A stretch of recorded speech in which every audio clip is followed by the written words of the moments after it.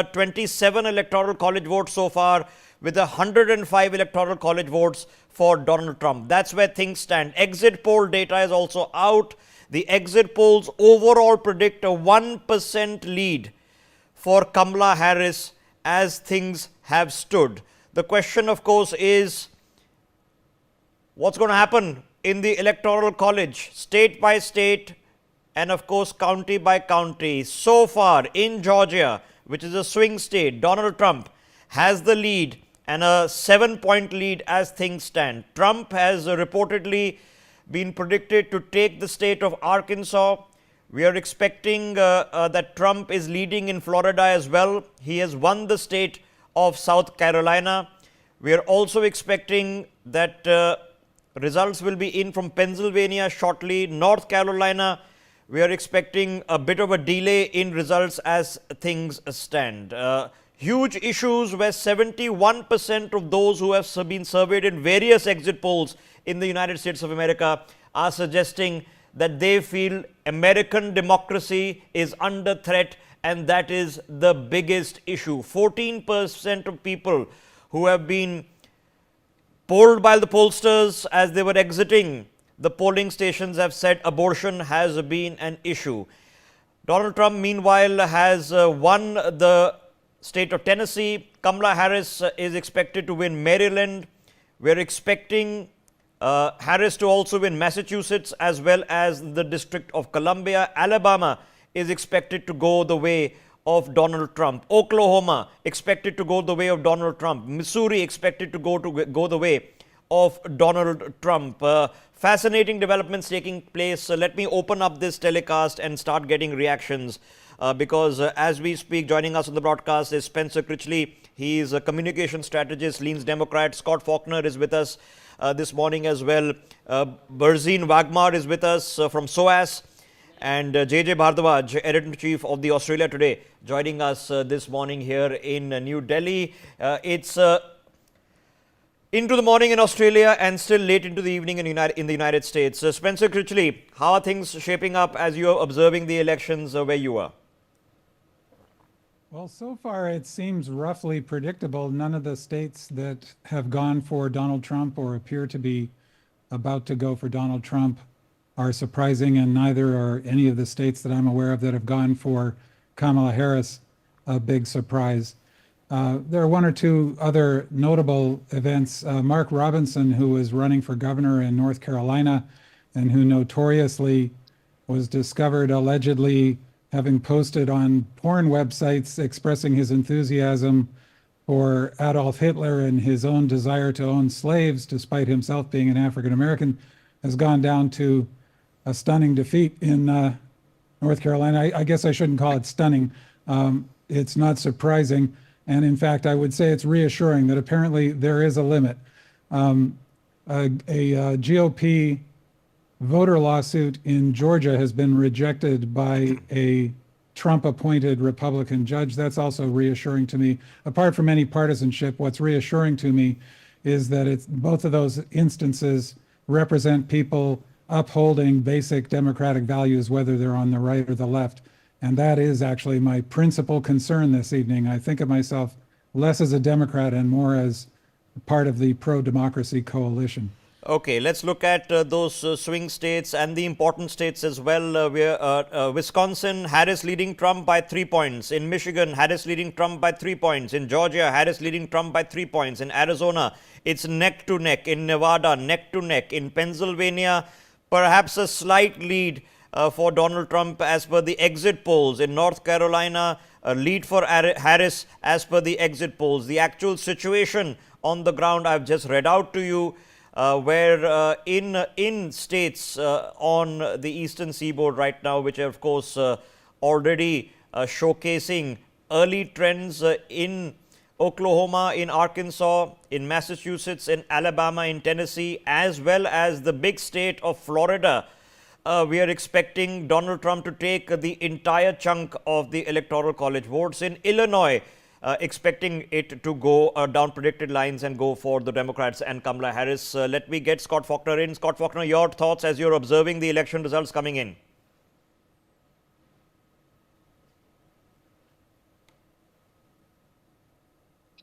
Mr. Faulkner, if you can hear us, your thoughts.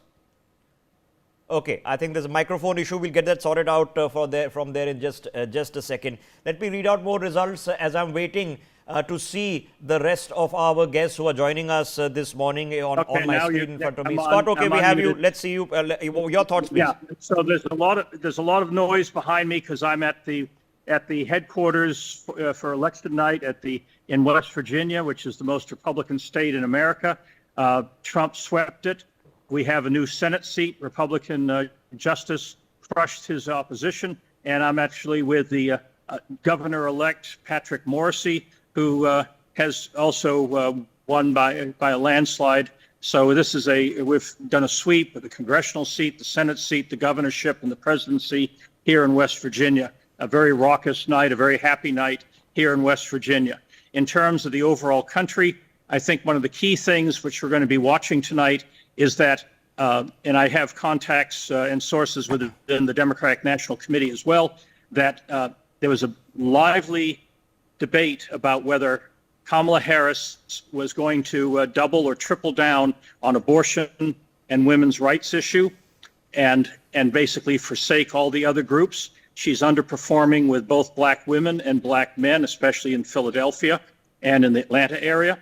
And so we're going to have to see as the night plays out as to whether her gamble wins or loses. The other piece of the puzzle is do not put any stock in these exit polls because 81 million people voted ahead of time. The exit polls are going to be very skewed. Some show that a lot of the exit polling is done with people who made up their mind in the last 5 days, and that seems to have broken for Harris. So you've got skewed results. So I would not put much stock and trade in the exit polls. Let's look at the real polls. But the main thing is that I've got sources in Pennsylvania that says Trump's going to take it. Okay. And we may even take the Senate seat in Pennsylvania. So it's a happy night so far for the Trump people and the Republicans, certainly here in West Virginia. Let's pick up the big ones once again. Florida, Mr. Faulkner has already done. 92% of votes have been counted now, and that's clearly with a multiple point advantage has been won by the Republican candidate Donald Trump. Trump leading in Georgia, but it's a very slim margin in North Carolina.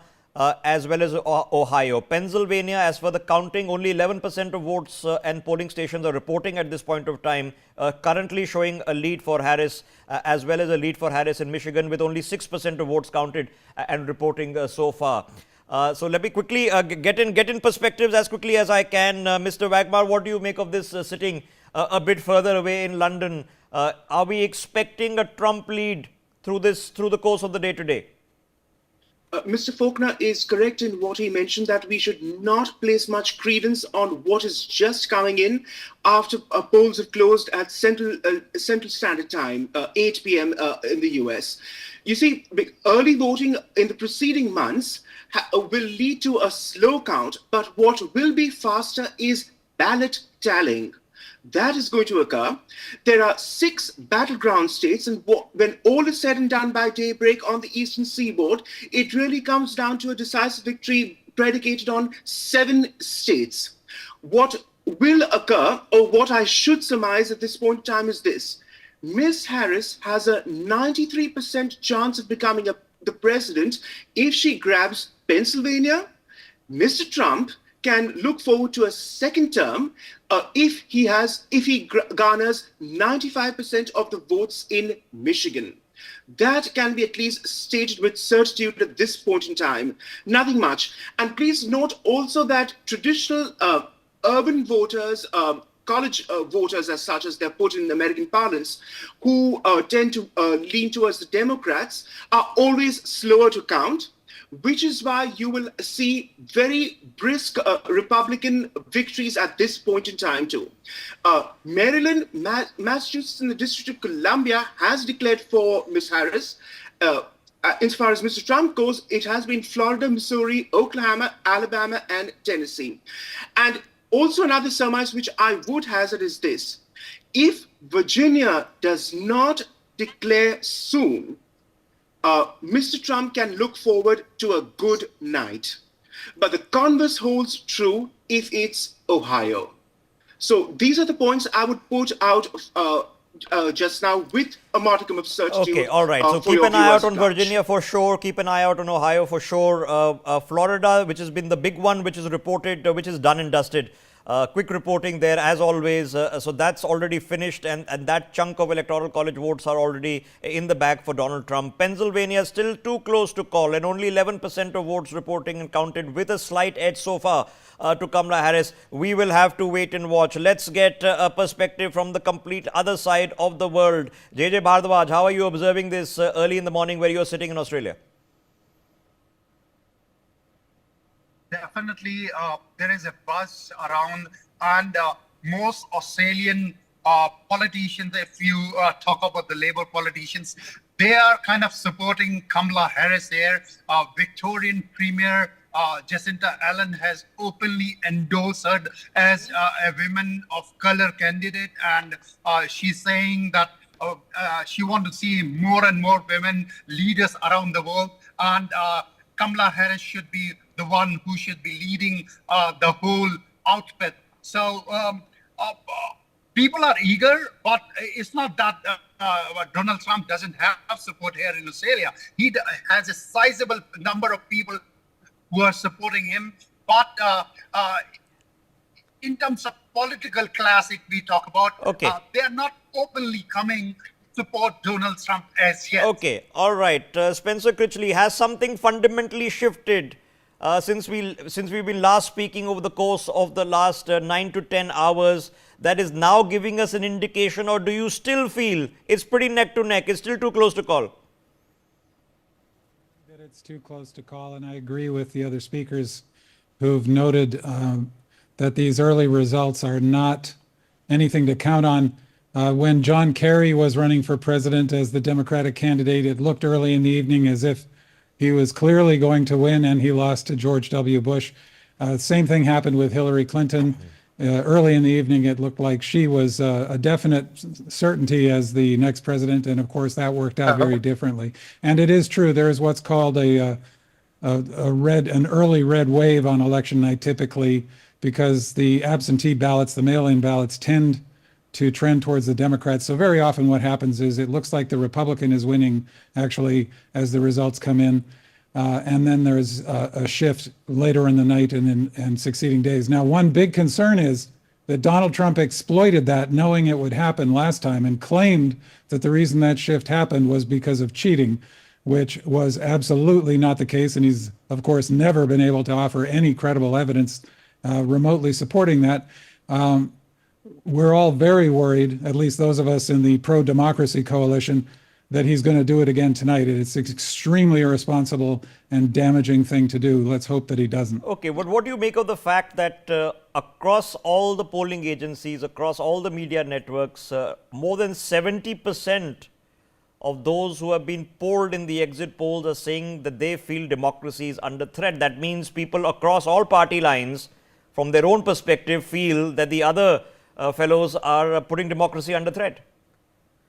Yeah, I would like to see a partisan breakdown on that figure. I am actually very glad that people recognize that as the number one issue, because I think they're exactly right.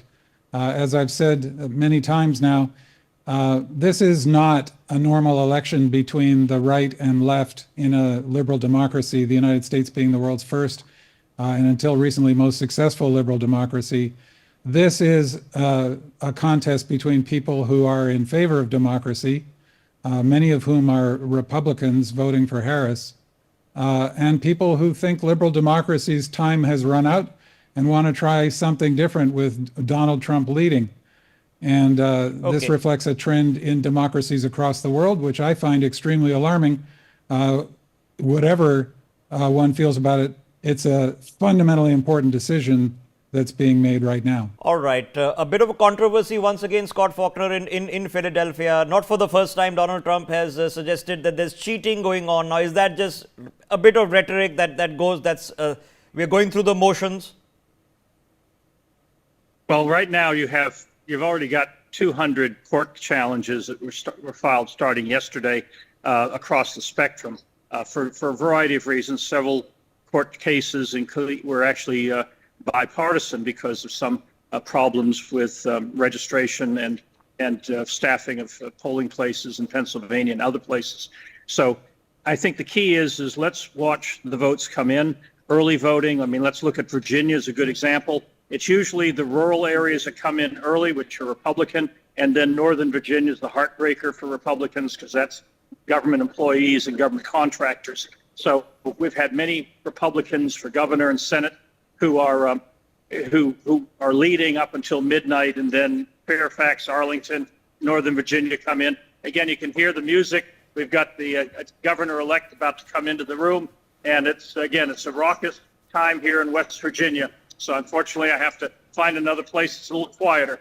All right, we'll just come back to you in a second. So here's where things stand. He just mentioned Virginia. Yes, with about half the votes counted, there is a very slim, less than a % lead for Donald Trump. A win is a win. It doesn't make a difference whether you win by 10 votes or 10,000. A win is a win, but that lead has shrunk over the course of the past 10 minutes as more and more votes are being counted. In Georgia, 2 out of 3 votes have now been counted, and there seems to be a reasonably large 5-point lead for Donald Trump. Still too early to call.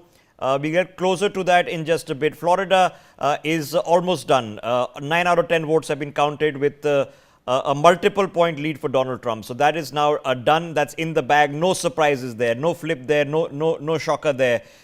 In North Carolina, 1 in 4 votes have now been counted with a 4.5% point for a lead for Donald Trump.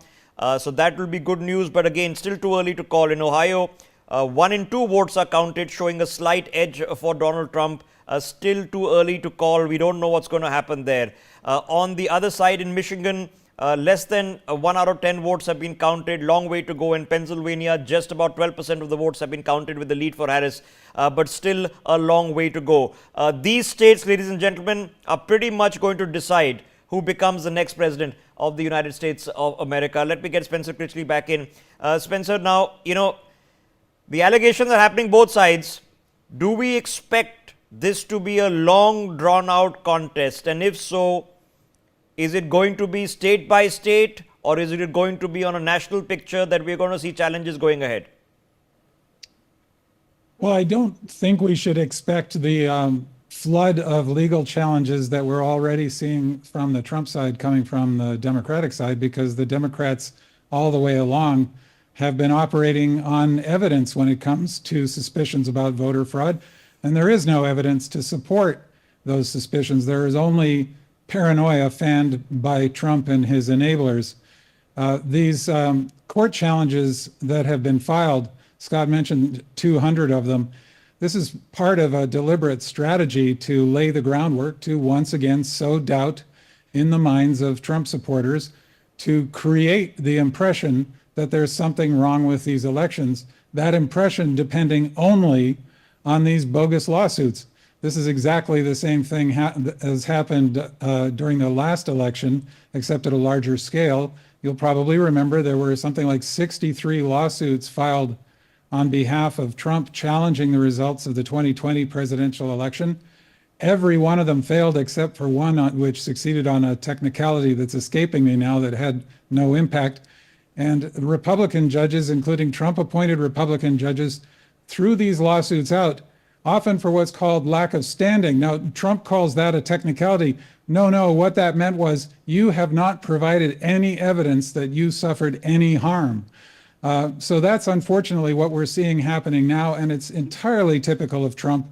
He creates a fictitious problem, blames it on the Democrats, especially problems that undermine faith in democratic institutions like elections, like the media, and then offers himself as the only possible solution, an authoritarian strongman. All right, but what do you make about the state of the nation as the voters are telling fellow countrymen and people across the world, where more than 70% are upset with the state of affairs?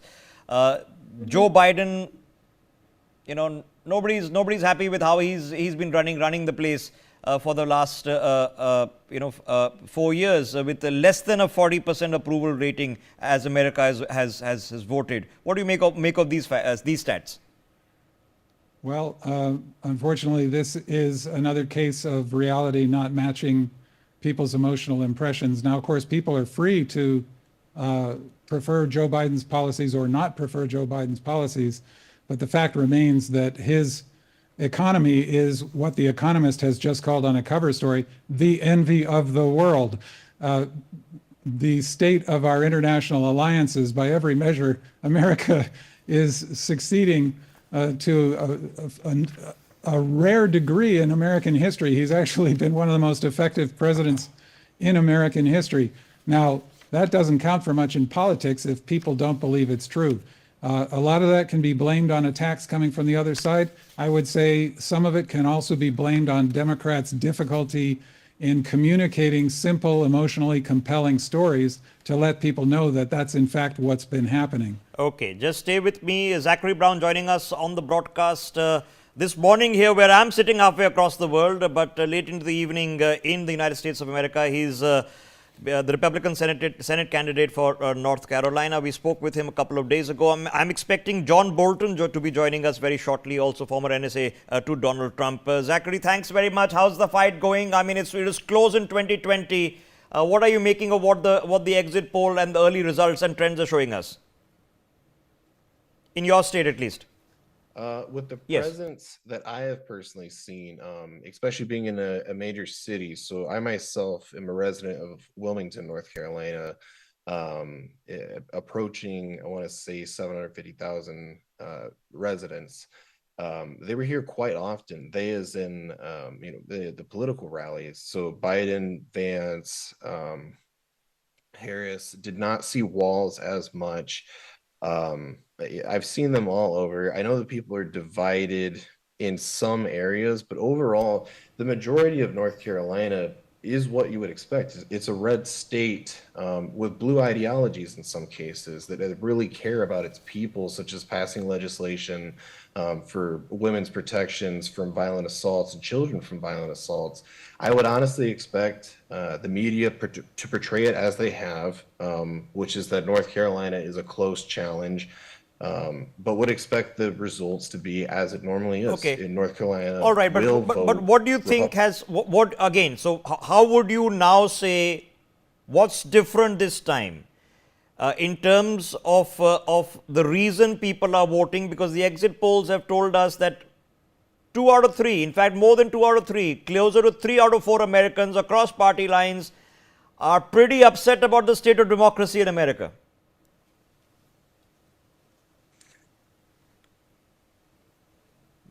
Zachary, if you can hear us. So the reason they're voting for change is because they've seen the effects of false promises. When we had Trump campaigning, which was honestly a very short campaign timeline for his first victory as president, he was truthful. Whether you loved him or hated him, Trump was exactly who he showed you he was. There was no off-camera Trump versus on-camera Trump. He was the same guy, whether you liked his outlandish, rhetoric or not. He did what he said he was going to do when he entered office. We had a bunch of promises on Biden's campaign trail, and ultimately for myself, if Kamala had come out and her rhetoric had been, I was suppressed by Biden, and they really focused on all of his shortcomings, I don't know why we elected a president that passed the crime bill. I don't know why we did this.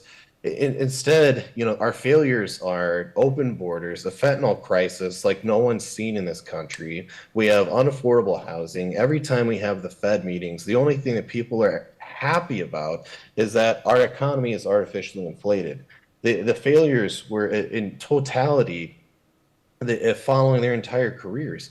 We did nothing to stop the border crisis. We tried to combine legislation into blanket packages instead of voting on individual items that actually affected the average American citizen. We sent an abundance of money to fund a proxy war in Ukraine and now in Israel as well, just because we're sworn allies. Instead of proctoring for peace, instead of trying to help, we're just giving weapons away. We're not trying to come to a conclusion here. We're just profiting off of that. When we have a leader coming in who is always stuck by his process, hopefully coming in, to correct myself, who has always stuck by his word, has always been a man that does exactly what he's going to tell you he's going to do. That is the change we would like. We would like to see the people that have been here legally, whether it's through the embassy programs, proper documentation, the proper procedural to be citizens, maintain their status. That would be a win. Having illegal immigrants in mass. All right. Okay. But so but explain. You're mentioning the battle in your state as well. All right. You mentioned that this has been a Republican state, has been for since 2008. Yet this time around, we are seeing a different kind of breakdown. We don't know yet how it's going to go. So what do you make of the politics that is taking place in your own state of North Carolina? Yeah, it's a great question, honestly. And it's because we are, in my personal opinion, I've been, a bit around the world, around the United States. North Carolina is a very friendly and inviting place. So to twist the fact that bipartisan conversations can actually take place and we can have, Democratic representatives that will help you and Republican representatives that will give you the same exact level of assistance does not mean that we are a per se swing state. It would be nice for the media to portray that to people due to our electoral power. However, to call North Carolina a swing state just because we're able to have normal human conversations about rhetoric, about policy, about things that matter for people, it does not make us a swing state, in my personal opinion. As you had said, since 2008, it has been not a challenge in the end results. It's always considered a swing state, but never is. Okay, all right, but so but if we make room that we are still a few hours away, maybe a bit more than a few hours away from knowing how this goes. But if it does go in the way of Kamala Harris, then what? The United States is risking the world's freedom at this point. The world relies on the stability of the United States. The United States relies on the stability of the United States, but we've seen the effects, even in the early stages, before the United States was at the level it is now of control and power and influence over the world. If we look just back to the Great Depression or even the recession in more recent history, when the United States fails fiscally, which we're on track to do, the world suffers from it. When the superpower that the world relies on for security, if another superpower decides to step in, God forbid, such as the attack on Ukraine, we have weak leadership and we have invasions. We have people that are scared. For the first time in history, after an entire lifetime of listening to, threat of Russia, it's since the 60s on up. It's been fear, fear, fear, fear, fear. And for the first time in history, no one had to be scared. They had taken care of wars, no new wars, planning on actually exiting correctly from Afghanistan. Each of these shortfalls the Biden administration had, we now have someone who has even worse of a track record that has proven that she does not actually care, will not follow through on her promises, and God is not welcome in her heart, per her own words.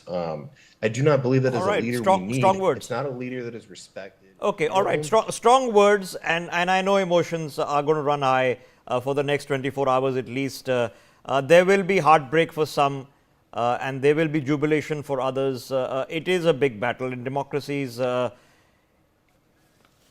wish everybody could win, but that's not how the process works. Nonetheless, Zachary, for all the best. We'll come and track the results out of North Carolina with you. Still, as we speak, ladies and gentlemen, one would have to say too close to call. About 1 in 2 votes in North Carolina have been counted. There is still a 4% point edge for Donald Trump. He's in the lead, but still too early to say whether he's going to win the state or not. It's going to take another couple of hours before we have a closer understanding of what is happening over there. Delaware, meanwhile, is expected to go in the Kamala Harris camp. So that's 3 electoral college votes that are done and dusted. We've already discussed Florida for Trump, Indiana for Trump, Kentucky for Trump. No surprises there. Massachusetts for Harris, no surprise. Missouri for Trump, no surprises there. A long way to go in a few other states. North Dakota, pretty a thumping victory for the Republicans, no surprises. Oklahoma, thumping victory for the Republicans, no surprises. In South Carolina, victory expected for the Republicans, no surprises. In Tennessee, Republican victory, no surprises. And even in Texas, a Republican victory, no surprises. In Vermont, a Democratic victory for Kamala Harris, taking those 3 votes, no surprises there once again. In DC, District of Columbia, all 3 expected to go to Harris, not a surprise. West Virginia expected to go to Trump, no surprises there. And a few states which are not reporting anything, you can assume that Wyoming will indeed go Republican.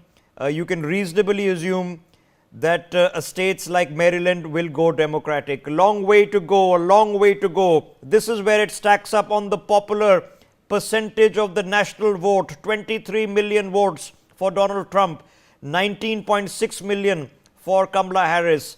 Long way to go, as I've mentioned. It's going to be still a long night. Let's get an early morning perspectives here from India, where it is, yes, pretty cold this morning. Patikrit is joining us, Gautam Mukherjee joining us. But Gautam, let me start with you. How are you observing the trends that are coming out? It's still too early, and what is that telling us? Is that telling us that the American election is down to the wire and perhaps might go well past counting day? Yes, it does.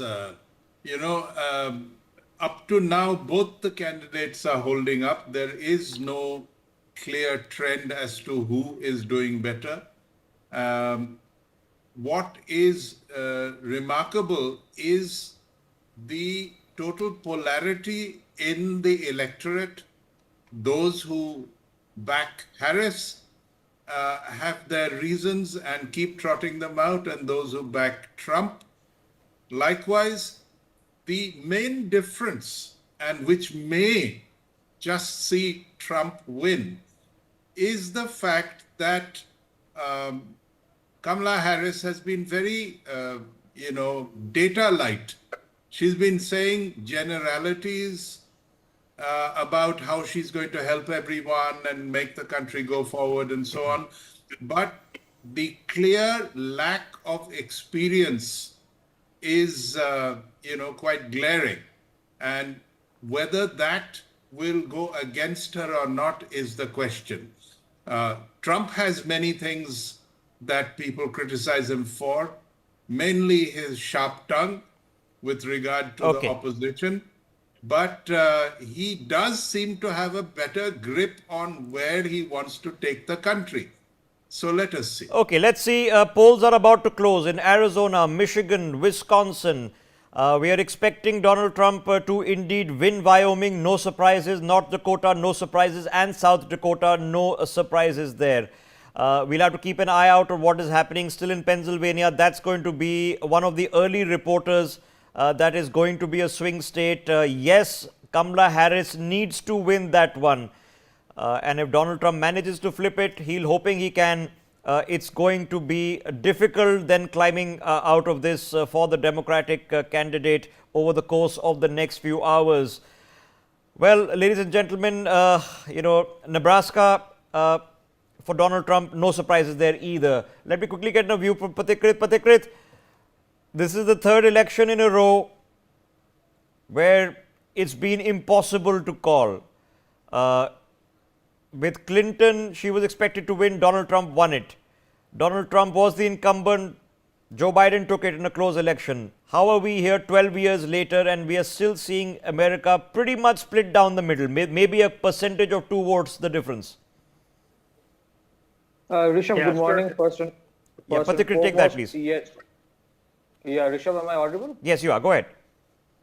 Yeah, Rishabh, good morning. See, first and foremost, yes, it's absolutely clear that America, which is known for its democracy, is vibrant once again, and people are coming out and vote.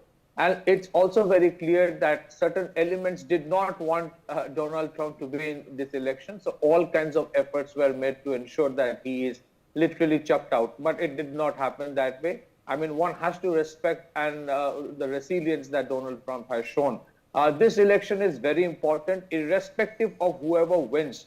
There are a lot of question marks as to what will be the future trajectory of the internal affairs of United States. There are a lot of apprehensions about violence. Yes, it is true. That has been the new dynamics of democracy nowadays.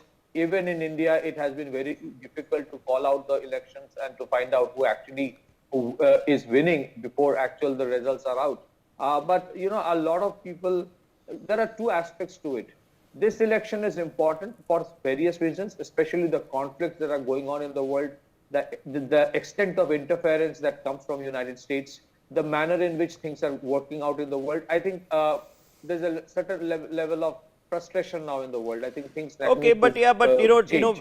despite everything, it's been a pretty smooth election. I know there are lots of issues that have taken place in Pennsylvania and other places, but trust me, we have a large democracy back here as well. The machines sometimes don't work, and then there are natural calamities like floods take place, and sometimes there are controversies. In the end, are they statistically significant enough to flip an election? We don't know. So far so good. Yes, the Republicans have managed to flip one Senate seat. So that is changing. Whether that fundamentally changes and gives a more than one vote majority in the Senate for the Republican Party, we are yet to find out. Still a long way from that. Let me get Scott Faulkner on this. Scott Faulkner, around expected lines, we were expecting a change in the Senate, maybe even a flip of more than one seat. How are you seeing the results coming in? Well, I mean, right now, we're going to have a 50-50 Senate, and depending on who the vice president is, that'll be the person who flips the Senate to either the Republicans or the Democrats. But most people expect the Republicans to pick up Montana. Tester has threaded needles before, but this time around he's got a very credible veteran military, actually person with a Purple Heart and a Bronze Star, and I think he'll lose. At which point that gives Republicans a 51-49 seat. There's still a lot of talk about the Republican in Pennsylvania. If Trump takes Pennsylvania, Republicans may take that Senate seat. That would then be a 52-48 split. So there's a long way to go, because obviously the election is still underway in Montana. The polls haven't closed there yet, and so we'll see. I mean, we're looking still at Nevada and Arizona. I think Kerry Lake is probably going to fall short. We still don't know what's going to happen in Nevada. But the key is in all these states, Pennsylvania is notorious for being a slow count state, where places like Florida is a fast count state. And a lot of these states, like we talked earlier about Virginia, the rural counties tend to come in fast, which are Republican, and then Northern Virginia, which is mostly Democrat, comes in late. So a lot of these, as any of these returns that are 60% or lower in terms of raw vote, there's still a lot of variables out there. Long way to go. Higher voter turnout in Nevada than 4 years ago. And Scott Faulkner, this has been pretty much everything we've heard from the Trump campaign in the past 24 hours, that they are saying that they have the voters, but they need the turnout. How's the turnout figures? What are the turnout figures indicating to you? So far, they're exceeding expectation on the Republican side, because the Republicans, again, for the first time in decades, are finally doing an effective get out the vote effort in early voting. And so with the early votes, you're getting a lot more Republicans. In fact, in several states, Republicans actually outpolled the Democrats in early voting. And also in a number of states, Republicans have increased their voter registration prior to the election. Okay. So these are, again, as we look as the things continue to unfold, which is going to still take many hours, you need to look at the 20 election results, the 2016 election results, and say, okay, who's overperforming, who's underperforming? At this point, the overall pattern is Republicans are overperforming and Harris is underperforming, and so that does not bode well for her in the long haul. All right, ladies and gentlemen, polls in America are pretty much near closing across the country. So what had to happen has happened. There's still people waiting in line to vote who'll probably get the opportunity to cast their vote. The exit polls are predicting across the board a neck-to-neck contest, but there is a split in the exit polls. So we see this back home. We are seeing this in America. The polar polls, put them all together, show a percentage or 2-point lead for Kamala Harris. Whether that means that something different has happened, we don't know on the ground, because as has been pointed out, nearly 1 in 2 of the votes cast have been early voting, which have been mailed in ballots. Can you imagine that? It's unusual for people to see this, that on voting day, less than or just over 50% of people will be coming out to vote. Everybody's already cast their vote. Those people, of course, don't get an opportunity to have a voice as pollsters stand outside the polling booths to conduct the exit poll. So we will find out. Spencer Critchley, here we are. What do you make of the turnout figures? Well, it's actually heartening to see this many people showing up to vote in the United States, and that has been true for the last 2 or 3 elections, I believe, and it's one ray of sunshine amidst all of the reasons for deep concern that we've seen over the past, I would say, not just the last 9 or 10 years, but really the last 30 years or so. Typically, the turnout was way lower and alarmingly low in the United States, but we've seen it heading up towards 70 and 80% turnout in presidential elections, and I think that that's at least one sign of a healthy democracy. Okay, 66% last time around. So 2 out of 3 of those eligible to vote actually cast their vote. And let's see, remember 2020, the circumstances are a bit different. Remember, we are still in a pandemic. Large percentage, almost 1 out of 2 votes were cast by mail-in ballots.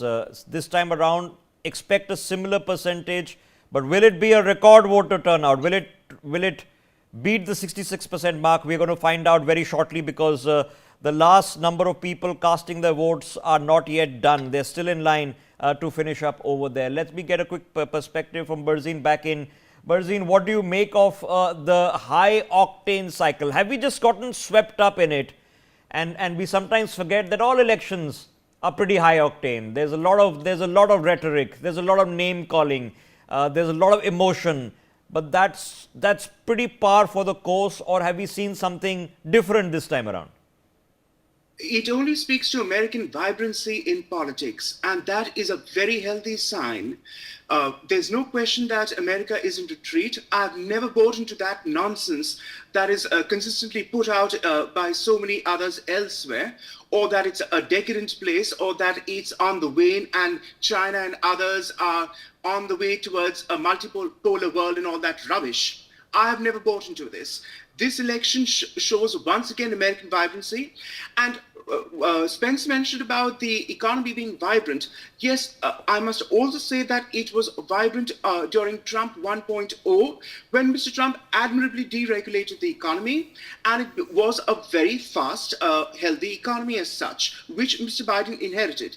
My disconcerting apprehensions are this: that Mr. Trump very admirably shifted the consensus to a confrontational stance towards Beijing.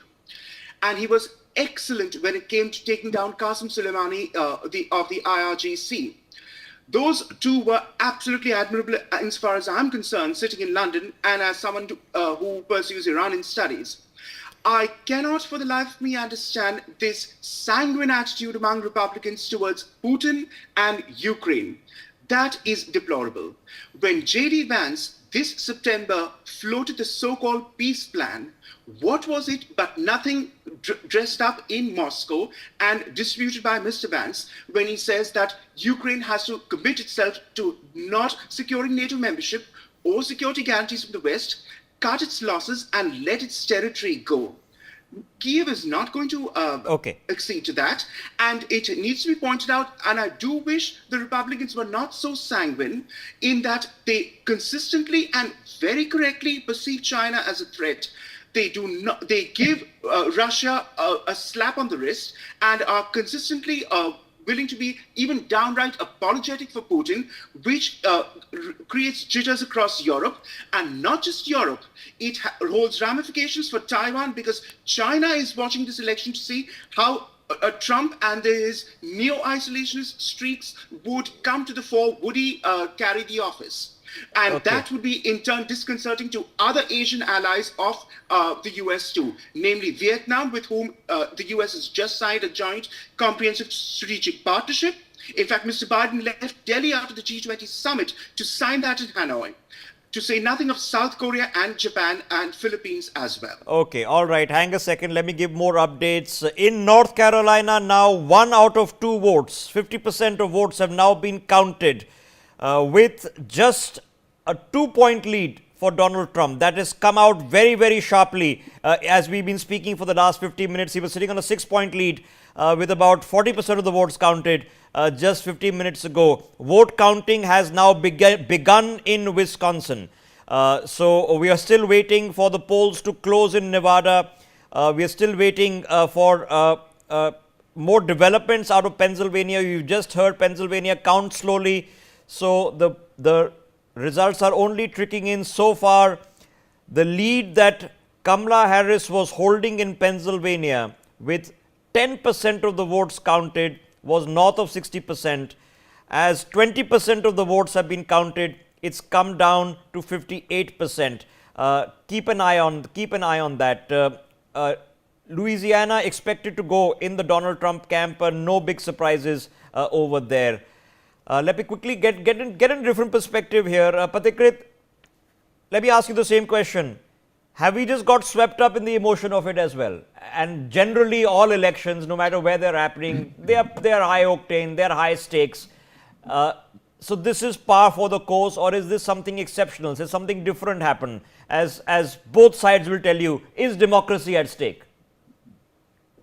Well, certainly democracy, I think, is at stake, especially when there is fear of violence in the post-election scenario. I mean, we have been hearing these things for quite some time in the U.S. election, that there might be violence, and nobody wants that. At the same time, if you see what happened in the Indian election, which recently concluded in the month of June 2024, there has been a lot of what you call foreign interference, allegations of foreign interference. There has been strong allegations of tremendous amount of misinformation which was circulated in United States. What happened in terms of questions being raised about the security of presidential candidate Donald Trump or the attempts of assassination, I think these are not good for any democracy. Unfortunately, what we find is that there have been attempts in many countries, perhaps in India as well as we have seen indications of that in the United States, where foreign illegal immigrants have been deliberately brought in so that they become legitimate voters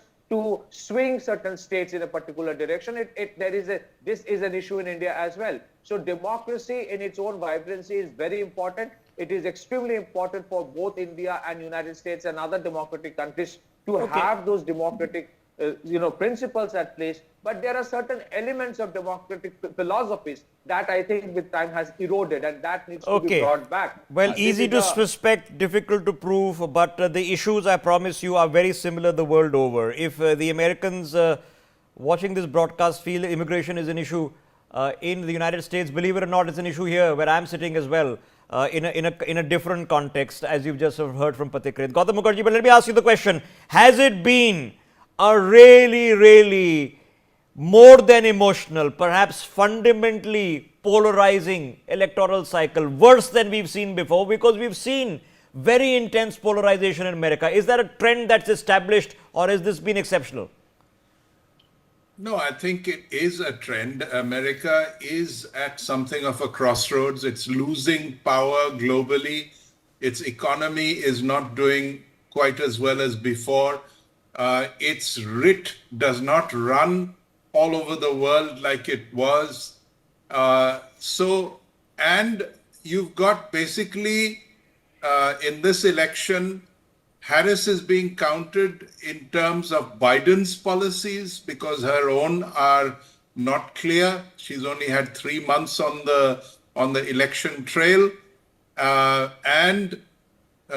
as far as Trump goes, he's been very clear on 2 international issues which are of great import to the rest of the world. One is he has said that he will end the war in Ukraine.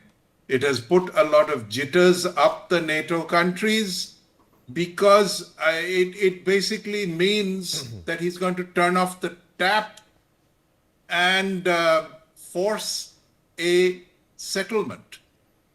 He has a better relationship with Putin than certainly Harris does. And as far as Gaza goes and the Iranians, he's got a hard line against Iran. He is pro-Israel. Okay. I don't think You know, Gaza is going it's to really go very difficult to far. pigeonhole on these complex issues. But, you know, from what you just said earlier, Gautam Mukherjee, we've been hearing that American influence has been declining since the Vietnam War ended. Is it actually declining? All of us are tracking these polls because they're important. It is the world's largest economy. Yes, the Chinese have caught up a little bit, but the American economy is still, you know, 7 times ours. So where is the American influence declining? Well, it is something of a multipolar world. As long as the dollar is the main currency of global trade, you could argue that America is firmly on top, and I don't see that changing in a hurry. But they don't always get their way. Take India. India is not listening in terms of across the board allyship. It is doing what it wants with regard to Iran, with regard to Russia, and now lately even with regard to China. So, that's just one country, one emerging nation, one possible third biggest in the world in due course. Okay. Uh, Okay, so Pathakrit, let me put the same question to you. We keep suggesting that a multipolar world has emerged. Where is the multipolar world? Because if is it the Chinese who are disrupting it? Is it the Indians who are disrupting it? Is it Putin who's disrupting it? Where is the multipolar world? Well, I think let me put it this way. I think there is a pushback happening because America, for all that it is, has been, has been trying to have a stranglehold on everything. They have weaponized dollar, they have weaponized the SWIFT, they have weaponized multilateral institutions to that extent that other countries, many of whom had good relation with the United States, are now saying, look, you can't go on like this. When the Russia conflict started, for India it was imperative that if we start taking oil at a very inflated price, we would be in much bigger trouble than Europe. And then we took a decision to continue taking it from Russia without compromising our good relation with United States. So I think what is happening is this, that if you put sanctions on us in future, we need to find a way out. And that's why this UPI and alternate payment mechanisms are being brought about. The thing that they froze Russia's foreign exchange reserve, which was in dollar denomination, and thought of giving it to Ukraine, actually rang alarm bells in other countries that what if tomorrow my foreign exchange reserve is also frozen? That is why, this diversification is happening. So let me tell you, most of the countries are much more comfortable even today with having dollar as a reserve currency and a trading currency, or using SWIFT. But it is because of the American tendency to weaponize those things which are supposed not to be weaponized. Yeah, but we know the problems, and so therefore everybody is not a fan. Understandable, but Berzin, is it fundamentally different? In my entire lifetime, and my hair have gone grey now, I've been told that American influence is declining, but here we are, all very closely tracking the American election results, literally point by point, because it does still matter to the globe. Well, I'm 51 and I can tell you that America still matters. And these questions of multipolarity, which we saw in the wake of BRICS or the SCO summits, which are nothing but talking shops, are simply those that panders to a third world intellectual mindset, which wants to push back against America, and also a lingering anti-Western bias that I've always found intellectually unimpressive. At the end of the day, you have to ask yourself, and if you ask yourself as an Indian, purporting to be the world's largest democracy, do you want to be in consort with the likes of Putin and Xi Jinping? Do you want to be in the likes of consort of the Central Asian stans who are run by ex-Soviet oligarch gangsters? Is this where a democracy sees itself after 78 years of independence? I mean, a man is known by the company he keeps, as the adage goes. And you have to ask yourself that, is this where India's destiny lies, with such elements? With China, which pushes for a Sinitic model of world characteristics of governance and doing business. I don't see the Indians anytime soon enthusiastic about a yuan-based economy taking over the world, and certainly the Indians would be loath to transact in it. I'm sure there are some transactions done, but at the end of the day, I seriously don't see that happening anytime soon. So, and insofar as freezing Putin's $282 billion assets goes, what else can I say about this? Don't walk into other people's backyards and take it over as your own, and nothing will happen to you. It's as simple as that. Okay, okay. Walking into backyards is a difficult one, and it's a touchy one because are we going to be best friends with Beijing? Heck no, it's never going to happen. It's an existential issue. We are facing off. Things are a bit calmer right now, but we are actually facing off on a 2,500 mile border with weapons drawn. So let's be clear. I don't think anybody in India thinks China is a friend, but at the same time, I think Patikrit wants to come in on this. At the same time, it seems rather odd. It seems rather odd what happens because we are told by Americans morning, evening, night that our press freedom is useless and our religious freedom is useless. India's more of a failed economy and a failed democracy, which doesn't make sense to me either. Patikrit wants to come in. Patikrit, obviously we're not going to be friends with China, but as far as the world, as far as we see it here in India, what does America represent to us? Well, first and foremost, let's not presume that America is the epitome of democracy with only two political parties and a few families ruling the roost for the last so many decades. Number two, you have a country where the presidential candidate perhaps had less security than somebody who is, a designated terrorist in India and is being protected by United States, called Gurpatwan Singh Pannu, who threatens India's national career every day, and United States doesn't do anything about it. Number three, we do not want to be the best of friends of China. We are not saying that we will replace dollar with yuan. But at the same time, if there are certain elements who are expecting that India should go to the war with China and cut both of them to size, and if not, then regime change efforts will be made in this country, then I'm sorry, that's not going to happen. So we do not, and when it comes to Putin doing something in Ukraine, I mean, who is going to put the bell in the cat called United States, and what all interference that country has done, Mr. Burzin? Are we going to say that United States and its efforts in Iraq, in Libya, in Syria, and what happened in Vietnam, and what they tried to do in India, are we going to forget that? I thought it was Putin. It is Putin who went to Syria, not the U.S. Okay, all right. It is Putin who went to Syria. No, let's not. Okay, all right, gentlemen. I mean, let's not kid ourselves. Okay, I mean, let's be reasonable here. America. Okay, hang a second, Pratik. Let me get Gautam in this.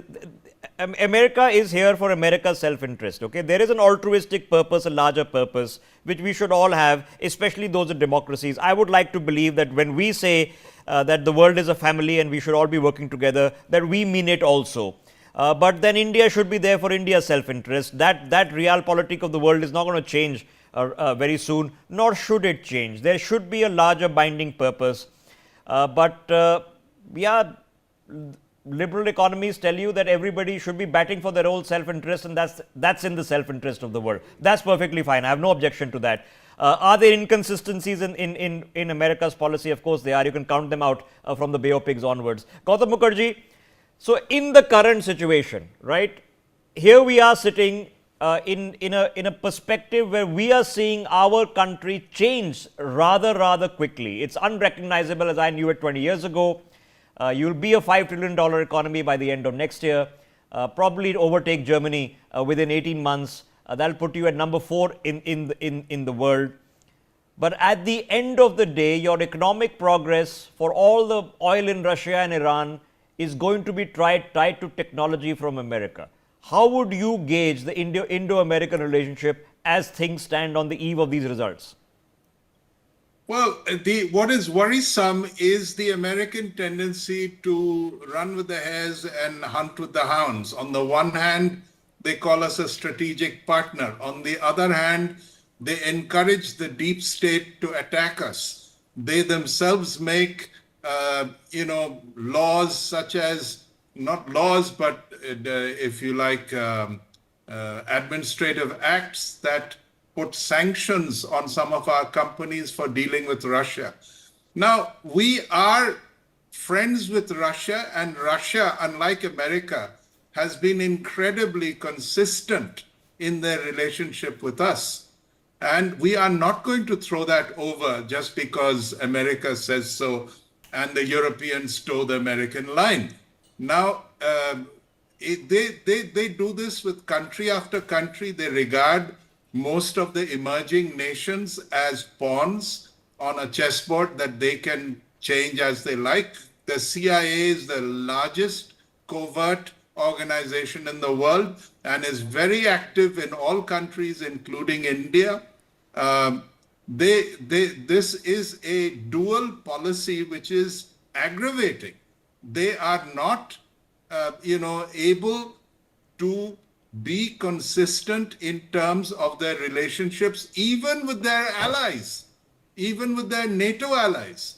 So, what can you say about a country Yes. like this? So, As far as Russia goes. Yes, finish your thought. As far as Russia goes, they've been pressurized and pressurized. The borders were never meant to come. NATO borders were not meant to come right up to the gates of Moscow. But that is what they've done. And then they blame Ukraine.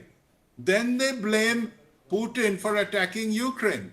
It's a matter of survival. Okay, all right. So is there frustration about American inconsistency? Absolutely there is. Is there oftentimes American inconsistency? Yes, absolutely there is. I can't understand the Democrat or Republican position on India exactly in the tone and tenor that has been put by Pathikrit and Gautam Mukherjee. We're supposed to be the best of friends.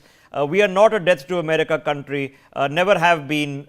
Most of us are aspirational and big believers in American culture and the American dream, but it seems rather odd sometimes the positions that are taken and the activities that happen even in countries around us. Let me point out a prime minister of a neighboring country went to China for 10 days, and we are no friends with Beijing. She came back, and 2 weeks later she was replaced by a person who draws a salary from the Clinton Foundation. I'll leave it to your best judgment of what happened in that country. Developments meanwhile coming, and let's pick this up with our American guests, because like it or not, we've been dismissing America or trying to dismiss, perhaps out of jealousy, perhaps out of any other motivation, for my entire lifetime. But America does matter, period, will matter for the rest of our lives and will be an important player. And how the American people vote makes a policy decision for the world. Florida, almost all the votes have been counted, and it's a pretty emphatic win for Donald Trump by a large margin. No surprises, but that is done. Track the vote now out of Georgia, where Donald Trump is leading by several percentage points with almost 3 out of 4 votes counted. Even in Virginia, with just over half the votes counted, Donald Trump is now in the lead. Let's take a quick look at the national picture, where just over 60 million votes, so about a third of the way there, just over 60 million votes have been counted. 32.6 million for Donald Trump of the popular vote, 29 million so far for Kamala Harris. That equates to, on your screens, so far 178 electoral college votes for Donald Trump, just under 100 for Kamala Harris. Trump is expected to get about 230 anyway. So the question now is the last 40 that make the difference. So let's have a look at the latest leads. My colleague Sabri is joining us. Sabri, let's go across to you. Thank you so much, Rishabh. Let's also take our viewers through, of course, the results state by state. And we're going to, in fact, talk about Vermont over here, where, as far as we can see, Kamala Harris has won in this specific state. We're also going to take a look at a couple of more states, and of course also take a look at the swing states, because that's where it all matters. So again, Vermont, Kamala Harris looking very good over there. She's already won that seat. As far as New Hampshire is concerned, Kamala Harris is currently in the lead over there, so that's also looking good for her. We're also going to take a look at Massachusetts, where Kamala Harris has already won that seat. So again, these are the developments that we are tracking. 60 million people have already cast their vote. Let's also talk about Rhode Island, where again Kamala Harris has bagged that seat as well. So again, bagged that state as well. So again, things looking good there for Kamala Harris. We're also going to take a look at, we've of course seen the Eastern Coast, but we're also going to be shifting our focus to other states as well, taking a look over there. And again, Connecticut, 57% votes for Kamala Harris, giving her a win over there. New Jersey as well, 53.1%, again a win over there for her in New Jersey. Delaware, 56.7% votes have been clinched, giving her a win in that state as well. Maryland, again for Kamala Harris, 62.1% votes have been bagged in Delaware. Okay. It's rather strange, and let me get Spencer Kitchley's perspective here. Spencer Kitchley, we have about, where I'm sitting, roughly almost 4 times the number of people who come and cast a vote on come election day.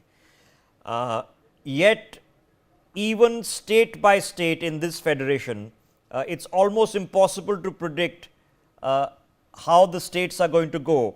How is it that pretty much 40 out of the 50 states of America are pretty predictable? We know exactly what's going to happen. Let me put that question to Scott Faulkner.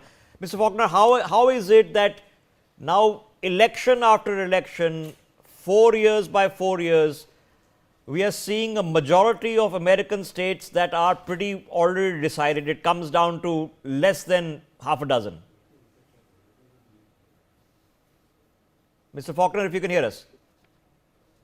You're talking to me? Yes. How is it, just help us understand, how is it that, 44 out of 50 American states are already predictable? It's always coming down to just a handful. Well, this is an evolution. I mean, if you go back into the 1960s, 70s, and 80s, you had huge landslides. You had, Johnson against Goldwater, 64. Goldwater only took like 5 states. McGovern only took 2 states. In 72, Carter was crushed by Reagan in 80. Reagan took every state but Minnesota in 84. There was a huge mandates and huge landslides, and now you have this sort of equilibrium where there's only a handful of states that get into play, and all the other states are pretty much predictable. It's an interesting shift that I've not really done a full analysis of, but I'm sure it'll launch a lot of PhD theses. But the issue is how do we go from these huge sweeping majorities for president in the 60s, 70s, 80s, and then solid wins in the 90s and early part of the 21st century, and now we're into this sort of deadlock environment. Okay. I think part of it could be just simply a cynicism that Republicans disappoint Republicans, Democrats disappoint Democrats, and so you have a lot of people who are basically coin flipping at the end, and then you have these states where people, certainly a lot of people move to states that they feel are more attuned to them. There's a lot of people who've left California for Texas and other states because California's gone so left wing. You have, in my state of West Virginia, you have a number of people from Virginia and Maryland moving into West Virginia, not just because of good housing prices, but because we're the most Republican state in America. So I think that's another part to this, where you're starting to get this sort of equilibrium because people are moving to where they feel more comfortable, and that's creating these very predictable state patterns.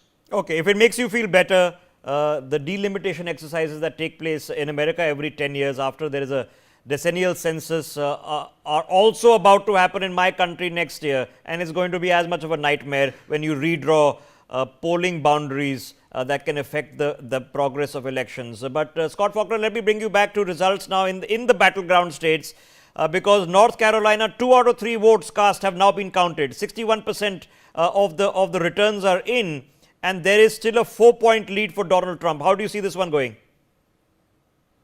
I think, a lot of us predicted North Carolina would go for Trump. And so that's, again, I think, basically, except for Virginia, Trump basically sweeps everything south of the Mason-Dixon line, so to speak, except Maryland and Virginia. And so the South has been pretty solid Republican going back into the 60s. And North Carolina, again, I don't see that as a surprise. But it puts Trump that much closer. And we're back to the issue that if Pennsylvania goes for Trump and he keeps his lead in North Carolina and places like Georgia, and we could still see him getting across the finish line before Harris. Okay, all right. Just stay with me, Mr. Scott Faulkner. Joining us now on the telecast is the former National Security Advisor to Donald Trump and who has been an advisor in other administrations as well, John Bolton. Mr. Bolton, appreciate your time for joining us on this telecast. I know we are still too early to call this election by a long shot. Maybe 24 hours is going to take, but we've still heard a lot of talk, even especially from the Republican side, that there's been rigging of polls, that the election results could be disputed. Do you expect that to happen? Well, I think Trump can never admit he's been defeated. He's a winner, not a loser. So if he loses, it must be because somebody stole the election. And I don't have any doubt that he's prepared to contest the results if they don't look to be going his way in several, perhaps all of the swing states. And I think some of the litigation has already begun. So I don't have any doubt we're going to go through this again as we did in 2020, maybe even more extensively. But whether there's anything to it obviously turns on whether there's actual evidence of corruption or illegal voting or practices that cut against Trump. There was not in 2020. Maybe there will be this time, but if there's not in 2024, then the result will end up being whatever the election night count shows. All right. Ambassador Bolton, as we look back, the election cycle heated up because the entire world, and you saw a near miss assassination attempt against Donald Trump. Now, a few months in, have you forgotten that, or is that still a turning point, still a pivot point? And what does that really tell us about what has subsequently happened in terms of law enforcement responses?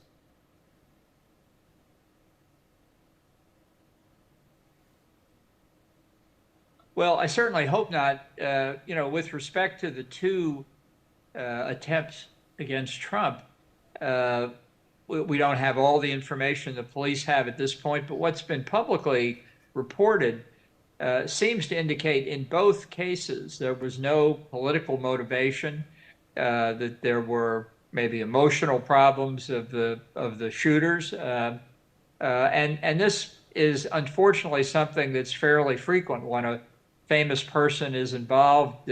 People with these emotional difficulties kind of get set off. And so I don't see any relation between the two attempts. I don't see any political motivation. I don't see any evidence of foreign interference. This is not Iran, at least as far as we know, trying to assassinate the president. So I think that it's unfortunate, and but seems to be coincidental, and therefore I think there's reason to believe it's not part of a trend. All right. Or You just mentioned foreign interference, and this became a major issue 8 years ago. Was it a legitimate issue then, and is something different this time around? Right. Well, I think the level of foreign interference in this year's election is probably the highest it's ever been. It's not just Russia this time. It's Russia, China, Iran, North Korea, perhaps others as well. And I think what the overall objective of these hostile state actors is to sow discontent and dissatisfaction with our institutions, undermine their legitimacy and credibility. In some cases, the efforts are direct attempts to influence the election in behalf of someone, the Russians perhaps in support of Donald Trump, the Iranians perhaps in opposition to Donald Trump.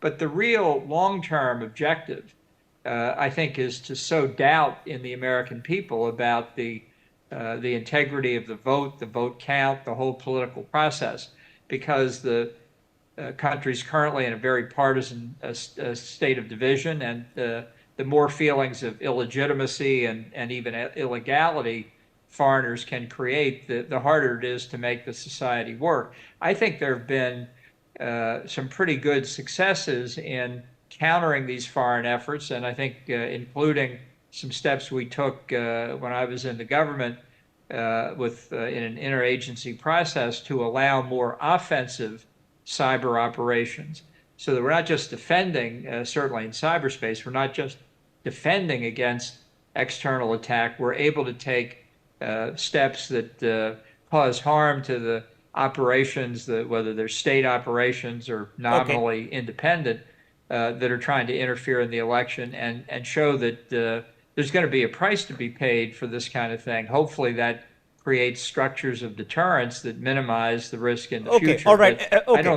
All right. Ambassador Bolton, let me take it on a different track. Have lessons been learned from what happened in the last election? Because come the results, come the swearing in, oath taking in January, we saw unfortunate scenes taking place in the U.S. houses of Congress. Have lessons been learned from that? Right. Well, I think the level of foreign interference in this year's election is probably the highest it's ever been. But I wanted to specifically draw your attention, sir, if you'll allow me, Ambassador Bolton, to the issue of what happened in January on the Capitol Hill. Have lessons been learned from that, sir? Right. Well, I think the level of foreign interference in this year's election. Yes, I don't know if you can hear me, sir. I wanted to move on from the issue of foreign interference. We'll try to come back to you. Can we get that connection sorted, please? Let me just quickly hop across to give you the latest results, where still in Pennsylvania, still too close to call with a slight lead for Kamala Harris, but that lead has come down as more and more votes are being counted. In North Carolina, now 64% of the votes have indeed been counted, with a substantive 5-point lead for Donald Trump. In Michigan, there is still a lead for Kamala Harris, but still too close to call. In Nebraska, 30% of the votes have been counted, with an advantage there in at least District 2 for Kamala Harris, which is something to watch out for. In Wisconsin, still too close to call. We are a long way still from this election being decided, even though the numbers on your screen tell you that Donald Trump has already knocked off 180 Electoral College votes. Let me open up this conversation to our guests who are joining us this morning, along with Ambassador K.P. Fabian, Major General Sudhakarji is with us, Jordan Cope with us, Daniel Wagner is with us, Gautam Mukherjee stays on, and Berzin Wagmar stays on. Jordan, good morning to you here from India. I'm sure it's evening time where you're sitting. How are you observing the results coming in? We'll have to wait, it looks like. Following them anxiously on Twitter, trying to gather, I guess, whatever intel I have. You were talking about North Carolina. Some have already projected North Carolina as going to Trump. So it's obviously a very exciting time for us Americans to see how the future of our country will pan out. And not just the future of our country, but the future of the free Western world, which America tends to lead. And so it will be interesting to follow the states of Arizona and Nevada, and then, of course, Wisconsin, Michigan, and Pennsylvania, to see if Trump or Harris will ultimately pull off this election. Also important to follow are the House and Senate elections, which we must not downplay, because at the end of the day, those two legislative bodies will determine many of the policies to come from the United States in the future. So it's important to remember that the president, at the end of the day, has several powers, those being the right to issue executive orders to execute the law, and the right to determine foreign policy, and also to govern over the executive agencies. But we mustn't forget very many other important elections going on at the legislative level. Okay, ladies and gentlemen, it is sometimes painfully slow to watch results trickle in.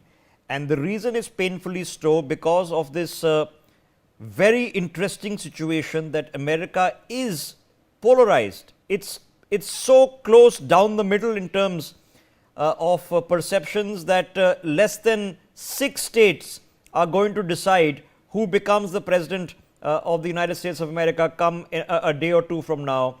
And that is telling us that this is going to go down to the wire once again. We love it here because we get a chance to narrate and commentate over it as it goes. Predictable elections are easier for those people contesting. Even if you're losing, it's good to know at an earlier stage. Daniel Wagner, good morning here from India and good evening to you. How are you absorbing the results coming in with about 70 million votes already counted?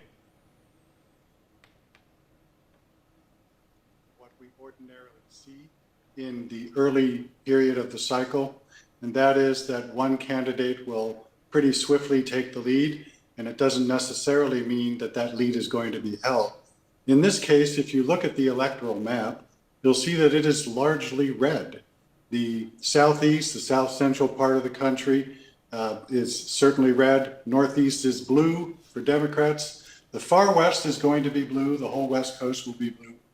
But then that whole area between the west coast and Midwest into the southern part of the country, I mean, that could certainly be a red wave. And I think Democrats might be a little bit nervous now looking at that map, because although Harris had a pretty substantial lead in Pennsylvania, that seems to be dwindling now. Trump took Texas, Trump took Florida, and there's a pretty good chance he's going to take Georgia. So still too soon to say, and as you suggest, this could certainly go down to the wire. But once the polls have all closed everywhere, and that's pretty much true just about now, we'll see. One of the biggest questions is going to be California.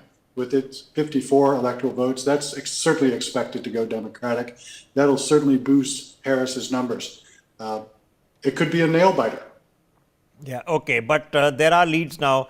North Carolina is heading towards the end of counting now. Georgia is heading towards the end of counting. 80% of the votes in Georgia have already been counted and are posting returns with a reasonable lead for Donald Trump. He's got a 4-point lead, up 5 points from last time around. In Virginia as well, 60% of the votes have been counted. Still neck and neck, slight advantage, but yeah, that's you can't count that yet. Flip that around in Pennsylvania.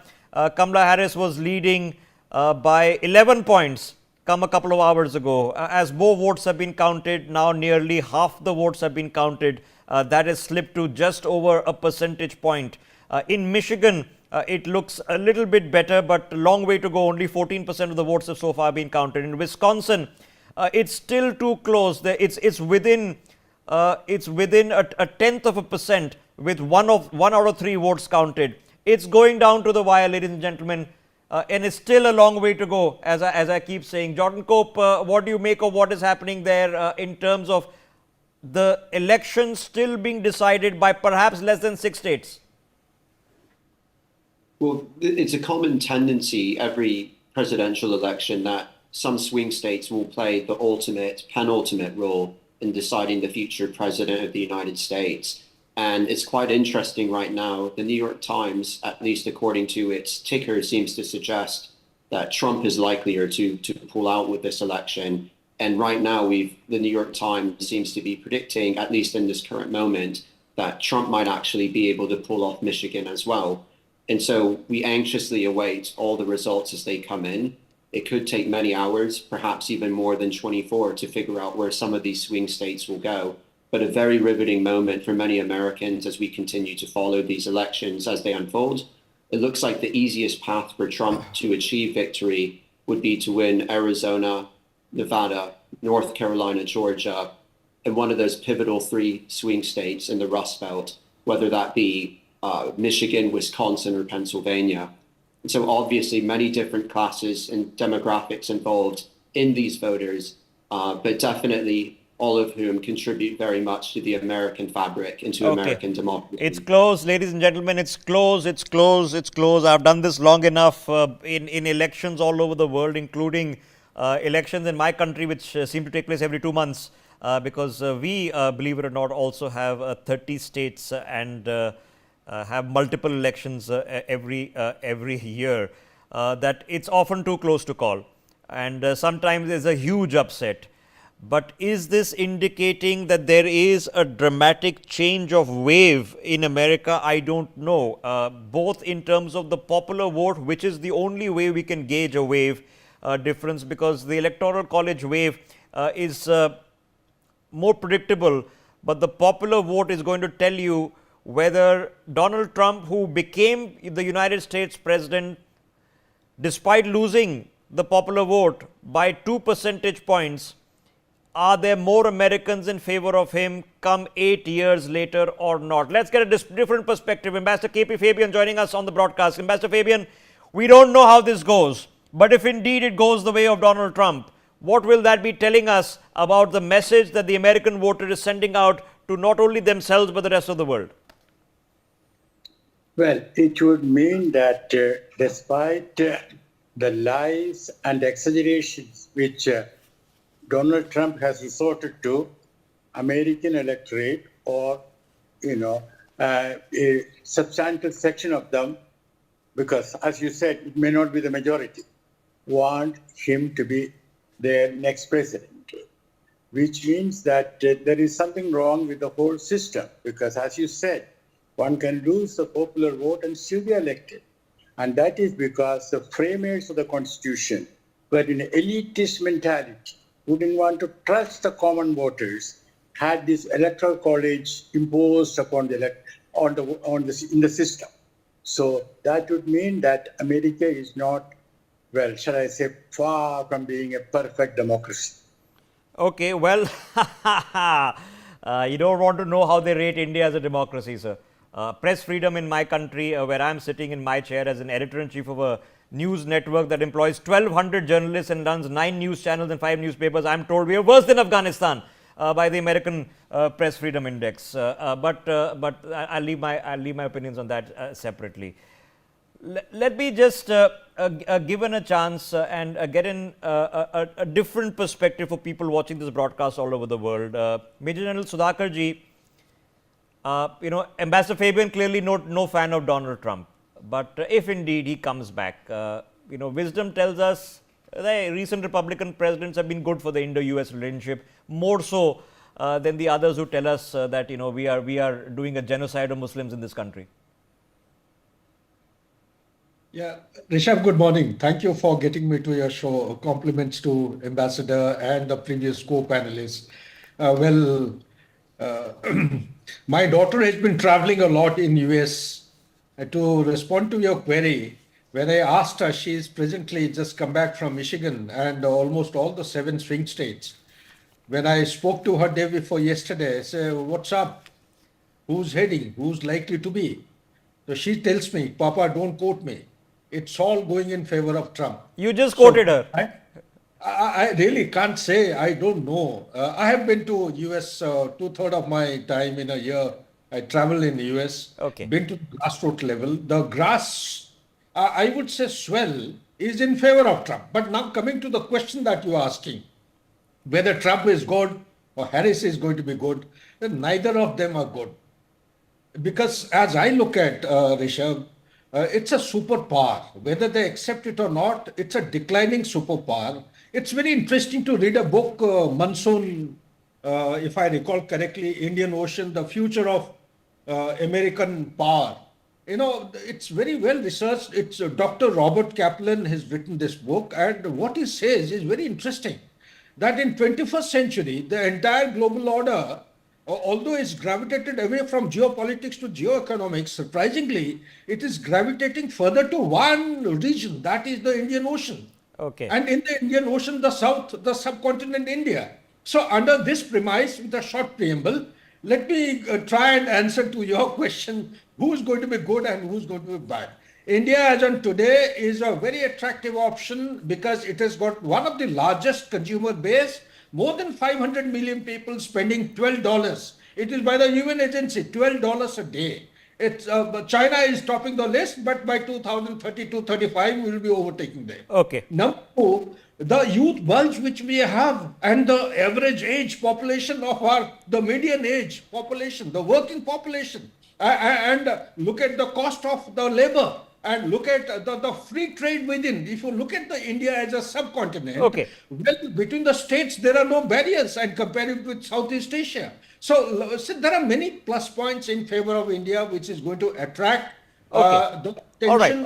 All right. You don't have to convince me on India, sir. I mean, some viewers might need convincing, but I'm already a fan, so I get it. But I'll hesitate, as I have been since early this morning, because a lot of people who either are upset by American policy or just simply don't like a unipolar world have been predicting the decline of America since Vietnam, okay, and that was before I was born. I'm sitting here, my hair turned gray, and America is still the superpower. Yes, the Chinese have caught up in terms of economic scale, but let's face it, they're just building their second aircraft carrier. Okay, the American economy is still 7 times ours. So is the United Kingdom a declining power? Yes, they're slipping behind now, both in economic and geopolitical terms. But is America that? Absolutely not. Not even close. Here we are, all of us, at all odd hours of the night and day, tracking developments from states in America that a lot of people in India would never have heard of these districts, but we are tracking election developments from them. Ladies and gentlemen, as we head across to 10 p.m. Eastern Time, in Nevada, Montana, Utah, polling has now closed. We are expecting in Pennsylvania polling to in fact continue because of a bomb threat that took place in a couple of polling stations. But will that fundamentally change things? We don't know. We're going to have to track this point by point, state by state, and it's going to be a long day for us and a long night for Americans as they wake up perhaps next morning to a clearer indication of what has happened and what indeed things are turning out to be. Raymond Victory joining us. He's been the former United States Assistant Secretary for Commerce and Trade Development. Mr. Vickery, good to have you back on Newsx. How are you observing the trend so far? Well, thanks very much for having me. I think that the trend so far has gone as expected.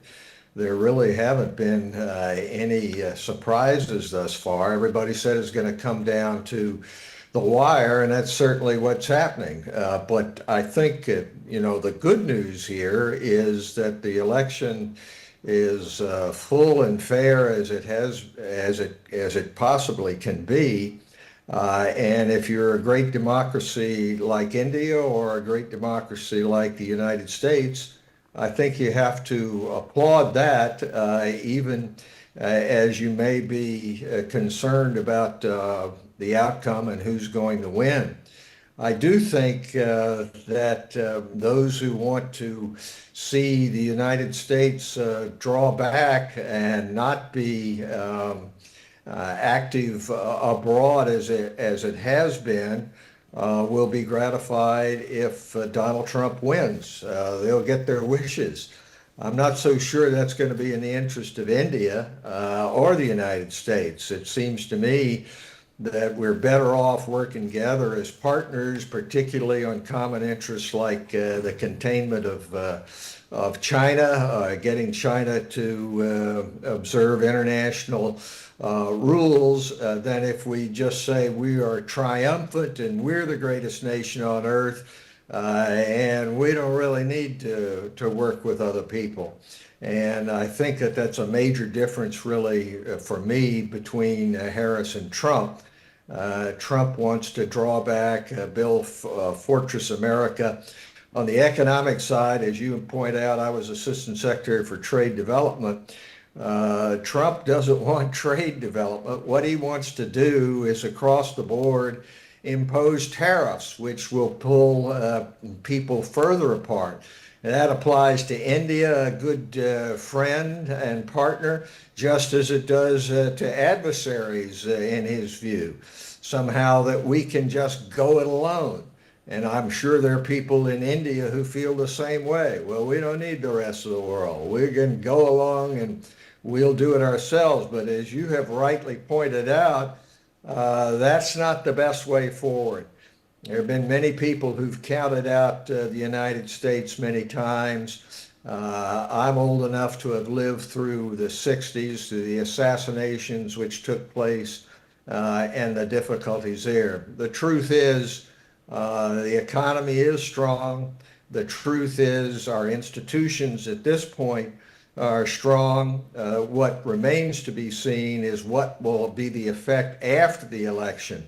In either case, it seems to me that India, people in India concerned about democracy, people in the United States ought to be concerned about democracy, regardless of who wins. Okay. If it's so let me interject and pick your thoughts on that, because what the exit polls have just told us is that across party lines, 3 out of 4 Americans think the biggest issue is the concern about democracy. But that's people on both sides. Well, that's certainly true in Pennsylvania, and I don't know which exit polls you're talking about, but it certainly has proven to be true in Pennsylvania and several other states. In some other states, it doesn't seem that it is of that much a concern. But people have different views in terms of what the threat is. My view is the biggest threat is that people draw back from the rule of law, respect for the rights of others. Others think that democracy means that Christian nationalists or whatever the majority is rule unfettered. Okay. All right, just stay with me. We're obviously having an audio interruption. I'll just come back to you. Let me take the opportunity to just read out results that are coming in. Ladies and gentlemen, we are now near, in Virginia, near 63% of the votes cast have reported in. It's still too close. It's clearer, it seems, in Georgia, which it now seems with almost 9 out of 10 votes cast. There is about a 3-point lead for Donald Trump. And that should probably take him over that tide in Georgia. But you know, who knows? Anything is possible in the last few thousand votes to be counted. In North Carolina, with about 70% of the votes counted, there is a lead. And Ohio now predicted to be with Donald Trump. He's got a 6-point lead with 71% of the votes counted. So Ohio expected to go down for Donald Trump. That's going to be a change. Florida already in the Trump camp. That's already happened. In Michigan, it is Kamala Harris that's leading by 2.5 points with about 20% of the votes counted. So still a long way to go. Pennsylvania, it's trickling in. It's trickling in. It always trickles in. And it's trickling in really, really slowly. But what I can tell you is what has happened in Pennsylvania in the last hour is that the lead, which was neck to neck, which started off with Kamala Harris way out in front by 10 points, has now flipped. In Pennsylvania, it is Donald Trump who now has a marginal lead over Kamala Harris. And if he takes that state, most probably he takes the country. We're going to be taking on developments. I need to take a very, very short break. We'll be back in just about a minute and take reactions from the rest of the guests, including those who have been listening patiently. I'll be back with you in 60 seconds.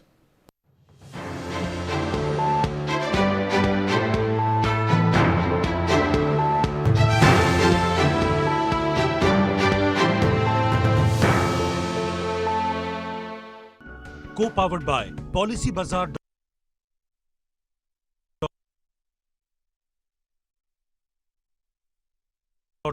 Her family होगी insured. वो mister विकास की file आप policy बाजार।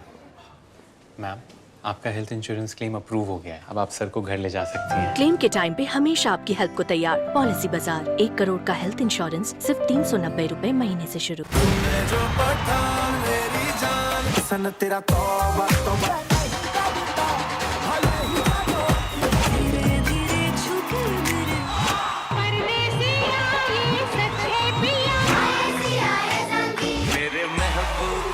Nexa IFA Awards 2024 या silent Abu Dhabi को presented by Shobha Realty को powered by Mysore and signature finest cardamom seeds 10 नवंबर रविवार शाम 7:30 बजे जी टीवी पर। अरे ऋषि, आज स्कूल नहीं गए? 3 महीने से फीस नहीं भर पाई तो निकाल दिया स्कूल ने। कहीं आपके बाद आपके बच्चों के सपने न टूट जाएं। आज ही लीजिए पॉलिसी बाजार पे 2 करोड़ का टर्म लाइफ इंश्योरेंस सिर्फ 690 रुपए महीने से शुरू।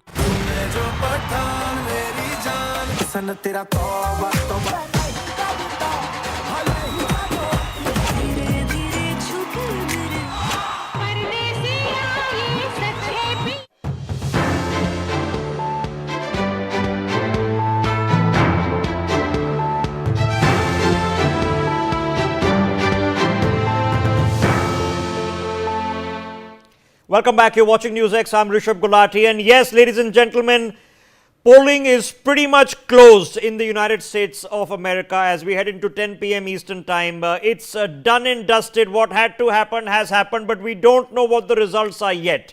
The indications now at the bottom of your screens show on face value that Donald Trump is far ahead. He's near 200 of the Electoral College votes with just over 100 for Kamala Harris. But that, as we well know, does not paint the accurate picture, because it's going to come down to 6 states. And those 6 states are going to decide who becomes the next United States president. And how those 6 states faring in the big one of Pennsylvania in the past hour, a strong lead for Kamala Harris has turned into a slight lead for Donald Trump with just over half the votes counted. Watch out for that. If Donald Trump takes Pennsylvania, he probably takes the country. In Michigan, Kamala Harris is holding on to a 2-point lead. In North Carolina, Donald Trump is holding on to a 6-point lead and is expected to probably win that state, with nearly 3 out of 4 votes have already been counted. In Ohio, Donald Trump has won with a 14-point lead. So that's close now. Virginia is still too close to call.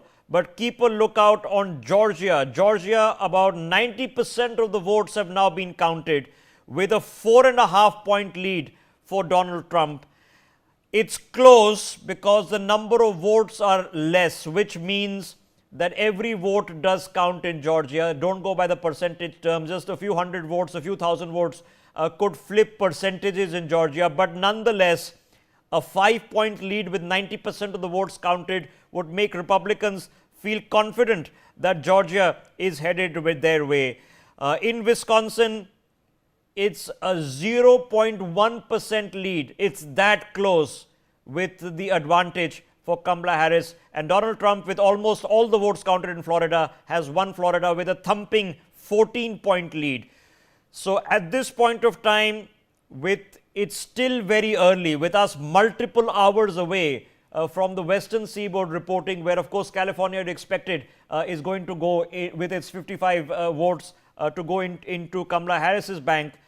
But with a lot of states still yet to even close their voting, if you're backing Donald Trump or just curious, it seems that there is an advantage for the Republicans so far. Let's see what happens, because we've seen this all before and we've seen the upset before. So how's it looking on the overall picture in terms of the popular vote? Ladies and gentlemen, 78 million votes have now been counted, with 41.6 million cast in favor of Donald Trump and the Republicans and 36.6 million cast in favor of Kamala Harris. Still a long way to go. Remember, you're talking across time zones in the United States, so you're moving from the eastern seaboard to the western seaboard. None of this is shocking. None of this is unpredictable, barring 1 or 2 places, barring the change that's probably happened in Pennsylvania, which, if you're a Democrat, you're a bit troubled by, barring what is taking place in Georgia. Rest of it is pretty much predictable, and with a keen interest in what's happening in North Carolina. So just keep a lookout on all these things. Let me open this up further to people joining us on the broadcast. Barzeen Wagmar is still with us. Raymond Vickery is still with us. Ambassador Pradeep Kapoor is now joining us on the telecast as well. Barzeen, let me come back to you. We've had another couple of hours since we started speaking this morning to digest a few of the results. What do you make of what's happening in a couple of key states which seem to be flipping around, and that could be the election? Well, a few hours ago, Mr. Trump was on air on a particular radio channel where he mentioned that if we take Pennsylvania, we are home and dry. He does have a point on that.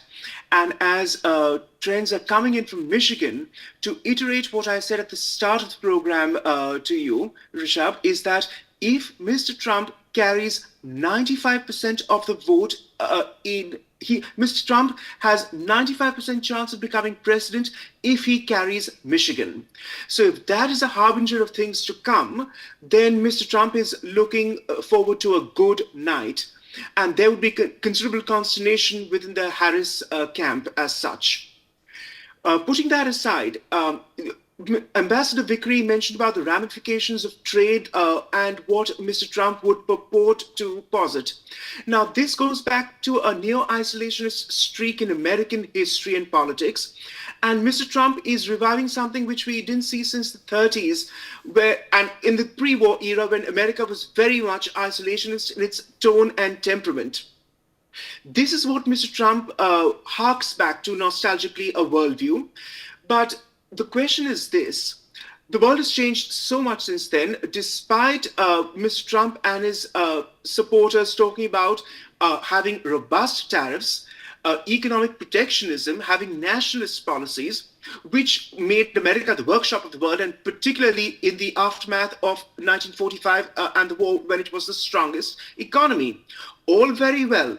But when Mr. Trump talks about imposing tariffs, he also says that we can swell our coffers with such tariffs across the world that we can do away with personal taxation. That seems to be, as he has put out and his acolytes have put out, as an objective. I mean, federal income taxation only began in the US in the early 20th century. And Mr. Trump is of the opinion that tariffs would be enough and we can rescind all taxes. Well, it won't work like that, because basic economics would tell you that tariffs are also something to be borne by the American consumer. It is not necessarily shouldered by foreign exporters, as he would have us believe. And if that were to happen, most of Mr. Trump's red state voters, as it were, of the working class sort, would be bearing the brunt of it with inflation. Okay. That needs to be put into perspective. So it would, in a manner of speaking, backfire. To say nothing of retaliatory tariffs that other countries can put, but I'm even willing to put that bit aside, because that's business for you. Okay. But the point is, it would hurt at home on his domestic home and hearth front, the American common man as such. And that doesn't seem to have percolated into a collective consciousness of people, that the tariffs are ultimately even to be borne by American consumers with inflation setting in. And these low-income consumers, as such, that I referred to, do depend on their shopping basket for a lot of global imports. Okay, ladies and gentlemen, for all that we've experienced, I'm neither an economist, and for those of you who are not students of international relations and therefore have not read Robert Kaplan, let me put it this way. I don't know how well sanctions and tariffs actually work, because if you put tariffs on the Chinese, suddenly BYD cars are now being manufactured in Mexico. So all the best in figuring that out. It's more done for perception reasons, and how that actually affect trade flows will have to lead the economists to tell us whether they cause dramatic changes. I can tell you the Chinese products are still being sold in America. They're being sold in large numbers.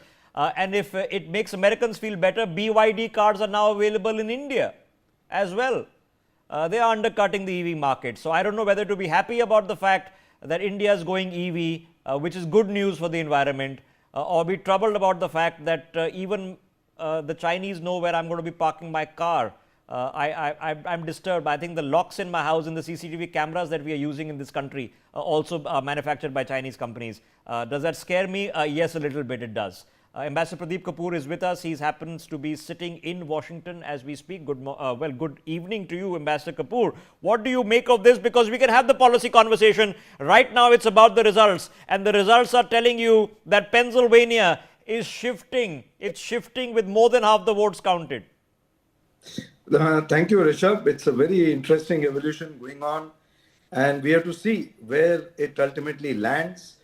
Because as we have seen earlier, and as has been the opinion of a large number of people, for US-India relations, Donald Trump is better.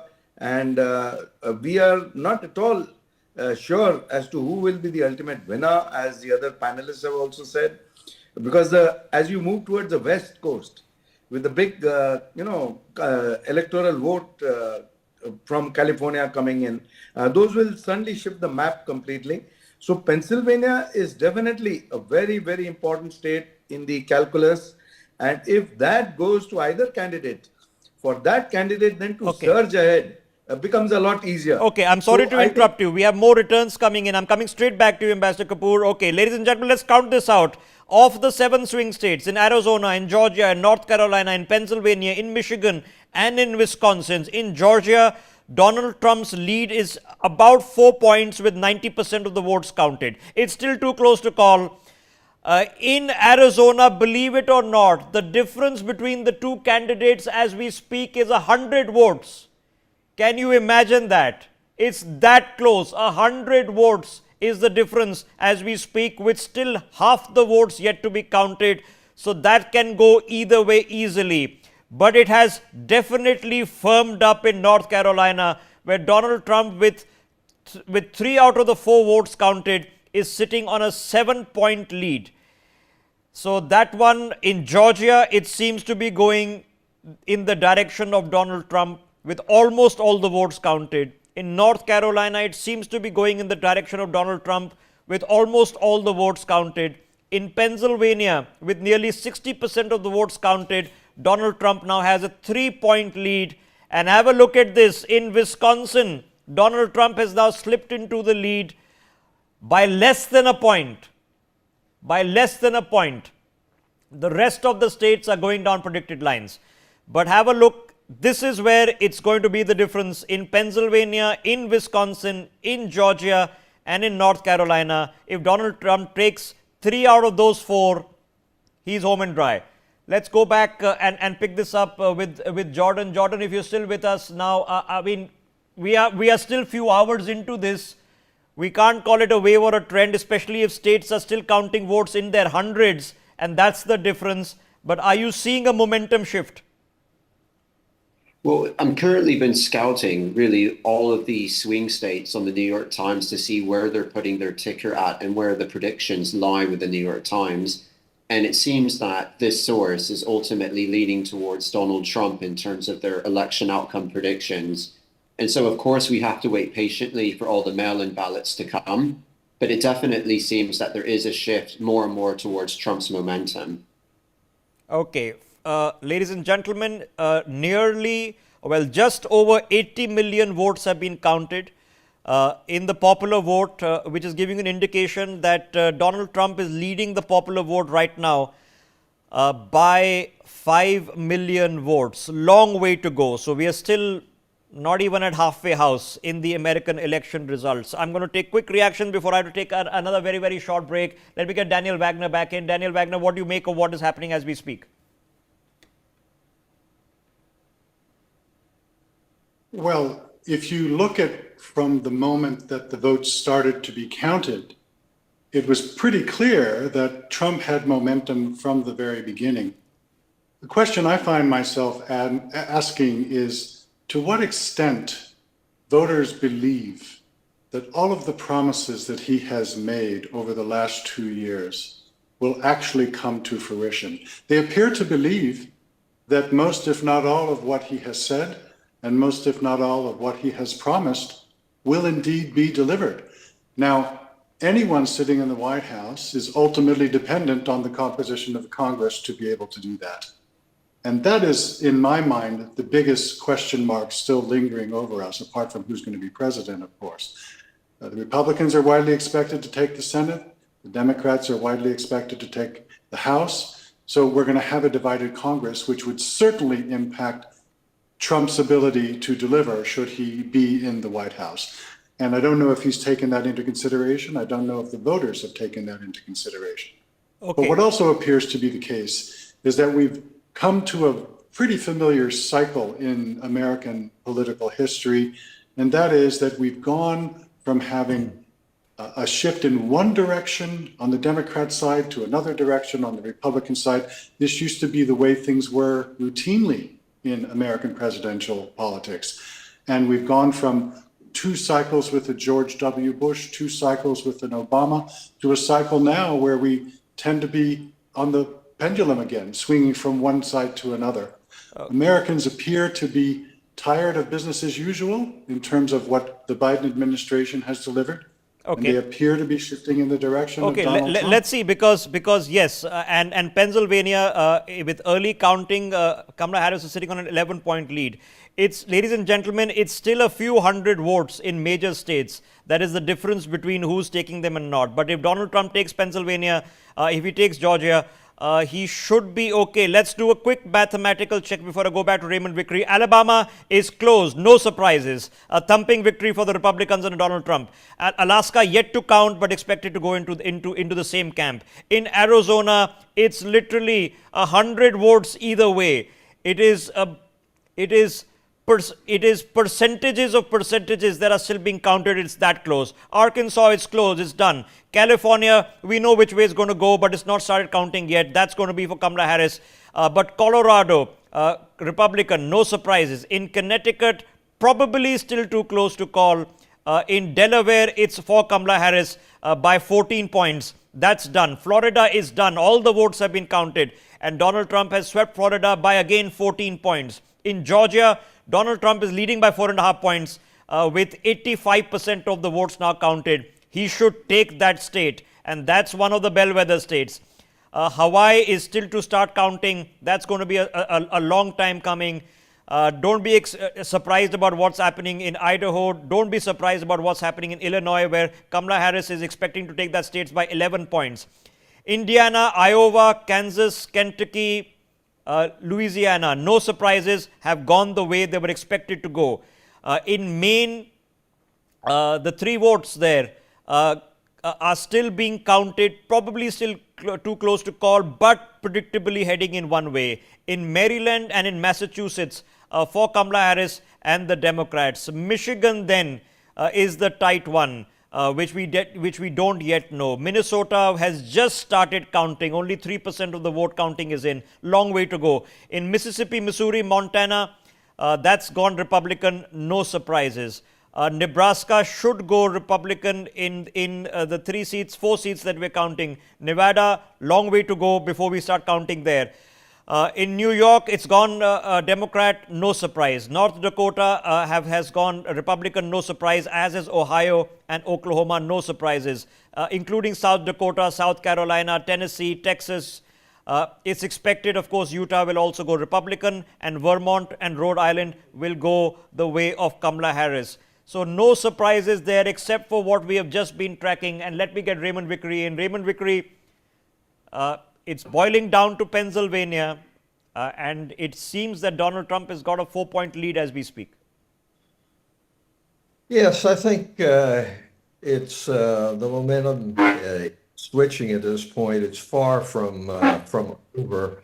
But let me say that if Donald Trump wins, then the question will be what happens in his plans for American democracy, and whether he will be able to use the Department of Justice for retribution, whether he will be able to round up 10 million immigrants and ship them out with the aid of the armed forces. What will happen in terms of the judiciary, whether there will be a rule of law or whether you'll have judges that will just kowtow to what Donald Trump wants to have happen. So the question of what happens with democracy is always something to be decided, whether it's India or the U.S. Before I go, let me say one bright spot. In Virginia, where I am, we have elected our first Indian American member of Congress, Suha Subramaniam, in the 10th district, has won there. He's a fine young man who has been a state senator, and that shows to me that democracy is alive and well as we speak. The question is, will it be alive and well in another 4 years? All right. If it has Okay. been Trump? 3 out of 4 Americans across party lines have said in various exit polls across various media organizations that they feel that democracy is under threat in America. Seeing from a bird's eye view, I think American democracy either way is doing just fine, just as I'm sure our democracy is doing just fine. There is a lot of excitement here. I'm going to take a very short break. My colleague Megha is going to be with us on the other side to take you through the results, and watch out for what's happening in Georgia. Watch out for what's happening in Pennsylvania. If they go the way of Donald Trump, and it seems to be headed that way, we could be in a rare position after many years that within the next couple of hours, this election could be over, or it could go down to the wire. And then that will take a day or 2 days. Wow, pretty exciting. See you in a minute.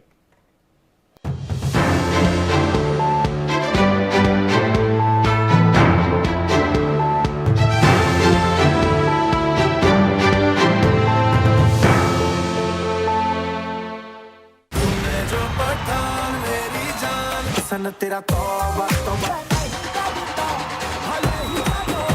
धीरे धीरे झुके मेरे परदेसिया ये सच है पिया मेरे महबूब में Nexa IFA Awards 2024 Yas Island Abu Dhabi co-presented by Shobha Realty, co-powered by Mysore and Signature Finest Cardamom Seeds. 10 नवंबर रविवार शाम 7:30 बजे जी टीवी पर।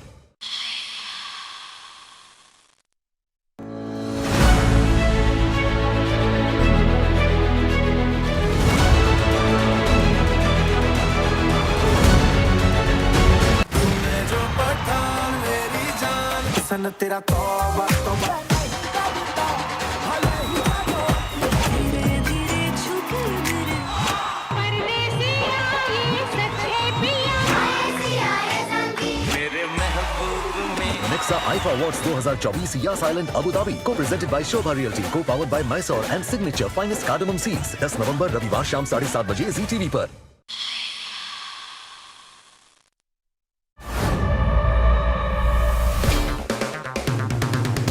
अगर आप बनना चाहते हैं एंकर या फिर आप में है जुनून एक तेज तर्रार न्यूज रिपोर्टर बनने का, तो आप ज्वाइन करें ITV और इंडिया न्यूज Newsx का media school. ITV next media international school का कोर्स आपको मौका देता है देश के दिग्गज एंकर्स के साथ काम करने का। ITV next media international school में आप बेहद नजदीकी से देख पाएंगे किस तरह से ITV नेटवर्क के दिग्गज पत्रकारों की टीम दिन रात खबरों पर काम करती है।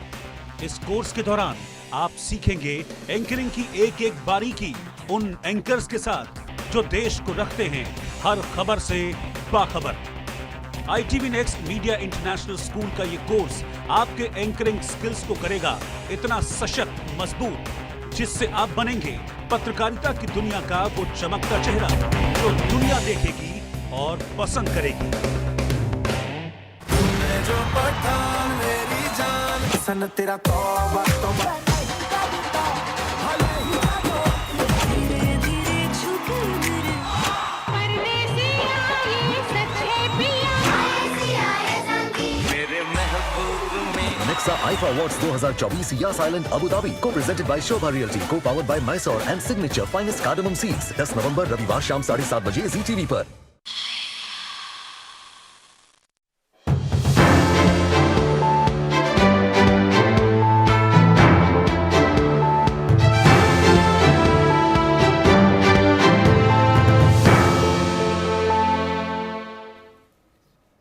Hello and welcome. You're watching Newsx. I'm Megha Sharma, and this is exciting times because election results might just be out by the end of the day today in the United States of America. There are a number of states that are too close to call, but right now it is a red sweep that has taken over America. Asawari is going to give me the numbers. Over to you. Thank you so much, Megha. Of course, 82.2 million votes have in fact already been counted. We're going to take you through the state-by-state distribution on where it is that Trump has won, where it is that Kamala Harris has won, and of course, the key battles, the swing states that are of course very, very exciting. We're going to quickly take you through that data. But again, as at this point of time, Harris has 112 seats. Meanwhile, Donald Trump has 198 seats. The golden margin, of course, over here is the 270 win.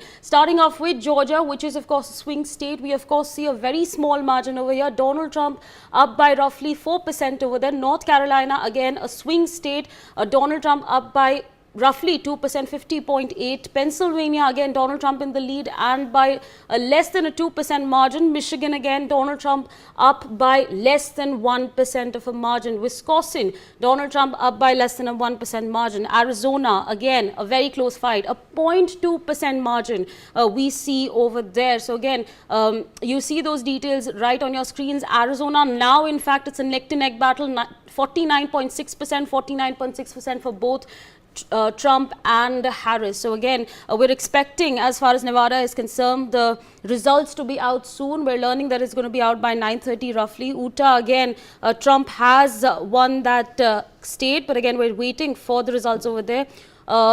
South Dakota, Donald Trump has won that seat with 71.4% votes. Also taking a look at New York, where Kamala Harris has bagged that state with 58.5% votes as well. North Dakota, again, a win for Donald Trump over there. 70.3% is the number that we are gauging right over there. Montana, again, a win for Trump with 59% votes. So again, we see, but you know, again, a small vote count over there. Not too many people went for voting over there, but again, 59% is the number that we are tracking. Megha, back to you.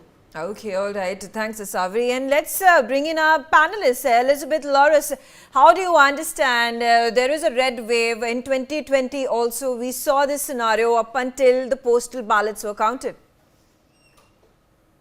Well, there still are, some votes out there yet. There's a lot of Senate seats undecided, House seats undecided. If former President and future President Trump does pull this off, it's going to be a lot of fun to look at, the data and see, what groups, pulled him over the finish line. He had campaigned very, very hard for the young men's vote and the young minority men's vote. It'll be interesting to see if he increased his numbers over 2016 and 2020, and Kamala Harris, worked really hard for the suburban women's vote. So I think that it'll be really interesting to see how the chips fell in this election. Right, absolutely. Elizabeth, give us a perspective over here about the tight races that are taking place. I'm going to bring out these races to watch out for. There's Arizona, and it's interesting to note that this is a swing state, and Donald Trump at this point of time leading by an extremely thin margin, 49.6%, Harris at 49.5%. So it's less than even a percentage point. Take a look at Georgia. It's too close to call right now. Donald Trump 51.2%. Harris is at 48%. Michigan, another swing state. Harris at 53%. Trump again leading by a margin of about 2.2% at 45.2%. Nevada, again, we are still waiting for the votes to be counted. That's the West Coast, and elections at this point of time continuing over there. Wow, you've left me breathless. We knew the swing states were going to be very close. We are looking at various counties in the swing states. Of course, those figures that you mentioned, we need to consider what votes have already come in. What usually happens is the less populated areas, that those results come in first, and then the more populous ones, which tend to lean Democrat, come in later.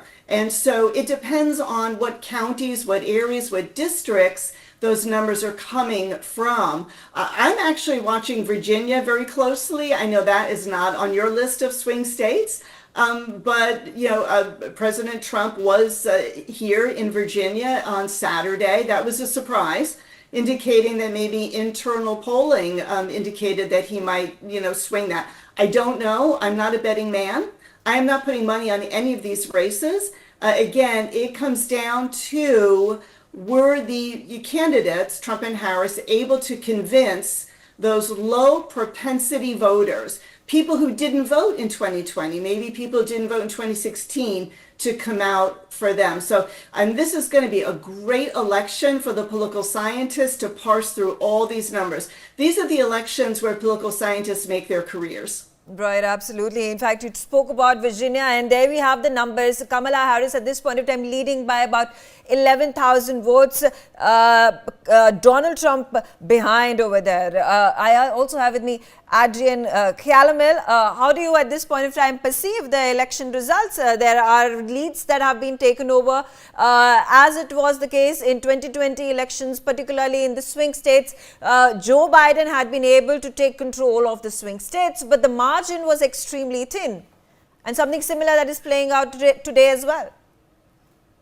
Yes, I think what you're seeing in the swing states, I think what a lot of people are focusing on are areas where Biden won big in those swing states, in counties in those swing states, and seeing and contrasting it how Kamala Harris is doing.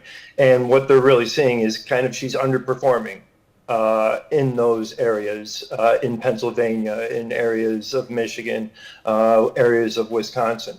So that's obviously a big concern for Democrats right now.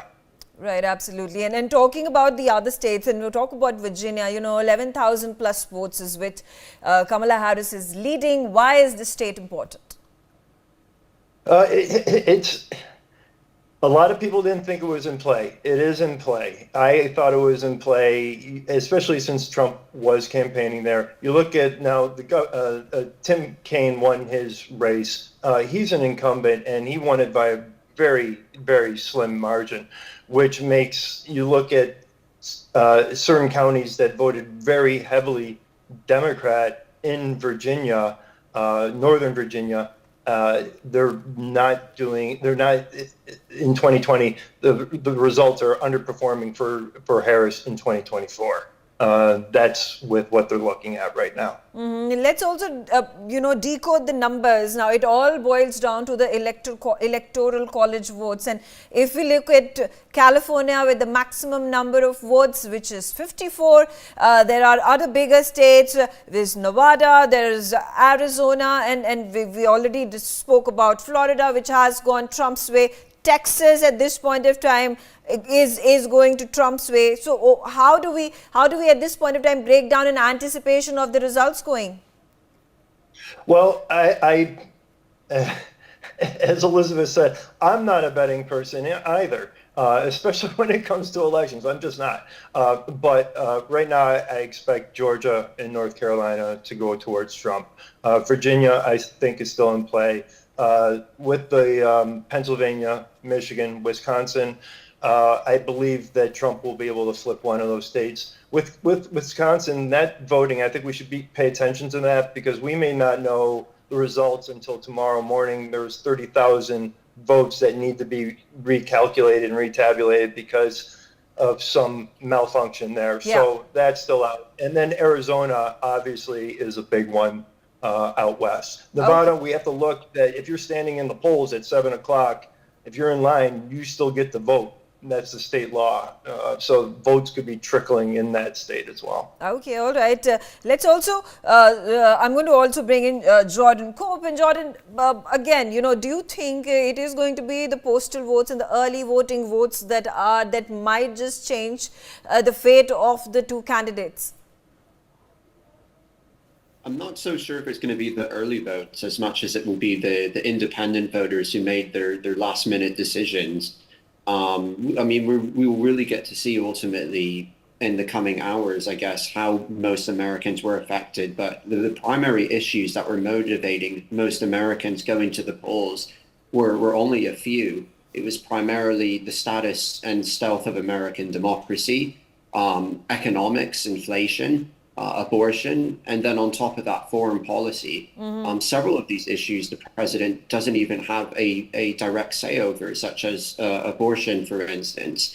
And so it's very interesting to see how American minds have been influenced in terms of the election outcomes, and in terms of Americans understanding actually how the presidency and the executive administration actually works. So it'll be exciting to see in Pennsylvania, especially how voters will decide, a state that's been hit hard economically in recent years, as well as much of the Rust Belt.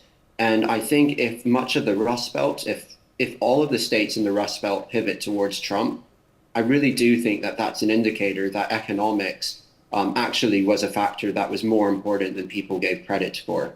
Right, absolutely. Jordan, yesterday when Trump came out to vote, the number one issue, the first thing that he spoke about with the media was the border. He said it's not the economy, perhaps economy at number 2, which is the issue that the Americans are voting for, but it is the border. Now, what are the policies that Trump is likely to implement if he were to come to power to ensure illegal migrants are kept at bay?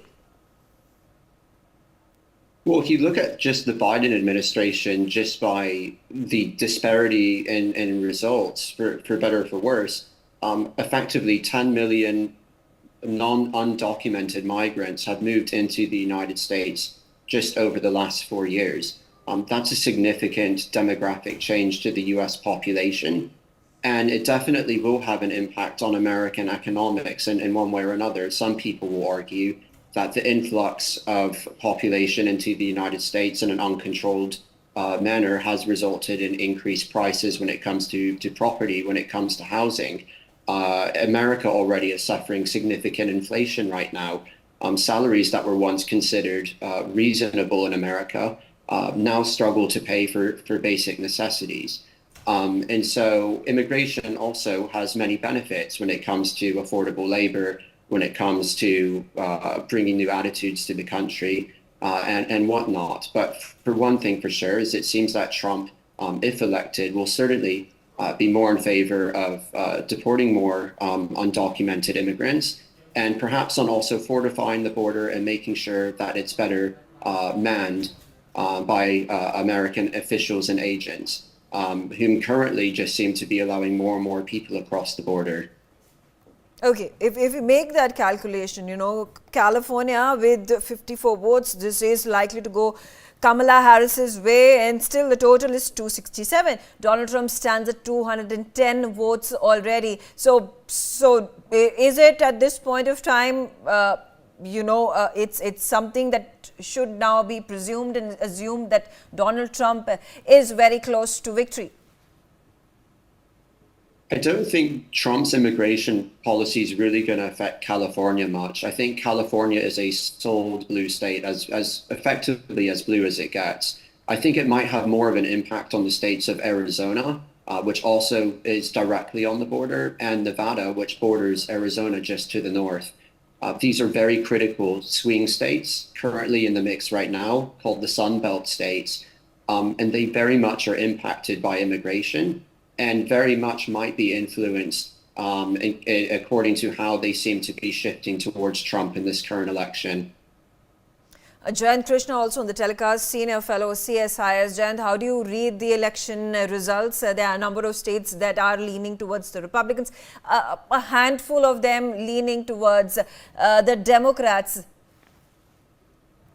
See, if you look at, there are no major surprises so far. I mean, most of the traditional Democrat states, are tilting that way, and Republican ones are tilting that way. So there are no major surprises right now. I mean, at this point of time, if the leads you look at, obviously Trump is leading in far more number of seats than Kamala Harris. And which gives him a little, if the current trends and the current voting pattern is extrapolated, then obviously, Trump has almost a 68% chance of winning vis-a-vis Kamala Harris, which is, who has almost 32% chance of winning, but these are very, very early stages. And as I said, it could still be anybody's game because, there are no major surprises so far. It is largely on predictable lines, and depending upon which states were strongholds of which one, and especially in the swing states, a lot depends on behavior of key counties in those states. That's very, very important. And let's not forget before giving Trump a win at this point of time, that it is still a relatively very small percentage of votes which have been counted so far. So I think the real position would emerge in the next couple of days' time. I see it still, it could be anybody's game, though Trump does have seem to have a slight edge. Slight edge. Okay, all right. Slight, I don't know. There are about, double the votes that Donald Trump at this point of time has versus Kamala Harris. Kamala Harris at 113, Donald Trump at 210. I'm going to once again put out the numbers for you.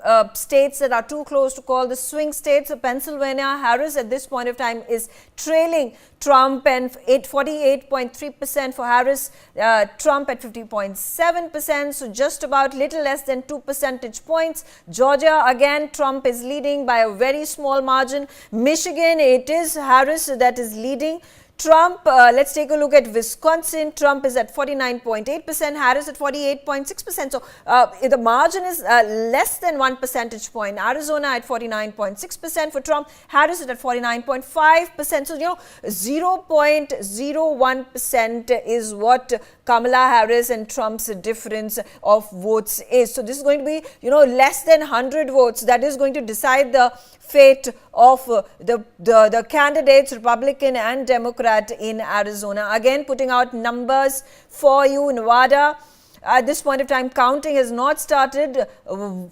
And voting has been completed. The voting has been closed right now. Now we have North Carolina, Trump at 50.8%, Harris at 47.8%. We take a look at, like I said, Michigan, Maryland. We take a look at projected winner, which is again a Democrat, 51.5%.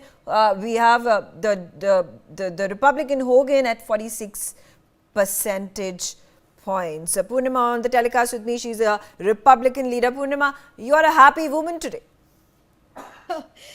Thank you so much. I appreciate that. Listen, I've called it before that if the election is allowed to be held and it is free and fair, Donald Trump is going to win hands down. There's no question about it, because regular common working class people have seen how difficult their life has become, and it is constantly becoming a tyrannical situation under the Biden-Harris administration, and there's no doubt about it. If it is free and fair, he will win. But I'm going to walk the path of cautious observer at this point of time. Why? Because we have seen the similar kind of trend in 2020. Donald Trump was winning and we were feeling very comfortable. Suddenly at wee hours of the day, 2 a.m., 3 a.m., things were changed. You saw the graph. We all know about that. Quite infamous at this point of time. So I don't know how things are going to work out at this point of time. Even if I live in Wisconsin, I'm in Milwaukee County. This is one of the two major county that decides the fate of Wisconsin. And we have Milwaukee County has all 1 million people. Milwaukee City has 500,000 people. It's a Democrat city, Democrat county, run by Democrats, obviously. However, there are some discrepancy, I wouldn't say discrepancy, I would say irregularities. For instance, some of those seals where the tabular machines where there seem to be broken in central count. I've also heard they started recounting after counting, thousands of ballots again about a few hours back. So we don't know how it's going to go, which direction it's going to go. But we know the Trump campaign has 500 lawyers on standby, and Harris campaign has 5,000 lawyers to fight against Trump win. Now, if Trump wins by any chance, and if it is free and fair, he will win for sure. Okay, all right. You're talking about the free and fair elections, and that has been the narrative that Trump has built and fighting the elections on. But do you think? I mean, again, are you? I mean, what the perception of the people at this point of time is going to build, that if Trump ends up winning the election, he's a happy man, but if he loses it, he blames it on the election counting process. My observation here, we have seen in 2020, after 2020, what happened. We have seen evidences of the voting switch from Trump to Biden. We have seen ballot destroyed. Even now, we have seen ballot boxes were destroyed or burned in Portland. And Democrats were suing Georgia to have no surveillance on the ballot box. Who does that? You tell me anybody who doesn't know anything about election or, have no idea what's happening. Even laymen can tell you that this agenda of not having a surveillance on a ballot box which is unmanned, you only want it because you want to cheat.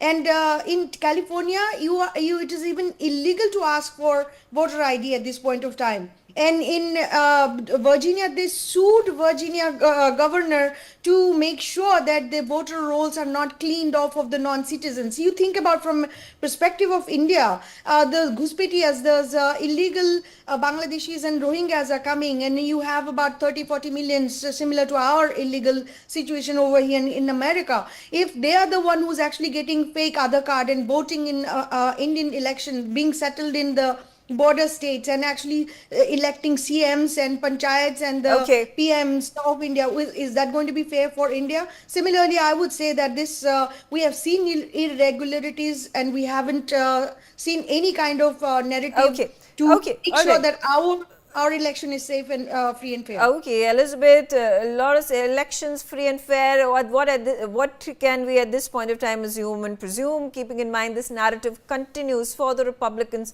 in the 2024 elections as well? I think the Republicans and the Trump campaign is a little bit wiser this time around. As Pradima had mentioned, the campaign has at least 500 lawyers. I believe it's actually more than that.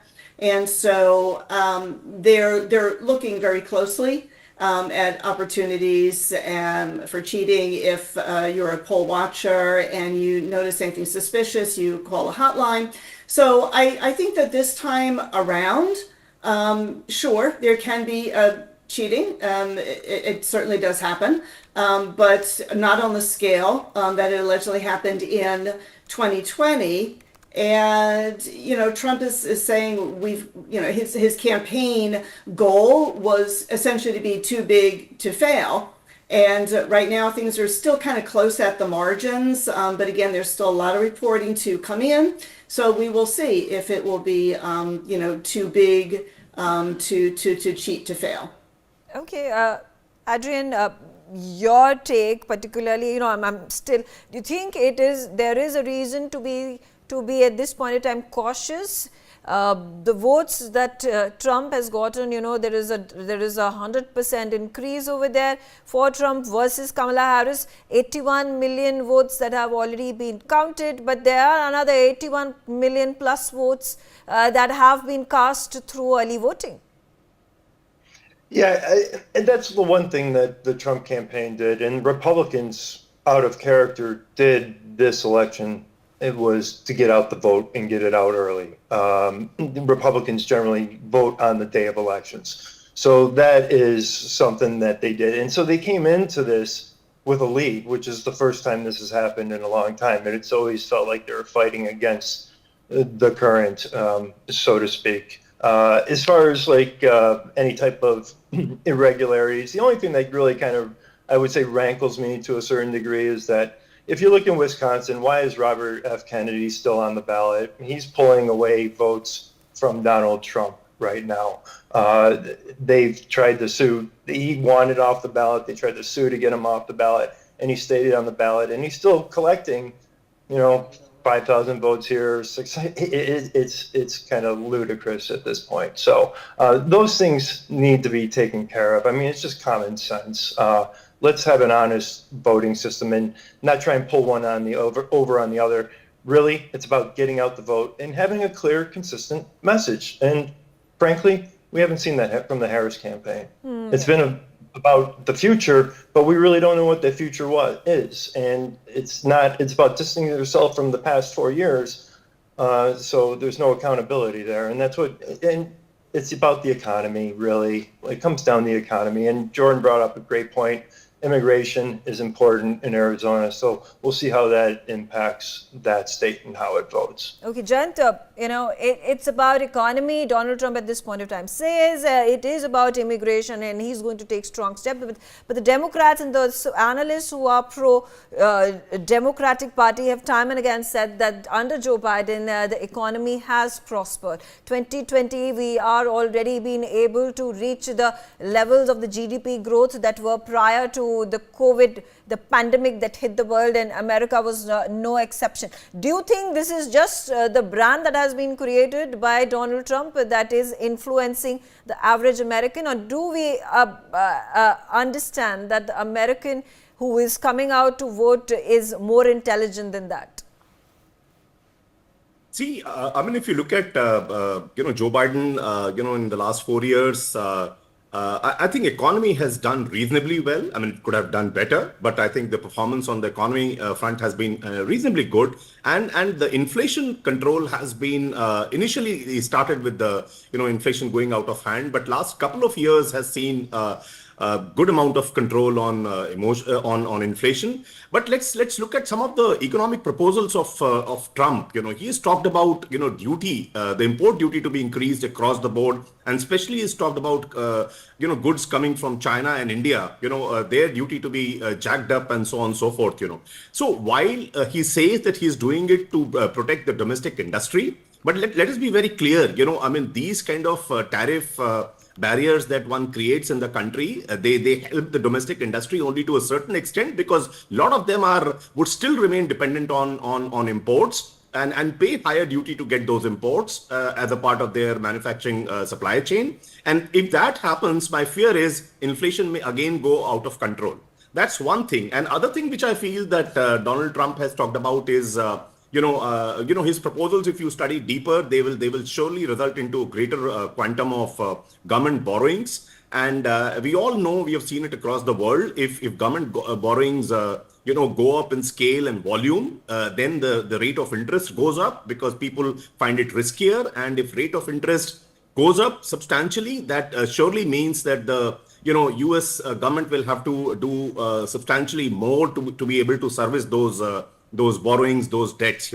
So I think he's also talked about reduction of corporate taxes, while business would largely welcome that. But the whole fact is that it's the budget of the country is a balancing act. Running the finances of a country is a balancing act. If he cuts corporate taxes, where the money for so many other priorities is going to come from? Would he cut some of the social security? Right. Where Okay. would he cut? None of that is clear at all. So I think these are the things which are very, very crucial, for my, and on the other hand, Kamala Harris, whatever economic proposals she has brought on the table, bulk of them, I believe,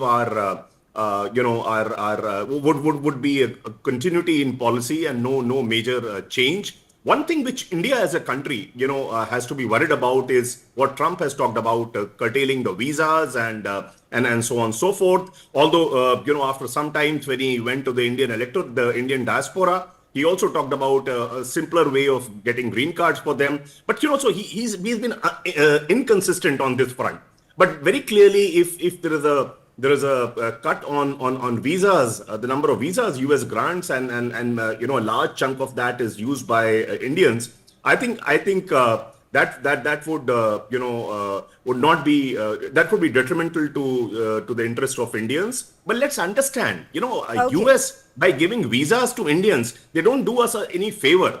Indians go there and meet their skill deficits. They meet their cost arbitrage requirement and keep their business globally competitive. That's very important. Okay, all right. We're getting information right now on our screens. There are 95.2 million votes that have already been counted. We were talking about the swing states and that's the information that Trump at this point of time is leading by a very marginal 0.2% lead in Georgia. I'm going to take a quick short break. Stay tuned. On the other side, we are at this point of time dissecting the numbers. Trump at this point is leading leading at about 210 votes. Kamala Harris at half that number with about 100 plus votes.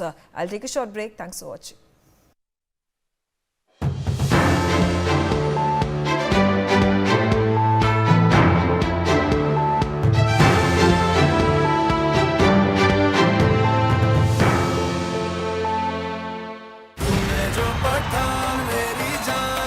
तेरा तौबा तौबा धीरे धीरे छुपे मेरे परदेसी आए सच्चे पिया आए सी आए संगी मेरे Nexa IIFA awards 2024 Yas Island Abu Dhabi को प्रेजेंटेड बाय शोभा रियल्टी को powered bye Mysore and signature finest cardamom seeds 10 नवंबर रविवार शाम 7:30 बजे जी टीवी पर।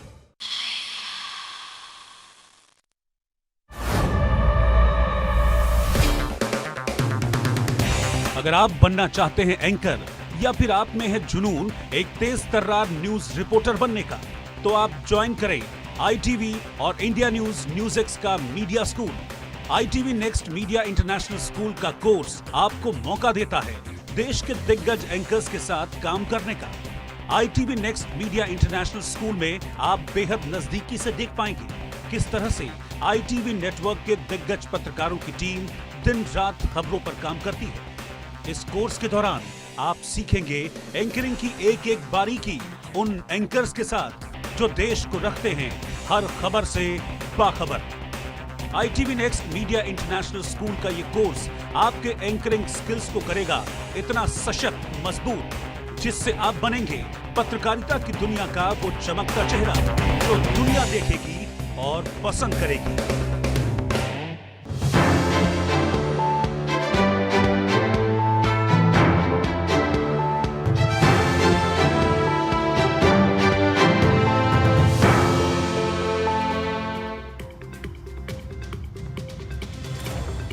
Right, welcome back. I'm being joined by Bharat Barai right now. And Bharat, your analysis of the numbers, should we now a decision to be made? Are elections going to be called?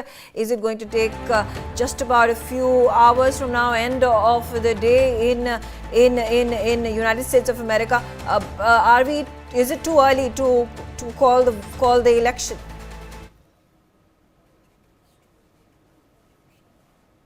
But the way it is trending, I would not be surprised if Trump becomes the winner, because the key states of Georgia, the lead is still over 100,000 votes, with almost 84% of the votes counted. Pennsylvania, he has over 100,000 vote lead. And in North Carolina, also he has over 100,000 vote leads. So with almost 80% of the votes counted in North Carolina and Georgia, if he maintains that lead, I think most likely he will win those states. And if he wins Pennsylvania, North Carolina, Georgia, and we are not counting 4 others because they are too close to call, but if he wins these 3, I think it takes him to the path of victory. But I would not call it yet. I think we are closer to it. Okay, at this point, it is a CNN projection. Harris will win Canada. That is no surprise over there. Professor Rohan Gunaratna, how do we view the swing states right now? You know, margins of leads that have been taken by the Trump campaign by the Republicans is marginal, from a few thousand votes to even reaching a margin of 0.2%, 0.3% lead, so which is just about a few hundred votes. It is a very, very close call. That is why, although some say that Trump is going to win, what's going to happen in the coming hours is going to determine who the winner will be. But what is important for us to understand is that this election is a very acrimonious election, and it has global implications. That is why not only Americans, but the whole world continues to watch very carefully who is going to be the winner. It has security implications for geopolitics, implications for national security.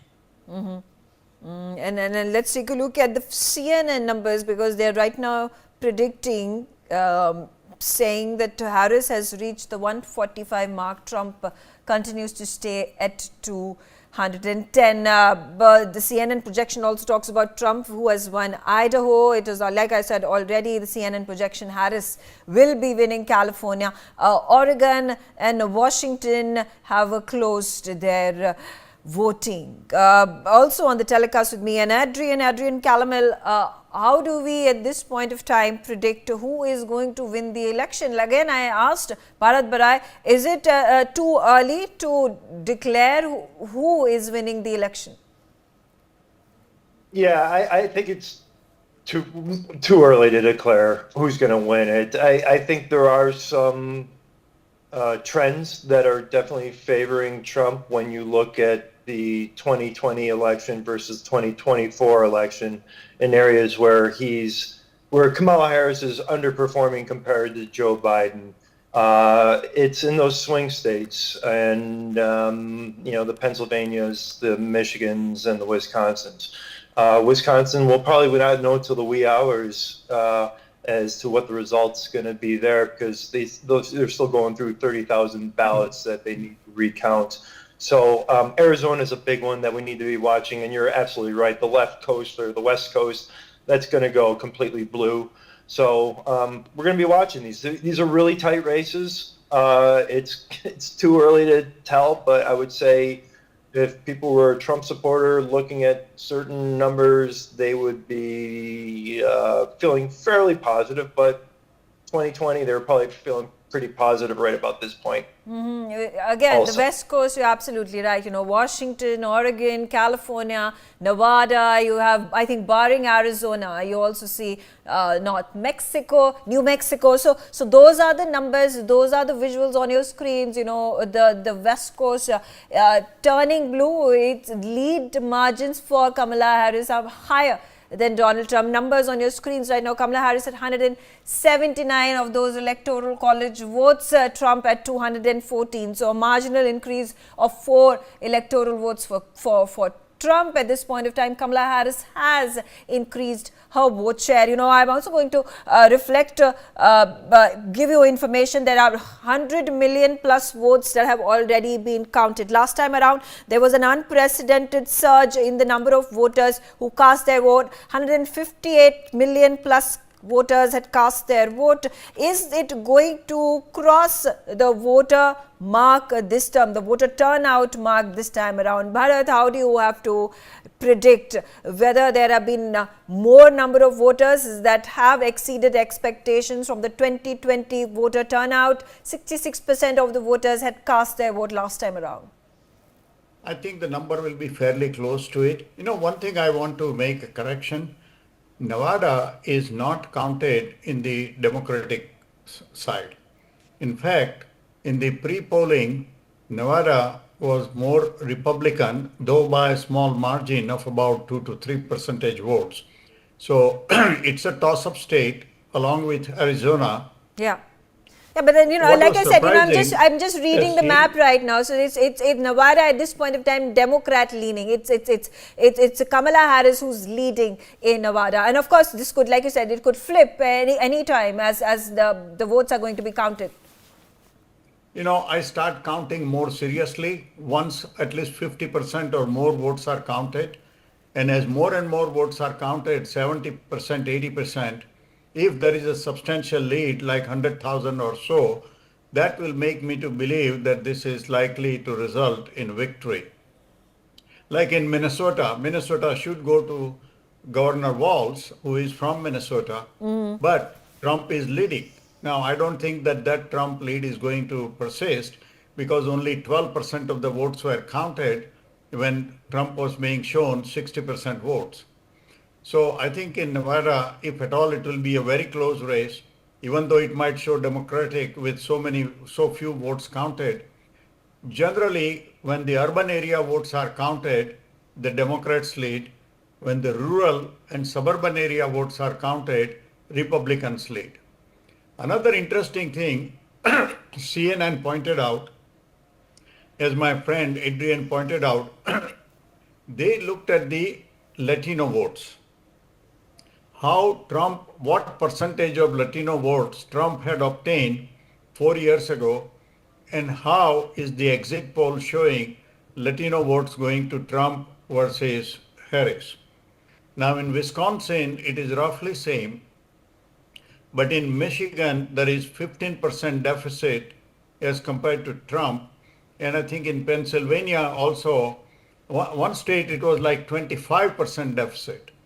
So if Biden won by a very small margin 4 years ago, and if Latino vote, which is no more than 6% of the total votes, but if Latino vote, there is a 15 to 25% deficit for Kamala Harris, that does not bode well. Okay. You know, a lot of controversy that had erupted over the Latino vote and the Puerto Rican vote. There was Jennifer Lopez and other Latino celebrities who came out in support, but particularly with regards to that garbage remark that had escalated, that had blown up. Do you think this may have reduced the popularity of Donald Trump? Well, if you look at the Pennsylvania vote, because there are almost 600,000 Puerto Rican voters in Pennsylvania.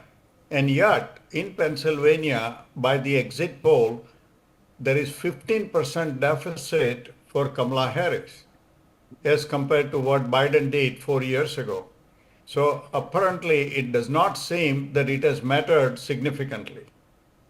Okay, all right.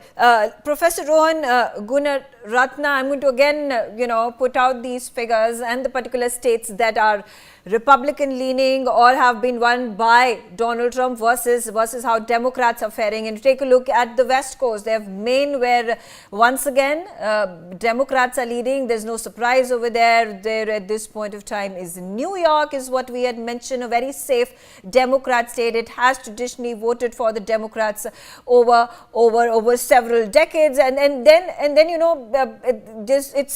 the margin of lead or the wins by Kamala Harris has trickled down to a zero, because you see Ohio, we see at this point of time Kentucky, we also see Alabama, Florida, South Carolina, another swing state over there, Georgia, and Tennessee, and Virginia was perhaps a surprise, where Virginia at this point of time being a state that is swaying towards Kamala Harris. So it could be called very soon now, and Kamala Harris in all probability winning that state.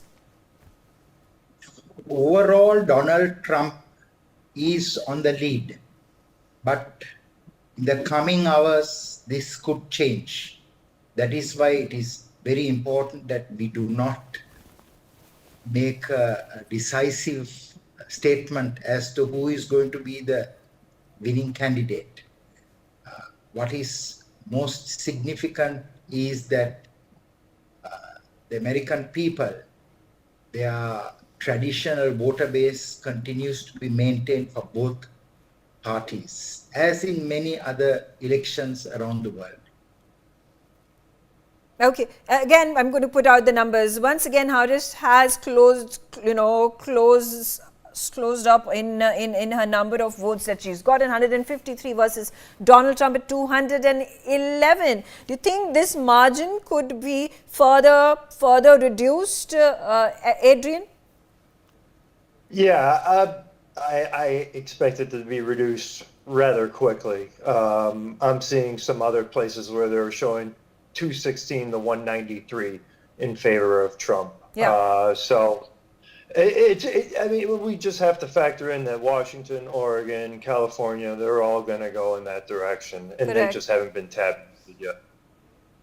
Right, absolutely. And taking a look at Central Coast, which has the traditional bastion of the Republicans and Donald Trump, and looking at that screen, that's North Dakota, South Dakota, we have taken a look at Kansas, we take Oklahoma, there is Texas, you take at Alabama, you take a look at Arizona, you take a look at Louisiana. So all these states have traditionally voted for Donald Trump. So these are the number of states are more, but it all boils down to the electoral votes. You know, if you Yes. look at it, Yeah, Republicans Adrian, yes. haven't lost, Yeah, okay. Republicans haven't lost any state which were counted as their part, and Democrats have not lost any state that was counted with them. So 43 states are going according to the traditional way they've gone. There was a possibility that Virginia might flip, but it doesn't look like that it's going to flip. It was counted in the Democratic column. So now the tussle comes down to those 7 states, which are considered the swing states. And at least in 3 of them, Pennsylvania, North Carolina, and Georgia, Trump seems to be doing well. I realize that till it is counted, but the way I look at it is, what is the margin at this time? how many percentage of votes are already counted. So if now 300,000 votes are remaining to be counted, is Harris going to be able to get 200,000 plus votes out of 300,000? That may be possible if a major city like Chicago or New York or Atlanta was not counted. But if it's a mixed, then that margin may get reduced, but I doubt that 100,000 plus margin can be overturned when only 15% of the votes remain to be counted. Okay, all right. Adrian, what's your view at this point of time? A close call, too early to call at this point of time? Harris has gotten about 49 million votes, Trump at 55 million votes. Yeah, it absolutely is too early to call. And back to the Electoral College, it's really important that people understand the importance of that. I think it's living in this. If you're in New York, for example, you look at it's solid blue, the state, but it's a very tiny part of the state. It's New York City. If you look at upstate New York, western New York that touches the Pennsylvania border, it's all red.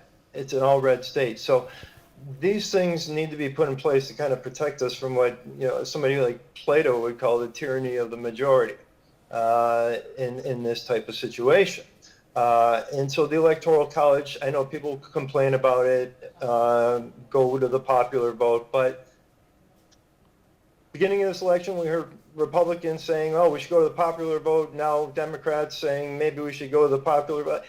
It's going to stay the Electoral College. It needs to stay the Electoral College, and that's one of the unique parts of our system that I think makes this country unique. And I will double down in saying the most important thing, that there's election integrity, that this goes smoothly, and that there's a smooth handing over of power and the transition of power. Okay. That's what we want. Okay, I'm going to again put out the numbers for the swing states. Pennsylvania, it's Trump who's leading. Georgia, where Trump is leading. Michigan, it is, an extremely tight fight. Trump and Harris at almost the same number of votes and same number of percentage points. Wisconsin, it's too close. Again, Trump is leading. Arizona at this point of time, Trump is leading. Again, Trump is leading, but 0.1% point. We also take a look at North Carolina, where Trump is leading. Nevada, where counting is yet to begin. Arizona, where at this point, Arizona, of course, the Senate, where the Democrats are leading, are going to take a comfortable margin of win. Michigan Senate, again, it is Rogers, Republican. He has taken a massive lead over there. On that note, I take a quick break. Stay tuned on Newsx.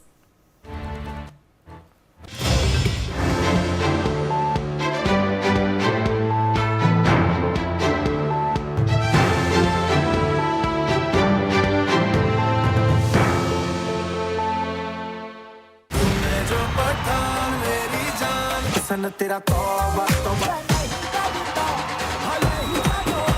धीरे धीरे छुपे मेरे परदेसिया ये सच है पिया मेरे महबूब में Nexa IFA Awards 2024 Yas Island Abu Dhabi co-presented by Shobha Realty, co-powered by Mysore and Signature Finest Cardamom Seeds. 10 नवंबर रविवार शाम 7:30 बजे जी टीवी पर।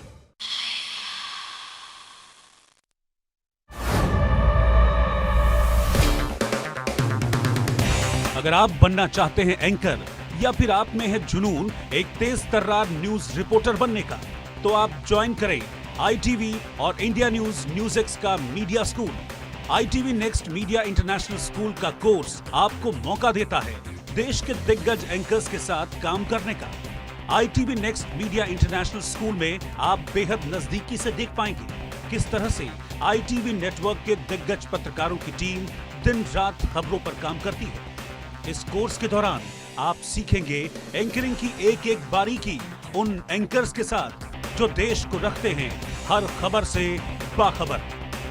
ITV next media international school का ये कोर्स आपके एंकरिंग स्किल्स को करेगा इतना सशक्त, मजबूत, जिससे आप बनेंगे पत्रकारिता की दुनिया का वो चमकता चेहरा जो दुनिया देखेगी और पसंद करेगी।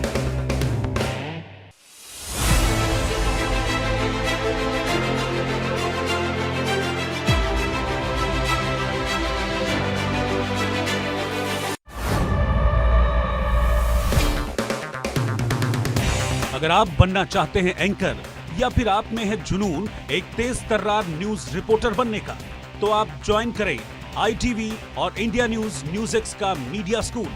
ITV next media international school का कोर्स आपको मौका देता है देश के दिग्गज एंकर्स के साथ काम करने का। ITV next media international school में आप बेहद नजदीकी से देख पाएंगे किस तरह से ITV नेटवर्क के दिग्गज पत्रकारों की टीम दिन रात खबरों पर काम करती है।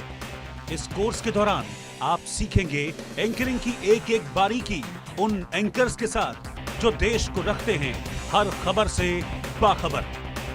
ITV next media international school का ये कोर्स आपके एंकरिंग स्किल्स को करेगा इतना सशक्त, मजबूत, जिससे आप बनेंगे पत्रकारिता की दुनिया का वो चमकता चेहरा जो दुनिया देखेगी और पसंद करेगी।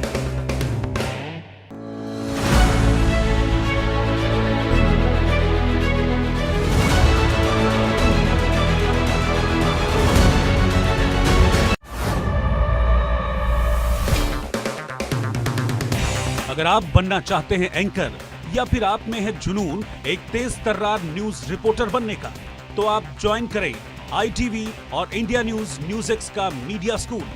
ITV next media international school का कोर्स आपको मौका देता है देश के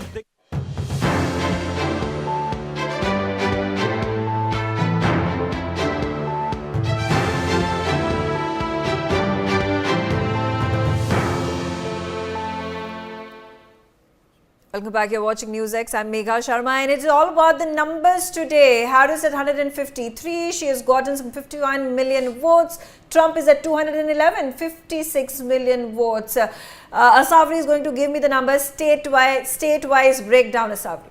Thank you so much, Megha. Of course, there are 100 million votes that have already been counted. We're going to take you through the battleground states and what's it looking like over there, starting off with Wisconsin, where at this point of time, Trump is leading with 50.9% votes. There's, of course, a 3% margin that we see over there at this point of time. So these are the details that we have as far as Wisconsin is concerned. Moving to the right, we take a look at, of course, Michigan over here, where again, Trump is in the lead with 52.4% votes. There's, of course, a significant difference over there compared to the rest of the swing states, where I'm going to quickly now take you through Pennsylvania right over here, where, of course, we have been tracking Trump currently leading with 51.2% votes. There is a rough margin of 3% right over there. So again, this is the status at this point of time as far as Pennsylvania is concerned. When we quickly take a look at North Carolina at this point of time, Trump again in the lead over there. In fact, he has won the seat of North Carolina, is what we're learning at this point of time, with 50.8% votes. So again, a win over there for Donald Trump in North Carolina as well. We're going to take you through the rest of the swing states and what it's looking like over there. And we're going to now take a look at Georgia, where at this point of time, Donald Trump is leading with 51% votes. So again, a rough 3.7% margin right over there as far as Georgia is concerned. We're now, of course, going to shift our focus to Arizona right over here, where there has been a close battle since the morning and it is still very close. Donald Trump with 49.7% votes right over there. Kamala Harris with 49.5% more votes. Ladies and gentlemen, there is a 0.2% margin over there in Arizona. And last but not the least, as far as the swing states are concern, is Nevada, where the counting and numbers are going to be trickling in very, very soon. Megha, back to you. Okay, all right. Let's also give in us some other interesting facets of how the elections have panned out in 2016 and 2020. Important state to note, there is Arizona, there is in 2020, Donald Trump lost to Joe Biden, but the loss percentage was nearly 4 percentage points. Take a look at Georgia. It was again Donald Trump who lost this election, lost this state to Biden, the 5 percentage point difference. Michigan again 2020, it was Joe Biden.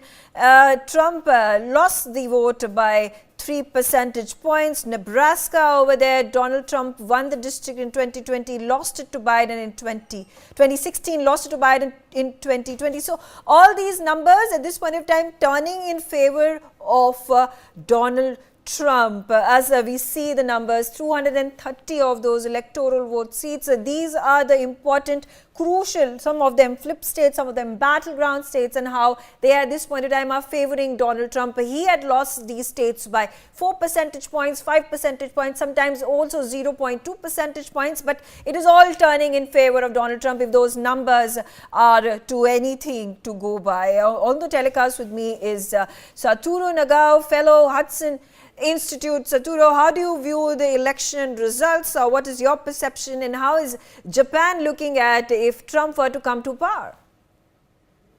Thank you very much for asking. Yes, Trump is winning. And in this case, silent supporter of Trump, maybe public survey, public poll hasn't counted before the election. So that's why the current result came from such kind of situation, I believe. But at the same time, most important factor to decide the result of the election is image of the improving or not. So if Trump win, who is opposition just now, this means that the last 4 years, Biden hasn't succeeded as a leader of the United States. That is clear. Right, right. And right. for Japan, okay. I think when we see the situation last 4 years, situation in the world last 4 years, there are many wars because of the lack of the deterrent power of the United States. For example, since the withdrawal from Afghanistan, the image of the United States as a strong power has collapsed. So that month, the same month, Putin moved military to prepare the invasion to Ukraine. So decision has made that month, I believe. And in case of the Middle East, indeed Biden's policy has failed a lot. Right. For example, the terrorist attack on October 7th has happened in 2023, last year. That timing, Biden tried to restrain the anger of Israel. But the view from Israel, this is the situation U.S. hasn't understand the feeling of the Israel. Because Israel is a small country. If someone enter and attack Israel, this means that they fear the majority will eliminate completely people in Israel. So that's why Israel do not trust the United States by the administration, and they try to defend themselves. Okay. That is the reason U.S. lost the influence toward Israel. Okay, we're getting to know Trump is going to be very soon addressing his supporters in Florida, where at this point of time he's camped. There is a watch party that he has organized. Harris is trailing in Michigan by 4.8% margin. We're also getting to know that Harrison has won Oregon with 55 votes, 55% votes over there. We take a look at Trump, who has won 24 states up until now. Harris has won 13 of those states, counting continuing, and let's take a look at these numbers once again. Washington, safe win for Kamala Harris. She has gotten about 1.5 million votes. Trump at this point of time 975,000 plus.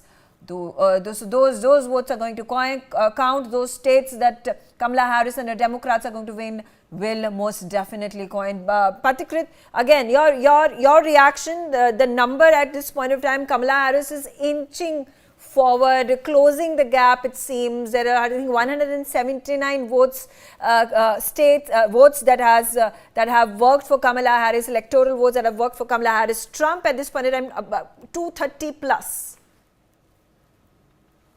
Well, good morning, Megha. First and foremost, Trump was expected to have a steady flow of votes till 230 or 240.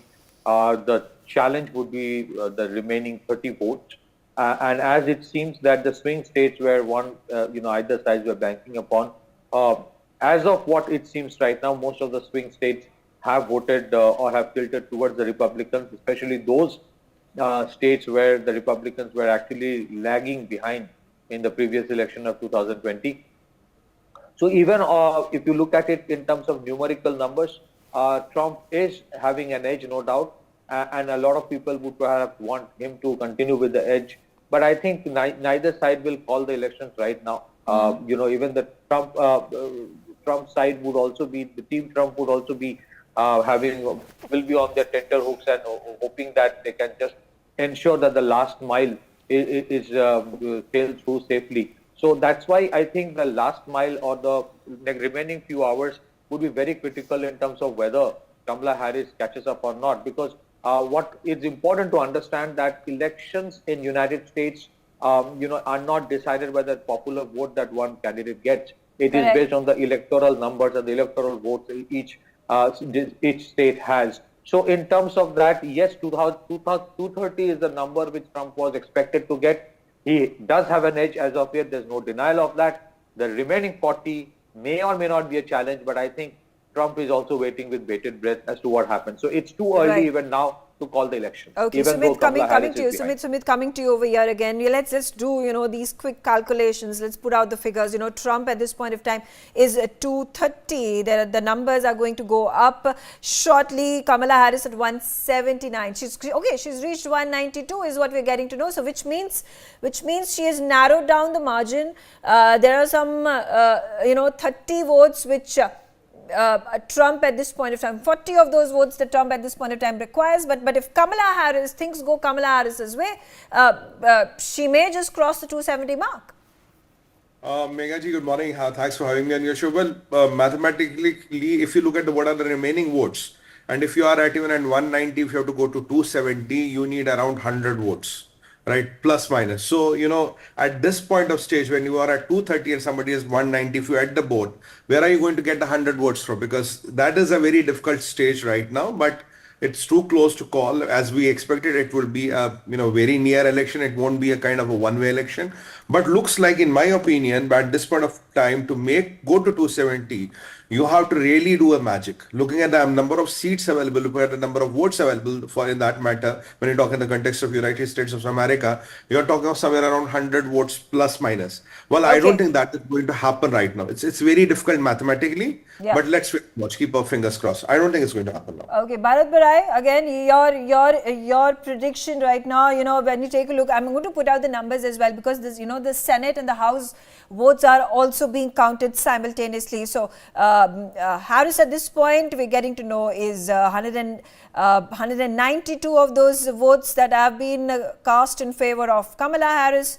Donald Trump at 230 right now. That's the figure that is flashing on our screens, at the bottom of our screens. When it comes to Senate, there are 50 of those seats for which there has been the contest, the battle between the Democrats and Republicans. There are 48 seats for the Republicans, 36 for Democrats. So that has been an easy win at the Senate. So going to be majority of the senators are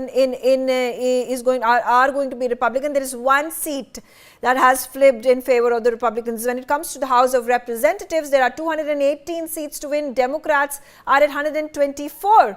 Republicans in 173 seats have flipped in favor of the Republicans.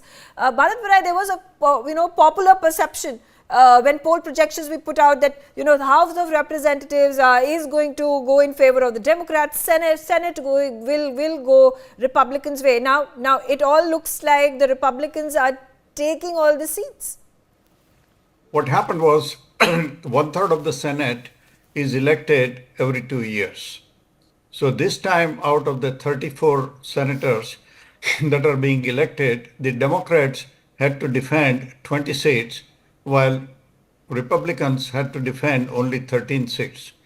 Now they've already flipped one seat, that is West Virginia, and there are 3 other seats which are likely to be overturned by the Republicans. So they are likely to be having majority in the Senate. House, probably yes, but Senate, I would say 99% the Republicans will have the majority. Okay. And then talking about the numbers, Kamala Harris, it's going to be a tough fight. 192 of those votes that Kamala Harris has gotten. Even if she were to get all the 40 of those votes that we are waiting to go either way, it's difficult for her to then win the election. One thing I have to say, all the low-hanging fruits have already been taken by both the sides. Right. Now, there has been no state that has sort of flipped. In sense, North Carolina was Virginia was a possibility, but it has gone to the Democratic side. Yeah. So when we were counting 43 states, we had already assigned them on the Republican side or the Democratic side. Only the 7 states were in contention. And out of those 7 states, how is Kamala Harris going to get 5 or 6 states? At least in Georgia, Pennsylvania, and North Carolina, Trump is leading with a very comfortable 100,000 plus vote margin. He's leading in Wisconsin with a thinner margin, and so also in Michigan. And Arizona is still Trump leading, though it is a much thinner margin. So I think question is, where is Kamala going to get 5 out of those 7 states to become the winner? Absolutely. I'm going to once again say the Trump's tally at this point of time has increased to 231. Now there are 25 states where, beg your pardon, at least there are 25 states where Trump has won the election. That is going to increase the Electoral College vote count for Donald Trump. There is likelihood, he's going to be shortly addressing his supporters in Florida, where at this point of time he's camped. So which means there is going to be a victory speech that is expected of Donald Trump. Bharat Bharai. I don't think he should do that. That will be a little premature. But clearly, he should give a speech which is enthusiastic, but not claiming the victory. Victory may come to him in next 3 to 4 hours. Okay. All right. The 3 hours, extremely crucial. It is the dead of the night in America. The counting will go on up until 3:30 a.m. Eastern time. We'll be tracking this for you throughout the day, and of course the party and the candidate who wins, there is going to be celebrations that will take place. Kamala Harris at this point of time in Harvard University, this is in Washington DC, Donald Trump in Florida at Mar-a-Lago, and there is going to be that speech that is highly anticipated. What is it that Donald Trump at this point of time is going to say? He is safely leading with a margin of about some 70 votes. Kamala Harris way behind. Nagav Sutaro, then if you could break down the numbers, the states that have voted in favor of Donald Trump. We were talking about how the young Americans from different communities, whether it was Caucasians or we talk about the Hispanics, the Indian American vote, very crucial. The Arab Americans, I don't know if they would have gone Trump's way or Kamala Harris's way, perhaps more in favor of the Democrats, but other young American men from different communities and nationalities, and mind you, the African Americans have also shifted their vote base to Donald Trump, if the numbers are to be considered. Do you want me to give my comment as somebody who is living in USA for 50 years, yes, but who is also very closely connected with India? See, if you analyze, and I analyze, and I do talk to a lot of friends, the younger generation, especially the young girls, they cared so much about their reproductive rights, and they have probably voted for Trump, or they voted for Kamala. Yeah. I would count that as about 20-25% of the Indian American vote. But the other generation, that is my generation, which has been in the USA for 20 plus years, they are very strongly connected with India. And when they see what is happening in Canada, and especially we were very much disappointed that 2 days before Prime Minister Modi met at the Quad meeting in Delaware, they had invited Khalistanis to come to the White House. Now, on one side, Mr. Pannoun has been giving threat that he is going to bomb Air India airliner. They desecrated even Mahatma Gandhi's statue outside the Indian embassy in Washington, D.C. They have desecrated Hindu temples in Long Island, in California. They are creating mischief in Canada, and neither Trudeau government nor even here the Biden administration or Kamala Harris has put out one statement condemning them. On the other hand, Trump put out a statement 3 days ago condemning what was happening to the Hindus in Bangladesh, and he openly said that, yes, I'm going to protect the Hindus. Yeah. So I can tell you one thing, that 80 to 90% of my generation Hindu American votes went to Donald Trump. Right. Right, That is a big absolutely. shift. Absolutely. Normally, Democrats Absolutely. used to And get you know, 80%. the Indian Americans are, you know, perhaps the most active politically in America. So you know, the trends, a lot of the Indian Americans have joined the Republican Party in the recent times. So that depicts something about the Indian Americans and how closely they are associated and want to be associated with the American elections. Let's get in Saturu Nagao back on the telecast with us. Saturu, again, you know, Quad was an initiation by Donald Trump, and would it be safe to say that there is going to be much momentum gained if and when Donald Trump wins the election? Idea of the Quad is not started by Donald Trump, but he accepted this idea, I believe, because in this case, Shinzo Abe's initiative is quite persuasive for Donald Trump. And at the same time, indeed, the idea of the four-country cooperation has started in 2004 when the Indian Ocean tsunami has happened and four navies cooperate to support Indonesia. But at the same time, it is true the Trump administration accept this idea and publish as an American strategy, and this has influential and current Indo-Pacific strategy came from the Donald Trump age. That is true. And his idea is very clear in this case because his policy is quite simple. He tried to do any diplomatic situation by using the bilateral negotiation. And in this case, the deal is the matter, and the card is increasing the tariff or the other economic sanctions, or in some case, use of the deterrence power of the military. So that's why the Trump administration's diplomacy is one kind of the simple diplomacy, and it is easy to understand. Other factor, which is ideology, it will not affect under the Trump administration. Under the Biden administration, or under the Obama administration, ideology is very important. But under the Trump administration, other factor, including ideology, is not so important. So that's why the diplomacy will be the simple one. The most important part is influence of the United States. Under the Trump administration, everyone worry about a move of every inch of the Trump's move is a concerning point for many countries in the world, because unpredictable president, the people believe, and the American influence is big. That's why the unpredictable president lead America is very big influence. Okay, But all under right, Biden, under the Obama, I will have to interrupt you over there. I'm going to put out that information.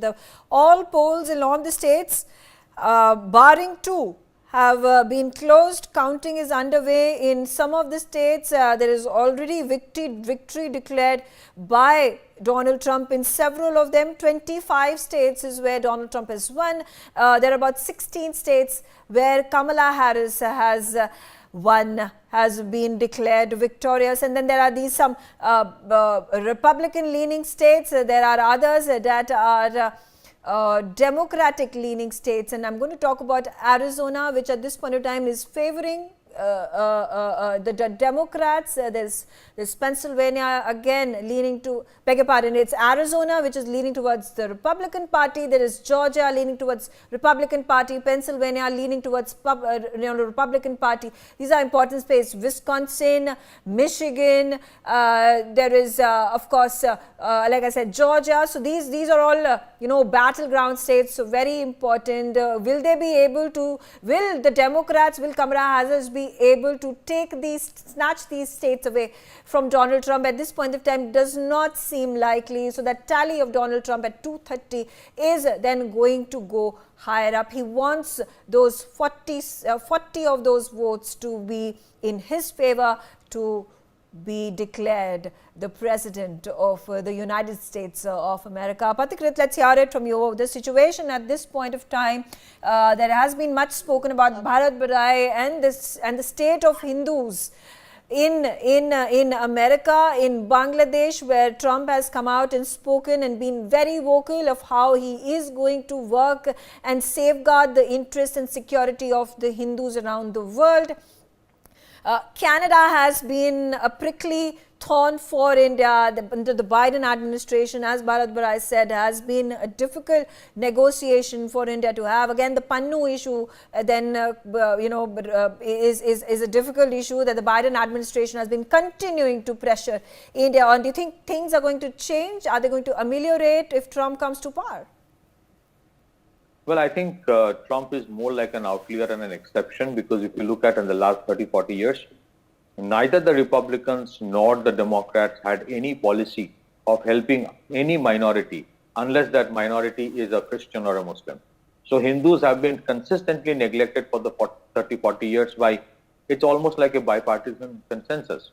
So, but it got, it went up to manifold way in the last 3-4 years. The level of interference by the Biden administration, the brazen support for somebody who is a designated terrorist in India, Mr. Gurpratap Singh Pannu. Pannu is giving open threats to India's carriers, national carriers, and US is absolutely okay with it. I would rather say in United States, Pannu has more security than perhaps Trump. They were more concerned about Pannu security. So I hope Trump does something different, and he remains by what he has said. And it is important for United States to understand that a stable India is in United States' interest as well. You can't have a policy where you want India to be externally stable, but internally in chaos. You will do the same policy of having regime change fingering as and when it suits you. You will keep on supporting Pakistan even when they indiscriminately kill Indians. You will try to break the Hindu majority community. You will use NGOs, think tanks, multilateral institutions to pin India down. And then you will say that, oh, India is fascist, India is not liberal, just because India has not accepted the sanctions on Russia as imposed by United States. I hope the basic principles of United States when it comes to dealing with India changes, because we are not an adversary of United States. We are a strategic partner. Just as we need them, they must realize that they need us as well. It cannot be that either you go for a war with China and then we will support India, or else we will use the likes of Pannu against you. Okay. If you think that Canada is doing on its own, Canada does not have the wherewithal to do all these things that it is doing unless there is a big brother supporting it and on whose behalf it is acting like a wingman. So this approach of United States primarily must change, and Hindus are one of the biggest contributors to the American economy. You know, Mr. Bharat Barai is sitting over here. He is a prime example. Now you want to milk that community and then pin it down just because that community is not violent. That is not going to be anymore like that. There's a pushback happening. And I think Trump has been better in terms of sensing the signals and the red flags. And that's why I hope Trump does something different, because it is their interest as well to have a stable India and to ensure that the rights of Hindus are taken care of. We are not saying that protect Hindus against everyone else. We don't need that. But if you want to protect minorities in all countries, then why have an exception and a different policy for Hindus when they are minorities in countries like Bangladesh? Look at my last point. The Biden administration not only never did anything for the Hindus wherever they are minorities, but also when India came out with the Citizenship Amendment Act, they criticized it. Even when CAA is not anti-Muslim, it is only meant to give protection to the persecuted minorities of Afghanistan, Pakistan and Bangladesh. Right. And those minorities to which there were, not just Hindus. strong concerns that had been raised by the State Department. There were statements that had been made by the Secretary of the State, Antony Blinken, talking about the CAA only ends up protecting the Hindus living in all these three countries. I'm going to once again put out that information on your screen. I'm going to put out the figures right there so you take a look at Trump, who's leading in Wisconsin. He's leading in Nevada, and if the map is anyway anything to go by, taking a look at most of these swing states, which at this point of time are remaining for the polls to be called. There is Michigan, there is Wisconsin, there is Minnesota, Pennsylvania, Georgia, Alaska, Arizona, and Nevada. So there are I think 7. Plus, there are some 8 states where voting, counting is underway. Sumit, how do you view, if you total the number of electoral college votes in all of these 8-9 states, it crosses the 90 mark? I think there are 2 points I want to make, pardon me. Yeah. Number one, which went against Kamala Harris. One, at time of CAA, she wrote something in the Democratic Party's manifesto, and they also wrote about Kashmir. It was totally unnecessary for Democratic Party and Kamala Harris to talk about human rights for Kashmir. And that was counted very much against her by most of the Hindus of my generation. I want to share another piece of good news for all the people who are watching. We will have a 6th Hindu Indian American congressman. Suhas Subramaniam from 10th District of Virginia is winning with 96% votes counted in the 10th district. He is leading by over 27,000 votes. So for all practical purposes, and when we did his fundraiser in Chicago, we put this as a litmus test that are you going to stand up for Indian Americans? Are you going to call yourself proudly Hindu? And are you going to be proudly call yourself friendly to India? And he said, yes, yes, yes. So we'll have at least 6, could be 7 if Amit Shah wins in Arizona. We'll see. Okay, all right. So if you could, tell our viewers, how many of these Hindu Americans right now are contesting from the Republican side and the Democratic side? Mostly they are on Democratic side, but that's okay. As long as we say, when it's a Deshi congressman, whether he's Republican or Democrat, as long as he passes our litmus test that he is not against India, he is not against Indian Americans, and he is not against Hindus, we will support him. Okay, all right. Sumit, let's hear it from you. The Indian American vote politically very, very active in the country, and they have traditionally voted for the Democrats, but there has been a swing. Initially, it was just being said that it could be a 1 to 2% of the swing in the favor of Donald Trump. But if we take a look at this map and if we take a look at the figures with which Donald Trump is at this point of time leading or won in several of these states with a massive margin, do you think the percentage of Indian Americans may have shifted their loyalties to Donald Trump and the Republicans this time around? I can tell you definitely. When yes, sir. I'll just ask this question to Sumit. I'll come back to you.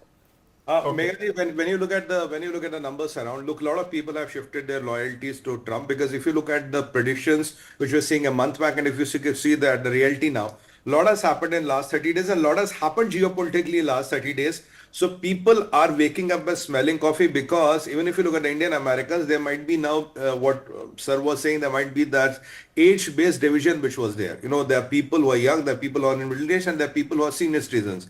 Based on what is happening around the world and what is their lineage and lineage, this might have happened. Look, the challenge here is very simple. Trump was the only president of America who called Islamic terror, and Islamic terror has not ended. Trump was the only president who had the courage to call Chinese virus the Chinese virus. And everybody knows today's Joe Biden, who is still the president as on date, is run by Obama 3.0. And Obama 3.0 always had conflicting interests. And let's not forget the full name, Barack Hussain Obama. And you know where the loyalties are, you know what he was trying to protect. And even if you look at the peak of the Israeli-Irani war, he was trying to negotiate a 21-day ceasefire for Hamas to possibly rearm and rebuild and do everything. Obama never ever spoke against Islamic terror in his whole world, and it's a reality of the world. Obama let ISIS become what they were. His statement was they were a bunch of monkeys with red jumpsuits. I remember that. Obama was the only president who came to India and in our parliament started talking about the Muslim rights. And at the contrary, when Donald Trump was there was Delhi rights. One of the reporters asked him that. He said, oh, if the Muslim population is this much, has increased this much, so there is no question of any persecution of Muslims. Now, Obama's policies of supporting Pakistan, Obama's policy of this pinprick diplomacy through Susan Rice, who was going very regularly to the White House, Alex Soros, going 18 times to the White House, I don't know doing what. And then these indexes which are coming up, humanity index, hunger index, ye index, die index, buy index. Again, this is that pinprick diplomacy which you want to do it. The problem is you want Hindus, you want India, you want Hindu, you want his money, you want his support, but I dislike the Hindu. Now, this Hindu phobia, which was blatantly running in the US universities, which was sponsored by the government did not intervene. Pannu's case, what happened in Canada did not happen in isolation. Now, what is happening in Bangladesh? Again, Americans have a hand in it. Putting those puppet regimes. When you put a puppet regime, who takes it? Who is the takers at the end of the end? Is the Hindus who are getting persecuted? Now, President Trump talking about Hindus, President Trump talking about dismantling Iran's nuclear assets. He was very clear that the Iran's nuclear assets have to be dismantled, otherwise the Middle East won't be stable. Now, what the world needs is a very decisive president. What we need is again a very decisive partner who takes it equally in US. We don't want this, State Department talking something and the White House talking something else. We don't want this two-sided sword which Americans play us with. And the most important thing is, if they need us, we also need them. If we need them, they also need us more. Look, the Indo-Pacific, the Quad is useless and toothless without India. But at the same point of time, you have to take India as a package. You cannot pick and choose. It cannot be Monday, I'm your friend, Tuesday, I'm your enemy, and Thursday, I'm new. Those things can't happen. And I think the Indian Americans are also realizing it's not about my personal selfish gains. Look, what happened in Leicester, what happened in Ontario, Brampton, might happen elsewhere in the world. If we don't still wake up and smell coffee, it starts from Kashmir, it went to Kerala, it went to Leicester, now it has happened to Brampton. If you still don't wake up and smell the coffee, think of small, selfish little gains. I think the jihadis and what we call as the Red Jihad, where Pakistan and the Reds are funding the jihadis to do the dirty work, this can only increase. What we see in Canada is a manifestation of a policy paralysis, manifestation of support to the Islamic terror and support to the Reds. Otherwise, how could somebody dare to do this in Canada, in a country? It cannot be possible without political patronage. Meghnaji, last point. Quickly, if Hindus don't still wake up, yeah. I'm telling at the time of Leicester in your show, Leicester won't be first. I'm telling again, Brampton won't be second. There are many more to come. Okay, all right. On that note, I'm out of time. Thank you all for joining me on the telecast. Stay tuned. Elections at this point in time are likely to be called in just an hour, a couple of hours or so. We'll keep a close eye on all the developments. Thanks for watching.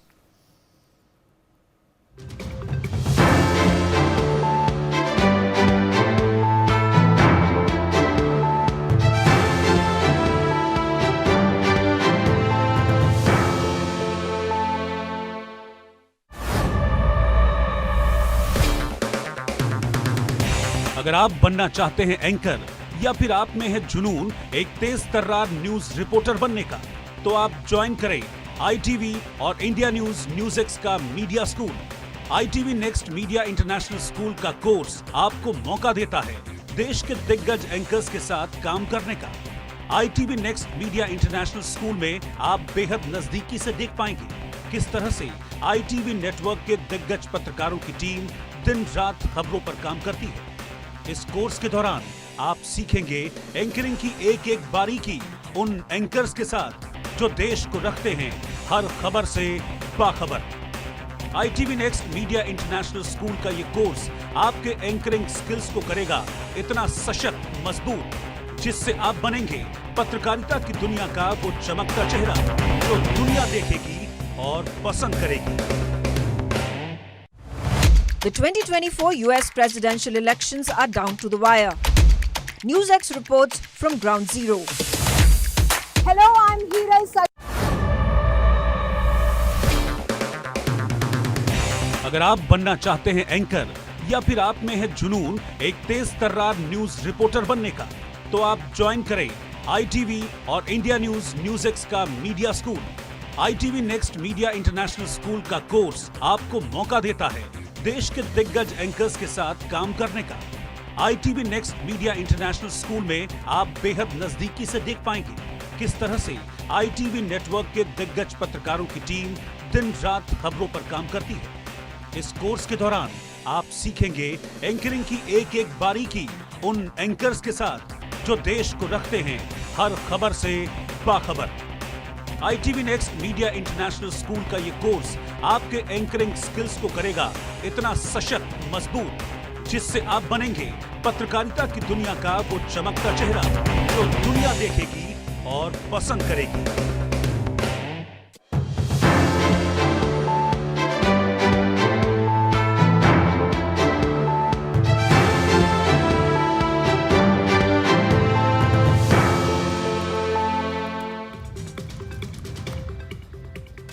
Right.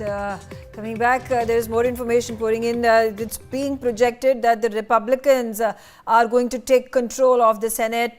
Taking a look at these numbers, and if your numbers are to go by, and here it is, the Republicans taking control of the Senate. And if like I said, if the numbers are to go by, Donald Trump 73%, Kamala Harris 26.2%. Those are the Senate numbers. And let's start our conversation again. Let's continue with that. Neha Pant, senior journalist, joining me on the telecast. Neha, let's hear it from you.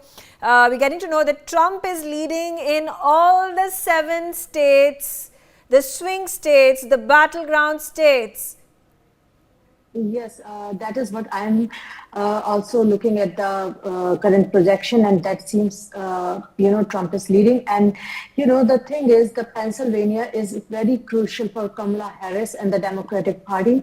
And it is the blue wall they are so desperate to maintain, because if it falls, so does their whole presidential race will fall. So a lot has been hinging upon this Pennsylvania, Wisconsin, of course, but that was the projection that Wisconsin's Trump was winning. But Pennsylvania is so crucial. If he wins Pennsylvania, we can say, like, for now, whatever results and whatever projections we are getting, that it could be a game over. Right, absolutely.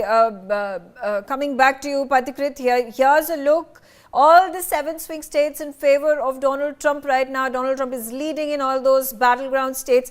One more than the battleground states that had been won by Joe Biden in the 2020 election. Let's take a look. I'm going to again put out the numbers of all the battleground states. The numbers with regards to how things are panning out for Donald Trump and Kamala Harris in these 7 swing states. Some of them are too close to call, just at about 48.5% for Donald Trump, and Kamala Harris at some 48.2%. So that's just about a few hundred votes. It's a matter of few hundred votes to win the election, and it does not matter if the popular vote is in favor of one political party or the other. How do you at this point in time assess the election results? Like I said, Donald Trump is going to be coming out from his Mar-a-Lago palatial bungalow and speak to the media, speak to the supporters. Well, Megha, it was always expected to be a tight battle. It was not expected to be that one side will have a complete cakewalk over the other. As I stated earlier, that it is about the last mile which will be very crucial, the next, say, 28 to 30 seats. But overall, as it seems that if Kamala has to come back to power, if the Democrats have to return to power, then Kamala Harris would have to win at least 67 to 68% of the electoral votes as it stands right now. It's going to be tough for Kamala, but it's not going to be easy for Trump either.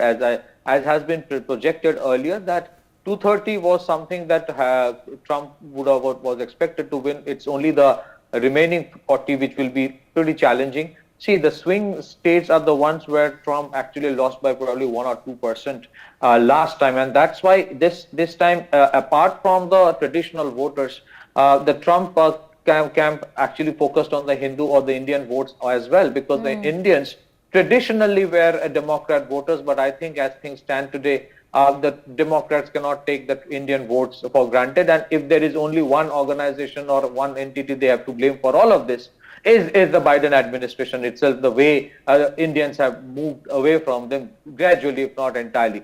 But my biggest worry is what happens right from now on if Kamala Harris wins, which I'm sure many in India may not want, except for some who would have this illusion that because of her Indian lineage, she is more Indian. It's not so. But the thing is that are we to witness unfortunate violence from tomorrow if things don't go in the way as is expected right now? Because we must understand that in spite of all that is said about Indian democracy, it's not perfect, but we had very, very smooth transition of powers always. We never had any very difficult civil war-like situations or violent civil unrest. I think the biggest worry for United States right now for the next 1 or 2 days is not about what happens in Israel or Iran or Russia or Ukraine, but it's what happens in United States in terms of how the voting outcome will determine the outcome on the streets.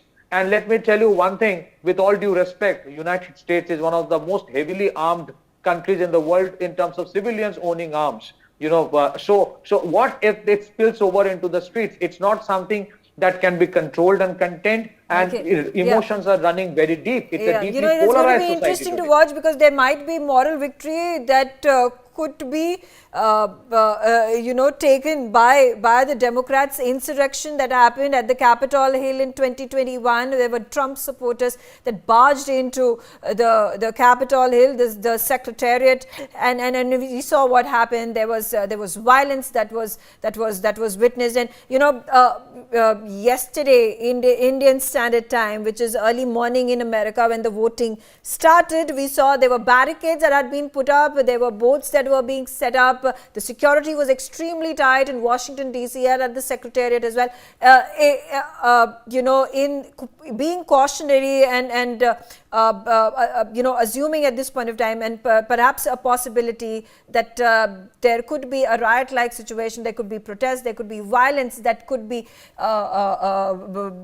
put out on the streets of Washington DC and other parts of America. Now, obvious, like I said, moral victory could be claimed by the Democrats in case there is no rioting that takes place, protests that take place here. Sumit, likelihood of the Democrats accepting the defeat and the supporters and people of America not coming out and rioting and protesting as they have in the past? There are two aspects to it. First of all, look, it is very clear if you look at Vladimir Putin's statement and if we track all the media statements, unfortunately or fortunately, whatever, I don't know which way to put it, Kamala Harris is seen as a puppet president, and a president which is imposed, whereas Barack Hussain Obama will be calling all the shots and deep state will be in charge. That is how it looks right now. Now, Trump emerging from the scenes wherein they had discarded Trump, they had dismissed Trump, they were trying to put him in the jail, they were trying to kill him thrice. They might still try one more time or two more times, I don't know. And now Trump emerging victorious, and if the lead is very high, let's say if it's a very close, 19-20 ka farak hai, then rights and all is a very, very strong possibility, because for deep state, for those vested interests, for the Islamic republics, for the Islamic lobbies, including Pakistan and all, they want Kamala to be there. And Kamala knows that she is exposed now, and everybody sees her as a puppet president. She doesn't care any longer. It's my cover is off. It doesn't matter to me. Now, if there's a decisive victory for Donald Trump, right, and there is no doubt on it, so we don't expect anything major to happen. But if it is a very close call, some 19-20 ka, then these people who have supported Democrats, they are not going to let it go on their own. And as far as Kamala Harris is concerned, the lady on the Monday says I am Indian. On the Tuesday, she says I'm African. On the Thursday, she says I am, Caribbean. So I exactly don't know what is. I mean, I think she should have a slogan of this United Colors of Benetton.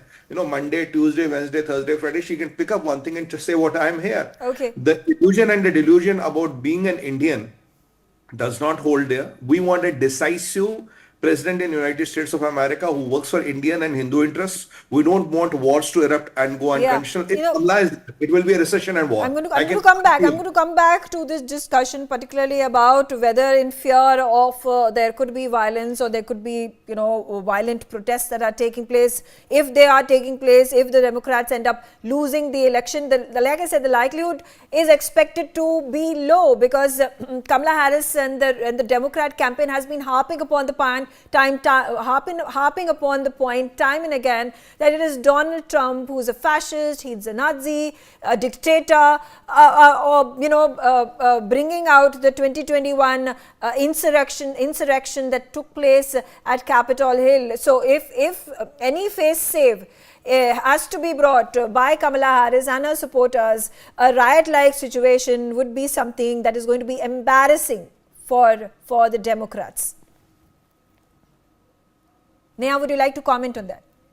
Yeah, definitely. And in this regard, Trump has already stated his position very clearly that if there is some, the situation like this, insurrection kind of situation build up, which is he is expecting his party, his team is expecting from the other side.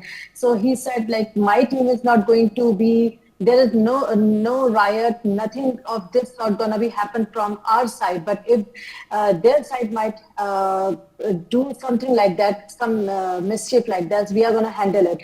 And there was this whole controversy about this one statement he had made, in which the anchor asked him, like, it was not something he just made by himself. Like, anchor asked him, what you're gonna do if this kind of situation will emerge. So he said, we have some people who are basically, he called this enemy from within.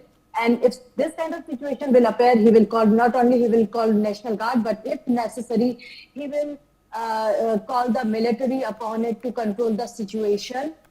So that, there not be any mass riot or violence of this sort. And this particular slogan, an enemy for within, and he's going to use military to squash any kind of riot or violent protest, has been used by Kamala Harris and this Democratic Party in every possible platform, be in their speeches, be in any kind of, their ad material they were putting in these swing states, and this enemy within had been repeated so many times, and they were saying, he's just saying these things just like a fascist would say. So, this kind of possibilities certainly here, although Donald Trump has stated, like, there's not going to be any riot-like situation from his party, but we cannot basically ignore it, that it is a strong possibility here. Okay, all right. So, Turu Nagao, again, your perception. I'm going to once again, for my viewers' convenience, for my viewers' information, going to put out the numbers over there. I'm going to put out particularly the swing states. Pennsylvania over there, it is the Grand Old Party that is winning, but by a 0.2 percentage margin. Wisconsin at again this is 0.8% margin that Republicans are winning the election. Nebraska over there at 51.9%, which is a relatively significant margin of about 2 percentage points. Arizona is massive. It says that the Democrats have taken a massive lead with about 6 of those percentage, 4 of those percentage points, and taking a look at Michigan, the Grand Old Party again at 50.5%. That's a significant lead from the Democrats, which is 4% lead. Utah at 55% for the Republicans, Democrats at a 40%. So that's a lead of 15 percentage points. Maine, you take a look at the Grand Old Party at 35%. Independents over there 50.3%. Democrats at this point at nowhere to be seen in the competition. All right, so those are the numbers. Nevada again, the counting at this time has still not started. So those numbers are going to trickle in just a moment's time. So Turo, how do you view now the election? How is it going to work for the American public, the economy, when we talk about the border issue, when we talk about immigration, we're talking about pro-choice, pro-abortion rights. Yes, the most important factor of the Republican winning is the image of the improving. So if the image, the situation has improving, the current government can get more than the opposition party. But now the Republicans opposition party is winning. Image of the improving has collapsed. Image not improving, the people believe. That's why the Biden administration policy affects this situation. The score of his administration was wrong. That's why he cannot win. So in this case, which agenda is the most important is a matter of concern. But in most case, for most people, of course, life around them is the most important influential factor. So immigration is factor in the border area, that's true. But at the same time, the economic situation, price rise affects much, and for the most people, I believe. Diplomacy affects a little in this case because this time the policy toward Israel is a matter of concern, and if Republican win, Israel shows strong influence the U.S. policy again. So that's why I think which country is the most influential diplomatically in the United States is Israel, I believe. But that is my analysis. Okay, yeah, Israel, because Donald Trump came out in huge support for Netanyahu, and he was in total agreement with Netanyahu and Israel, and went about saying that to go ahead and bomb the nuclear sites and the oil fields in Iran. So and which has been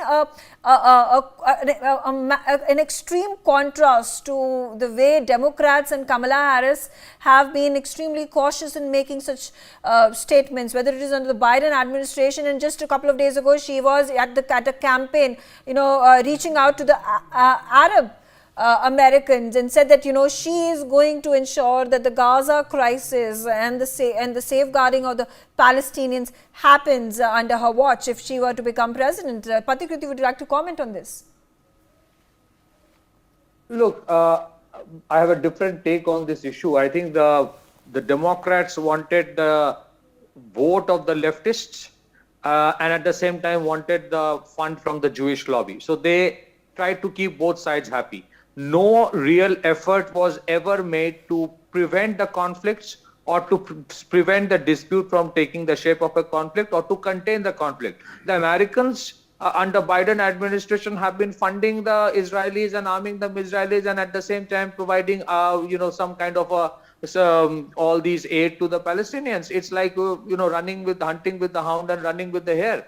So I don't see any change happening. Neither any effort was made to ensure that the differences between the Arab states and Iran is sorted out. So it is like ensuring that the conflicts continue, but somehow they can contain the conflict and manage the conflict. Trump, on the other hand, has been more vocal. But if you see during the Trump era, no new conflict was started. Even that time, there were challenges that Ukraine and Russia had.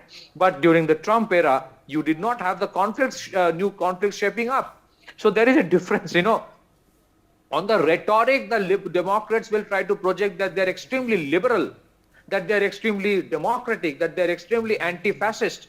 But on the ground, the reality is something else. Because how is it that a liberal party, a liberal democratic party would support someone like a Gurpatwant Singh Pannu? How on earth a liberal democratic party will take the help of a Jamaat for a regime change in Bangladesh? How would a liberal democratic party would be so close and nice to Pakistan in spite of the rogue state and a terror incubation hub that Pakistan has traditionally been? So I don't think the liberals, the Democrats rather, in the name of liberty and democracy, have ever tried to create real-time peace. Okay. They weaponized dollar, they weaponized sanctions, they weaponized multilateral institutions, they weaponized SWIFT, and they're pushing countries like India also away from Europe and towards the arm of China and Russia.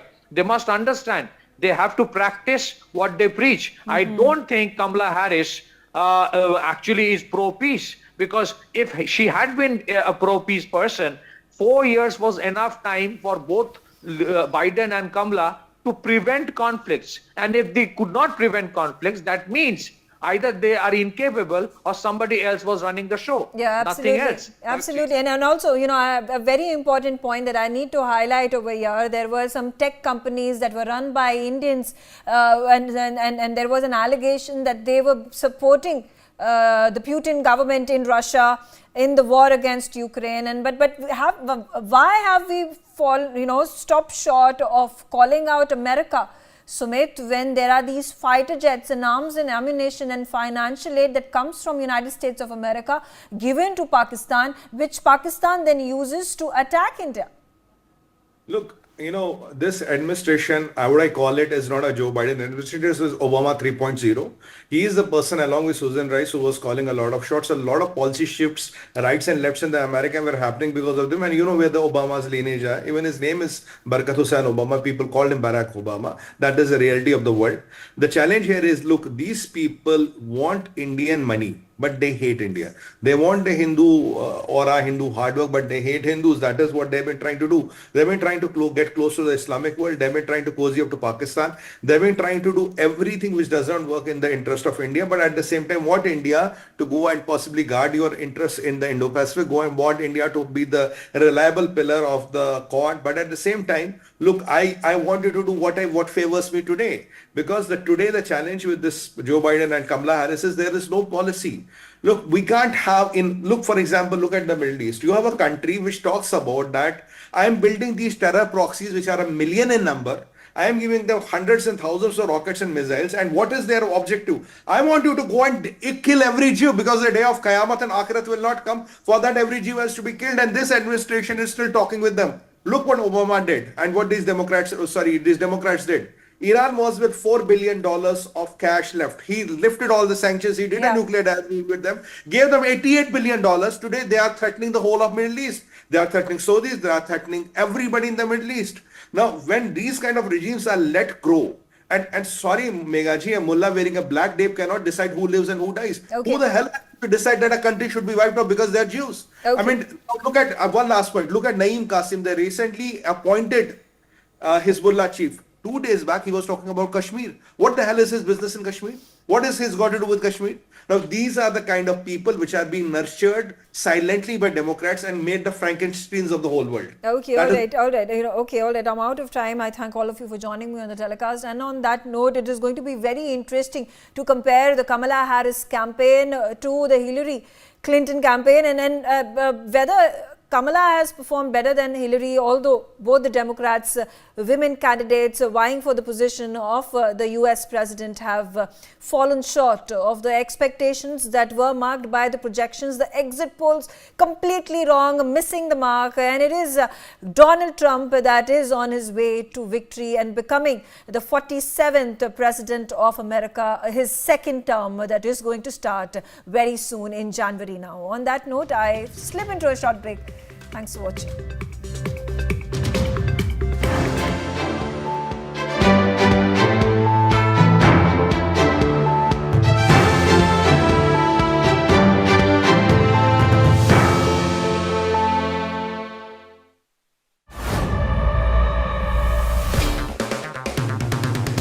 अगर आप बनना चाहते हैं anchor, या फिर आप में है जुनून एक तेज तर्रार न्यूज रिपोर्टर बनने का, तो आप ज्वाइन करें ITV और इंडिया न्यूज Newsx का media school. ITV next media international school का कोर्स आपको मौका देता है देश के दिग्गज एंकर्स के साथ काम करने का। ITV next media international school में आप बेहद नजदीकी से देख पाएंगे किस तरह से ITV नेटवर्क के दिग्गज पत्रकारों की टीम दिन रात खबरों पर काम करती है। इस कोर्स के दौरान आप सीखेंगे एंकरिंग की एक एक बारीकी उन एंकर्स के साथ जो देश को रखते हैं हर खबर से बाखबर। ITV next media international school का ये कोर्स आपके एंकरिंग स्किल्स को करेगा इतना सशक्त, मजबूत, जिससे आप बनेंगे पत्रकारिता की दुनिया का वो चमकता चेहरा जो दुनिया देखेगी और पसंद करेगी।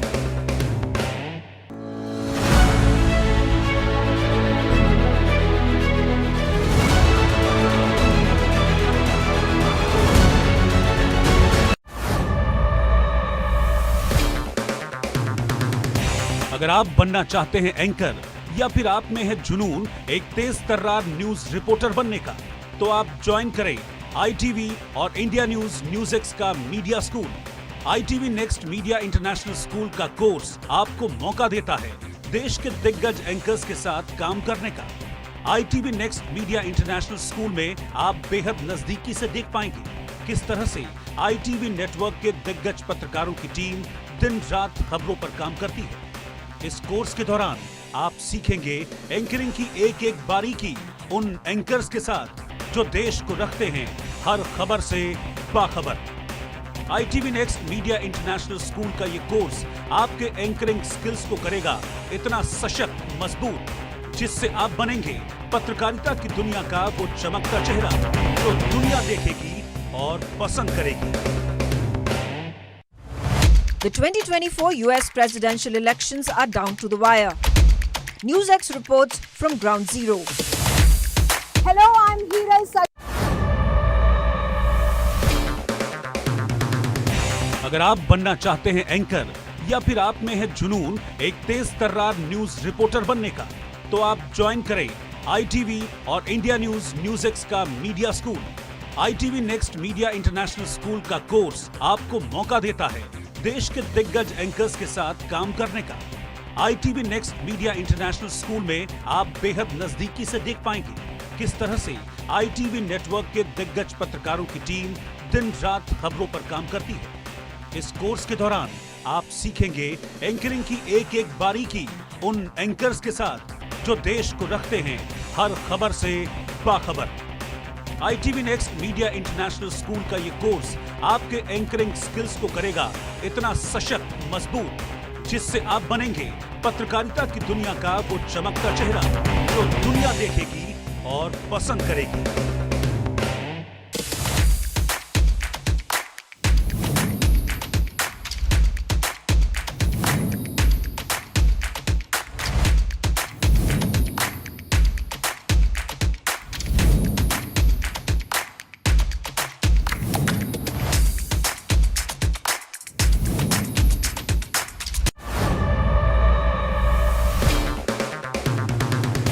अगर आप बनना चाहते हैं एंकर या फिर आप में है जुनून एक तेज तर्रार न्यूज रिपोर्टर बनने का, तो आप ज्वाइन करें ITV और इंडिया न्यूज़ का media school. ITV next media international school का कोर्स आपको मौका देता है देश के दिग्गज एंकर्स के साथ काम करने का। ITV next media international school में आप बेहद नजदीकी से देख पाएंगे किस तरह से ITV नेटवर्क के दिग्गज पत्रकारों की टीम दिन रात खबरों पर काम करती है। इस कोर्स के दौरान आप सीखेंगे एंकरिंग की एक एक बारीकी उन एंकर्स के साथ जो देश को रखते हैं हर खबर से बाखबर।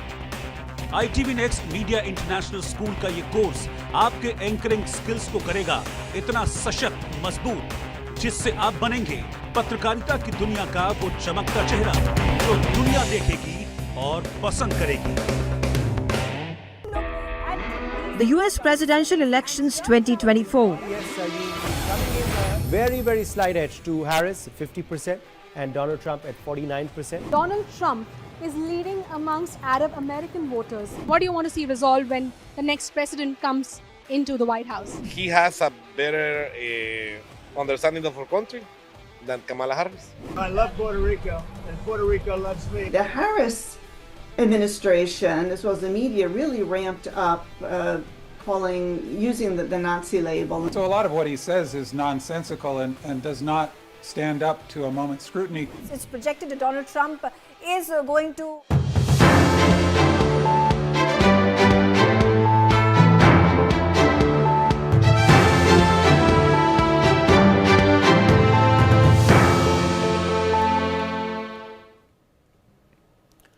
Welcome back from the break. I'm Uday Pratap Singh. You're joining us on Newsx's special coverage of the United States of America presidential elections. Yes, voters in the US have had their say. Most of the polls have now finally closed after, of course, a day long of voting.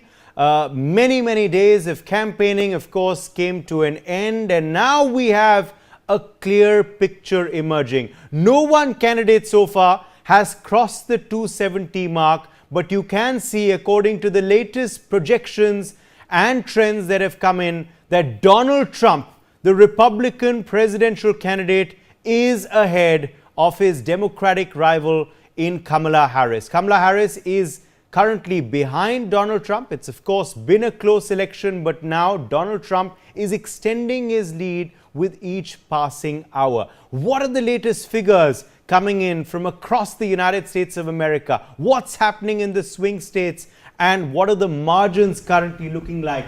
Well, for that, let's go straight across to my colleague Asabri. Asabri, over to you. Well, thank you so much, Uday. We're going to, of course, take a look at the swing states, and as of now, 120 million votes have been counted. Quickly taking a look at the swing states, and starting over here with Wisconsin. We're going to quickly take a look over here. Donald Trump currently in the lead with 51.2% votes. Of course, Kamala Harris there with 47.3% votes right now in Wisconsin. We're also going to take a look at some more of in fact, all the 7 key battles over here. Taking a look at now Michigan, Donald Trump in the lead with 52.2% votes compared to Kamala Harris, who currently only secures 46.1% votes over there in Michigan. We're going to quickly look at more of the states in the eastern coast. Here we have Pennsylvania, and at this point of time, Donald Trump is in the lead with 50.9% votes, a small margin over there of roughly 2%, with Kamala Harris there at 48.1% votes. So again, here are the details that we have over here for Pennsylvania. Now taking a look at North Carolina, where the results are already out, with Donald Trump winning this specific state with 51.2% votes. We're also now going to head to Georgia, where at this point of time, Donald Trump is in the lead with 50.8% votes. He's roughly 2.5% ahead of Kamala Harris, who secured 48.5% votes right over there. We've of course spoken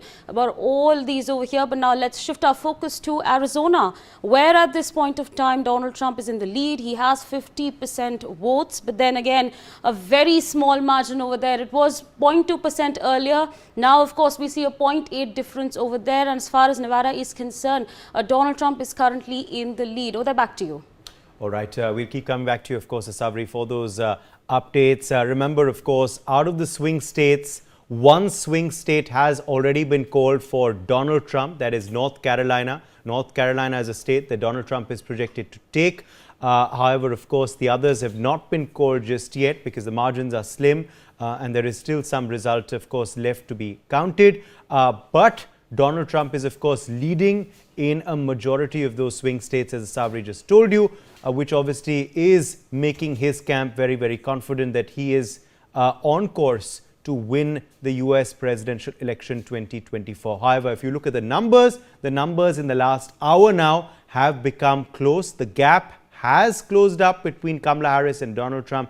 Donald Trump's currently standing at 230 Electoral College votes. Kamala Harris currently standing at 210 Electoral College votes. So the gap, of course, has closed in the last 1 hour. It was always projected to be a close election, but because the swing states is where, of course, it's all going to boil down to, and that's where Trump is leading, which is why his camp, of course, is confident that when the final numbers come, he will be, of course, well past the 270 mark. We're going to keep a close eye on that and keep updating you on more projections with regards to the swing states. But we have a special guest joining us now live. Emma Long is with us on the broadcast, professor in American History and Politics, University of East Anglia, United Kingdom. Welcome, Emma Long. Thank you so much for being with us today. The early voting trends have, of course, clearly, of course, come in. There were record number of early votes that, of course, were received, which obviously did lead many to believe that the final result will come in after many days. Is this something that's becoming a norm in America? I think it means that, votes may be delayed. Different states have different laws, of course, which require some can be counted first, and others, other early votes have to be counted after the votes that are passed on the day. So it's likely to have a different effect in different states. But I think what you want actually is to make sure that the results are are fair and that they're accurate, right? And if that takes a little bit longer, that's probably not necessarily a bad thing. So I think in some states you may see a bit of a delay, in others you probably won't. I don't think, like I said, I don't think a delay in the result when you're counting this many votes is necessarily a bad thing, but it does open the door a little bit to anybody who's inclined to think that there's some kind of nefarious business going on in the background to be able to make those challenges simply because. But Emma, that's something that Donald Trump had cited earlier too. He's already set the stage to dispute the election results. He's saying that swift election results should be the norm in the United States of America. He's alluded that delayed results could mean rigging of polls. Do you believe those concerns are legitimate? There's no evidence to suggest that there's anything illegitimate about the way that the elections are being run in the United States. I mean, there are different states have raised questions about who's on the voting rolls and who isn't, about questions about voter ID and how long people are going to be waiting in line, and a whole range of issues. These are old issues that the United States has been dealing with for a number of years. But studies that have looked at US elections in recent years and throughout history have shown next to no evidence of illegitimate or in any way, shape, or form. So this is an electoral system that is about as secure as it can get. There is no evidence to support Trump's claims. There wasn't in 2020, and it's highly unlikely that there will be in this election. Now we're going to have to look at the final statistics, of course, regarding this election once the entire results are out, and look at, of course, how women have voted, look at how men have voted, look at how, of course, what the issues in the swing states have been, which have led them to favor one candidate or the other. But, Kamala Harris had focused on pro-choice, particularly, of course, for the abortion. Also, of course, she had focused on providing health care, increasing tax cuts. Do you believe those issues resonated with the voter? I don't think it's surprising that Harris has been pushing on the issue of abortion. It has been her issue as vice president. She was the first vice president to visit an abortion clinic, for example, and she's spoken out about women's reproductive rights really very strongly. I think Democrats were hoping that what happened in the 2022 midterm elections would happen again this year, which is that issues around abortion and reproductive freedoms on state ballots for state constitutional issues would lead people out to vote and to vote Democrat. There's some evidence that that is going to happen, but some evidence that not as many people may take that route as. Yes. As a Democratic woman presidential candidate, what do you think Harris has done differently from Hillary Clinton? Hillary Clinton also, of course, was the most recent Democratic presidential woman contender. However, of course, she eventually lost to Donald Trump. What do you believe Kamala Harris tried to do differently from Clinton's campaign? Harris has made a conscious decision to stay away from that issue, to not engage with it, to simply say Americans want the best candidate, regardless of who that is, and to not engage on the issues of gender. There's been lots of discussion in recent weeks about whether that sort of a lack of engagement has been alienating some male voters, particularly black male voters. It's not entirely clear how that will play out in the election yet, but I think people will be looking carefully to see whether ultimately the not leaning into the fact that she's a female candidate, and actually a candidate of colour, about whether those issues, whether that will turn out to have been a successful strategy or not. Right. Now, could Harris's lack of experience, though, if the result were not to be in her favor finally, as we'll of course get to know in a few hours from now, do you believe her lack of experience in working in Biden's shadow made it difficult for voters to trust her to run the country?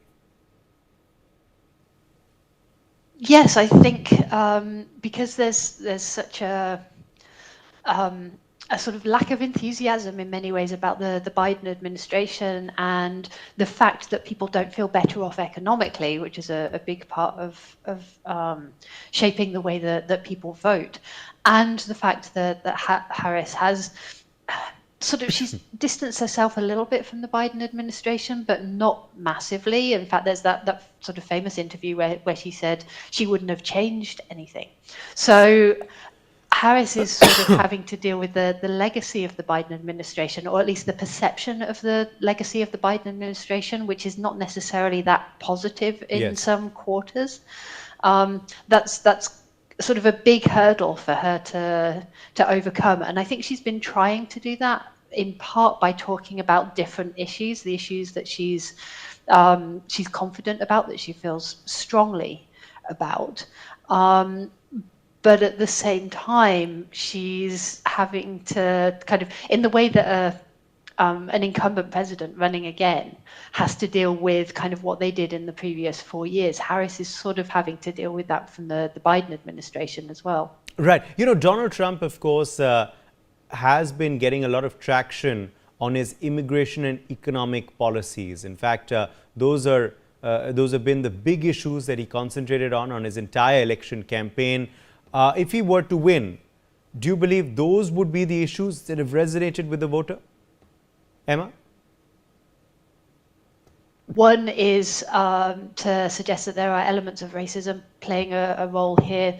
Trump has been very successful at creating issues around the other, kind of the outsider, the other American or non-American, as the case of illegal immigration. So there's an element of that, but that's not the whole story. People in the United States, you know, they look at the border, particularly the southern border, and the policy hasn't been great there for a number of years.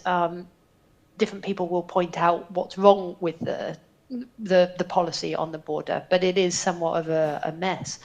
And Trump has been very successful in saying to people, these are the cause of your problems, right? This is the problem of the economy. This is the problem of crime, even though actually crime statistics are going down in the United States. Fear of crime has gone up. So Trump has used the issue of immigration and Americans' quite genuine fears on issues to sort of scapegoat particular groups. Yes. How do you view Donald Trump's foreign policy, on the Ukraine-Russia war? And, going ahead, if Donald Trump were to win the election, what geopolitical implications will that have, his victory? I mean, Trump has claimed, of course, that these wars wouldn't have happened if he was president, which I think is entirely unlikely and is a misrepresentation of the complexity of these issues. He's promised that he will end the war in Ukraine in 24 hours, which is also highly unlikely, or at least if it does come to fruition, it's going to be at the cost of probably the Ukrainian side of this. I mean, Trump's not subtle when it comes to the way that he follows politics. We saw that in his approach to international relations between 2017 and 2021 during his first term. Yes. So how that's going to play out in these rather delicate situations is difficult for me to judge at this point. But I think one of the reasons that the world is paying such close attention to this election, which ultimately is, an election in another country, is because the consequences of what the United States does on the world stage really does affect the rest of the world. Absolutely. Absolutely it does. And we are, of course, which is why we in India too are paying such close attention to, of course, the US presidential race and, of course, the eventual result. Thank you very much, Emma Long, for the time being, for joining us with your perspective from the United Kingdom on this big story. Let me also join Professor Madhav Nalapat, editorial director of the Sunday Guardian, for his view on this big story. Professor Nalapat, of course, a lot of trends now emerging from across the United States of America. Projections currently putting Donald Trump ahead of his Democratic rival in Kamala Harris. What's standing out according to you so far in the trends coming out of the US, Professor Nalapat?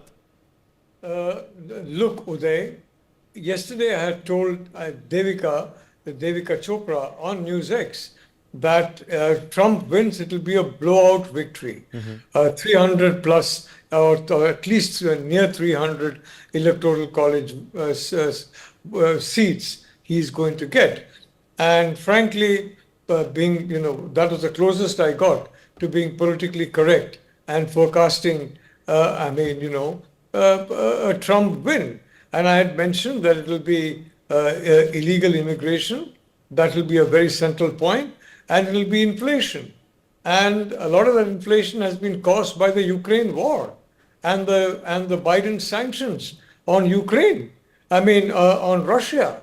And this inflation is hitting hard.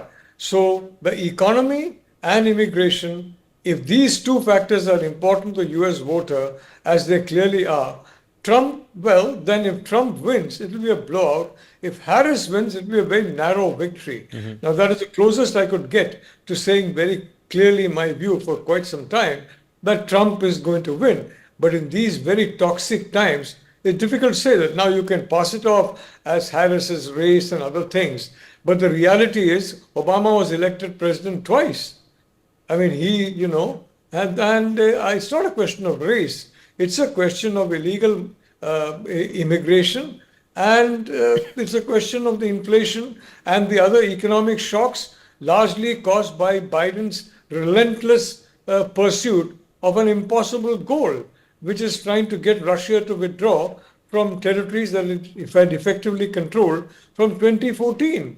I had pointed this out to Devika very clearly on Newsx yesterday, and of course, the prevailing view was very different, and your British interlocutor has also got the same. We completely forgotten the impact of the Ukraine war, Yes. The sanctions of the war, the inflation it is causing, and the harm it is doing. Every politician who has supported the Ukraine war, one by one, is falling by the wayside. And Trump and Vance are very clear. They will end the war. Both Vance and Trump. There's no ambiguity about it. There's no difficulty about it. You just have to cut off that unlimited tap that Biden opened, and Harris, poor lady, as has correctly been said by the previous discussant, she was still stuck with the legacy of Biden. And if you check my writings in Newsx, in Sunday Guardian, over months I've been saying she has to distance herself from Biden, otherwise she has no hope. And she couldn't do it. She didn't do it. Yeah. And frankly, Uday, I think what I hinted to Devika yesterday of a Trump blowout is very likely to come true, and it's going to have momentous consequences in geopolitics, not least because Trump is very clear and Vance is very clear. They want Russia on their side. Yes. Where China is concerned. Yeah. Vance is very clear on China. Trump is very clear on China. And believe me, I can tell you, Uday, this, in my view, the way it is heading, it could be a Trump blowout. Okay. It could be about 300 electoral votes. Yes, absolutely. If Yeah. these trends do turn into results, then he would be somewhere in that 303 vicinity, is what you're clearly saying. And you can proudly say then that you had projected it 24 hours ahead of everyone else, Professor Nalapat. Let me quickly join now Major Mohammad Ali Shah, a defense expert who I believe also joins us now live. Major Shah, if Donald Trump were to win, if these trends do turn into results, what implication is that going to have on geopolitics according to you? What implications is that going to have on the two conflicts which are currently on, in, of course, the Russia-Ukraine conflict and the conflict in the Middle East, which, of course, did start out in Gaza, but now has spread elsewhere? Right, Uday, so far, as we all know, that Donald Trump has won over 27 states, and that's including Georgia, North Carolina, Texas, Florida, Indiana, Kentucky, and more, while the Democrat candidate Kamala Harris bagged only 19 states so far. As early projections of the state they were streaming in So now if Donald Trump wins, so most certainly he's made very, very clear that he's going to end the war during of Russia, Ukraine, and the war would be ended. He has to just cut the umbilical cord with Ukraine and the unlimited supplies of encouragement of ammunition, because so far America has been being blamed that they only add fuel to the fire. They haven't done anything to stop it so far. And also the implications are also going to be seen in the Israel, Hamas, Hezbollah, Iran, Lebanon war as well. So most certainly there's going to be a lot of changes. Now, when for Joe Biden, whatever wrongs he had done, it's going to be passed on to Kamala Harris. That's the baggage, as Professor Dalapat rightly said, that, he used the word poor lady. She would be saddled with the problem that Joe Biden had created over there. So he's not been I would say Joe Biden also has not been a very successful president in USA. So his ill givings would be passed on to Kamala Harris. Now, also, if you see, Kamala Harris would be about 60 now, and Joe Biden would be 78 now. And so the age difference. Now, Joe Biden, a lot of people had said that he has aged and he trips while climbing the aircraft. He cannot take decision states, and he was so the age was handicapping him. That's what people had said. Now, Donald Trump also, but he is a friend of our Indian Prime Minister, Mr. Narendra Modi. So, of course, he will favor the policies that for the Americans, no doubt. But at the same time, that soft corner would always be there. So, most certainly, when we see Donald Trump versus Kamala Harris, it was very, very neck to neck until yesterday. They were concentrating on states which could help them win. The steep states, they were different in where the polling would be focused more. They would focus there. Now it is quite, the writing is coming clear to the wall. It could so happen that Donald Trump might suddenly take over. It's gradually coming there. But Trump appears to be heading towards the presidency, as we all know that swing states. They were both concentrating on swing states. In fact, that's like North Carolina was heading in other. But Harris, however, could defeat him, even if she falls short in these two states with exactly 270 electoral colleges votes. Now, notably by winning Wisconsin, Michigan, Pennsylvania, she could achieve a razor-thin margin of the victory there. So the most certainly, it's a very, very nail-biting thing. And whatever elections, whatever people had to vote, they finished the voting. Now it is the counting. Now, irrespective whether whoever wins in the counting, it could so happen 210 Kamala Harris, 230 Donald Trump. It could again. It's a very neck to neck, steep to steep. So whoever, it's too early still yet to celebrate or to talk about who is going to be winning. But let's see. Ultimately, it's a matter of time. As a parting, to add a bit of humor to this, the whole world is focused on the US elections. It's become very, very serious, the atmosphere. Absolutely. The, however, of course, however, the three. I want to quickly interject, and then you can make that point. You were citing three states for Kamala Harris: Wisconsin, Michigan, and Pennsylvania. However, just a quick update for you, Major Shah. Right now, Donald Trump is ahead of Kamala Harris in all those three states that you cited that she would win, and then of course achieve the 270 that you are projecting for her. But that is looking unlikely right now. Yes, please complete. I think you want to make one last point. Right. So Donald Trump is at 246 now. Just to add humor to this, the whole world is right now saying whether it's going to be a male. They are in labor right now. So the male or a female, who will be? So most certainly right now, as you said, Donald Trump is ahead in those three states, and out of 270, Kamala Harris so far, the latest score I got was 210, was it 246. So right now, Donald Trump seems to be heading the way, and let's wait and watch. And well, you spoke about labor, and the fact, of course, is that abortion has been a big issue this time around as well, but it is not converting into the kind of traction that perhaps Kamala Harris would have wanted or expected in of course, various swing states. Let me quickly get in Sanjeev Srivastav now, foreign affairs expert. I believe he's also joined us now live. Sanjeev, Welcome. Thank you for being with us today. What do you make of these trends emerging so far? Sanjeev, of course, the current projections in the leads, rather, not projections as yet actually, it's just North Carolina that's been projected, but the leads right now not looking very good for Kamala Harris in the swing states. Sanjeev, what do you make of the trends coming in so far, and what do you believe has gone right so far for Donald Trump, and what do you believe has gone wrong so far for Kamala Harris, looking at these trends currently coming in? Thanks, Uday. This trend is at this point of time is very much in favor of former President Donald Trump, and if he wins back the White House, then we can expect several big changes in the U.S. Domestic as well as in foreign policy. But the question which you have asked, that when Donald Trump is doing very well, is ahead of the and Sanjeev, I'll just quickly interrupt you there, because we are getting, I think, a projection now coming in, because the numbers on our screen have gone to 246 now for Donald Trump. So he's taken a further lead there. And the reason for that is that I'm being told various outlets now and other entities are projecting that Donald Trump is going to win the battleground state of Georgia as well.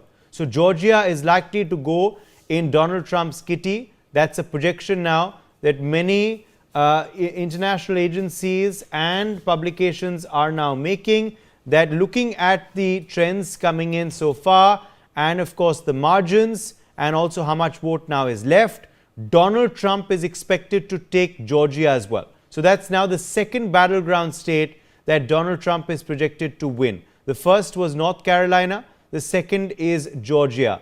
So those are now two crucial swing states, battleground states, which are in Donald Trump's kitty, and that means now that he has further solidified his lead and gone close to the 270 mark. He now currently stands at 246 electoral college votes. Kamala Harris is at 210. So that's the big news coming in. Further good news for the Trump camp. He is projected to win Georgia too. That's the big news coming in out of the United States of America. Yes, Sanjeev, back to you. Yes, Donald Trump Uday is consolidating, and he's just a few votes away, just as you said, 246. 270 is the magic number, and he's getting closer towards that goal. And if that happens, Uday, that's what I was saying, then it will bring about several changes in the domestic as well as in foreign policy of the United States of America. But the question which you had asked, that what went in favor of Trump when he's performing so well, obviously economic issues were the main issues based on which American voters have made their mind, and cost of living crisis, rising inflation, rising unemployment rate have been a major issue for the American voters, and those in America, those who were facing several economic difficulties, cost of living crisis, they were expecting some change in the American system of governance, and obviously they have voted for a change. They have voted for Donald Trump and Republican Party. So that is a main important issue based on which American voters have made their mind. But another issue have been for immigration. Immigration certainly is another big issue, and on this issue, Donald Trump has been very consistent and clear on his position that if he wins back White House, if he becomes the President of the United States of America again, then he will carry out mass deportation. He will take actions to protect the interest of America, the American citizens, and obviously because of the undocumented workers, because of the illegal immigrants, American national interest and America's the interest of the American citizens were getting severely affected, and that is why he was very much consistent and clear and determined that if he becomes President of America again, then he will carry out mass deportation. He will complete this uncompleted task of building a wall between Mexico and United States of America. So I think that has also gone down very well to those American citizens, those who were looking for their consolidation and looking for strengthening their home base. And obviously, the liberal view of immigration has been clearly rejected. It appears as of now when we are seeing the result. Obviously, the other issue based on where the American voters have not given their support to Kamala Harris is obviously a foreign policy issue. Many Arab Muslims, those Arab Americans, they were of the view that despite Biden administration's several pronouncements, they have not anything substantial to minimize the collateral damages which has happened in the Israelis' war against Hamas in Gaza. So thousands of innocent lives have been lost. So Arab Muslims, Arab Americans, they were not happy with the kind of approach Biden administration was having with the Israel and Hamas war. But if you look at the Donald Trump's point of view on this, he was of the view that had he been in the White House, then Hamas would not have dared to carry out an attack like October 7. And when he is coming back in power, obviously it will put a lot of enormous pressure on those terrorist entities, whether it is Hezbollah or Houthi or other terrorist organizations, those who are operating in Iraq and Syria. And obviously they are all Iranian proxies. Iran will be under tremendous pressure. And I'm sure that coming back of Donald Trump to the White House will embolden Israel's actions against terrorism. But at the same time, I would also say that President Donald Trump, if he wins it, then he has been of the view that America should Absolutely. And now, just want to quickly apprise our viewers with some more statistics and facts. Now, the fact is that, of course, Georgia was a state which was seen as a Republican bastion. However, in 2020, after nearly 30 years in the last presidential election, Georgia had flipped blue. Georgia was won by Joe Biden. So Trump had lost Georgia in 2020 very narrowly, I think just by about 11,000 votes, but he had lost Georgia. And now this fact that Trump is projected to win Georgia will, of course, be very good news for, of course, his camp, but also is significant as this was a state that he had lost in 2020, but it's flipped back to the Republican camp. It flipped blue for the first time in 30 years. It's gone back now to the Republicans as per this latest projection. Okay, we are getting more reactions coming in. Mukesh Aghi, President and CEO of US-India Strategic Partnership Forum is speaking. Let's go live across. To have its next president soon. How is the current situation on mood and ground as Americans begins voting for the next president?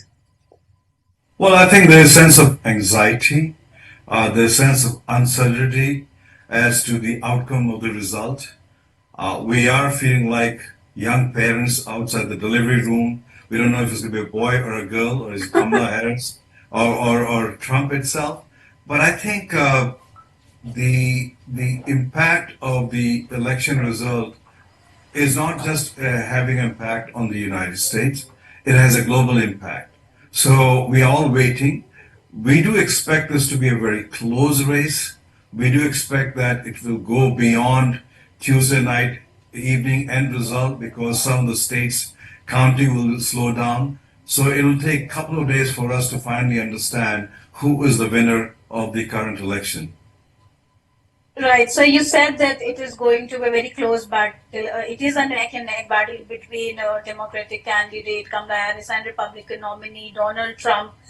So since many people, I guess the last we checked, it was 75 million people have already casted their vote. Would that have an impact on the elections? And what about the swing states, sir? What is it saying? So I think what we're seeing is a very interesting trend. One is over 50% of the voters have already cast their vote. All right, that was Mukesh Aghi speaking there. Sabri, my colleague, is back with us for more details, more facts, statistics and numbers. Sabri, what do you have for us? Thank you so much, Uday. We're of course now taking a look at the numbers.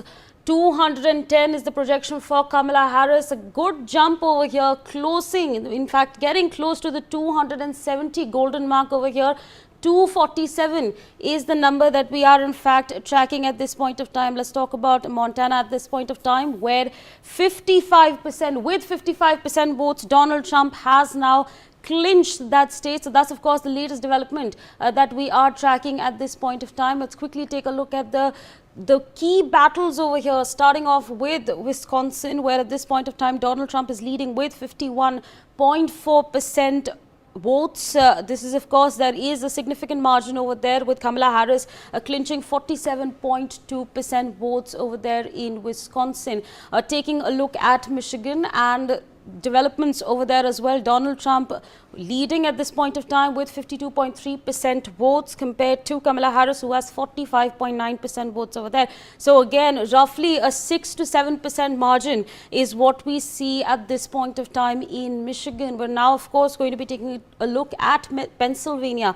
Again, a very, very crucial battle over there, where Donald Trump is currently leading with 51.2% votes compared to Kamala Harris, who has 47.8% votes. So again, we see a rough 4% margin over there as well. We're now going to be taking a look at North Carolina, where of course the results are out there. Donald Trump has clinched that state. He has won with a margin of, in fact, with 51% votes over there. A comparative, 4% difference we see right over there in North Carolina. But again, he has won that state. Taking a look at Georgia at this point of time, and again, we have been conversing about that.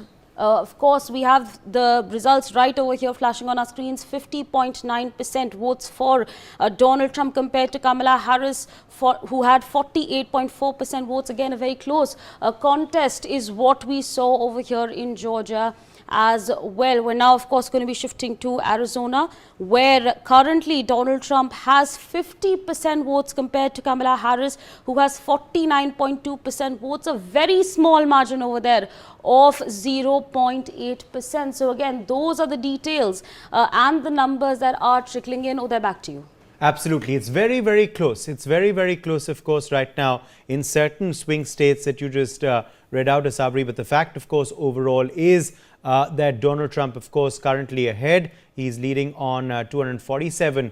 He has 247 Electoral College votes. If we talk about the leads and results currently, and Kamala Harris is on 210. Let me quickly go across back to Major Mohammad Ali Shah. Major Mohammad Ali Shah, of course, you were telling us about how Harris can still win this. Now, that's something that, of course, she's hoping for. Which are the states that she is going to have to flip, to add to her kitty, and where, of course, she's hoping that the leads will get reversed? It's very, very close, of course, in certain states, as my colleague was just pointing out.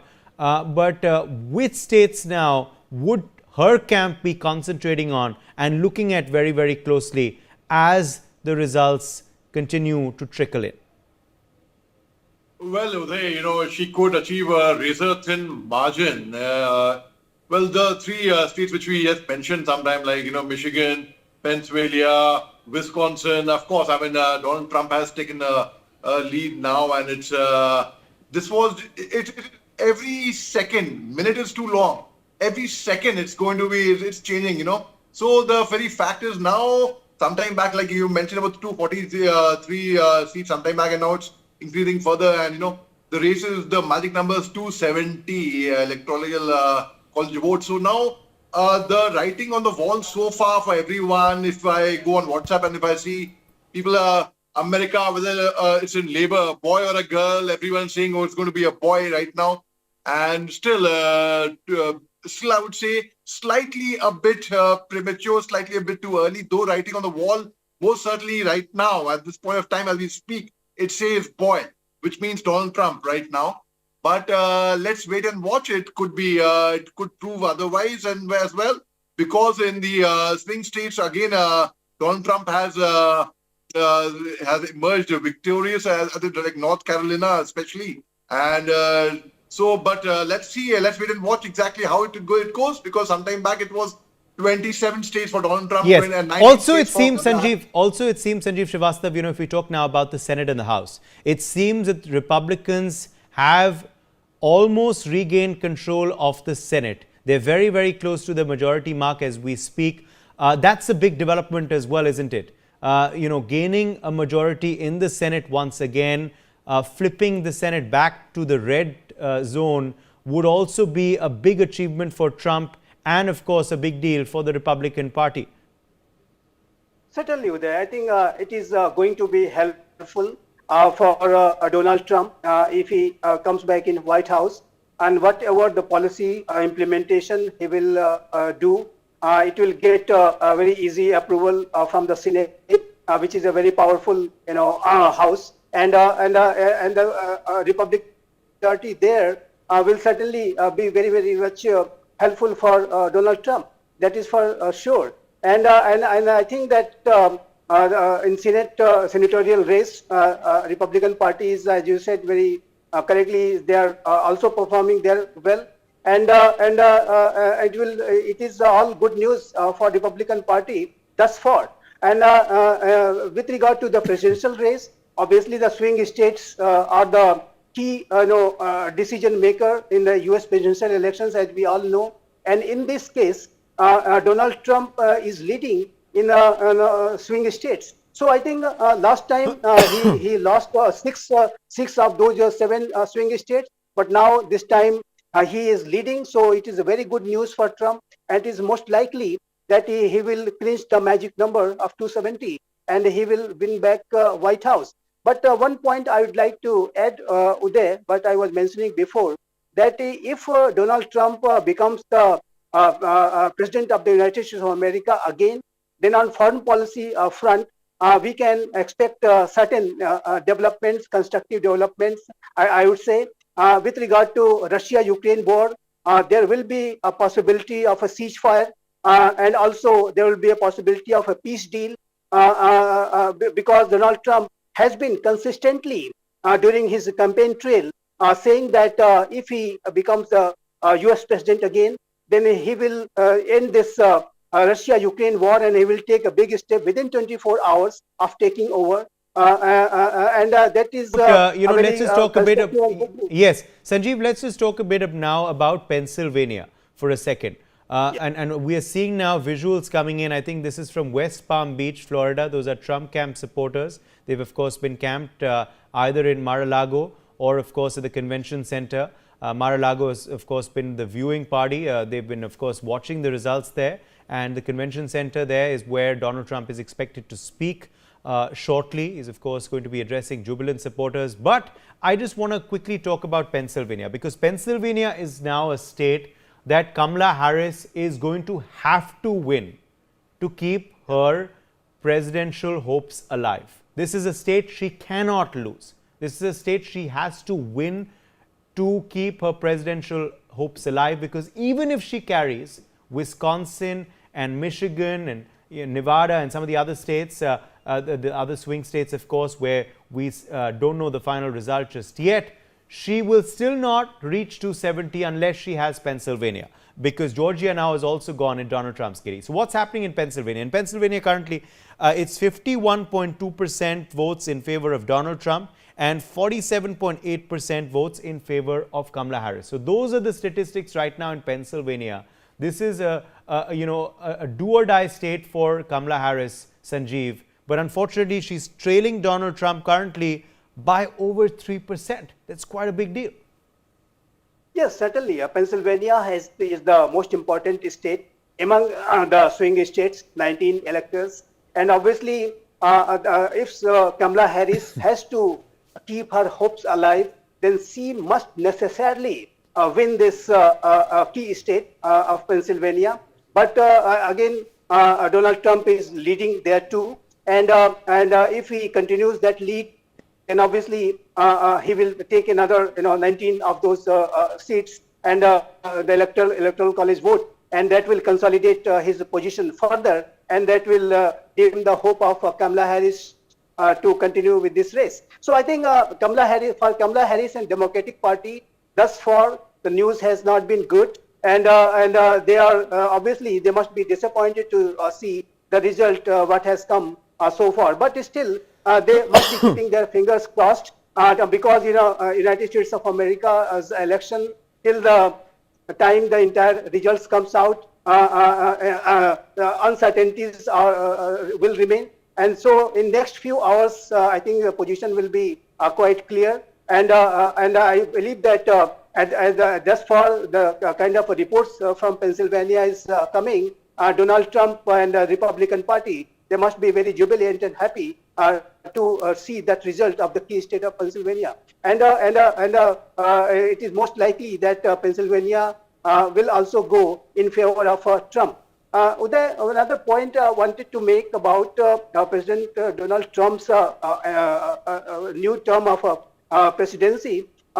If he comes back in White House, then also we must remember that he was the one who came up with the Abraham Accords. And these Abraham Accords were so important decision in the U.S. foreign policy that it brought about the normalization process what Israel was having with the Arab countries. And to disrupt the normalization process, Hamas carried out that attack. So I think when President Donald Trump is coming back to White House, he might again try hard to start the normalization process what was going on before October 7 last year. And I think that will be the biggest blow to the terrorist organizations like Hamas, Hezbollah, and Houthi, because they wanted to disrupt this normalization process. And here is the president who came up with this idea for Abraham Accords and the entire normalization process. And I believe that that is another blow which this terrorist organizations and obviously their backer Iran will get once Donald Trump goes into the White House and he starts working from there. Yes, okay. Let's quickly go back across to Major Mohammad Ali Shah, who's also still with us. Major Shah, let's just look at it now from an Indian perspective. If Donald Trump were to come back to the White House, if these projections do turn into results and these leads currently in all the swing states, how are things going to be looking like for the India-US partnership going ahead?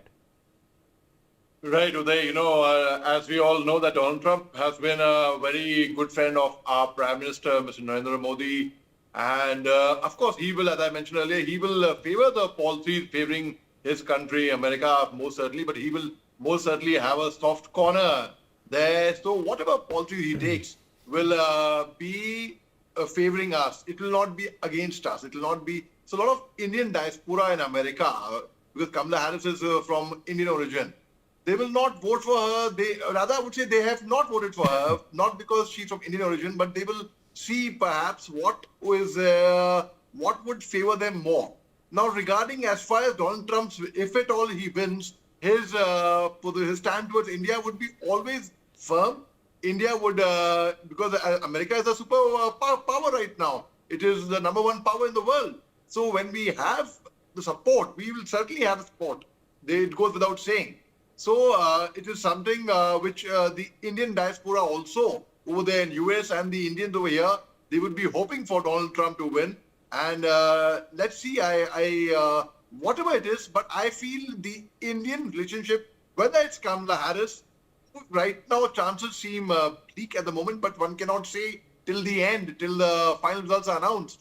So whether it's Kamala Harris or Donald Trump, either ways, the Indian relationship with America is going to be good. And our foreign policy is, we all know the world acknowledges India for its foreign policy. So I see India will benefit either ways there. Okay. Well, we are, of course, seeing these live pictures continue to come in from West Palm Beach in Florida. That's, of course, been where the Trump camp supporters have been through the day. Of course, today, Florida is also where Donald Trump cast his vote, of course, also on voting day morning. I think all the polls now have closed across the United States of America, Alaska, of course, being amongst the last of them to close, and which is why, of course, we're getting more and more trends and results, of course, now coming in. But quickly going back across to you, Sanjeev Srivastava at this point. Sanjeev, let's just talk a bit about, Wisconsin and Michigan. Wisconsin and Michigan are also states that Kamala Harris is going to have to win to keep her presidential hopes alive. But Wisconsin and Michigan also currently looking good for the Trump camp. So, the blue wall, as those states are called, not really going in Harris's favor currently, but it is, of course, going down to the wire because it is still close. Yeah, it is could be a close call, and but only thing is that nothing going at this point of time is in favor of Kamala Harris in favor of Democratic Party. And also, Sanjeev, interestingly, the decision by Kamala Harris, as one of her advisors has said, to not speak today to her supporters as well. She said, let the votes continue to come in. There are many votes still left. I will speak tomorrow to my supporters. While Trump, it is believed, could perhaps be addressing his supporters very, very shortly. What explains this contrast in decisions as well? Well, I think obviously a Democratic Party would be disappointed to see the trends at this point of time, and in particularly in the swing states where Democratic Party and Kamala Harris is not doing well, and swing states are the one which are the key decision maker in any U.S. presidential elections, because the blue states and the red states they have been they have voted in these elections too, according to the expected lines. But the swing states are going in favor of Donald Trump and Republican Party. So obviously, it will be a disappointing development for Kamala Harris, and that is why she has decided not to speak today. But it is too early, not too early, but I think it is getting closer to the point that she will have to concede the defeat, and obviously for that to do, she needs some time, and till the time she is assured that she has not won this election, she has been defeated, then only she will be speaking and conceding. So I think those visuals will take time to come from the Kamala Harris side. But as far as the Donald Trump and the Republican Party is concerned, they are jubilant, they are very happy, they are very enthusiastic.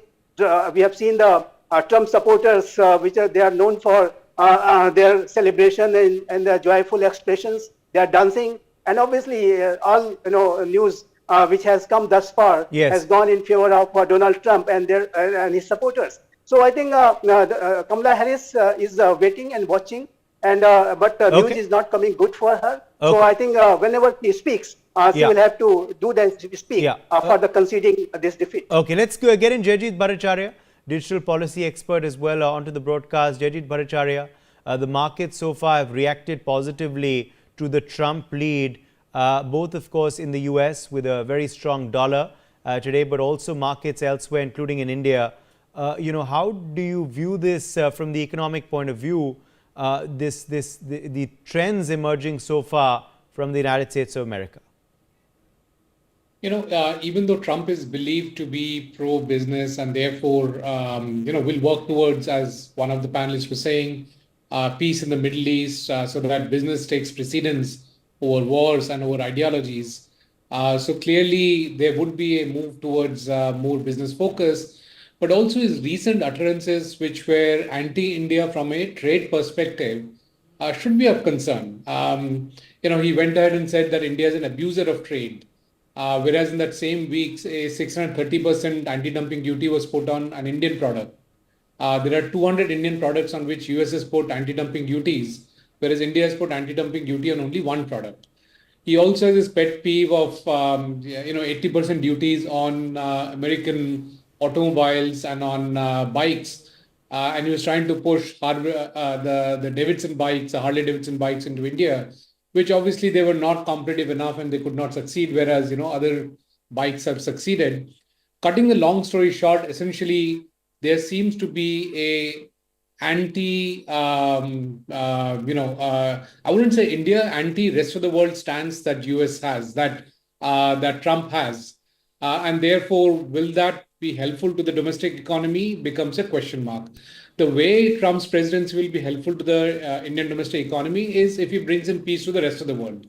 If he brings peace to Ukraine, Russia, if he brings peace to Middle East, then that will have dividends in terms of lower cost of energy, lower cost of trade because all of our freight costs have gone through because we are not able to send ships through the area where there is conflict because of the Houthis who have jumped into the Middle East conflict, and therefore there will be collateral benefits that India will be reaping.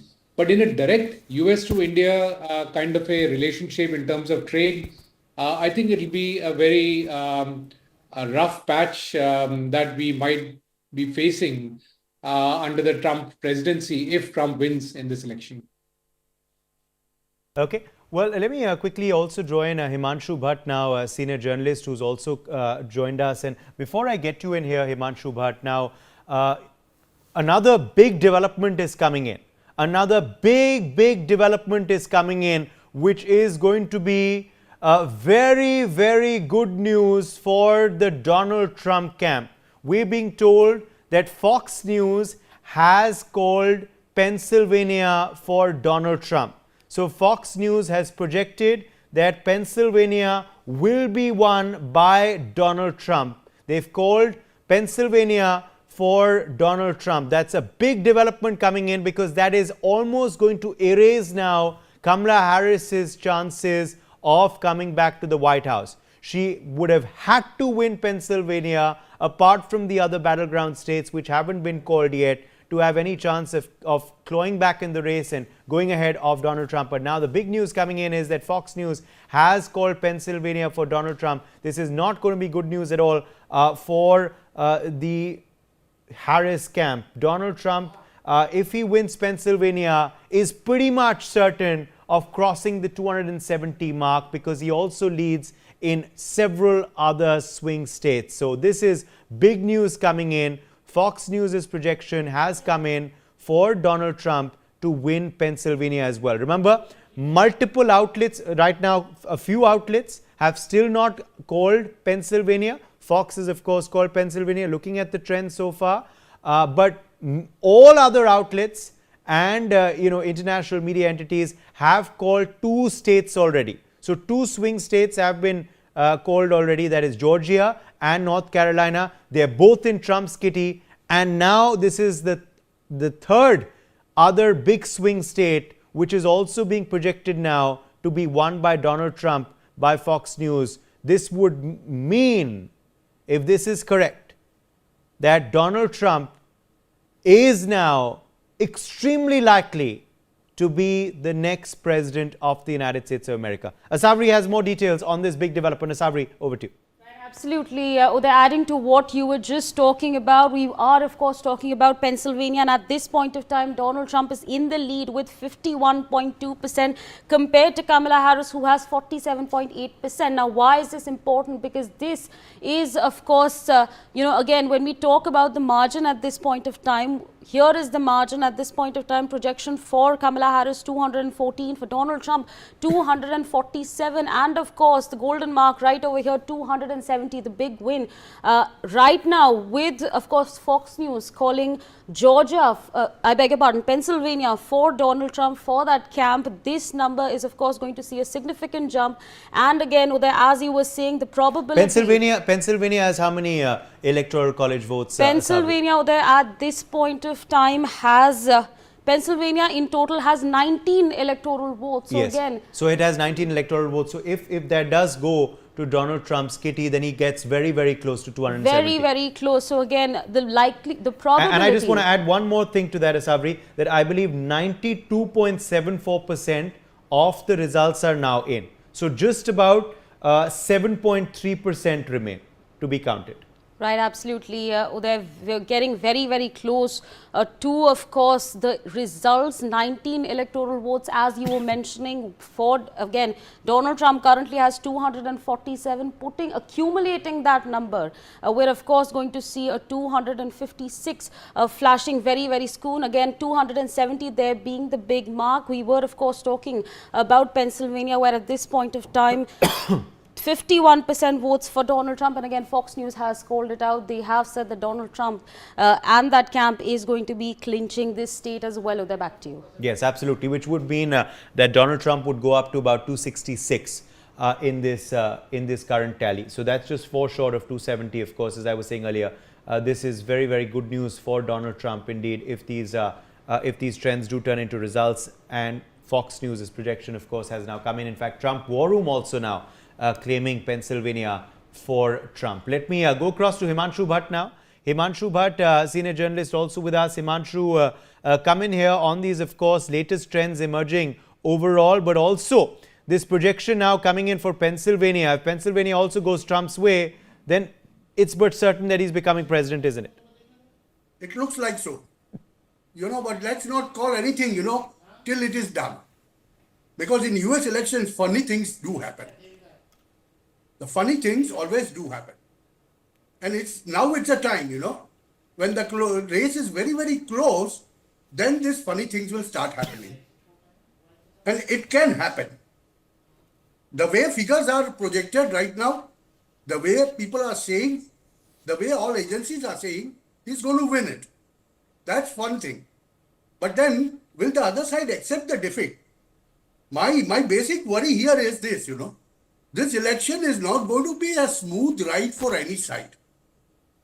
Whoever loses is not going to accept that they have lost it. Because there are so many things at stake here. Whether you like it or not, you have to accept it. Because on one side, a dream was sold to the people of MEGA, Make America Great Again. And as Dr. Bhattacharya was saying, it's very right that when you make America great, it may not be good for the world. But at the same time, you got to understand one particular thing, that Donald Trump is a good buddy of Bharat and Narendra Modi. That's number one. Yes, there might be tariffs. Huge tariffs will come up. So we will find it very difficult to trade our product, export our products. But at the same time, if the wars are stopped, if a new nuclear power doesn't come up in this particular region, it's to the lateral benefit of this country, our country. I am looking at it from the Indian point of view. If we are looking at something, it will not happen in 2 hours, as Trump had said, in one of his speech. But it will happen.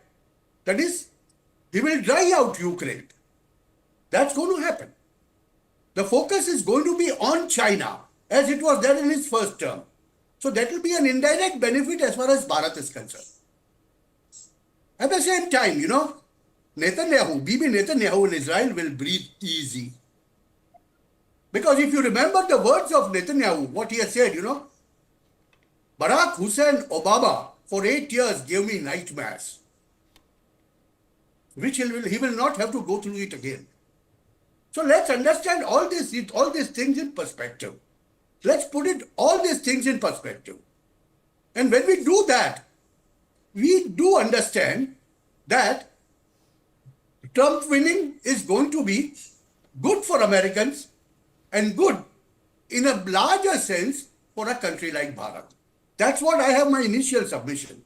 After that, we can discuss on other things. Absolutely. Elon Musk also pretty jubilant. Elon Musk, of course, is also very, very bullish. Remember, he's been one of the big supporters for Donald Trump. Elon Musk has been putting out tweets as well on his platform X. He's, of course, put earlier, this is a nation of builders. It's going to be time to build very soon again. He's also right now in his latest post put out, the future is going to be fantastic. So obviously, these are now reactions coming in from the Trump camp, which of course are pointing out at their mood right now, at their sense, given the fact that victory is now becoming very, very close for Donald Trump. Remember, again, just want to put out there that if Donald Trump does win Pennsylvania, as the Fox News projection, of course, states, then this means that he's just 4 votes short of the majority.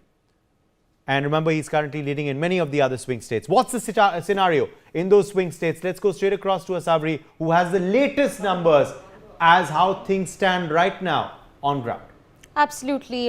Thank you so much, Uday. At this point of time, Kamala Harris with 214 seats. Of course, 247 is the number for Donald Trump. 270 is the number that we are looking for. And maybe very soon we will be inching close to that as well. Taking a look at Wisconsin over here, where, of course, Quickly, we're going to take a look at that as well. We're of course looking at the state map over here and how it looks like. Again, Donald Trump over here with 247. And again, we've of course seen what's happened even when we were talking about Pennsylvania.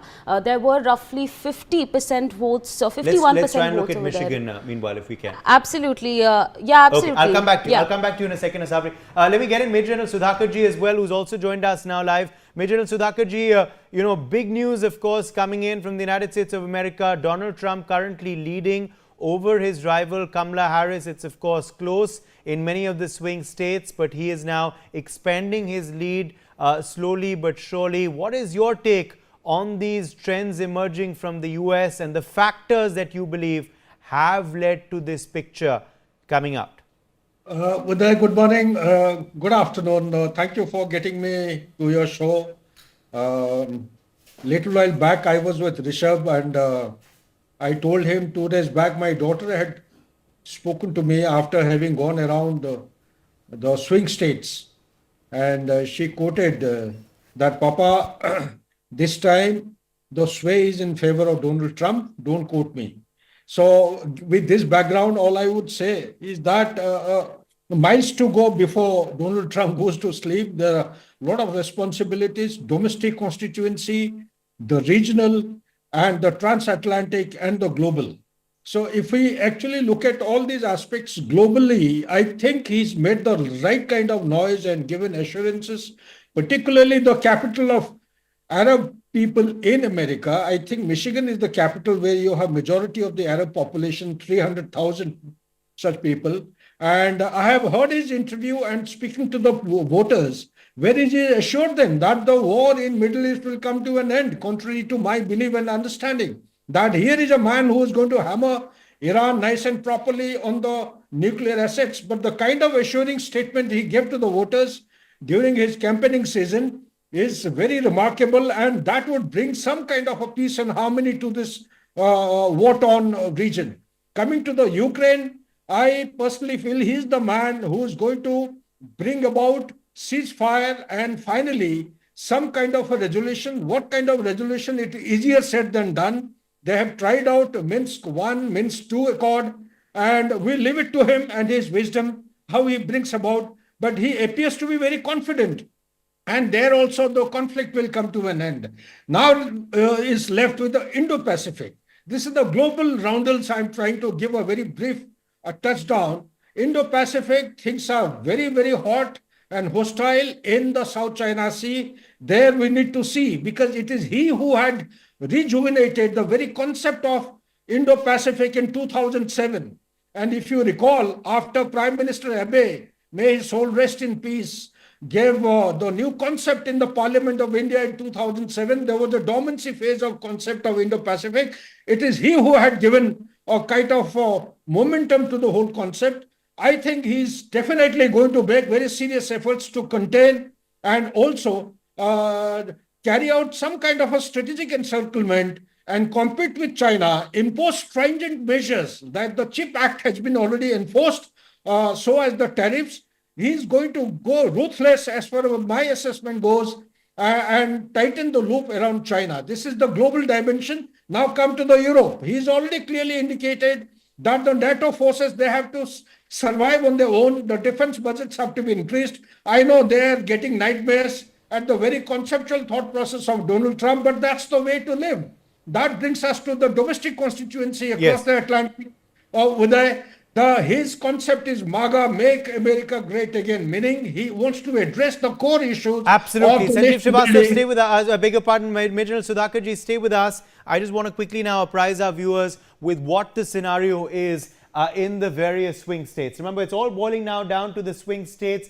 Out of them, 2 battleground states have been won by Donald Trump already. That's North Carolina. North Carolina, of course, the projection has, of course, come in that Donald Trump is winning this swing state. He's currently, of course, at 51% of the votes compared to, of course, 47.8%. That means 16 electoral votes of North Carolina go to Donald Trump's kitty. The second big swing state, of course, that has gone in Donald Trump's favor, according to, of course, the projections, is Georgia. Georgia also was a swing state, the Kamala Harris camp was concentrating a lot on it. Remember, Georgia, of course, was a state that was won by Joe Biden in 2020. Trump had lost this the last time around, but now in the projection, of course, that's come in with a 58.8% lead vis-a-vis 48.4% for Kamala Harris. Donald Trump is projected to win Georgia. That means 16 electoral votes of Georgia also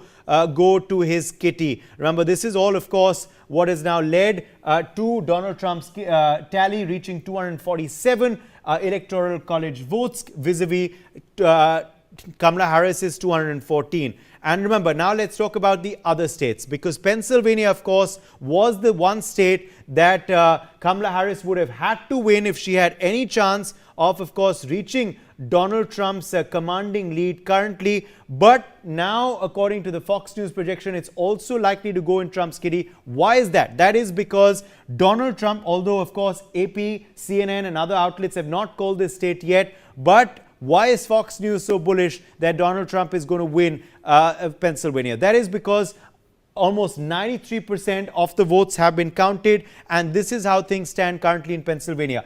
51% votes are going to Donald Trump in Pennsylvania. That's a 3% lead. That's significant. A 3% lead right now over Kamala Harris. Kamala Harris, of course, currently on 48%. If we talk, of course, about the state, you can see it over here. Erie County as well. Erie County was a county which went in favor of Barack Obama. It also went in favor of Joe Biden, but Trump has flipped this now. Erie County also has turned red, as you can see there. Philadelphia, though, is somewhere where Kamala Harris is continuing to lead. She's hoping the numbers there shore up her tally, but remember now a 3% trail for Kamala Harris is becoming very, very difficult to turn around. Let's just tell you about what the other swing states currently are looking like. Michigan. So Michigan, of course, another very, very crucial state. Let's quickly look at Michigan. Michigan right now, which has 15 electoral votes, is also seeing a significant lead for Donald Trump. Donald Trump currently leading in Michigan with 52.2% votes. Kamala Harris is trailing at 46.1%. You can see there, that is a 6% lead in this state of Wisconsin for, in Michigan for Donald Trump. So Donald Trump leading Michigan currently by almost 6%.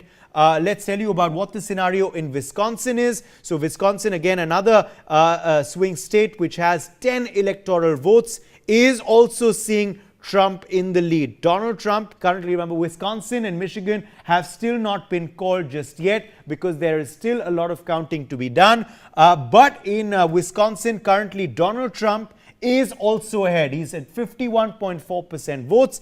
Kamala Harris is behind at 47.2% votes. So that's about a 4% lead that Donald Trump has in Wisconsin. Let's quickly show you about what's happening now in Arizona. So in Arizona, as things stand right now, Arizona has 11 electoral votes. Donald Trump is leading here as well. Donald Trump is currently leading here, but things are very, very close in Arizona. So Donald Trump, of course, in the lead with 50.1% votes. Kamala Harris is at 49.1%. So just 1% votes separates Kamala Harris and Donald Trump in Arizona. So Arizona is right now too close to call. 11 electoral votes up for grabs in Arizona. Nevada was, of course, one of the last states to close. It, of course, is in the West Coast, which is why polling closed late there. What are things right now in how are things right now looking like in Nevada? Well, in Nevada, Donald Trump right now is at 51.2% votes. Kamala Harris is behind him at 47.2%. That means it's about a 4% gap in Nevada in favor of Donald Trump, and 6 electoral votes, of course, are up for grabs there. So that is what, of course, the United States of America currently is looking like. You can see there, this is the map. It's predominantly red, of course, or slightly red, which means that the Republicans are leading.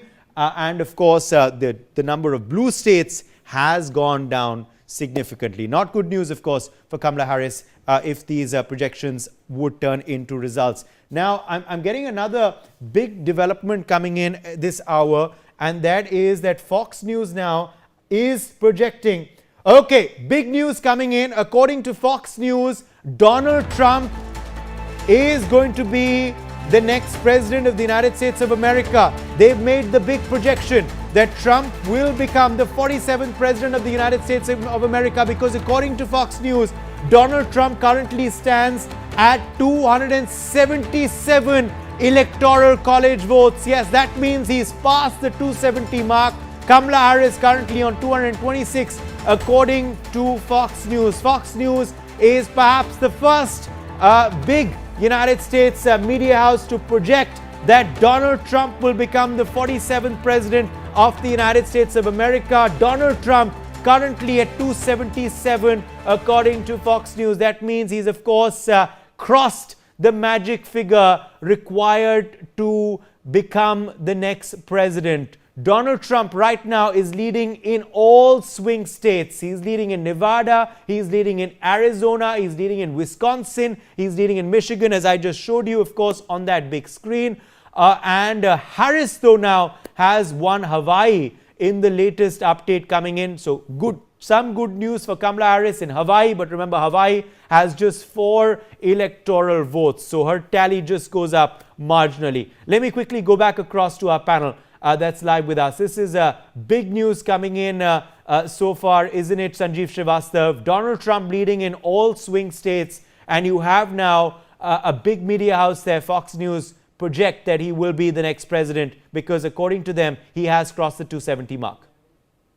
Yes, I think Uday, this is the best news which a Republican could expect, and Fox News's projection must have given enormous sense of joy to the Trump supporters and Republican Party and to Donald Trump. And the projections which are there in the swing states clearly suggest that the swing states have gone in favor of Republican Party this time, and they are the one who ultimately decides who is going to become the U.S. president.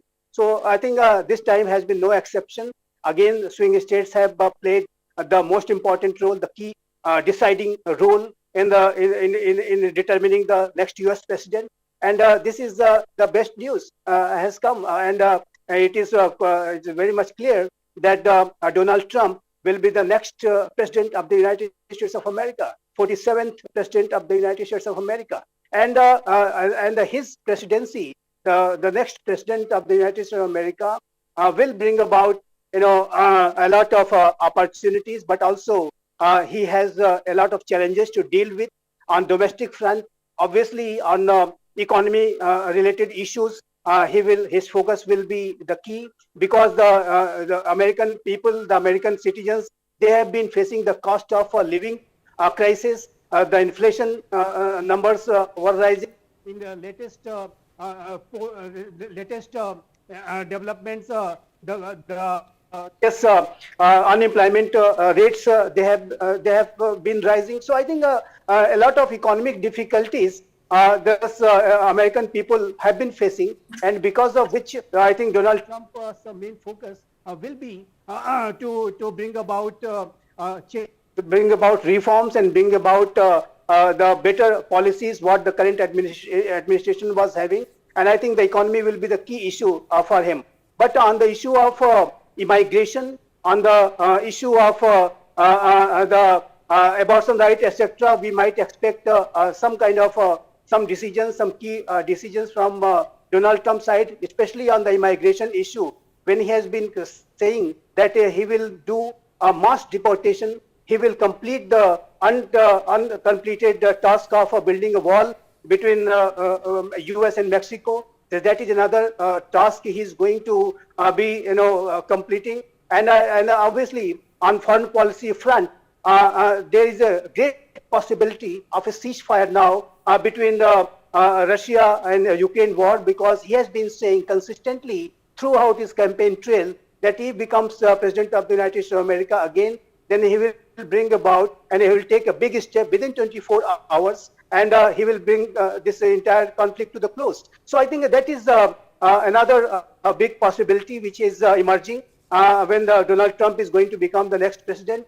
Another point I would say, Uday, as I was mentioning, that in Middle East region, coming back of Donald Trump into the White House will boost Israel's resolve to fight against terrorism. And these terrorist entities like Hezbollah and Houthi and others, they will be under enormous pressure. And Iran will be under enormous pressure. So I think in times ahead, if Iran has any plans to carry out against Israel, Iranian leadership will now think 100 times before going for any other such plans. And I think that will put very much, a very intense pressure on Iran not to go ahead with any kind of aggression now. Because when Trump is in White House, then I think United States of America's approach towards Iran will be very, very tough. So I think, and that will discourage Iranian proxies like Hezbollah and Houthi to carry out attacks against Israel. So I think on Middle East region also, we might expect some kind of a peace.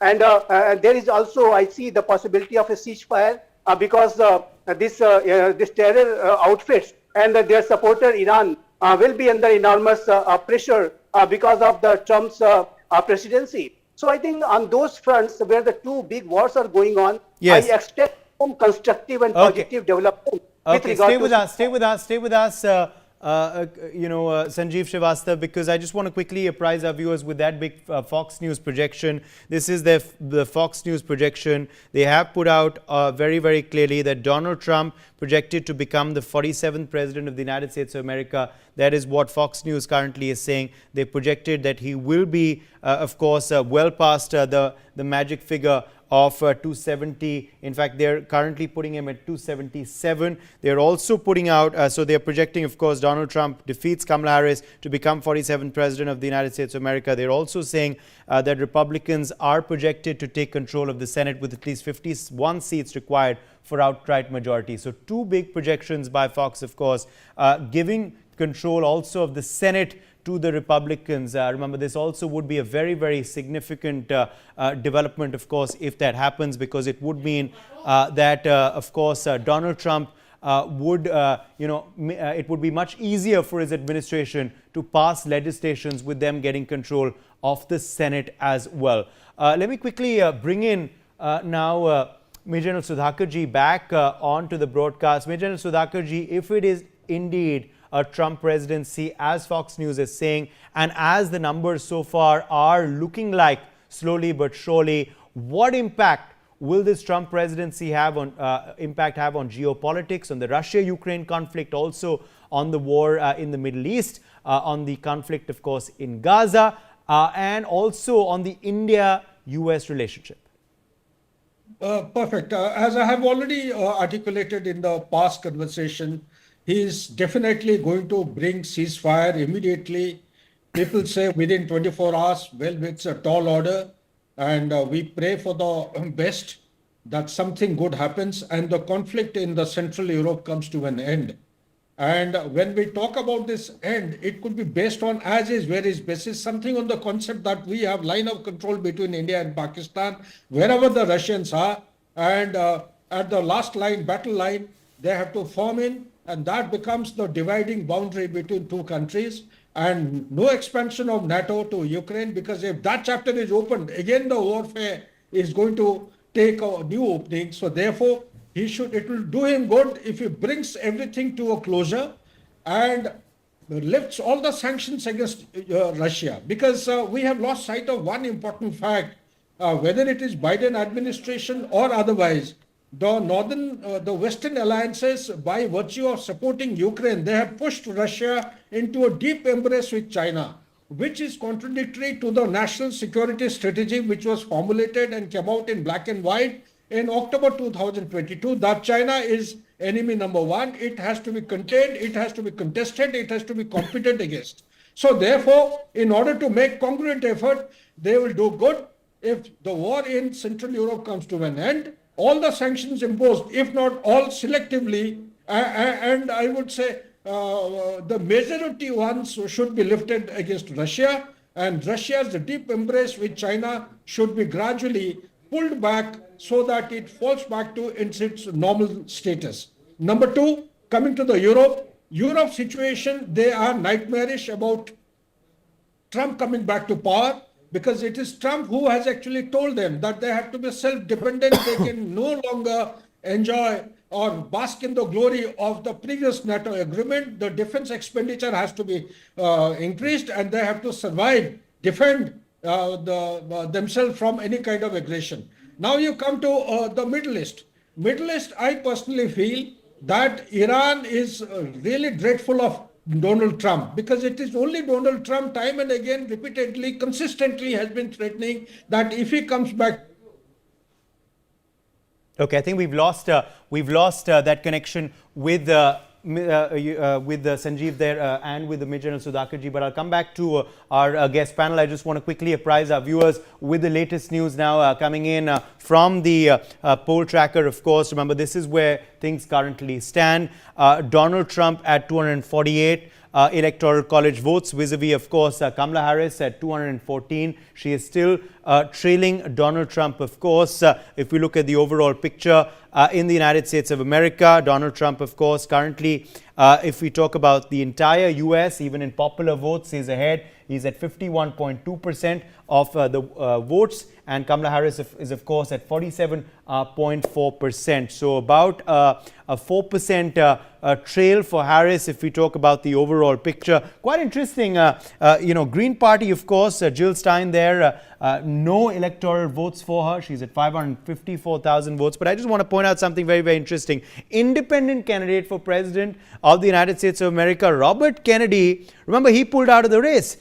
He pulled out of the race and put his support for Donald Trump, but he still picked up 539,529 votes, because remember, he was still on the ballot in a lot of the states. So quite interesting there that he's still, pulled 539,000 votes despite declaring his supporters to vote for Trump, because he had, of course, pledged his support behind the former president of the U.S. But quick update before we go back to our panel of how things stand. So let's look at Alaska as well. Remember, Alaska also right now has not been called because Alaska, of course, was one of the last states to close. Just 26% of the results are in. 3 electoral votes for grabs in Alaska. Donald Trump currently leading in Alaska. It's a state he's expected to win. He's at 56.8% vis-a-vis 38.6% of Kamala Harris. Now, talking, of course, about the other swing states, of course, of Arizona, Nevada, Wisconsin, Michigan, and Pennsylvania. Those are the states still left to be called, because the results are still, of course, left to be counted. It's very, very close. Arizona still remains very, very close. As you can see over here, still just a 1% gap between Harris and Trump, but Trump continues to lead Arizona as well. You can see over here, of course, Phoenix is somewhere the Democrats are doing all right, and Tucson as well. Apart from that, the state looking good for the Republicans. If we talk about Nevada, well, Nevada is seeing with 79% of the results reported, Nevada is seeing 51.6% votes go in favor of Donald Trump and 46.9% in favor of Kamala Harris. So Donald Trump's lead is looking all right in Nevada right now. But remember, things, of course, are still too early to call there, because just 79% of the results are in. Nevada was also one of the last to, of course, close. Pennsylvania, the big state, which, of course, Fox has already called in favor of Trump. But remember, Pennsylvania, of course, is a key state where Harris would have had to win to have any semblance of coming back to power. And you have now 95% of the results in for Pennsylvania. So just 5% results remain for Pennsylvania. And how are things looking like there? Well, now you can see, of course, Donald Trump is still ahead. He's at 51% votes in Pennsylvania. Kamala Harris slightly has come ahead. I think she was at 47.9 or something just a short while back. She made that 48. Now she's at 48.1%, but that is still 2.9% votes behind Trump. So Trump's lead is still looking all right in Pennsylvania. 2.9% is his lead currently. Remember, Pennsylvania, of course, has 19 electoral votes up for grabs. Let's quickly look at Michigan. Michigan, remember, also right now is just 70% of the results in, which is why no agency has called Michigan just yet. 30% of the results are still left to come in. And in Michigan currently, it's Donald Trump, though, who has a commanding lead over Kamala Harris as things stand right now. Donald Trump is at 52.4% votes and Kamala Harris is at 45.9%. That means it's about 6% lead for Donald Trump as things stand in Michigan. Let's quickly take you through what's happening in Wisconsin. Wisconsin, again, another key battleground state. So, of course, the projection in Wisconsin has also not been made by any agency because it's still been quite close there. 89% of the results are in. That means 11% votes are still to be counted. And in Wisconsin, too, like the other swing states, it's Mr. Trump who's ahead. Donald Trump currently standing at 51.3% votes as compared to Kamala Harris, who has 47.2% votes. So again, that's about a 4% give and take lead that Donald Trump has over his Democratic rival. So that's the scenario as far as, of course, the swing states are concerned. Remember, of course, now the map of the U.S. turning predominantly red, which is what things, of course, are looking like. The fact is that it's, of course, looking in favor of Donald Trump. Just quickly, of course, look at, of course, those states where the blues are ahead. They're just, of course, pretty much concentrated either on the West Coast, that's Oregon and California, or right in the West Coast, that is New York and Virginia. All right, so this is the current picture that's emerging from the United States of America. Donald Trump, of course, is ahead of his rival Kamala Harris. Donald Trump is steadily leading and there is jubilation in the Trump camp. We're hearing he could be speaking very, very shortly in Florida. We'll get you that speech live right here on Newsx when it happens. We're learning Kamala Harris has deferred her speech to tomorrow. That is already a sign, perhaps, that she's not looking very, very confident. We're back on the other side with lots more. Newsx's continuous coverage of the US election is back. Don't go anywhere.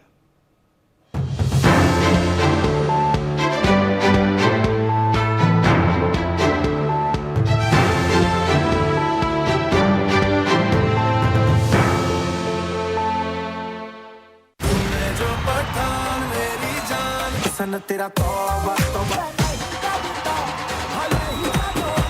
धीरे धीरे झुके मेरे परदेसी आए सच्चे पिया मेरे महबूब में Nexa IFA Awards 2024 Yas Island Abu Dhabi co-presented by Shobha Realty, co-powered by Mysore and Signature Finest Cardamom Seeds. 10 नवंबर रविवार शाम 7:30 बजे ZTV पर.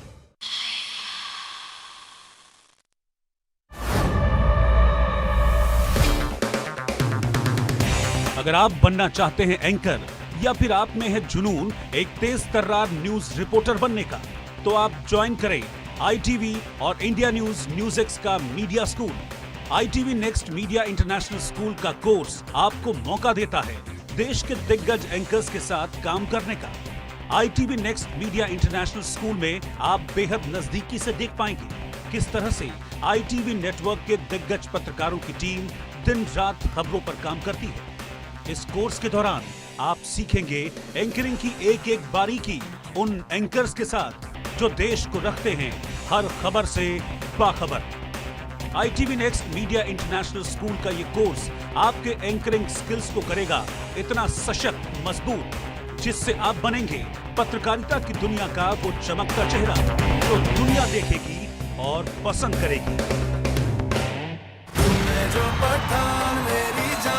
सन तेरा तौबा तौबा धीरे धीरे झुके मेरे परदेसी आए सच्चे पिया मेरे महबूब में Nexa IFA Awards 2024 Yas Island Abu Dhabi co-presented by Shobha Realty, co-powered by Mysore and Signature Finest Cardamom Seeds. 10 नवंबर रविवार शाम 7:30 बजे ZTV पर.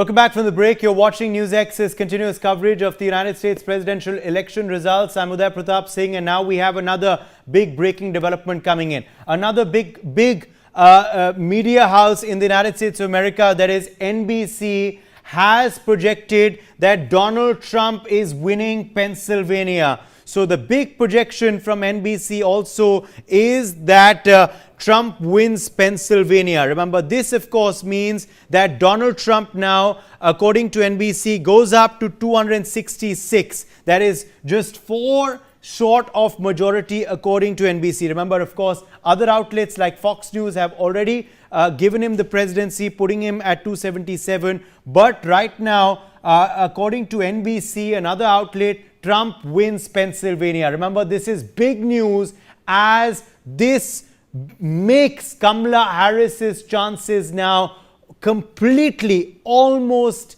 finished to win, of course, the presidential election. She's now way behind, of course, Donald Trump in Wisconsin and Michigan. Even if she were to win Arizona, where it's neck to neck, she will not have the numbers, as according to NBC now also, Trump has won Pennsylvania. I'll just quickly now take you through what the scenario in Pennsylvania, of course, more specifically is, according to their projection. There you can see it. Pennsylvania presidential results, NBC prediction, Trump is winning. He's won it according to NBC projections. He's going to get the 19 Electoral College votes of Pennsylvania. And remember, this is significant, as last election in 2020, Joe Biden had won Pennsylvania. He'd won it very, very narrowly. He'd won it with 50% of the votes as compared to Donald Trump's 49%.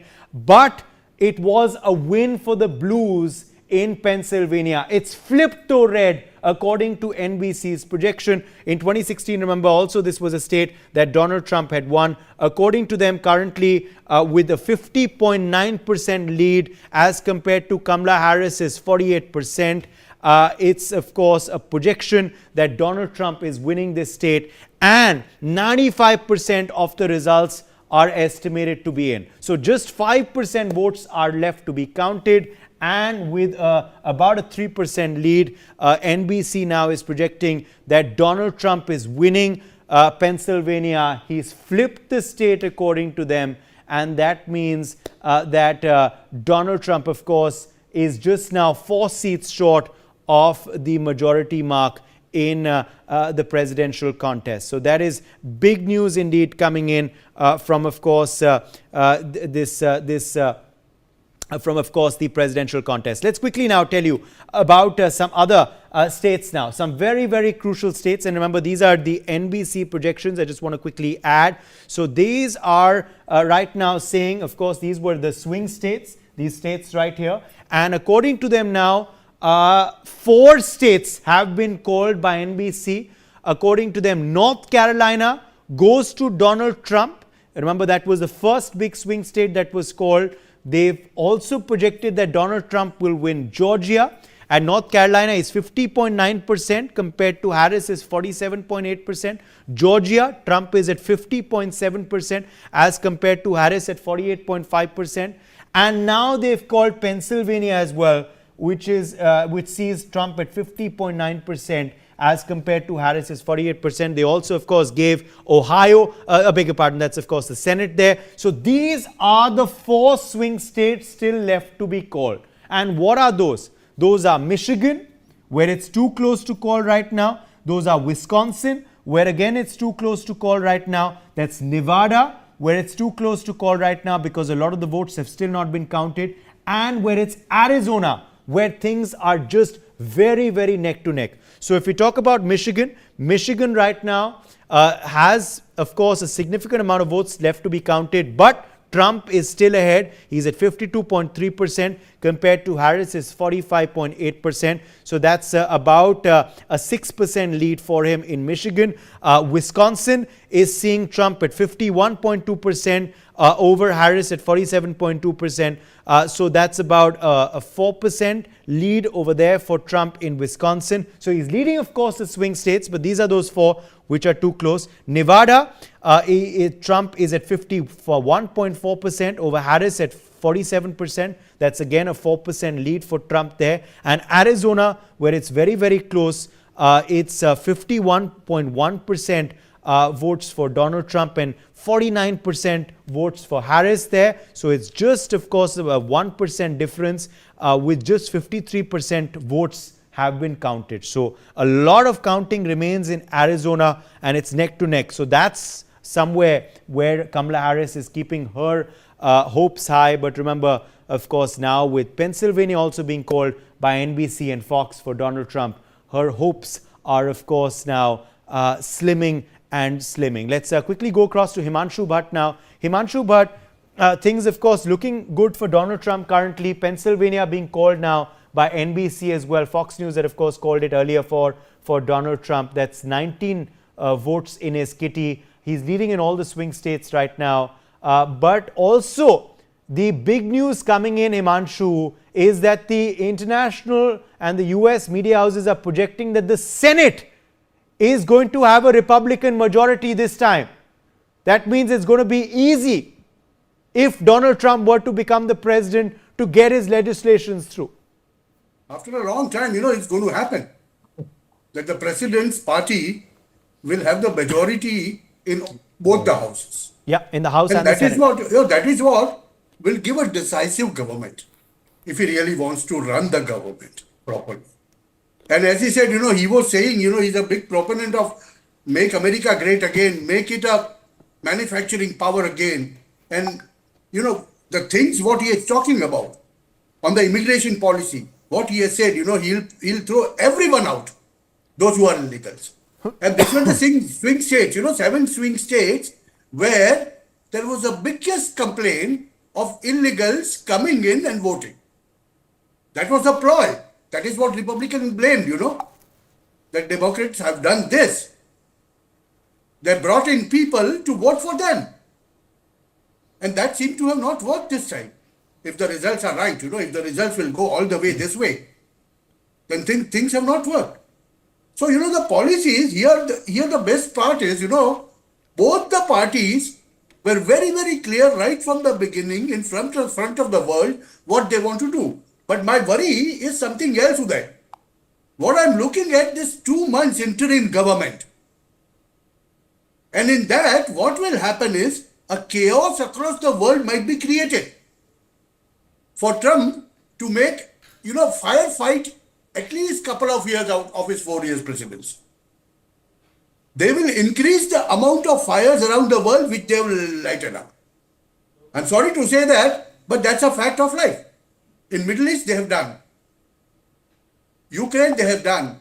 They have done in Indian subcontinent. Azerbaijan and Armenia is still waiting. See, if you look at... Okay, and we have some more big news coming in. We have some more big news coming in. ABC, BBC, and now CNN have also projected that Donald Trump is winning Pennsylvania.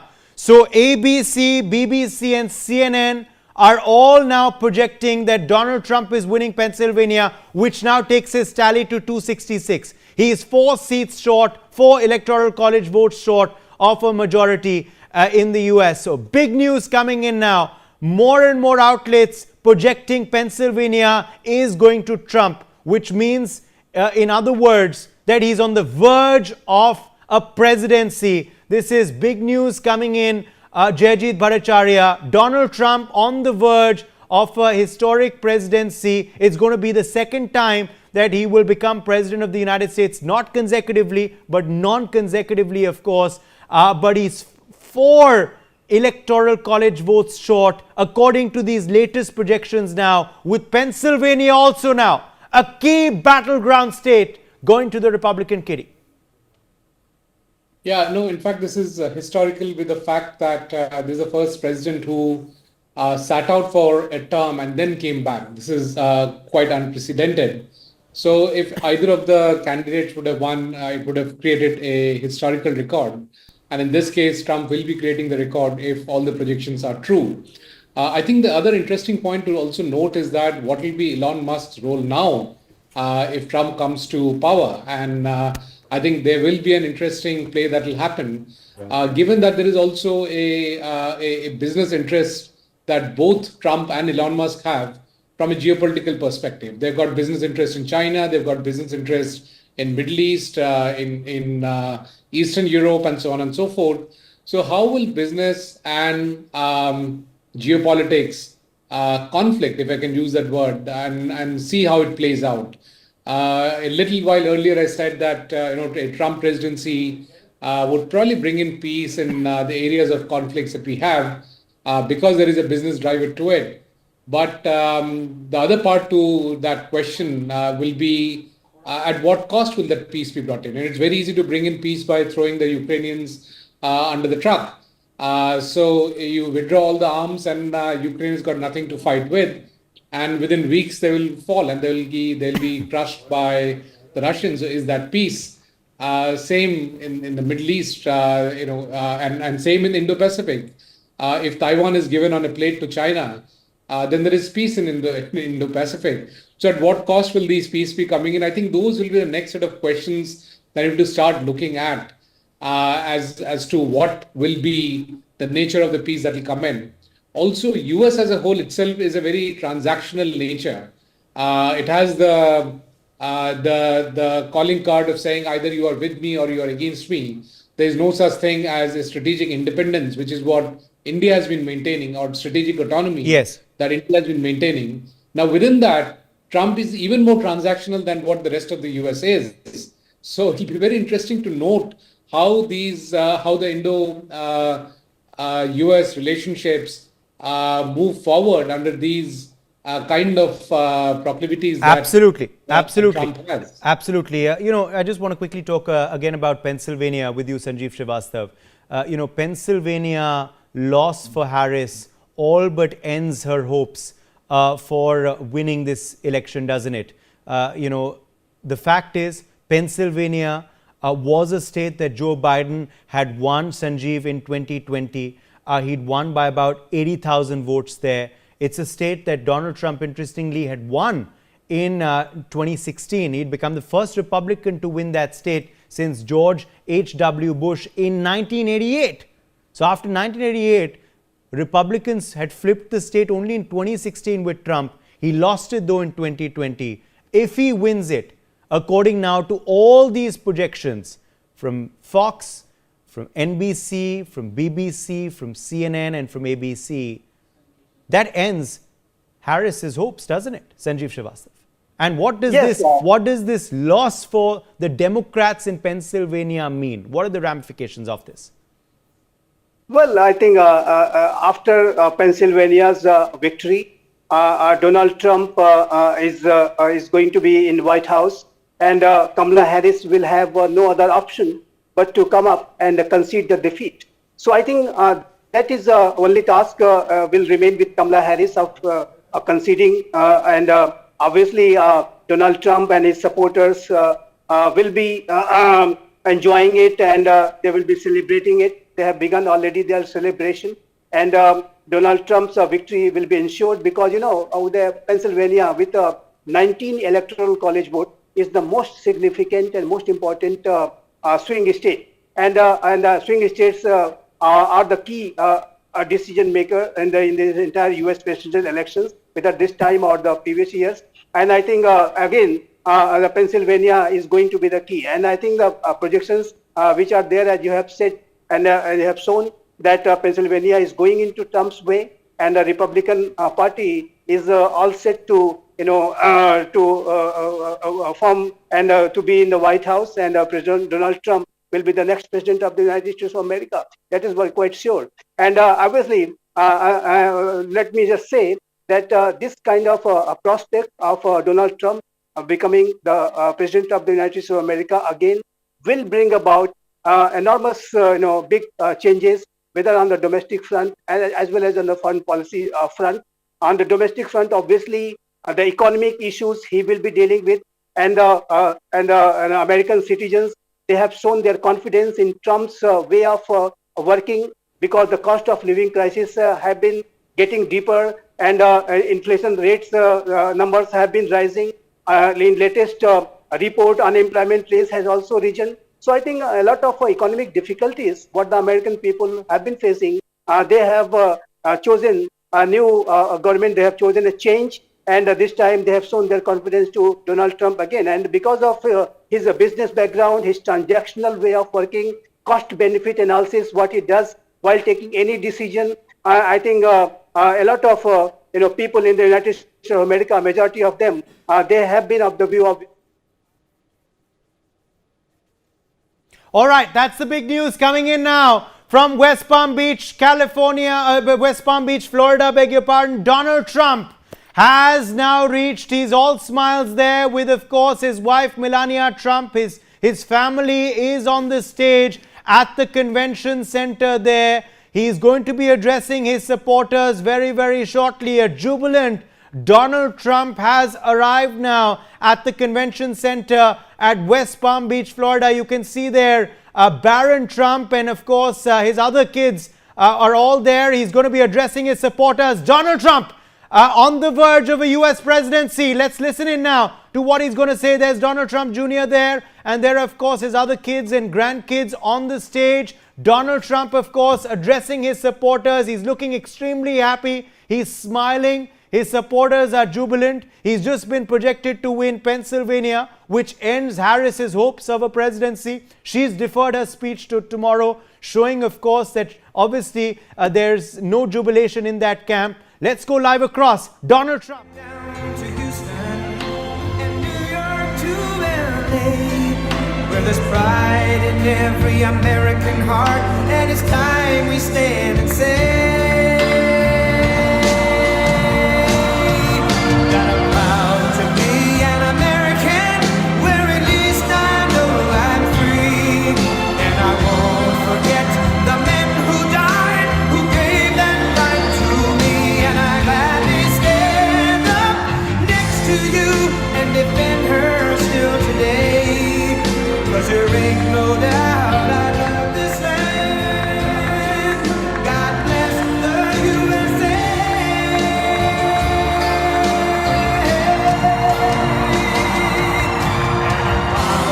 Be an American, where at least I know I'm free, and I won't forget the men who died, who gave that right to me, and I gladly stand up next to you and defend her still today, 'cause there ain't no doubt I love this land.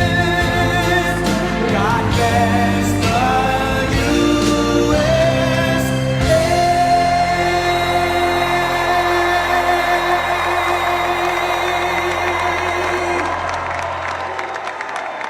Thank you very much. Wow.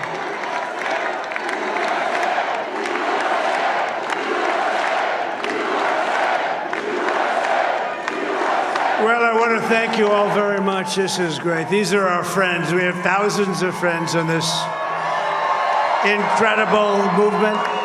This was a movement like nobody's ever seen before. And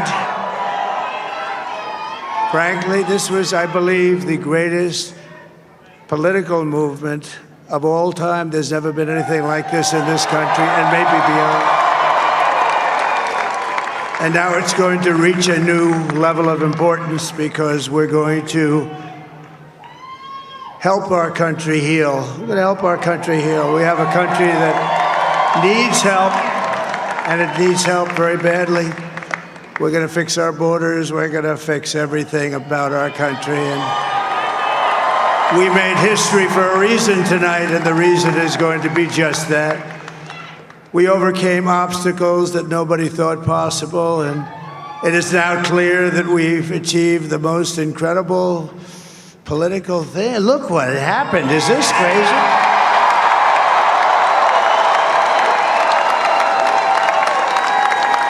But it's a political victory that our country has never seen before, nothing like this. I want to thank the American people for the extraordinary honor of being elected your 47th president and your 45th president. And every citizen, I will fight for you, for your family, and your future.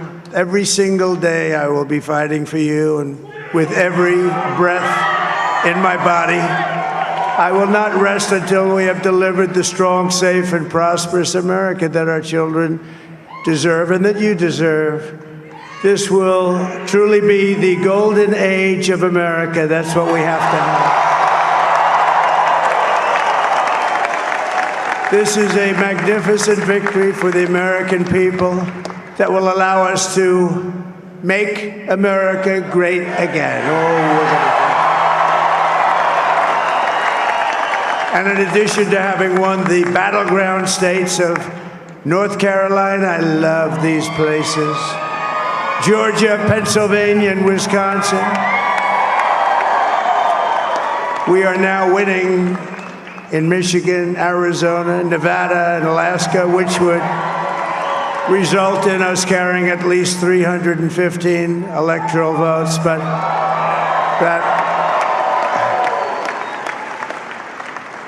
it's much easier doing what the networks did or whoever called it, because there was no other path. There was no other path to victory. We also have won the popular vote. That was great. Very proud of that.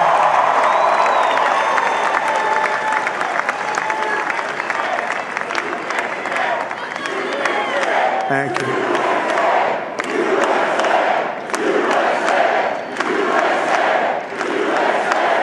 Thank you very much. Thank you. And, winning the popular vote was very nice, I will tell you. It's a great feeling of love. We have a great feeling of love in this very large room with unbelievable people standing by my side. These people have been incredible. They've made the journey with me, and we're going to make you very happy. We're going to make you very proud of your vote. I hope that you're going to be looking back someday and say that was one of the truly important moments of my life when I voted for this group of people beyond the president, this group of great people. America has given us an unprecedented and powerful mandate. We have taken back control of the Senate. Wow, that's good. And the Senate races in Montana, Nevada, Texas, Ohio, Michigan, Wisconsin, the great Commonwealth of Pennsylvania, were all won by the MAGA movement. They helped so much. And in those cases, every one of them, we worked with the senators. They were tough races, and I mean, the number of victories in the Senate was absolutely incredible. And we did tele-rallies. We did tele-rallies with each one of them. And sometimes we did 2 or 3 and it was amazing to look at all of those victories. Nobody expected that, nobody. So I just wanted to thank you very much for that. And you have some great senators and some great new senators. And it also looks like we'll be keeping control of the House of Representatives.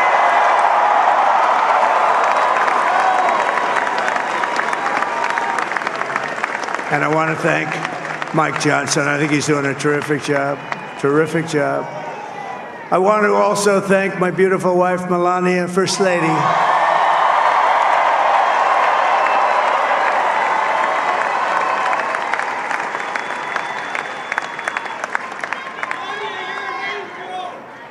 Who has the #1 best-selling book in the country. Can you believe that?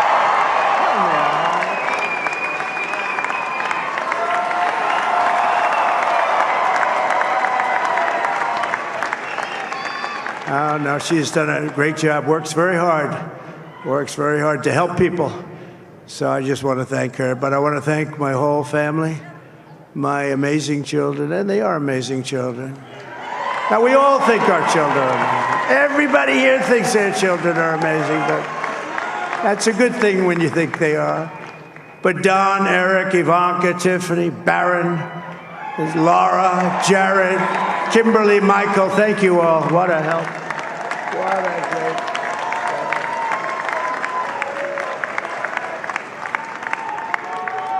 My father-in-law, Victor, is tremendous, and we miss very much Melania's mother, Amalia. We miss Amalia, don't we, huh? She would be very happy right now, standing on this stage. She'd be so proud. She was a great woman, that one. Beautiful inside and out. She was a great woman. I want to be the first to congratulate our great, now I can say, Vice President-elect of the United States, J.D. Vance.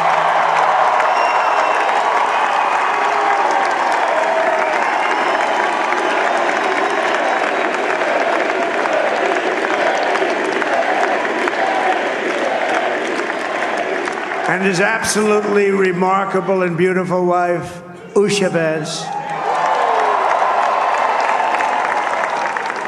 And he is a feisty guy, isn't he? You know, I've said, go into the enemy camp. And you know, the enemy camp is certain networks. And a lot of people don't like to, sir, do I have to do that? He just goes, okay. Which one? CNN, MSDNC? He'll say, all right, thank you very much. He actually looks fine. He's still like the only guy I've ever seen. He really looks forward to it. And then he just goes in and absolutely obliterates them.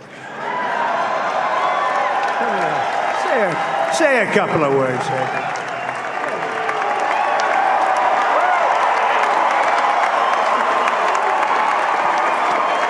Wow.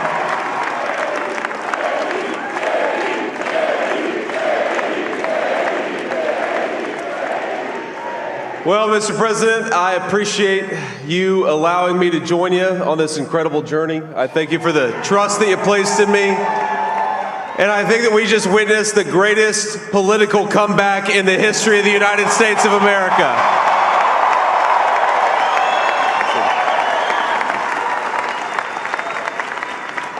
And under President Trump's leadership, we're never going to stop fighting for you, for your dreams, for the future of your children. And after the greatest political comeback in American history, we're going to lead the greatest economic comeback in American history under Donald Trump's leadership.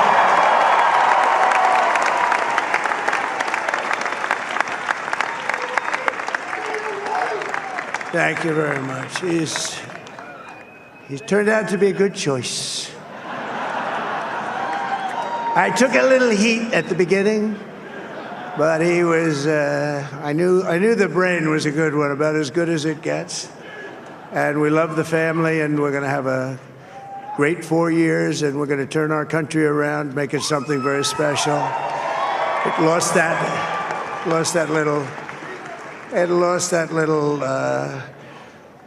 thing called special. We have to make it so. We're going to make this so great. It's the greatest country and potentially the greatest country in the world by far. And right now, we're going to just work very hard to get all of that back.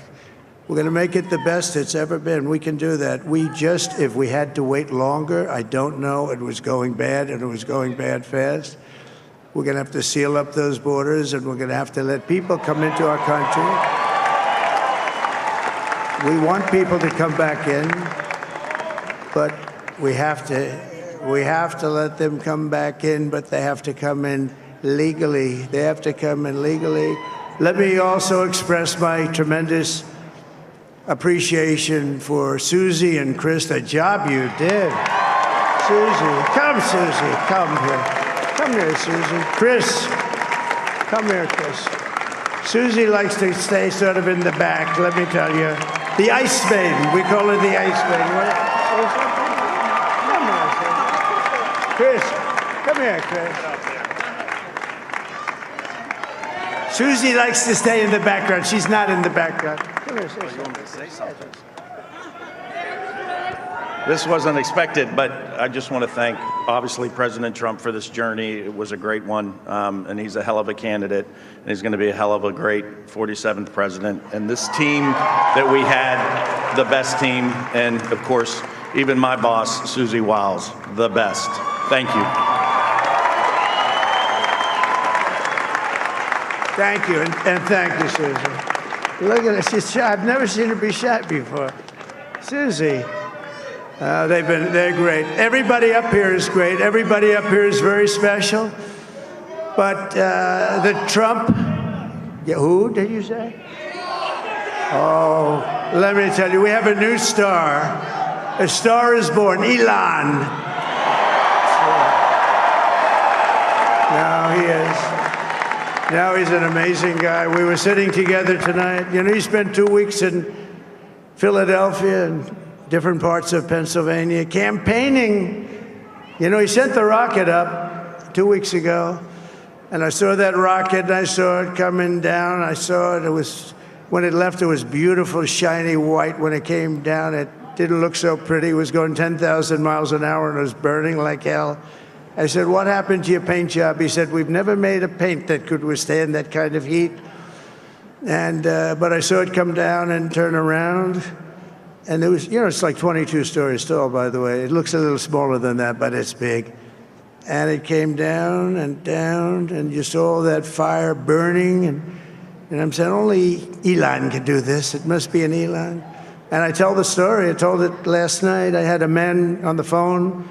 I had the screen muted, no sound. I was talking to a very important man, happens to be here. And that very important guy, one of the most important people in, I would say, the country, actually. But, you know, I was president, and now it looks like I was going to be maybe president again, so I figured I could ask him to hold.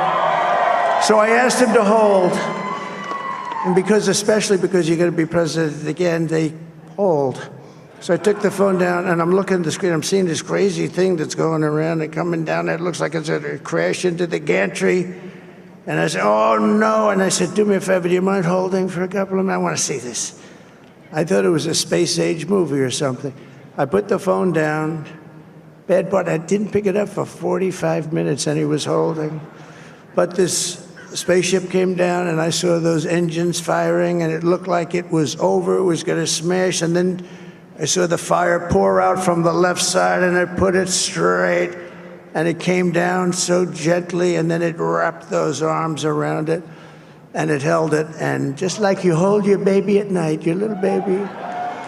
And it was a beautiful thing to see, and I called Elon. I said, Elon, was that you? He said, yes, it was. I said, who else can do that? Can Russia do it? No. Can China do it? No. Can the United States do it other than you? No, nobody can do that. I said, that's why I love you, Elon. That's great. And you know, when we had the tragic Hurricane Helene, and it hit North Carolina, they were really devastated. The water, this was a big water, as big as we've ever seen, water hurricane. It built lakes out of nothing. Fields became lakes, and the danger was unbelievable. And the people from North Carolina came to me and they said, would it be possible, at all possible, for you to speak to Elon Musk? We need Starlink.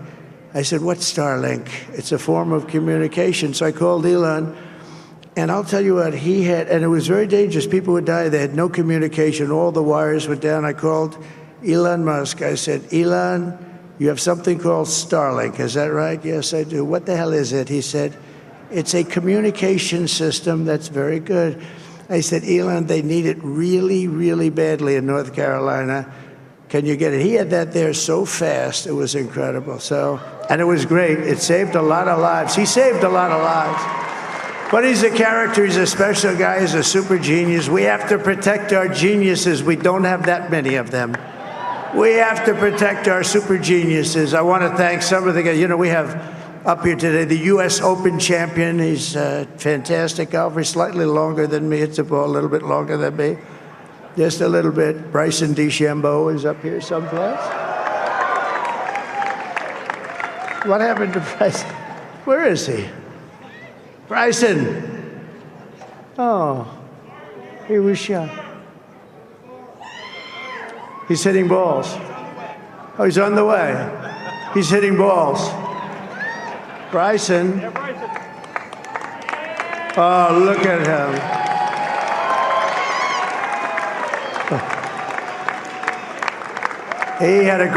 He's got a great career going.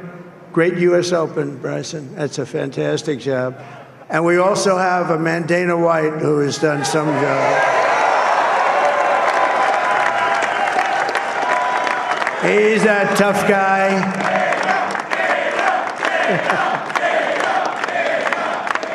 So Dana started UFC, and came to me, do you mind if I use your, nobody wanted to give him a rinse because they said it's a rough sport, a little rough. And I helped him out a little bit, and I went, and they said, this is the roughest sport I've ever seen, but I began to like it, and he loved it, and nobody's done a better job in sports. And you know, he's a very motivational kind of a guy, what he does. He gets these fighters, and they really go at it, and it's become one of the most successful sports enterprises anywhere at any time. It's doing so well. I'd like to ask Dana just to say a couple of words, because people love to hear from him. Dana,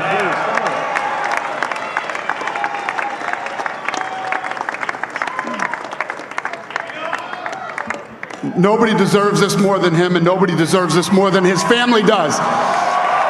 This is what happens when the machine comes after you. What you've seen over the last several years, this is what it looks like. Couldn't stop him. He keeps going forward. He doesn't quit. He's the most resilient, hard-working man I've ever met in my life. His family are incredible people. This is karma, ladies and gentlemen. He deserves this. They deserve it as a family. I want to thank some people real quick. I want to thank the Nelk boys, Aiden Ross, Theo Vaughn, Bussin' with the Boys, and last but not least, the mighty and powerful Joe Rogan. And thank you, America. Thank you. Have a good night.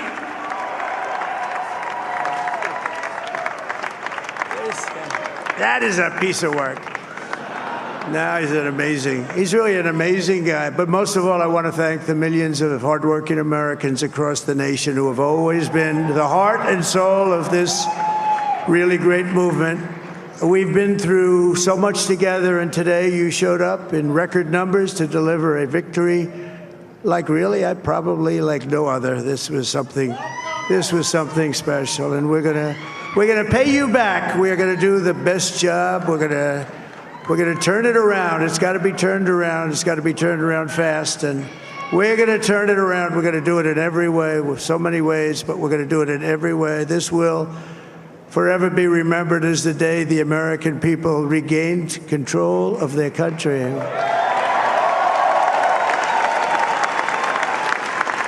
So I just want to say that on behalf of this great group of people, these are hard-working people, these are fantastic people, and we can add a few names like Robert F. Kennedy Jr. He came in. And he's going to help make America healthy again.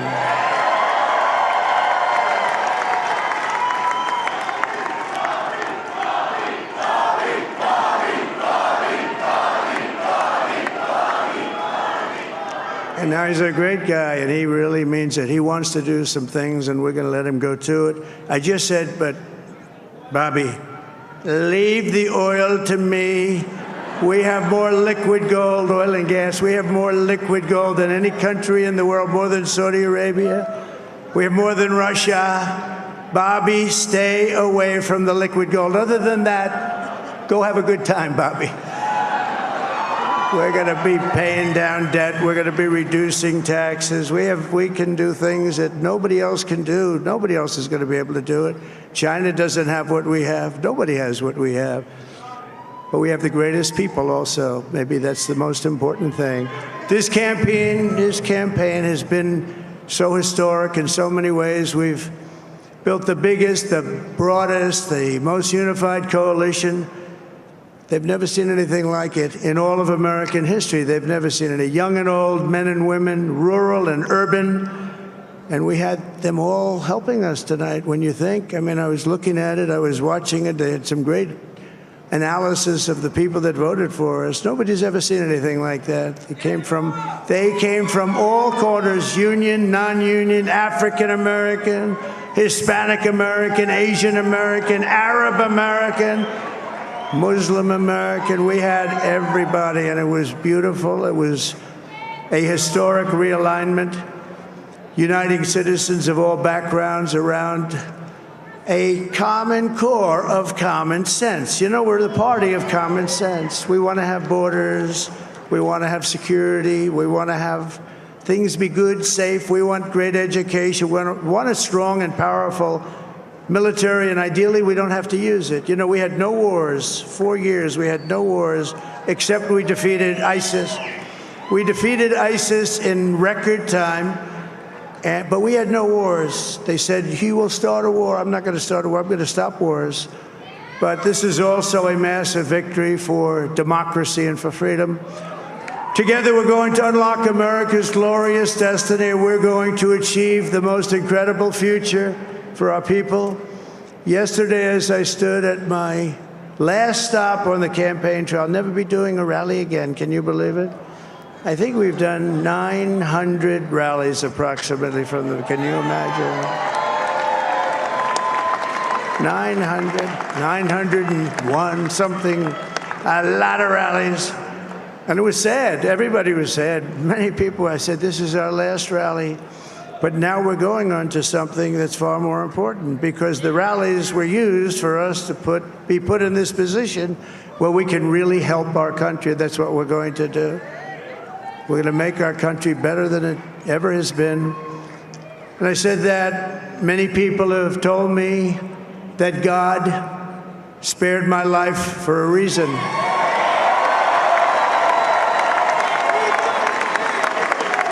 And that reason was to save our country and to restore America to greatness.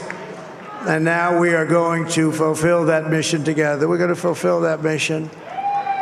The task before us will not be easy, but I will bring every ounce of energy, spirit, and fight that I have in my soul to the job that you've entrusted to me. This is a great job. There's no job like this. This is the most important job in the world.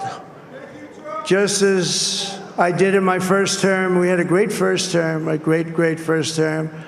I will govern by a simple motto: promises made, promises kept. We're going to keep our promises. Nothing will stop me from keeping my word to you, the people. We will make America safe, strong, prosperous, powerful, and free again. And I'm asking every citizen all across our land to join me in this noble and righteous endeavor. That's what it is. It's time to put the divisions of the past 4 years behind us. It's time to unite. And we're going to try. We have to try. And it's going to happen. Success will bring us together. I've seen that. I saw that in the first term. When we became more and more successful, people started coming together. Success is going to bring us together, and we are going to start by all putting America first. We have to put our country first for at least a period of time. We have to fix it. Because together we can truly make America great again for all Americans. So I want to just tell you what a great honor this is. I want to thank you. I will not let you down. America's future will be bigger, better, bolder, richer, safer, and stronger than it has ever been before. God bless you, and God bless America. Thank you very much. Thank you. Thank you.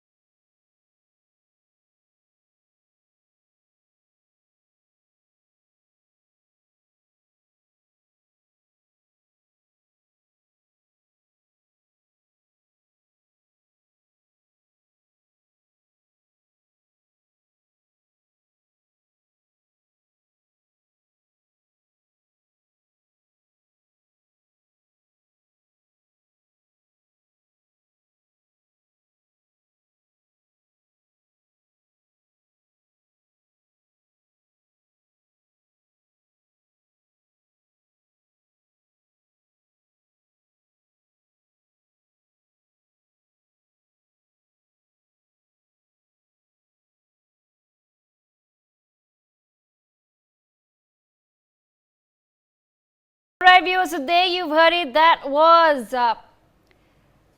was Donald Trump claiming victory of the 2024 elections in the United States of America. By his side, of course, his family and key faces that we've seen throughout the campaign. Joining me on the broadcast to take this conversation forward and take this development forward, Major General Rajan Kochar, Sharad Kori, senior economist, Alok Bansal, director of the India Foundation, and Manga Ananthamula, leader of the Republican Party, with us as well. Let me begin this conversation with Manga Ananthamula. Manga Ananthamula, a quick, precise speech there by Donald Trump. He's once again spoken about helping America heal. That was his first message to the people of the United States of America, that our country needs help and I will make America heal. Can you explain now to the viewers that are watching what really will be on Donald Trump's agenda? That's a great message to say that America must heal, because we have been enduring being on the back seat for the last 4 years. Our economy is crushed. Our borders are crushing us. Our school system is crumbling down. The transgenderism is what is having a real heartache in the schools, and the parents have to endure, and the parental role is almost being removed from the hands of parents. So there are a lot of hardships that Americans are going through, and we all know that we have 30 trillion debt, and how are we going to sustain? So there are a lot of mixed emotions and feelings that are hurt that Americans are put in the back row. I think that's what he meant, and I think this is the best thing that can happen to United States at this time, having Donald Trump as a 47th president, and I think we are lucky to have crossed that finish line, and we are looking forward to better days coming from January. Okay, Ms. Ananthamana, I also want to, of course, then understand from you, when Donald Trump says that there will be no war, what does that really mean? Is there a plan of action in place? Absolutely. If you have seen the past 3.5 years, and President Trump's, the previous administration, we never had any wars. We are indulging in Ukraine war. That's a never-ending war. We have already spent trillions of dollars on Ukraine war, where we don't need to be. In my opinion, I have been saying this from day one, that we don't need to be in Ukraine war, and Ukraine doesn't have to be at the table at NATO. I think that's what caused a problem. We need to set boundaries, and we need to set certain limitations and let everybody protect their own sovereignty. I believe in protecting our sovereignty by closing the borders, and so does President Trump. And many Americans believe in closed borders, and that's the result of what you have seen today. The world has witnessed what Americans really do want for themselves, what they have been missing, and that's what they want, and that's what will be given, and that's what they chose today. Their voices were loudly heard. So definitely that's what he meant when he said no wars in my administration. I think he will scale back on Ukraine war. Maybe he will not give a dime. Like I used to say all the time during my campaigns, not a dime to Ukraine war. Maybe that's what Trump is going to say, not a dime to Ukraine war. I think a lot of times President Trump and I have the same wavelength of thinking what we want for the country. And I think that's exactly what he meant, and that's exactly what he's going to do. Ms. Ananthamana, I also, of course, want to understand from you, in an assessment of what has really gone down, because a lot of the exit polls were predicting a neck-and-neck fight, what has ultimately worked in the favor of Donald Trump and his team? There are two things that are most important to mention here. Is I've said that even in today in one of the interviews for the TV interviews. The two things that terribly went wrong with Americans is Kamala Harris was nominated most undemocratic way. They did not follow the process. People need to choose their own leader who needs to be nominated to be on the ticket. But then very undemocratically, they nominated Kamala Harris.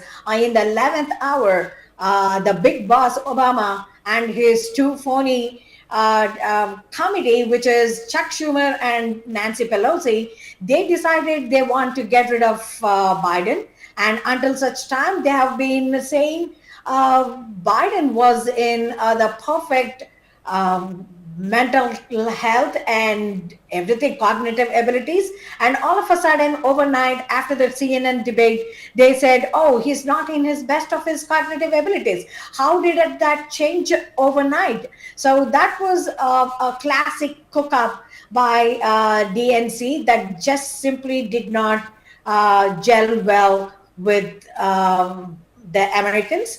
And anybody who did not fall in line with that decision, the heavens, the hell was going to fall on them. So people have to fall in line with the big boss and their decisions. So both these factors, I think, played a huge role. And not to dilute our border crisis that we have more than 9 to 11 million illegal immigrants into this country, and there are tens and thousands of criminals of them, and the fentanyl and other dangerous drugs are being floated into the country. But Ms. Ananthamula, of course, then the next question of the people of America will obviously be, when you promise that Donald Trump and his team will be solving the immigration crisis, which is perhaps something, a poll promise that has resonated with the voters of America, what really will be the plan of action? Is there anything? Plan of action, he is definitely going to stop illegal immigration, like he was very effective during his first term. In his second term, he's definitely going to do everything to stop that illegal immigration. He'll build the wall, he'll finish the wall, and he will make sure that our illegal immigration is not as crisis that we face today. So we are definitely going to fight for and stand up for closed borders and no illegal immigration. So that will be his stand, and that's exactly what he said during his campaign trail, and that's exactly what he would do. This man walks his talk, so we can expect everything that he has promised. And now that we have the House and the Senate given to him, I think we'll be more effective this time than we were the previous time. And at the same time, as far as the economy is concerned, what really is the thought process on that? Donald Trump his campaign has focused a lot on the American economy as well, on reviving the American economy. How does that work?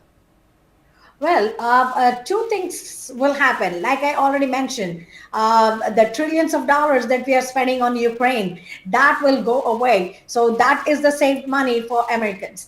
And the second way to do it is he will start bringing back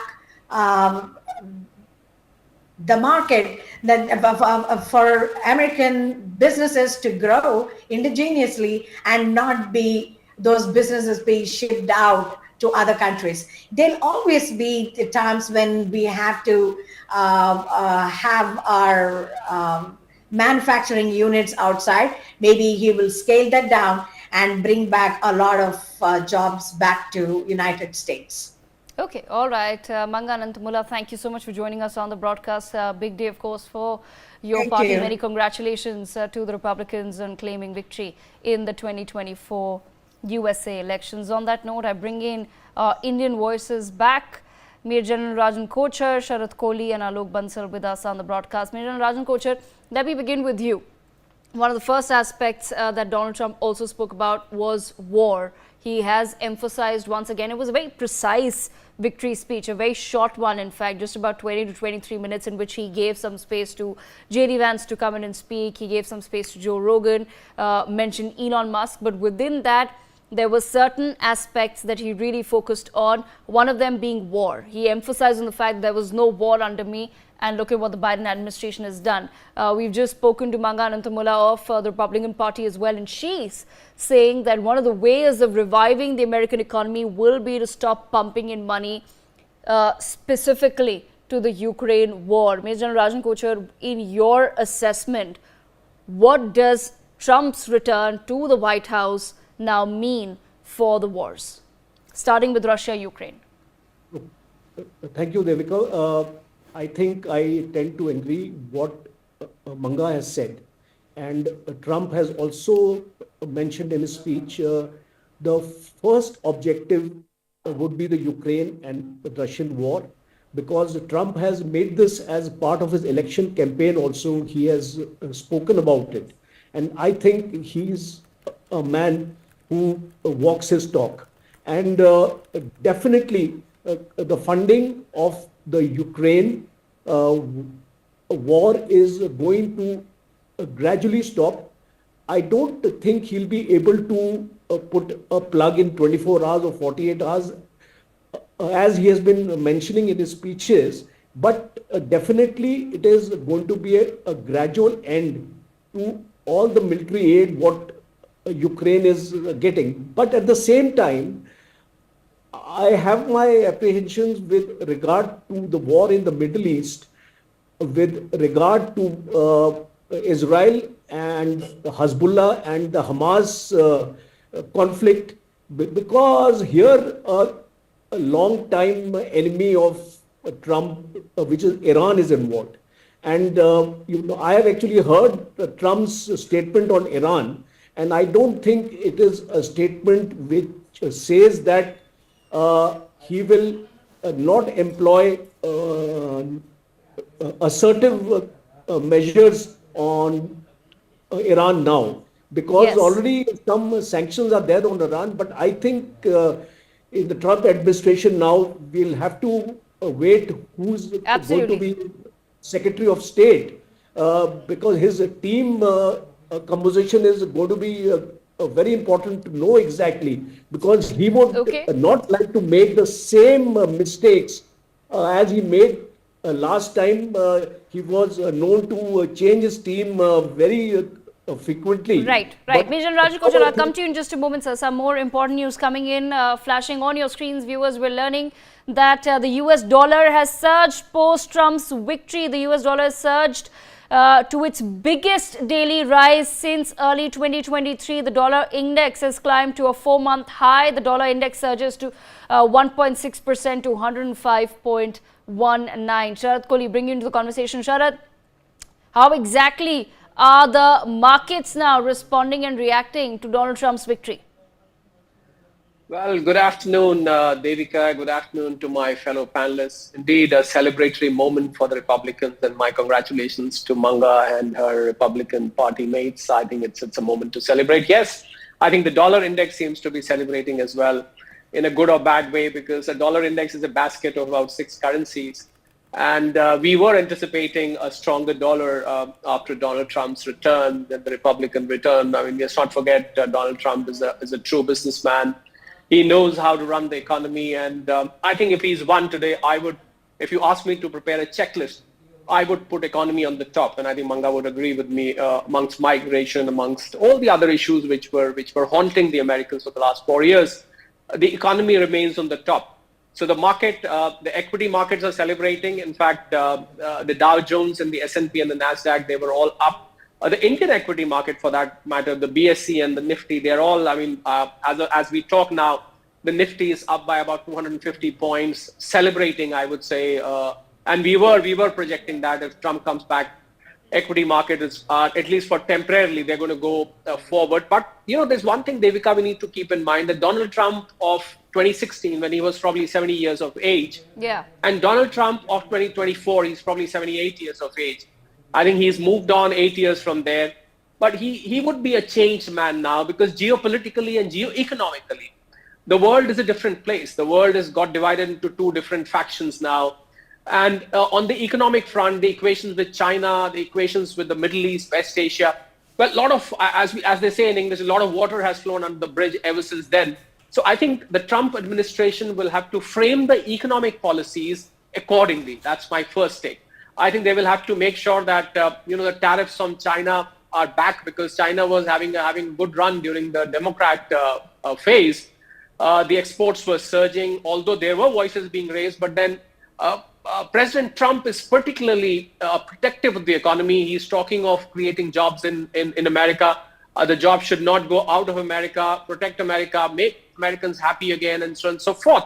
So I think China is in for some difficult times as far as the trade is concerned. Being the second largest economy in the world, you're going to see some tariffs. And India per se may be a beneficiary. So the markets in more way than one are celebrating. On the hindsight, I would say that, the H-1B visa, the all so important. It also talked about H-1B visa. So Indian tech companies may face a little bit of difficult time, because the technical experts, the software engineers who go there, and companies like TCS, Infosys, who've got a very large and significant presence in America, they might have to some kind of problems in getting immigration visas and so on and so forth. But I think that's part of the bundle of policies. There has been during the campaign as well a distinction between illegal immigration versus the US wanting to focus or refocus their energies on brain drain. They've really focused on that, and they've mentioned it a couple of times as well, that while we're going to be dealing with illegal immigrants, we do want smart people from across the world to come into the United States of America. So is that perhaps good news for some of the people who've been struggling really to get their stay in the US sorted? Well, I can't disagree to that, Devika. Absolutely. I mean, President Trump, if he's made that statement, obviously he means it. And I'm sure I saw Manga nodding her head, and rightly so. A very important statement which he just made. I heard the entire 22-minute speech which he just spoke while we were all waiting for the speech to be over. He said that we are going to make sure that the Americans lead a very happy and economically prosperous life. So it's also important, apart from checking the illegal migrants, building the wall and making sure people don't land up here on donkeys and so on and so forth.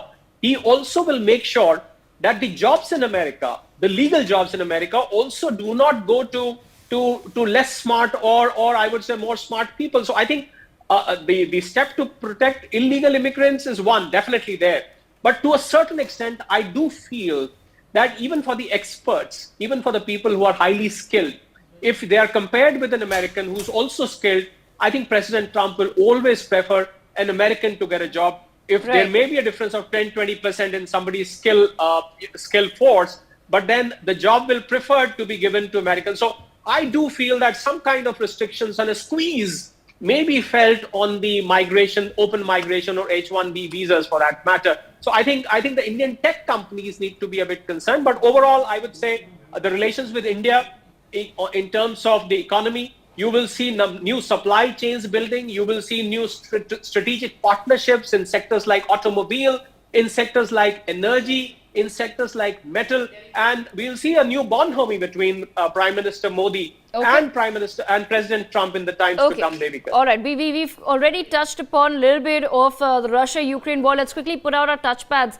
on the screens for our viewers. Benjamin Netanyahu has tweeted, "Dear Donald and Melania Trump, congratulations on history's greatest comeback. Your historic return to the White House offers a new beginning for America and a powerful recommitment to the great alliance between Israel and America. This is a huge victory.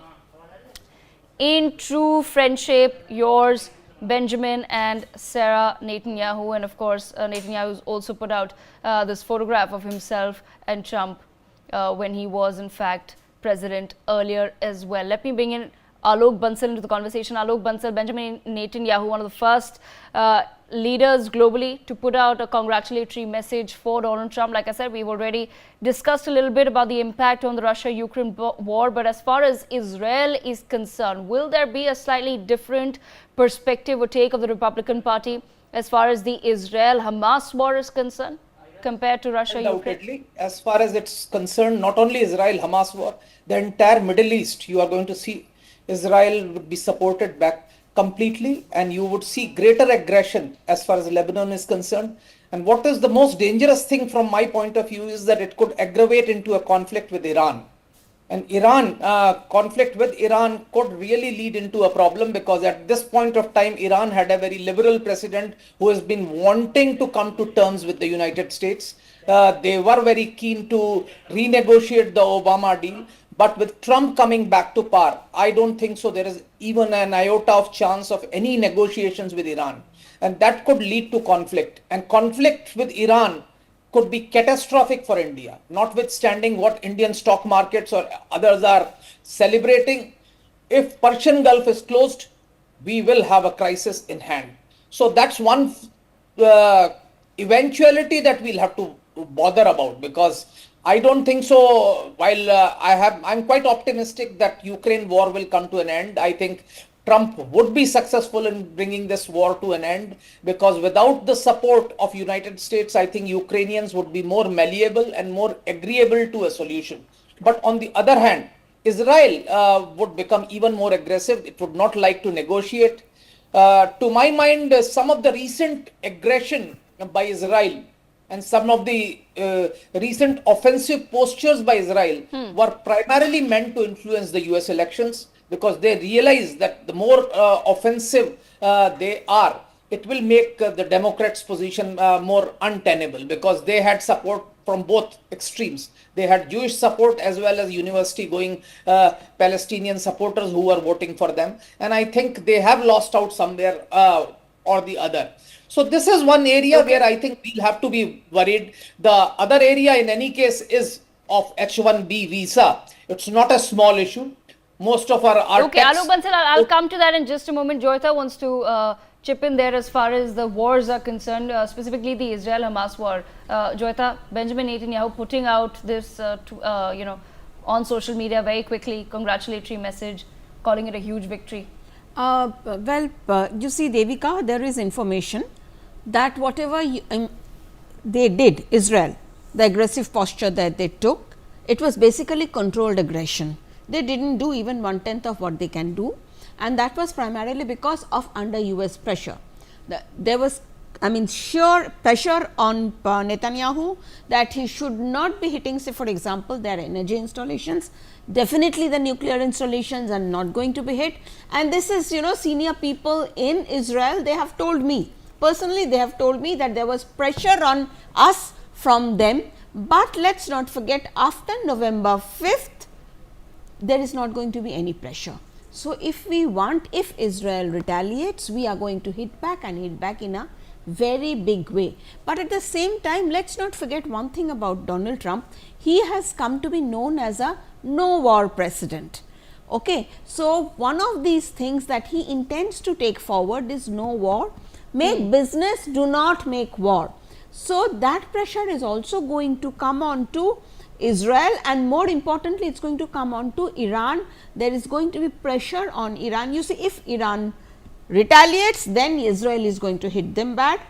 But that is also one of the reasons why Iran also mobilizes its terror proxies.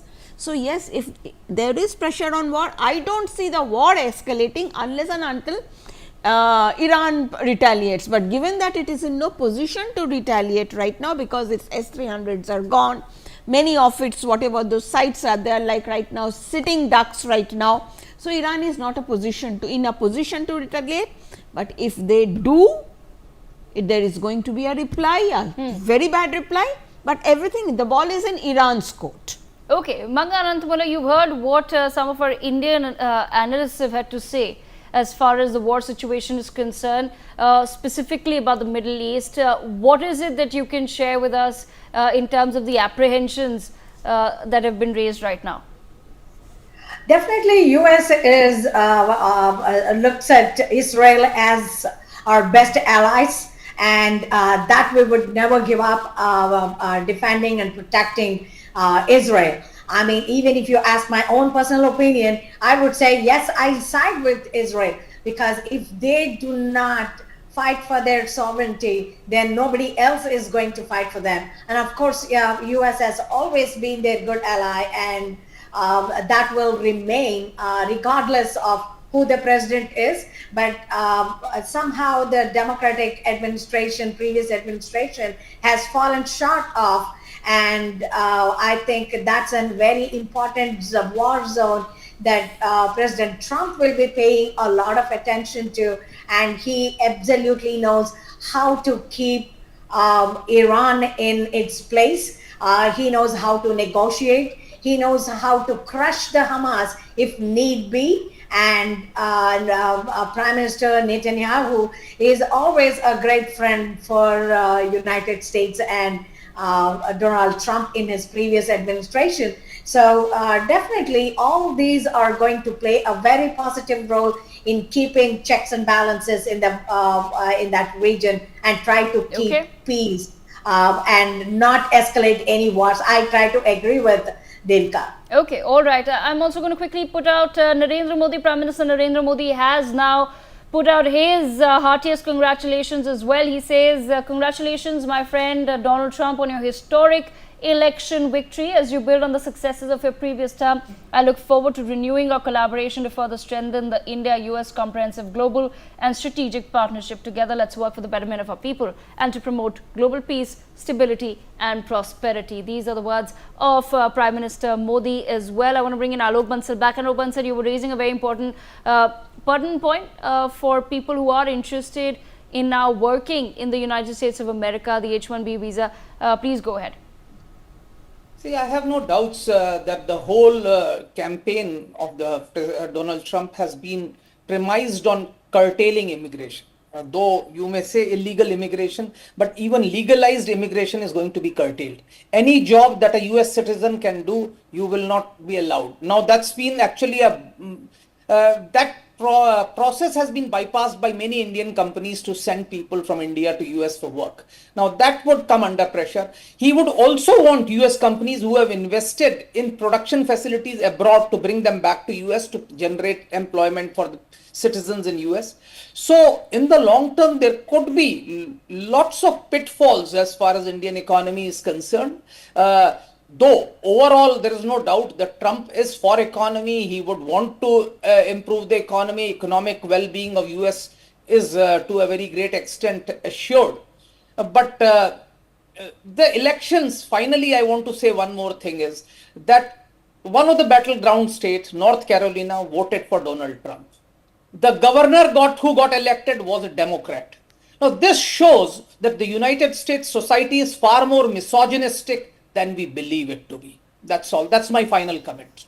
Okay, all right. Joyita, your perspective on the same as well. Well, I think, I mean, when you are looking at this election in particular, I think it will be wrong to talk it in gender terms, because you see there were far more important issues to the voter than about what Kamala Harris's gender is. I mean, I have a serious problem to call people, label people in general as, oh, they are misogynistic. I'm sorry to the previous, I mean, without due apologies to my previous panelists, as a woman, I have a problem with this, I mean, just because someone is not supporting a candidate who happens to be a woman, but if you look at her track record, it's a disaster.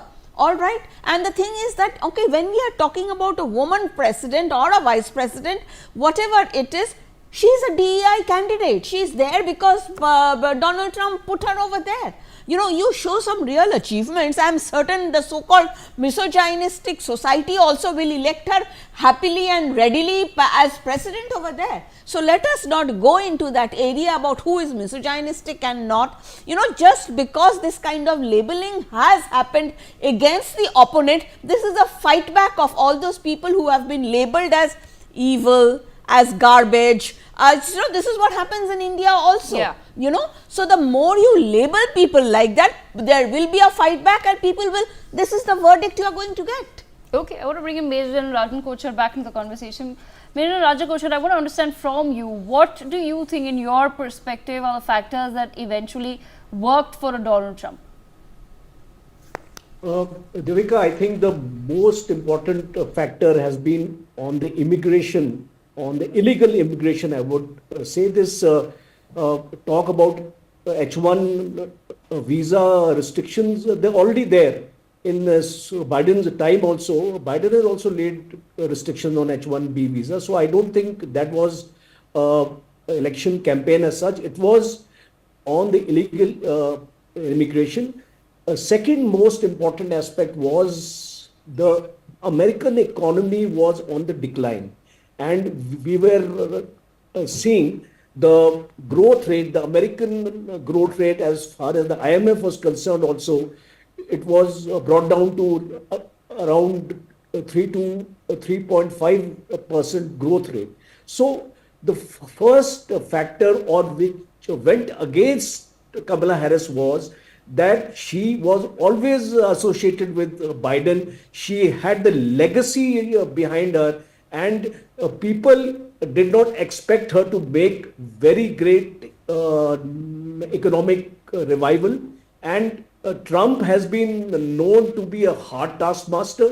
He has been known to be a pro-market man, and that is why I visualize that he was a better bet as far as the American people were concerned in reviving the economy. Because see, the America has 2-3 major problems today.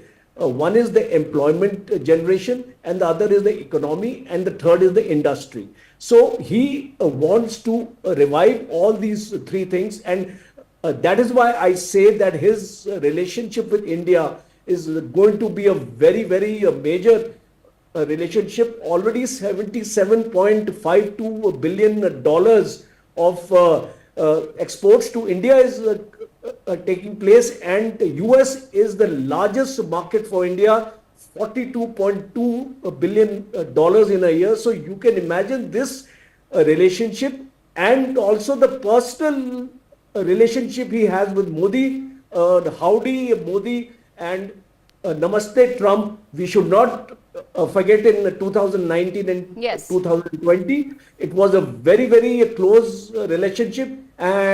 Both of them are market oriented. So that's why I feel it's going to be a win-win situation for India.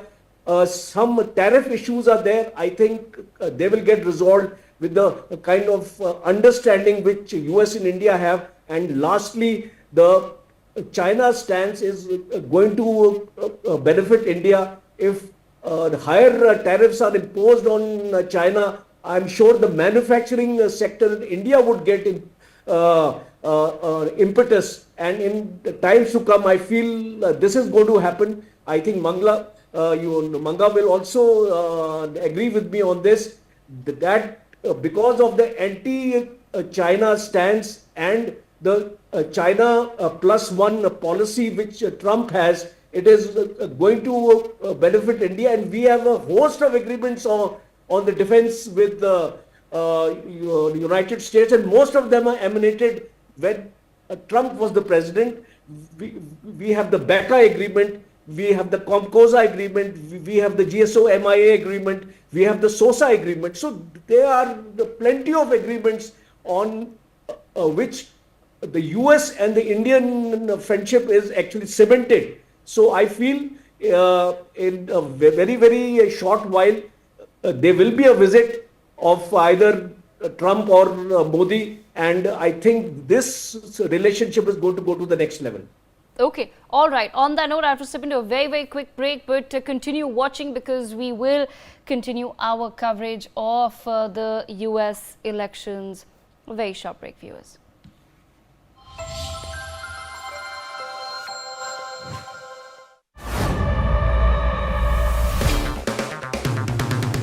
अगर आप बनना चाहते हैं anchor या फिर आप में है जुनून एक तेज तर्रार न्यूज रिपोर्टर बनने का, तो आप ज्वाइन करें ITV और इंडिया न्यूज़ का media school. ITV next media international school का कोर्स आपको मौका देता है देश के दिग्गज एंकर्स के साथ काम करने का। ITV next media international school में आप बेहद नजदीकी से देख पाएंगे किस तरह से ITV नेटवर्क के दिग्गज पत्रकारों की टीम दिन रात खबरों पर काम करती है। इस कोर्स के दौरान आप सीखेंगे एंकरिंग की एक एक बारीकी उन एंकर्स के साथ जो देश को रखते हैं हर खबर से बाखबर।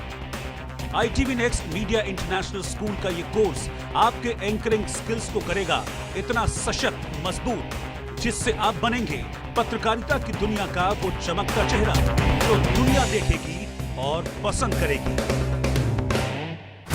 जो पठान मेरी जान सन तेरा तौबा तौबा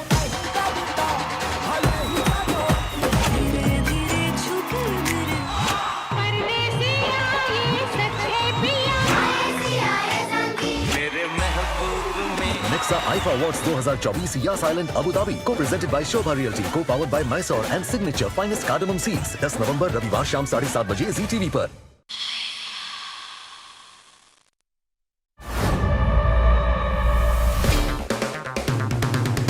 अगर आप बनना चाहते हैं एंकर या फिर आप में है जुनून एक तेज तर्रार न्यूज रिपोर्टर बनने का, तो आप ज्वाइन करें ITV और इंडिया न्यूज़ का media school.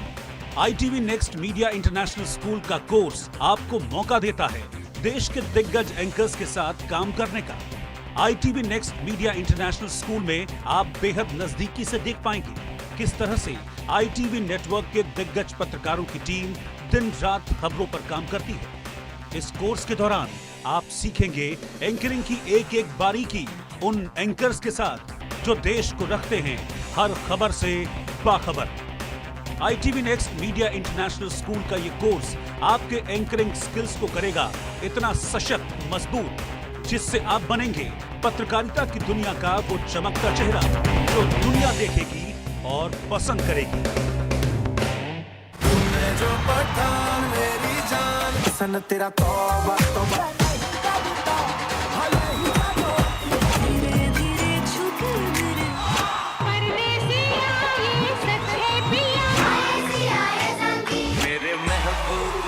Nexa IFA Awards 2024 या साइलेंट अबू धाबी को प्रेजेंटेड बाय शोभा रियल्टी को powered by Mysore and signature finest cardamom seeds 10 नवंबर रविवार शाम 7:30 बजे जी टीवी पर।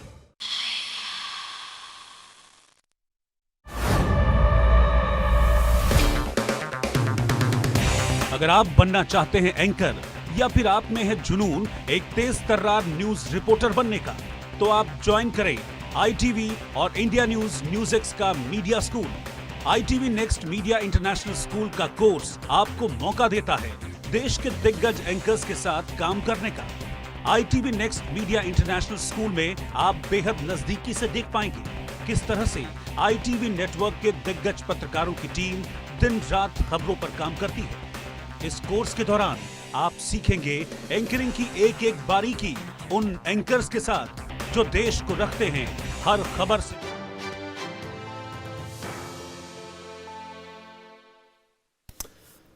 Welcome back. You're watching Newsx. My name is Vineet Malhotra. Well, the US elections are foreseeably over. The results are out, barring a few electoral votes that will be mailed in. But the big news that's coming in at this point in time is Donald Trump is going to be the 47th president of the United States. Of course, the pollsters, the bettors, all were against the fact that Donald Trump could return. The Democratic Party, of course, will have to go back to the drawing board. A big drubbing to them. Kamala Harris and her aspiration to become the next president, of course, quelled and squashed at this point in time. What does this mean for the world? What will a second term of Donald Trump will do for the United States? He's made tall promises of making America great again.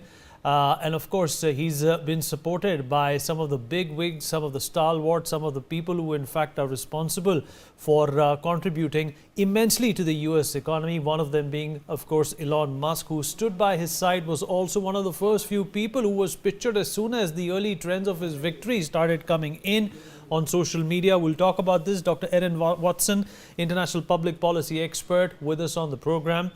Gautam Mukherjee, senior journalist, also joins us on the show. Mithali Nikore, economist, is here with us on the platform as well. Sumit Peer, senior political commentator, joining us on the program as well. Major General A.K. Sivach, defense expert, also joins us on the show to talk about this big news that's coming in. Dr. Watson, I'll begin with you. Well, Donald Trump is back, and how? Just like in India, even in the United States, the pollsters, the exit polls got all of those conjectures wrong. In fact, the swing states such as Pennsylvania that did go Joe Biden's way in 2020 have made up their mind that it's Donald Trump that they're going to be supporting, and he has been elected as the 47th. He will be in fact sworn in Jan as the 47th President of the United States. But the fact of the matter is, what were the key issues that people voted for? Back home in India, we can all see that immigration, the economy, the jobs, and of course sensitive issues such as abortion have played a big role. They were supposed to play a bigger role for the Democratic Party, but apparently people, of course, think that Donald Trump is better in terms of his business acumen for the United States. Your thoughts, Dr. Watson? Yeah, look, thanks for having me here. I think that, I'm sitting in Jakarta, not in Australia right now, so it's an interesting place to be watching the election play out. In fact, in the hotel I'm in, I went up and had a look around the televisions upstairs, and not one of them and no one sitting there watching the election, whereas in Australia, my friends and colleagues are all really glued to the television. And I think that's because the United States is just such an important partner for us and an ally, as our key security partner internationally. So I think that, there's going to be real implications. I think you're right. At the end of the day, all politics is local, and when it comes down to it, Donald Trump has won this election because people's lives are not better than they were 4 years ago. And, that was never going to play very well for Kamala Harris. So I think that some of these key issues, another reason we're looking to it so closely in Australia is it concerns people about how it emboldens conservative politics in Australia. We can already see today one of our conservative politicians committing to put forward an abortion bill that, could potentially change the dial on abortion in Australia, which I don't think has broad popular support like you see in the United States. But again, these big political issues that Trump talks about, we tend to look to. I think Australia, we're relatively pragmatic about, the good thing about Trump is that we've had him before, so we kind of know what he's like. And, we know that it's going to be a more unpredictable 4 years in terms of our foreign policy and about what it looks like for our relationships internationally, especially with India as well. All right, great points there. Sumit Peer, coming to you now. How do you look at this news? In India, it's often perceived that the Republican Party has always been good for the nation. Even if you look at the terms of, George W. Bush, his father, Ronald Reagan, and some of the earlier Republican presidents, India and United States relationships have always blossomed. But the fact of the matter is that Donald Trump does come with a lot of baggage in terms of what he brings to the table. It was a travesty that, all the goodness that he was able to create for the Americans was all diluted when COVID-19 came about. He did not know how to handle it, and perhaps that is what did them in. In fact, if COVID did not appear, it was a probability that Donald Trump would have been elected for a second consecutive time as well. What do you think defines his flashy comeback? Is it his personality? Is it his support? Is it his ability to resonate with the American voter? Or do you think this is just, begrudgingly a vote against the Democratic Party, which has completely ignored how the youth of America have felt, when it comes to issues like immigration, employment, economy, and abortion? Vinny, thank you very much for having me on your show. And I think me and Gautam Mukherjee on this panel, we've been stretching our neck out for months and been saying that it is Donald J. Trump who is going to make it. And congratulations to President Trump now, we can say, 47th President of the United States of America. Vinny, the issues are very simple. When it comes to the good of the America, when it comes to the global good, we cannot have a puppet regime with a puppet prime minister, puppet president. It was Barack Hussain Obama 3.0 which was in power, and people did not want a Barack Hussain Obama 4.0 to come into power. They were sick and tired of that. Condoleezza Rice going and calling the shots. She was literally determining the foreign policy. You have this multinational, you have Pakistanis in White House. They were running the way we were running it. The American universities were taken to hostage. Wokeism has creeped into every university. Pro-Palestine demonstrations were crippling universities like Harvard and Cornell. and then the funding for Middle East, which was going everywhere, and then they were blatantly denying the rights of minorities. They were not concerned about Hindus, they were not concerned about India. They were very busy because of Mr. Obama to please the Muslim world. I'll be very direct, I don't mince my words, Vinith. Please the Muslim world and look at the interests of Muslim world. Now today, Barakat Hussain Obama gave Iran from $4 billion to $88 billion, which today they are literally put the world on a world war and are threatening of annihilation of a complete country called Israel. Look at their foreign policy, this pinprick diplomacy, cozying up to Pakistan. What a withdrawal from Afghanistan. That was a shame, the kind of withdrawal they did from Afghanistan. That power, that stature what United States of America had, that was all lost during Joe Biden. And this wishy-washy policy. I mean, you can disappear all the beggars from San Francisco and welcome President Xi Jinping. But don't you know the fentanyl, everything, every inch of fentanyl, every piece of fentanyl coming to United States of America is coming from China. What is your China policy? Nothing. You are just trying to be nice to China. You're trying to be nice to the Islamic world. You don't dare to call out the Islamic terror, which is the most eminent threat to the world. You don't dare to call out the Iran, which is the most eminent threat to the world. You are still trying to protect them. And on the peak of an Iran-Israel war, you were trying Israel that will do an arms embargo to you. You were trying to tell them, let's do a 21 days peace so that Hamas and Hezbollah can group up and kind of screw you again. I mean, these kind of fiascos happened in immigration, uncontrolled immigration. People from China, people from Russia, people from everywhere in the world coming into America. Or you are spending billions of dollars to keep immigrants in 5-star hotels. So at the cost of American taxpayers' money, $35.8 trillion debt. And mounting every second, you are adding $100,000 to debt. 100,000, 100, 200,000, 300,000. That is the plight of United States economy. Your IPR is depleting. China is stealing your resources right, left, and center. Chinese spies, Chinese infiltration, and emergence of Red Jihad, wherein Reds are funding the jihadis and they're doing the dirty work. The biggest example of Red Jihad is what Iran is literally put the whole world on ransom, including Saudi Arabia and UAE, that if Israel attacks me, I'll attack your oil fields. With this kind of fiasco going on and this kind of appeasement going on, where deep state, is calling the shots, where vested interest groups are really running the US administration, and where Alex Soros goes to White House 18 times for a coffee. What is the business of Alex Soros in White House? What is he doing there for 18 times to have coffee? I mean, all those things, and let me not get into that. Whose cocaine was found in the White House? Who was having cocaine in the White House? Okay, I mean, all those things, and Hunter Biden's laptops. Vinith, there's a plethora of disasters which happened. World needs a decisive leadership. World doesn't need puppet regimes. Puppet regimes are dangerous. You can plunge world into a world war and it can be never returned. And we can't have these people from China calling the shots and people of Pakistan and Iran, holding the world to the ransom. We're sick and tired of that, and so is America. All right, Gautam Mukherjee, your analysis of what happened and what do you think, really worked in Trump's favor? We all know what did not work for the Democrats. Of course, Kamala Harris only coming into this fight, 3 odd months ago. She had never even won a primary before that. And, so obviously this was a very uphill task for us. Do you also think that there was this, sense of indecision which was apparent, and it was not good for optics when it came to, still wanting to portray Joe Biden, who's old and frail, as the next candidate? Well, all that is behind us now. You've got a vigorous 78-year-old who has done something only for the second time in US history. He's made a comeback after a gap of 4 years. Well, there are people who doubt his cognitive abilities as well. Well, you can't blame the Democrats for trying, but they have tried a lot of things. There's been a plethora of court cases. There's been constant name calling. The portrayal is that Trump is the one who calls all sorts of names to his opposition. Yes, he does. But let us not hold the Democrats as Snow White, because they've been doing just as much of it.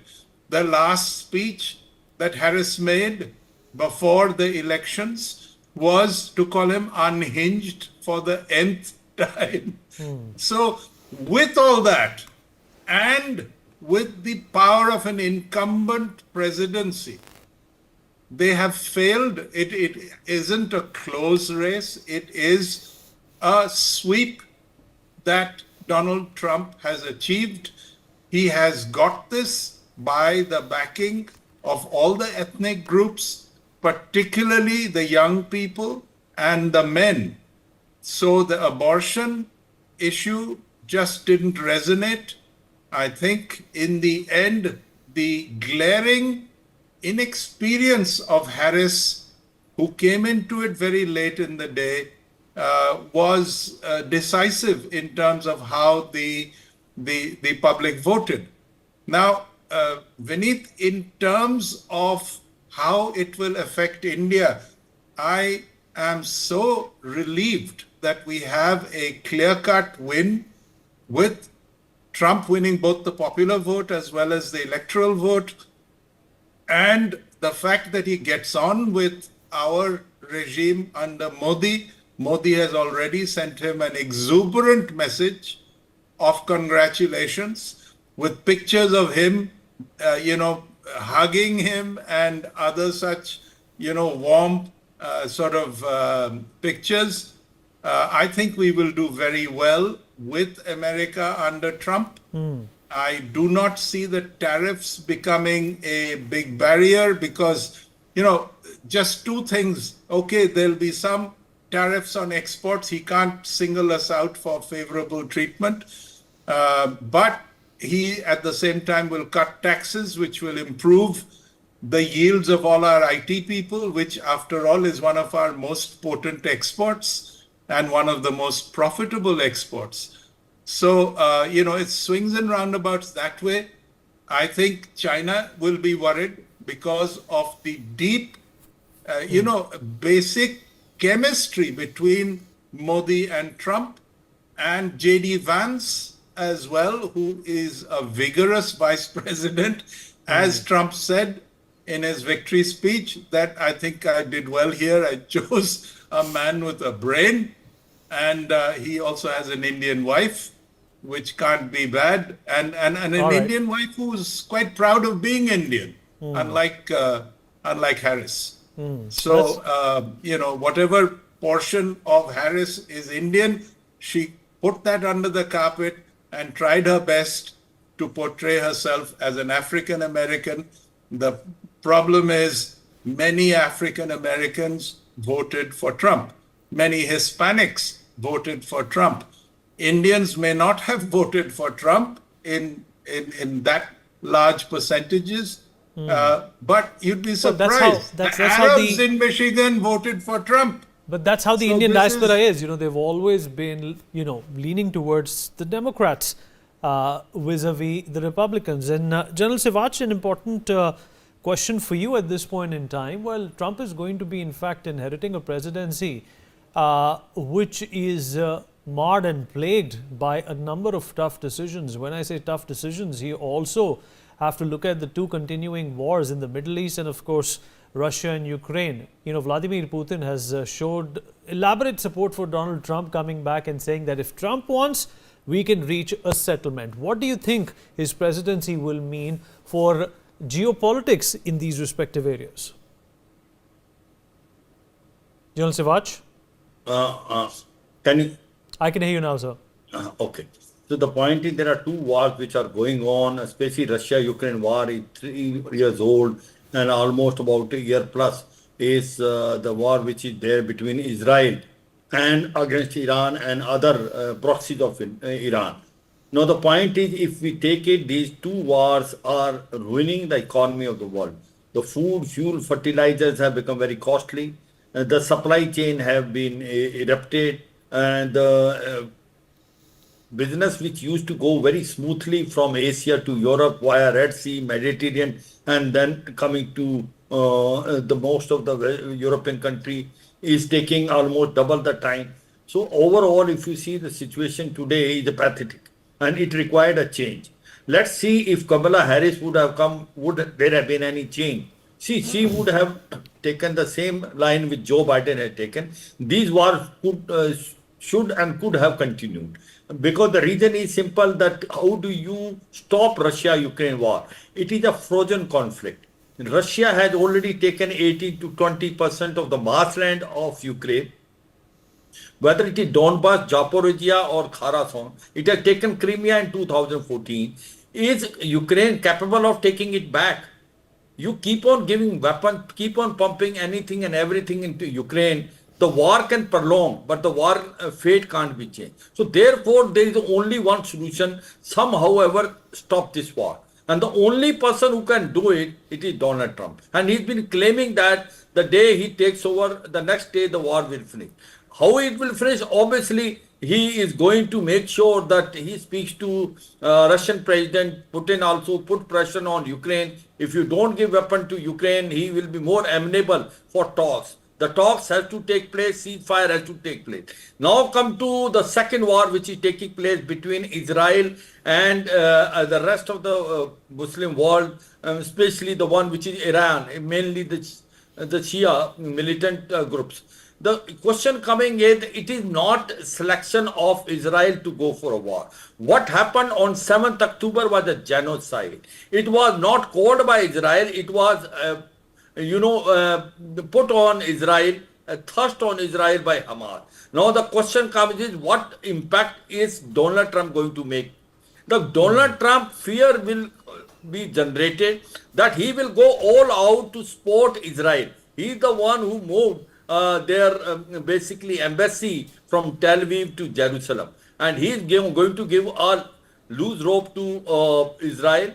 He will give to modern weapon. What impact it will have? It will have an impact. Iran will know it, that Israel is not alone. The US is with Israel completely. And in case if it makes a mistake of taking this revenge back, which they are claiming that 400 missiles are ready, then this war will not stop, and Israel is going to bounce back, and it will hit your nuclear installation and also your oil sector, which was excused, which was saved last time by Joe Biden. So the point is, today the fear of Donald Trump will make sure this war also finishes fast. Because the question comes in, Israel is nothing to worry, because Israel had done nothing wrong. He has to ensure the Hamas and Hezbollah and Houthi threat is minimized. So I suppose he will play a positive role even in Middle East, because he bother about the economy. He knows that how oil is very important.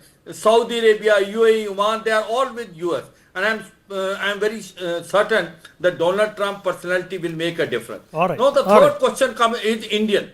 I just want to say, Vineet, Quickly, what sir. impact it makes on India and especially Bangladesh. Now the point is that what has happened in Bangladesh is a matter of a disgrace what the US has done. They have intervened, they have thrown a democratic elected government of Sheikh Hasina. They have brought a person who is a puppet of US, and it is a radicalization taking place there, anti-Hindu rights taking place. It is Donald Trump who had a guts and courage to say that he will stop this anti-Hindu rights which are going in Bangladesh. I suppose he will correct that what has been done by Joe Biden government of bringing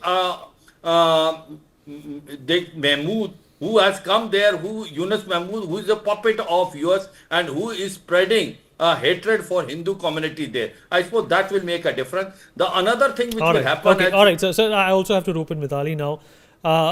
Mithali, it's important to understand, we have spoken about geopolitics, we have spoken about the internal nuances which have led to Trump's ascendance as the president, the 47th president of the United States once again. But, there's always been a very favorable chant whenever Trump has been president or in and around presidency about India and India's prospects in its economy. What do you think this means for India's economy?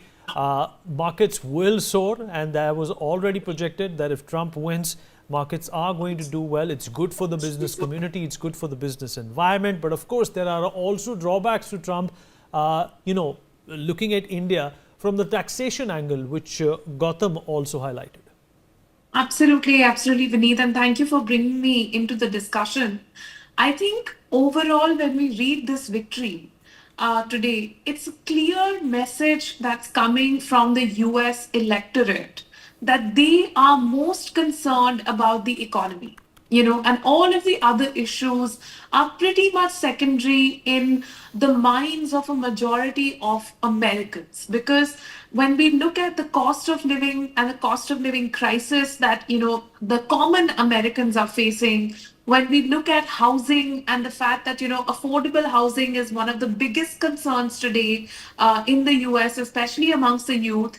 And when we look at, economic factors like joblessness, unemployment, and the fact that you have graduate joblessness being at such a historic high, these are factors which have really swayed the election almost unequivocally. So, I mean, and that has definitely trumped the gender divide that was very evident. I mean, it was very evident in the, pre-voting era. I mean, when the, projections were being made, that a lot of women were supporting Kamala Harris. A lot of white women also were apparently supporting Kamala Harris, but that has not translated into the popular vote or into the electoral college votes, because even for women, the economy has come above the gender apartheid that the US is experiencing. And we have to call out, I mean, we might say that Trump is good for the economy, and that's unequivocal. I mean, the Republican administrations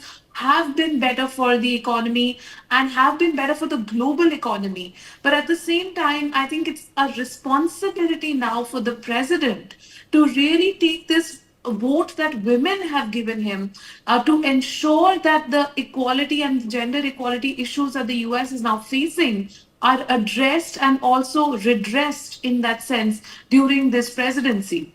But having made that point, I think when we come to the outcome for the Indian economy, the Indian economy has done very well in the last 10 years because of its trade relationship with the US. Merchandise trade has only increased.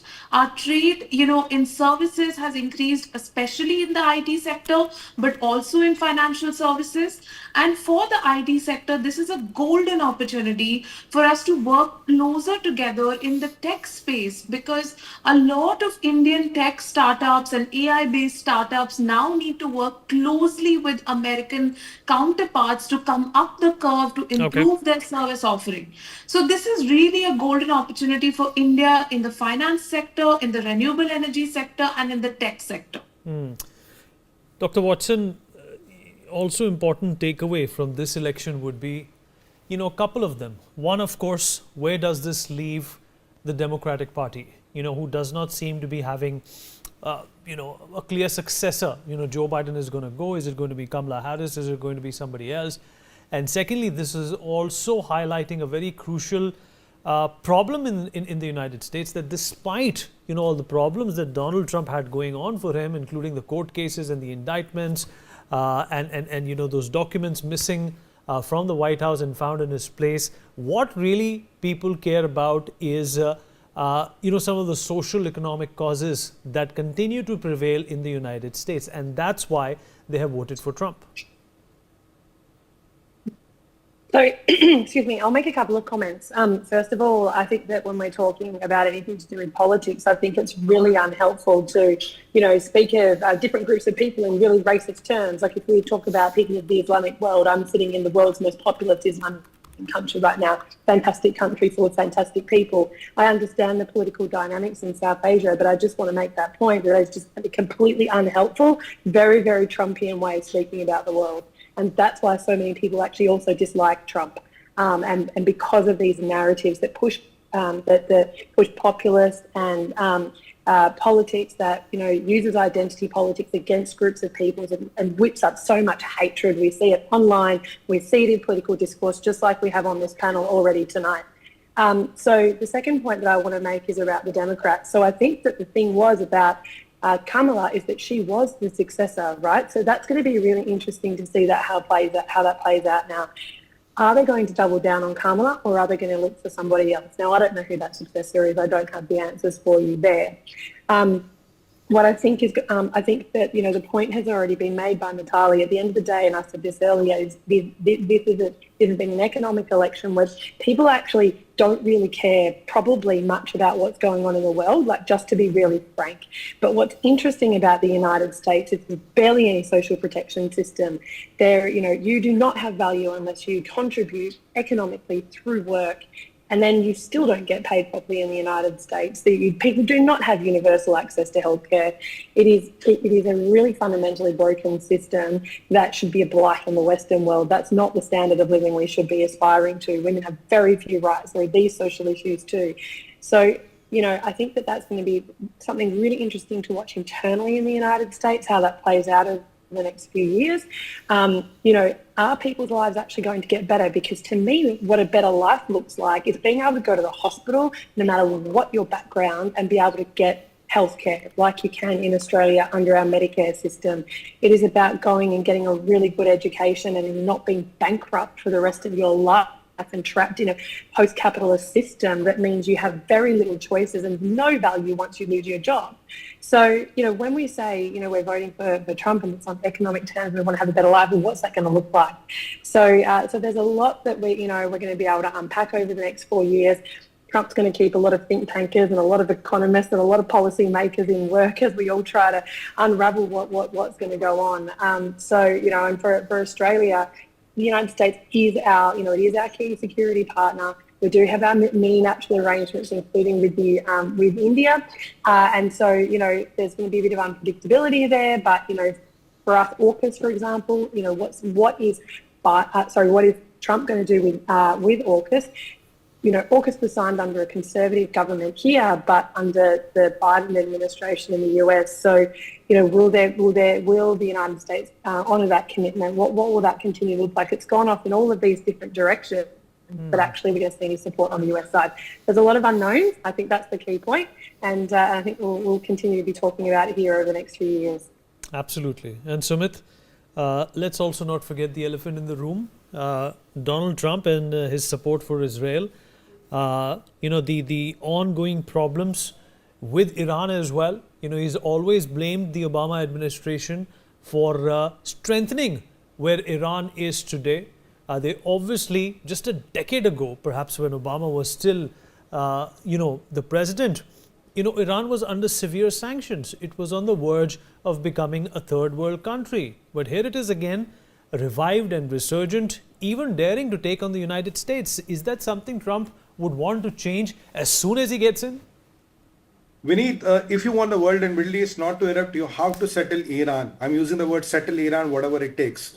Look, Iran had $4 billion of foreign exchange reserves left, and with the sanctions on, Mr. Barakat Hussain Obama, he went and he removed all the sanctions for Iran. They have $88 billion today. And that is the money which Khomeini is using to threaten the whole world, including Saudis, including UAE, and including us. And recently, the Hezbollah chief was even talking, Naeem Qasim, recently appointed Hezbollah chief, has started talking about Kashmir 3 days back, by the way. So, these people who build terror proxies, who build infrastructures of terror, who are in a million people with few 100,000 rockets and these Stinger missiles and whatever, they think we will just annihilate this country because you're Jews. You need to die because for some Qayamat or then Akhirat to come, and then we'll take him, then we'll kill him.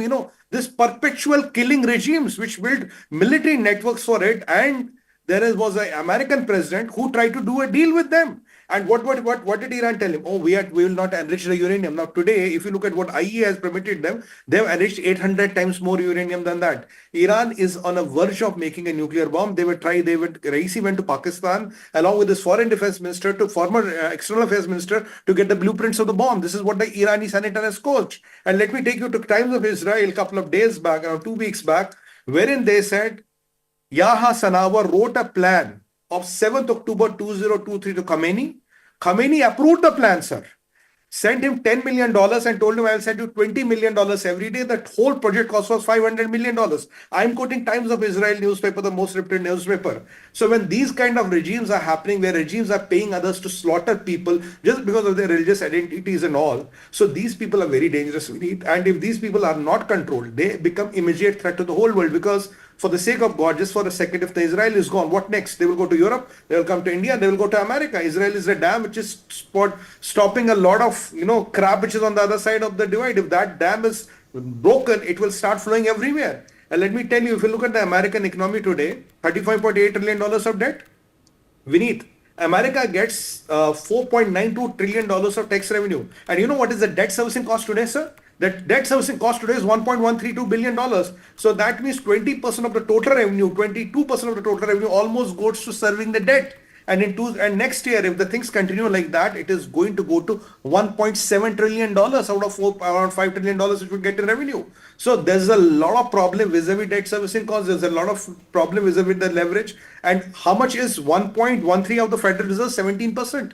How much leverage is your Federal Reserve? It used to be 1:3. Today it has crossed 1:10. So there is a big economic problem. Then you have Chinese influence. And let me tell you, President Donald Trump was the only president who called Islamic terror Islamic terror. He's not like Barack Hussain Obama, who went to Turkey and said Assalamu alaikum. When the king of Saudi Arabia died, he is the first American president who went to his funeral with his wife. That is not the presidents what Americans do, but he went there. And let me another tell you, Barack Hussain Obama came here.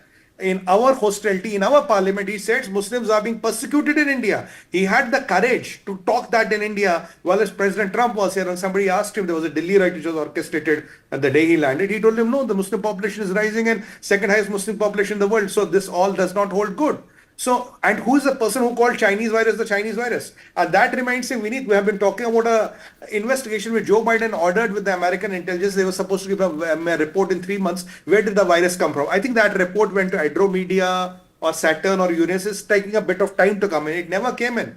No, you should have the courage to call Chinese virus the Chinese virus. You should have the courage to call Islamic terror the Islamic terror. You should have the courage to say, no, Iran's nuclear assets have to be taken out if you want the world to be peaceful. Now, if you like these rogue regimes become what they are, how can a mullah wearing a black dape threaten the countries? Oh, I'll kill you. Next, I'll kill him. Next, I'll kill him. What the hell is happening in the world? And world is trying to do peace with him. You can't do peace with these people. They are there to kill people. It's as simple as that. Now, Obama is the person who said when the ISIS was active, he said there are a bunch of monkeys in red jumpsuits. Now you know what kind of a havoc did ISIS cause. Vineet, this man has so much of blood on his hands and he was running the administration just trying to protect some peoples and their interest and protect the interests of the deep state, want the world to get into a chaos and help some people to stick to the power, deflecting the world, destroying American universities, including mine, where where wokeism is there in pro-Palestine protests are there. How did $3 to $8 billion from Middle East end up in funding American universities? Nobody looked into that. How did a Palestine issue become an issue that you will not let universities happen in Harvard and Cornell? That has been happening there. How did wokeism creep into this? How did you decide the gender of my children? How do you permit a kid to do a gender change operation and parents are not told? How will you start giving medicines? There are so many things which they have done and for whose interest. And now for Kamala Harris, on Monday she's a Hindu. On Tuesday she's an African. On Wednesday, she is a Caribbean. On Thursday, she will become some multinational. I think she should write, United Colors of Benetton. By that way, she can every day choose a color and pick up as per her convenience. I mean, let's not be about this Indian thing, Vineet. She has nothing about India. She never spoke anything in favor of India. I think with all of your criticisms, you need to, if you're going to throw stones at other people, let's also look inside your own house as well. I think that if we want to have a productive conversation about where the United States is going, that's helpful. But just throwing these kinds of insults around is totally unhelpful. And you wouldn't be doing that if it was a man. It's just so easy to pick on her.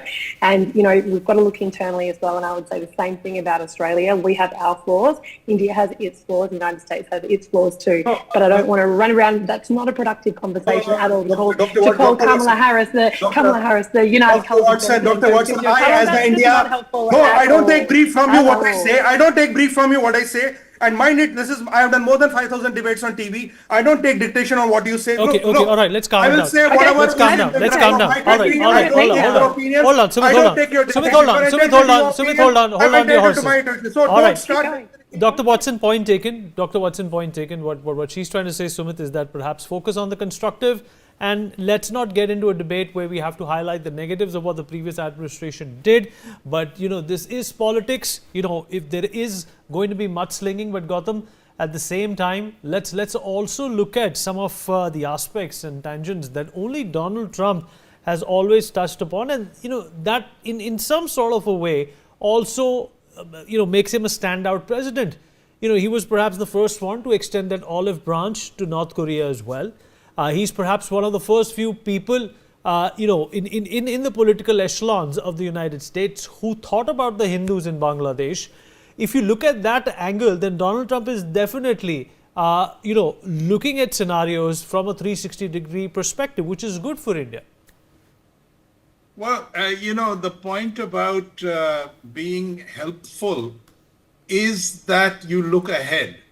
And what the American people have done is rejected the Democrat point of view and all that it represents. And now, a lot of it from the Republican point of view, and for people like me who back the Republicans, it was that the Democrats have never been particularly helpful to India, though I will make an exception for JFK, who, despite a rank socialist verging on communist in our country, did everything he could to try and help us. If it wasn't for him, China would have invaded us and stayed rather than going back. If it wasn't for JFK, we would have starved without the PL 480 funds. Now, but Democrats who have helped India are few and far between.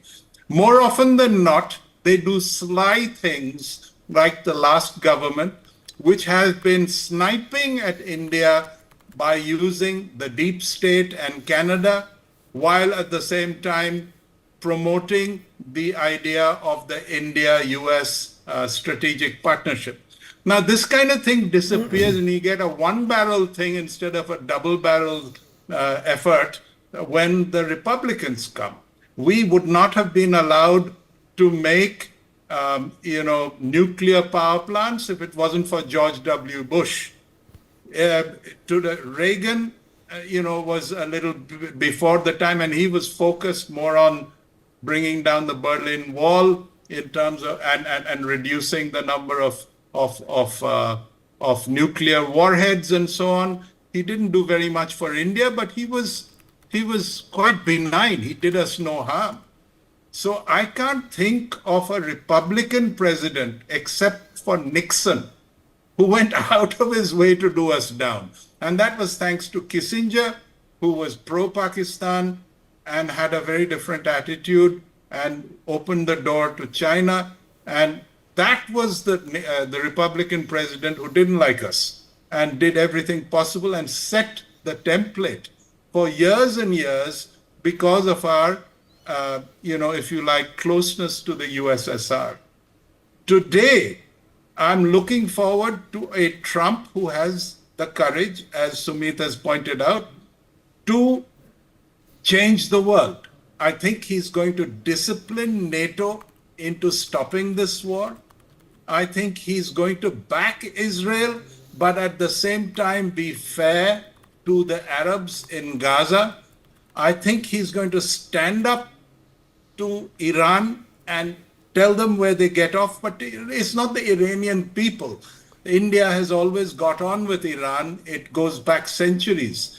But the mullah regime is probably on its last legs in any case because their economic situation is not good. Ordinary Iranian people are too scared to speak out. The women are oppressed, something terrible.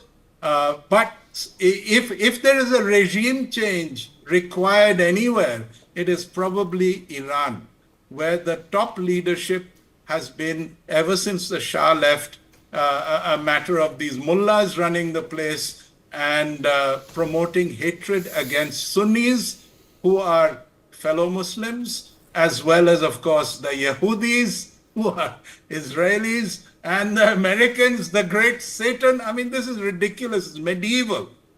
We get on with Iran, but we cannot. It's difficult to get on with the mullahs. Now, we get on very well with the other Sunni Arabs now under Modi. We get on very well with Saudi Arabia, with UAE. At the same time, we have a close relationship with Israel. We have a close relationship with a number of the European powers, more and more. So in all of this, and the fact that India is rising as an economic power, if nothing else, we do believe that Trump can greatly accelerate the pace, not just directly in terms of how he deals with India versus China, India versus India, on a bilateral basis, but also because of all the problems he's going to meet head on in Europe, in the Middle East, which the other side has only exacerbated and made a very big, danger of a world war. One person does the wrong thing and you could have a world war. People are conducting nuclear drills. Putin is conducting nuclear drills. Iran is saber rattling with all its nuclear capable ballistic and ICBMs.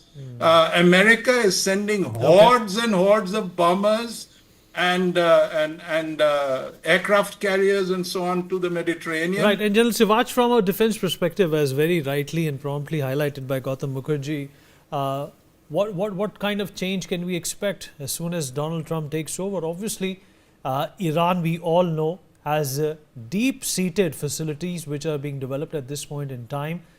Even if Israel wants to target them, they're so below the ground, it would require boots on the ground to take on that kind of a facility. Absolutely. See, Vinit very rightly brought out, as far as the nuclear facilities are concerned. You see, one should understand why the Iran has not become nuclear so far. The reason is that whenever they are on the very close to becoming a nuclear, that is the time when there is a sabotage done or a direct attack by the American and Israeli. Though, of course, Pakistan is trying to help them out. But as on today, their nuclear facilities are deep inside the ground, almost about 2 to 3 kilometers, and also covered by mountains. So, very rightly brought out that it's very difficult to target the nuclear facility of Iran until unless you do a sabotage on ground there, which possibly is slightly difficult. But having said so, one thing is very clear, that Israel is now fighting this battle all by himself against Iran and its proxy. Now, the moment Donald Trump will come, he will put that sense of fear in Iran. You see, the Iran is thinking of now targeting back Israel. He's already put almost 1,000 missiles ready, Fateh 2. And if he does it, then Israel will respond, and he will respond, will be very robust. And this will enlarge this war. And this is not to the interest of anyone, and especially not to India. India has a very economic, reasons as far as Iran is concerned, because Chabar port is there. Also, we know that we are dealing with them as far as the weapons are concerned. We will not like this war to flare up to an extent it become a regional war. And the person who can stop is Donald Trump, in the sense that Iran will realize that in case they take this misadventure of hitting back Israel, Donald Trump will come directly along with Israel on it, and Iran do not have capability to face America. They have already brought USS Eisenhower in the Red Sea. They have also brought B-52 bomber. They have brought THAAD. They have brought, you can say that the latest technology in Israel. So I suppose the fact that fear of Donald Trump will make Iran to take a backstack rather than going all out, which he was doing in the time of Joe Biden. Possibly that is thing. As far as the Russia-Ukraine war is concerned, he is very clear. This is a frozen conflict. It must end. And I suppose the moment he takes over, he will say, let's have a ceasefire. One thing is there, Ukraine will agree because he will stop funding Ukraine. As on today, every speaker has said the economy plays a major role. The reason is simple. They are saying that you are taking taxes and we are funding the war, which is a frozen war, which you can never win it. And it will also put on a NATO countries pressure that they should also fund this. So I suppose this war between Russia and Ukraine will stop. And Putin will also not like to prolong it, because it is neither in the interest of Russia to prolong this war. Some sort of peace will prevail. As far as India is concerned, I think Donald Trump will bring what all. You see, as far as radicalization, terrorism is there, we are on the same platform. He is deadly against the Islamic fundamentalists. He is against the China, which is a common enemy. He is very close to us in Indo-Pacific. Though Joe Biden, the one which has given more flip to Quad, to raising it to the leadership of country. But certainly, I suppose Donald Trump will play a very, very major role. The another point which my other panelists have spoken is also about Bangladesh. The way the Bangladesh is going toward radicalization, and the way the America has played a negative role there by changing a democratic elected government, and the way the Hindus have been targeted, that must stop. I suppose that will also happen. So overall, I feel it that as far as Donald Trump is concerned, he will be a great change for the whole world. He will look after the economy. His principle and diktat is America first. Why not? He is the president of U.S. and so is also the Prime Minister Modi. He said that India first, and therefore they will click to the best of it. I suppose whatever has happened for the good of the world, because some progress has to be made, and the progress will be only made and once Mithali, these two let wars me also stop. bring in Mithali really quickly. Mithali, you know, there is an effort and attempt by countries like China, to de-dollarize their economies as well, and of course other economies that they control directly or indirectly. Is that something which is going to be a worry for Donald Trump when he takes over? So I think we need, when we look at the overall groupings that are coming up across the world, and when we look at, a lot of the different groupings that India also plays a part in, the Quad is one grouping which, over the last 4 or 5 years has played a very constructive role in bringing India closer to like-minded countries, in, even forging the strong relationship between India and Australia, India and the US, India and the UK. So, there's been a lot of constructive work that has happened in successive American administrations to bring India into these very strategic groupings, which is very important. Now, of course, when we look at the recent BRICS summit, which you alluded to, where there's a de-dollarization kind of effort, while countries like India, I mean, it's impossible to do it without a country like India in today's times, because the kind of trade volumes and values that India is doing, it's not possible for BRICS to go and say, okay, we de-dollarize and then, the I is not there in BRICS. But at this point in time, I think what India is trying to do is to have more and more, one-on-one relationships with countries, so that we can even, for example, have more of cross-border trade in the rupee, because we've seen, even with Nepal, even with Bhutan, and within South Asia, India trying to, bring in that rupee trade as well. So I think all countries, to some extent, at this point in time, are trying to see how they can de-dollarize, but I don't see that to be a major priority for the American administration. I think their priority is really going to be on the things that are going to generate future growth and future jobs. And that's where, the impact of Elon Musk in this administration is also going to be very visible, because he's a person who's an innovator. He controls a large portion of the American economy, being one of the biggest and richest persons in the world. And, with him putting that focus on electric vehicles, I do think that in the future there's going to be a lot of, private sector interest in the renewable energy space and the green hydrogen space. And that's where, countries like India should look out for opportunities and say, if there's innovation happening in green hydrogen, how can we benefit from it? How can we become part of that value chain? And then secondly, also looking at the space race. I mean, that's really an area where Indo-U.S. relations have thrived, with a number of private sector space companies and space service providers coming from India. India really becoming a place where a lot of rockets are being launched because of the low cost and high quality that we offer. And I think that's really where, India again can come in and, capitalize on these new opportunities that are going to come up in the US economy.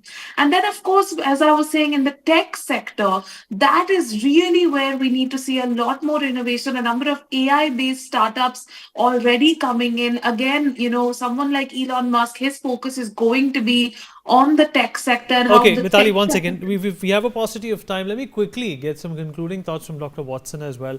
And then we'll also have Sumit weigh in on what he had said earlier. Dr. Watson, obviously, new president, new horizons, and everybody's going to hope that Trump is going to do better than last time. We all remember that his presidency was marred by the pandemic, and that really did him in. And he's definitely going to hope that this time around the changes that he set out for are completed. Your thoughts?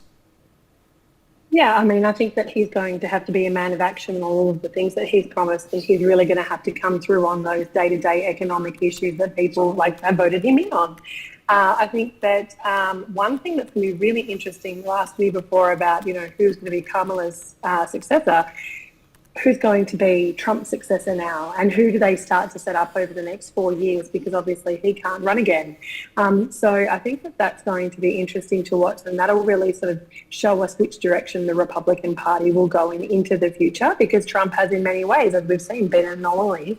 And I think that'll be something that we really need to pay attention to. Natalia's really right. There's going to be so many opportunities that do potentially come out of this. I'm in Indonesia right now, talking about the transition to talking about the energy transition.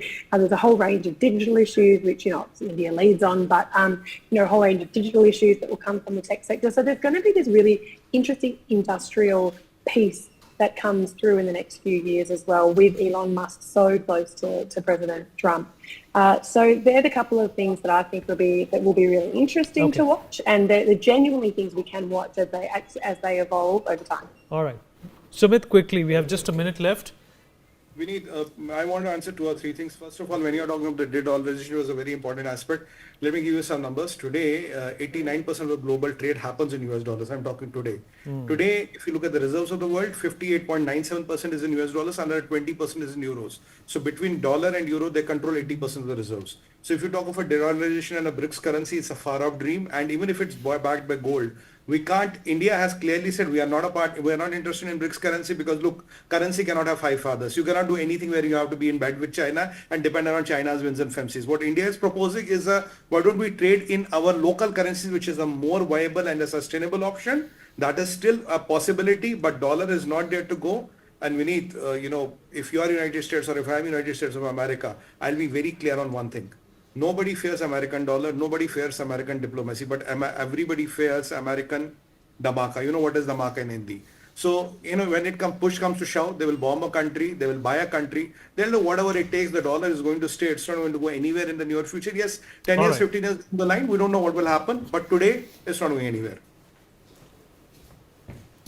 Sumit, appreciate you joining us, and thank you so much to all our guests who joined and weighed in on this important victory for the Republican candidate Donald Trump. And let's also look at who has been instrumental in taking Trump to the top of this podium. Of course, his VP, J.D. Vance, is somebody he thanked on stage as well today after that victory lap, saying that he was instrumental and he was right about him. Trump, in his inimitable fashion, went on to say that this is as good as it gets. Susie Wiles, another person that Donald Trump thanked today, saying that she likes to stay out of the limelight, but she's definitely very instrumental in making sure that Trump checked all the boxes. And of course, Elon Musk, the CEO of Tesla and SpaceX, who in fact can be held responsible for making the predominant difference that we have seen in Trump's victory. Of course, apart from the financial help, the moral support and being the owner of X always helps. Chris Lacivita, Donald Trump's campaign manager, another person that he thanked on stage, went on to say that it was their input, their assessment of how the Democratic Party was doing. The opposite of what they were doing led to this victory. Dana White, UFC president, another important member who's also been on Joe Rogan and said unequivocally that Donald Trump is going to win, because when it comes to immigration, when it comes to the economy, it is his acumen which is going to impress the voters all in all. Of course, we have some other people who we would also like to talk about. There seems to be a technical glitch. What we're going to do at this point in time, we're going to take a short break. We'll continue this on the other side.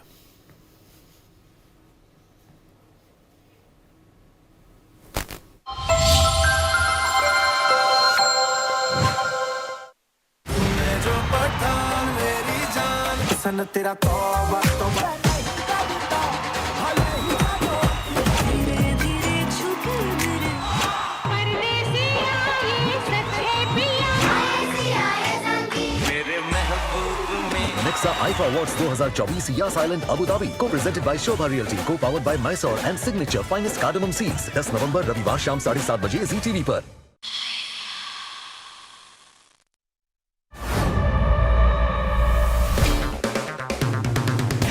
अगर आप बनना चाहते हैं anchor या फिर आप में है जुनून एक तेज तर्रार न्यूज रिपोर्टर बनने का, तो आप ज्वाइन करें आईटीवी और इंडिया न्यूज़ का मीडिया स्कूल।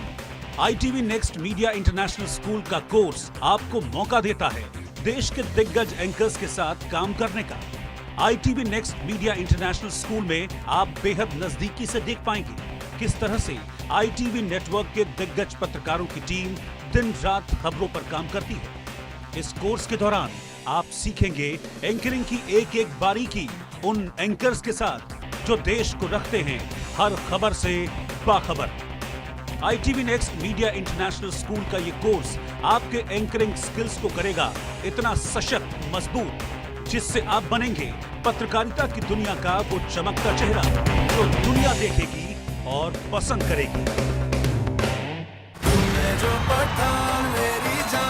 सन तेरा तौबा तौबा धीरे धीरे छुप मेरे परदेसी आए सच्चे पिया मेरे महबूब में। Nexa IIFA awards 2024 Yas Island Abu Dhabi को प्रेजेंटेड बाय शोभा रियल्टी को powered by Mysore and signature finest cardamom seeds 10 नवंबर रविवार शाम 7:30 बजे जी टीवी पर।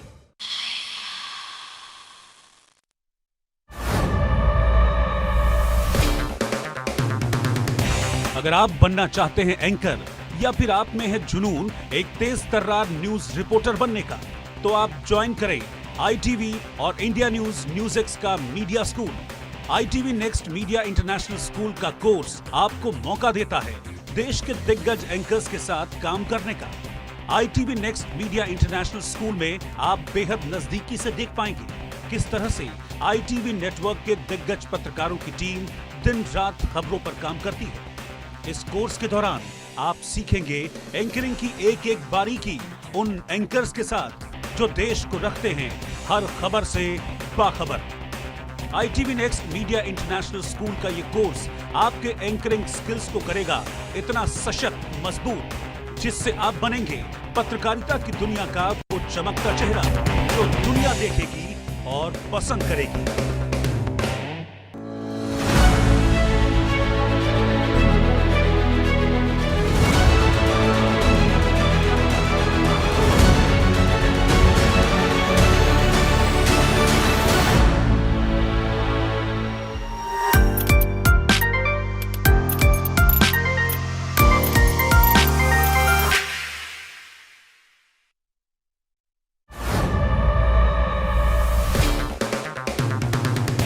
अगर आप बनना चाहते हैं एंकर या फिर आप में है जुनून एक तेज तर्रार न्यूज रिपोर्टर बनने का, तो आप ज्वाइन करें आईटीवी और इंडिया न्यूज़ का मीडिया स्कूल।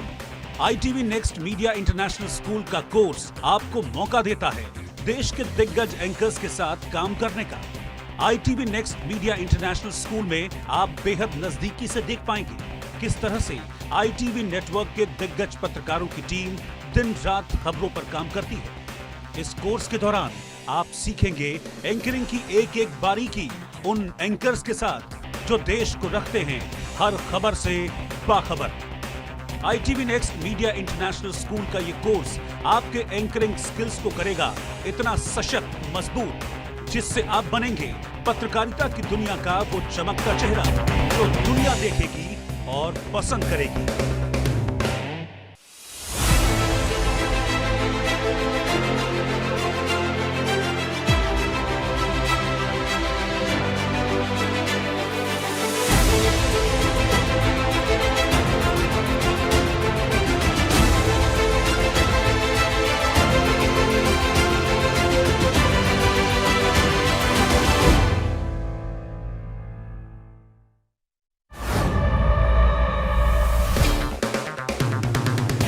अगर आप बनना चाहते हैं एंकर या फिर आप में है जुनून एक तेज तर्रार न्यूज रिपोर्टर बनने का, तो आप ज्वाइन करें आईटीवी और इंडिया न्यूज़ का media school.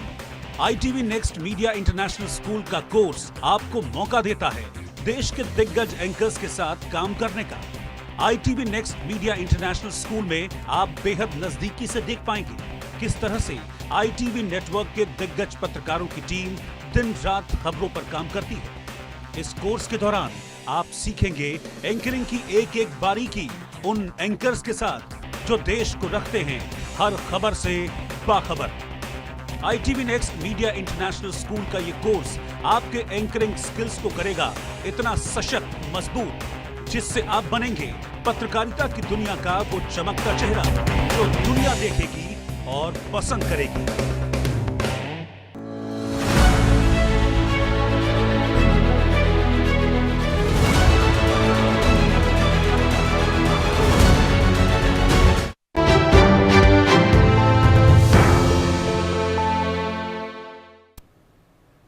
Welcome back to our rolling coverage of the elections in the United States of America. Donald Trump has secured his victory. He's given a victory speech in Florida where his message to the people of America is one and very clear. He says that America needs healing and that him and his team will help America heal again. They will make America great again. As we now slip into a deeper discussion on what Donald Trump's return to the White House means for America and for the rest of the world, we begin first by telling our viewers 5 records that have been broken by Donald Trump in this election. At 78 years, the oldest person to assume the office of the US president. So that's record number 1 that has been broken by Donald Trump. Number 2, he's the second US president to serve non-consecutive second term. So that's the second record that has been broken by Donald Trump. He's the only US president to have secured that non-consecutive second term. He's the first Republican to win the popular vote in 20 years. The first Republican to win the popular vote in 20 years. That's another record broken by Donald Trump. He's the first US president, of course, to be impeached twice as well. We will, of course, continue to look at some of these developments. First convicted individual to become the US president as well. Remember, some of the cases against Donald Trump continue before the courts of the United States of America. But we now quickly look at Donald Trump's A-team. Of course, Donald Trump is the man of the hour, but there were several people who have been rallying behind him, who have been campaigning for Donald Trump. And the first, of course, is J.D. Vance. He is Trump's running mate. He becomes the next Vice President of the United States of America. Secondly, we have Susie Wiles. She's the senior advisor to Donald Trump's campaign. So she's the woman behind everything that we've seen. Whatever Trump has done, his rallies, his campaigns, she's been the senior advisor telling him through the course of the campaigning. Elon Musk, CEO of Tesla as well as SpaceX, and of course owner of social media platform X, which became heavily in favor of Donald Trump during the campaign. Chris LaCivita, Donald Trump's campaign manager. So, of course, with Ms. Wiles, it was Chris LaCivita who took some of those crucial calls as to what Donald Trump's campaign really needs to focus on. And, of course, this is Donald Trump's A-team. You also have Dana White, the UFC president. We also saw him as part of Donald Trump's victory speech that he gave in Florida. And, of course, also they've mentioned Joe Rogan as well in their speeches, and he played a very critical role in the past few days in really upping the ante for Donald Trump. Jason Miller, communications strategist, again a crucial part of Donald Trump's A-team. Remember, at the end of the day, the polls really did boil down to who communicated better with the people of the United States of America. So those, of course, were some of the people who have really made it possible for Donald Trump to secure his victory and make his comeback to the White House. Joining me on the broadcast is Vicky Ranjappa, senior journalist, Lieutenant Sanjay Kulkarni. We also have with us Professor Madhav Nalapat and Monica Verma, international affairs expert, with us on the broadcast. Let me begin this conversation with Professor Nalapat. Professor Nalapat, your first thoughts on what really will be Trump's priority in the next few months? Look, Trump's priority is going to be over the next 4 years he has already made it clear he's not going to stand again as president. He's basically cleared the way for J.D. Vance to step into his shoes if the Republican Party so decides at the end of 4 years, which it's not, I mean, which is a very likely prospect. So his priorities are going to stretch over 4 years, and his priority will be fulfilling what he has talked about for some time, which is a very strong economy. Essentially, where manufacturing also has got pride of place, technology has got pride of place, Elon Musk is there, he will definitely be playing a role, whether in the administration or as advisor. All the names you mentioned, many of them are going to be important advisors, but so far as the actual administration is concerned, whether there'll be secretaries, in the sense ministers, etc., we have to see. I want to say that Trump is going to focus on trying to make the US economy very strong and also trying to ensure that there is security for the US. And he's talked about de-dollarization. The worst enemy of de-dollarization is the loss of US primacy to China. If that happens, de-dollarization is a given. It's going to become an avalanche. So Trump is aware of that. So China is definitely going to be a focus. And if I may say so, Kamala Harris made the mistake of choosing a vice presidential candidate who was really no challenge to her. Biden did the same when he chose Kamala Harris, frankly. But Trump made a very bold move in choosing J.D. Vance. And since we understood that he's not getting a second term, since he made that clear, we now understand why. Because he's not interested in a second term. He knows this is his second and last term as the US president, non-consecutive, as you said. And he feels in Vance there is someone who can carry the torch of his ideas forward. So I think, on China, he's very clear. On trade, frankly, there have been some, communication issues. And on the question of allies, there have also been some issues of communication, but none of which cannot be remedied by a very close friendship, a very close personal friendship that has come about between Prime Minister Narendra Modi and incoming President Donald Trump. And let's not forget, I mean, J.D. Vance is no stranger to what India is. His own wife, her parents came from India, Usha Vance. They came from the wonderful state of Andhra Pradesh. And unlike Kamala Harris, who's trying to distance herself from her Indian heritage, Usha Vance has been quite open about her Indian heritage. So that is a very refreshing change. And J.D. Vance, frankly, is a very clearly focused on China, as are several of the individuals who are likely to play important roles, whether secretaries or assistant secretaries or whatever, in a future Trump administration, which we are going to see sworn in on January 20. So yes, the names that were mentioned are very influential. They'll remain influential, but so far as the nuts and bolts of government are concerned, it may not be the case. Now, you saw in Obama's situation that several of the advisors around him were not in the administration. They were advising him from the outside. So the same thing is likely to happen. But Trump, the second round of Trump is likely to be much more focused than the first round. He has learned from the mistakes of the first round. And very importantly, he has learned that you need to choose people who are basically in sync with your ideas and not people who are wanting your ideas to sink, which many of his initial choices were, they become.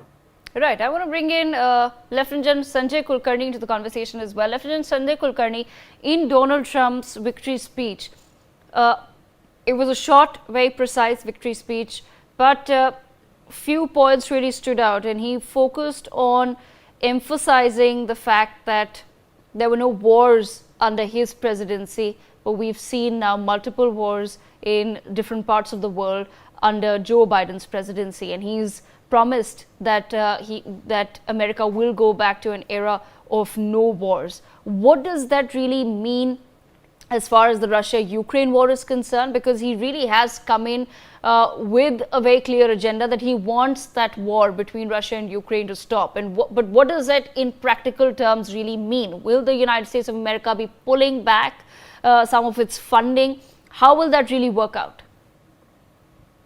Thank you. I think a remarkable victory, extraordinary comeback.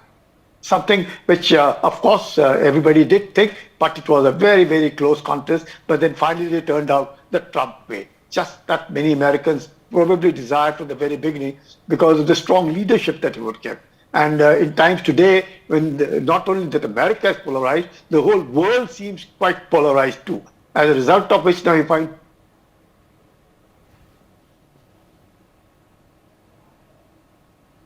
so as a result of which I personally would feel that Trump has a tremendous influence in Israel. That is one thing, because just on his last leg of his first term, you found that he declared Jerusalem as the capital of Israel. With that in context, I think even Netanyahu, the way he has welcomed Trump and the way he finds himself at very, very close, I personally would feel that there can be a ceasefire, and we can hope to have an early ceasefire with, whether it is a two-state this thing or two-nation, well, one doesn't really say so, but yes, there will be a ceasefire. I think Iran knows very well what Trump's stand was on the nuclear deal, so Iran wouldn't want to interfere at all now, and Iran would rather stay back, and knowing fully well that here's America, whether it was under Biden or now under Trump, which again would be very, very decisive in the hit back if it did attempt to do something. So Iran would rather lie low, and I think there'll be a ceasefire and there would be peace in the Middle East as regards that.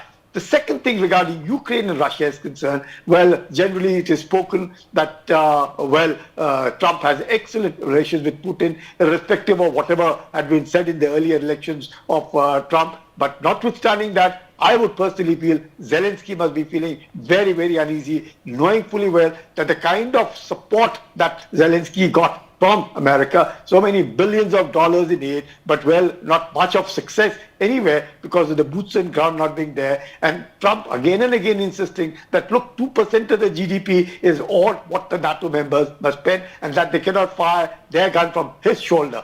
That being very clear, I personally would feel there would be healing, just not in America, because America itself was quite polarized. They would want to bring it back. And what he said, he would make America great. Obviously, if there'll be peace and tranquility, America will be great with his relations with China, with the kind of trade, this thing, de-dollarization, all of that, keeping in mind, I have no doubt the jobs will come back to America. America will ensure, well, trade is something that is very, very close to him, a businessman that he is, basically, a billionaire himself, that he would ensure, and that may somewhat, we'll have to negotiate it with America on the issues of trade. Well, illegal immigrants, definitely is going to come very heavily. With the border sealing with Mexico, very heavily. Okay, but Lieutenant Sanjay Kulkarni, I want to understand your perspective as far as the Israel-Hamas war is concerned. Will there be a slightly different take of a Donald Trump administration as far as the conflict in the Middle East is concerned compared to what he may decide for Russia and Ukraine?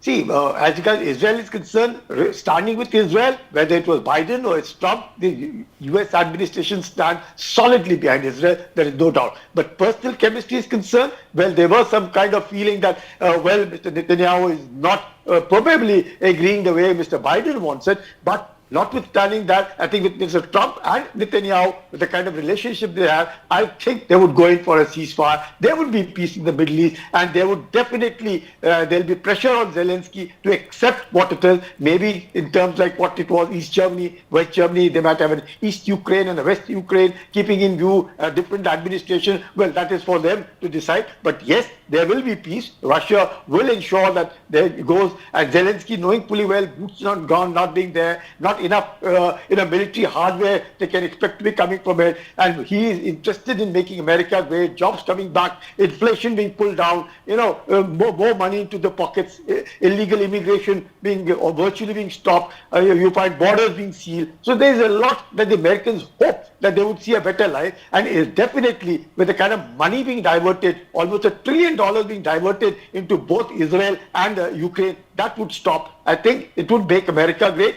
by bringing in peace, because polarization, as I said, the world's polarized. You find that, of course, it cannot be a unipolar world, it'll be a multipolar world, but he seems open to discussions, and I think the personal chemistry, as he has with Mr. Modi, the similar personal chemistry he has with Mr. Netanyahu, things will ease in the Middle East. I think Iran would definitely get a clear message because of what Mr. Trump did, from what Osama had done and to what he had done. So there's a lot that is happening over there. I think personally speaking that there is no denying the fact that with Obama wanting a deal with Iran and Trump not wanting a deal with Iran, Iran deeply involved with Israel at the present moment will not retaliate, and Israel will probably listen to what Mr. Trump will be saying, and Hamas and Hezbollah will now back out of the thing. There'll be ceasefire, there'll be peace in the Middle East. That's what I feel with Trump in chair as the President of the United States of America.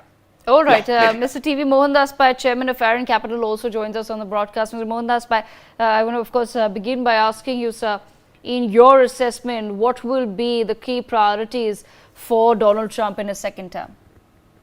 I think Donald Trump has admitted that in the first term he was a novice and he was put in by his own people while governing the country. He has learned who has stabbed him. The deep state has gone after him and abused him and put him in bad light. We have seen the Democratic Party and the media go after him and abuse him in a very big way. He has fought his way and he has come back to power representing the ordinary American, the Aam Aadmi, against the overhyped elitist of the East and West Coast and the people of the Democratic Party who are disdain for ordinary people, calling them deplorables and calling them rubbish and all kind of nonsense. The people of America have risen up and given the Republicans the Mr. great vote. Mohandas Pai, my apologies for interrupting you, sir. We're facing a little bit of a technical fault here. Mr. Mohandas Pai, stay on with us. We're going to slip into a very, very quick 10-second break and we're going to come back with that conversation. We're facing some technical difficulties. We slip into a very, very quick break.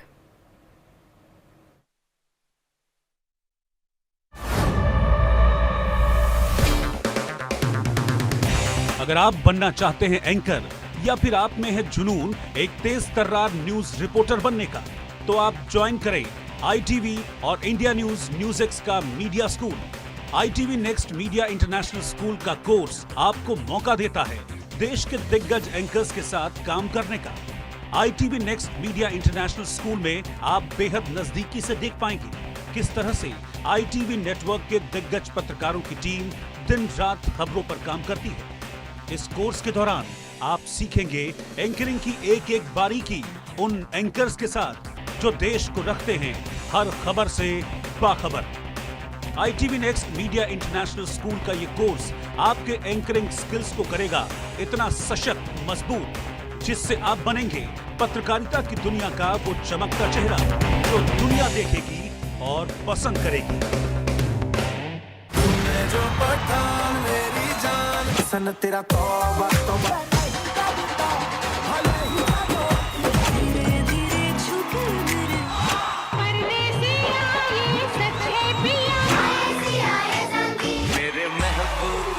Nexa IFA Awards 2024 Yas Island Abu Dhabi co-presented by Shobha Realty, co-powered by Mysore and Signature Finest Cardamom Seeds। 10 नवंबर रविवार शाम 7:30 बजे जी TV पर।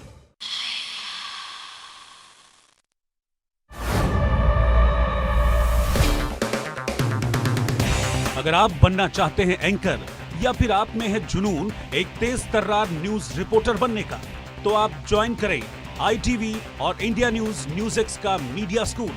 ITV next media international school का course आपको मौका देता है देश के दिग्गज एंकर्स के साथ काम करने का। ITV next media international school में आप बेहद नजदीकी से देख पाएंगे किस तरह से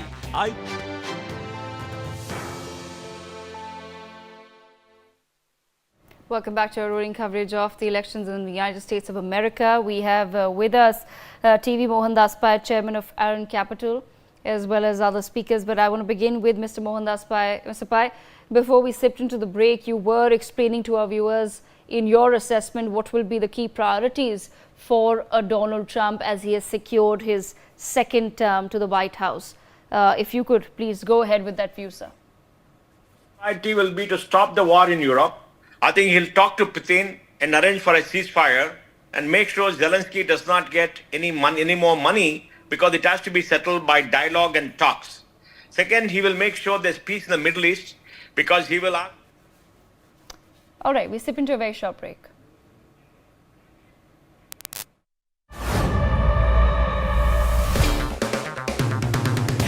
अगर आप बनना चाहते हैं एंकर या फिर आप में है जुनून एक तेज तर्रार न्यूज रिपोर्टर बनने का, तो आप ज्वाइन करें ITV और इंडिया न्यूज न्यूज़ का media school. ITV next media international school का कोर्स आपको मौका देता है देश के दिग्गज एंकर्स के साथ काम करने का।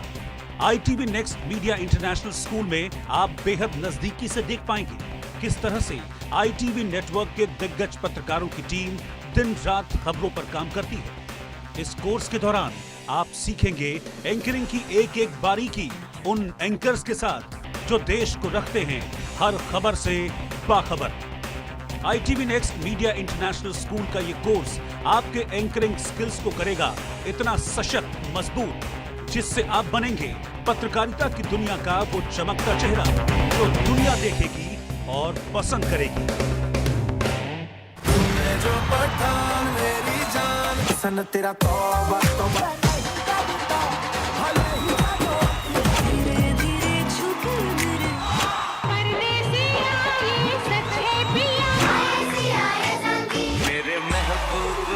Nexa IFA Awards 2024 Yas Island Abu Dhabi co-presented by Shobha Realty, co-powered by Mysore and Signature Finest Cardamom Seeds। 10 नवंबर रविवार शाम 7:30 बजे जी टीवी पर।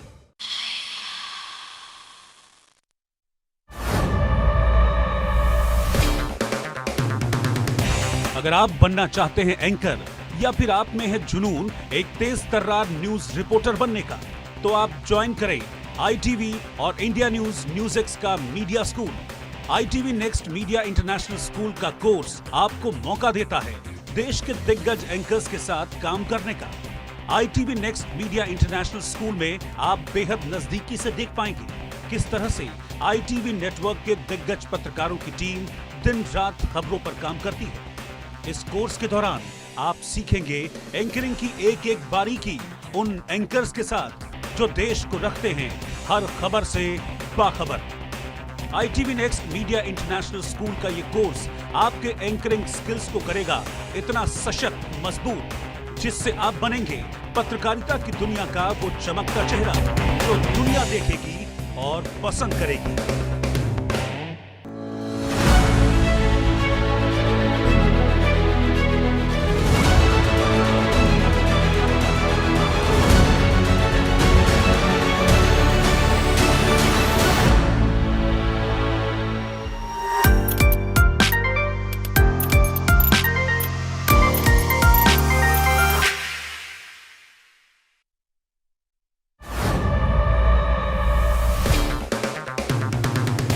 अगर आप बनना चाहते हैं एंकर या फिर आप में है जुनून एक तेज तर्रार न्यूज रिपोर्टर बनने का, तो आप ज्वाइन करें ITV और इंडिया न्यूज न्यूज़ का media school. ITV next media international school का कोर्स आपको मौका देता है देश के दिग्गज एंकर्स के साथ काम करने का। ITV next media international school में आप बेहद नजदीकी से देख पाएंगे किस तरह से ITV नेटवर्क के दिग्गज पत्रकारों की टीम दिन रात खबरों पर काम करती है। इस कोर्स के दौरान आप सीखेंगे एंकरिंग की एक एक बारीकी उन एंकर्स के साथ जो देश को रखते हैं हर खबर से बाखबर। ITV next media international school का ये कोर्स आपके एंकरिंग स्किल्स को करेगा इतना सशक्त मजबूत, जिससे आप बनेंगे पत्रकारिता की दुनिया का वो चमकता चेहरा जो दुनिया देखेगी और पसंद करेगी।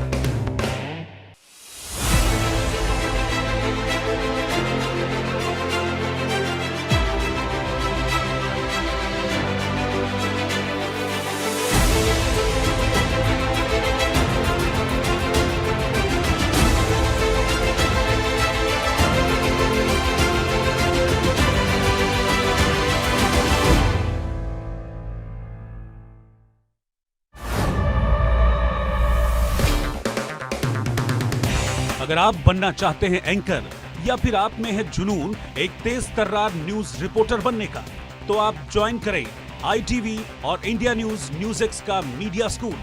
ITV next media international school का कोर्स आपको मौका देता है देश के दिग्गज एंकर्स के साथ काम करने का।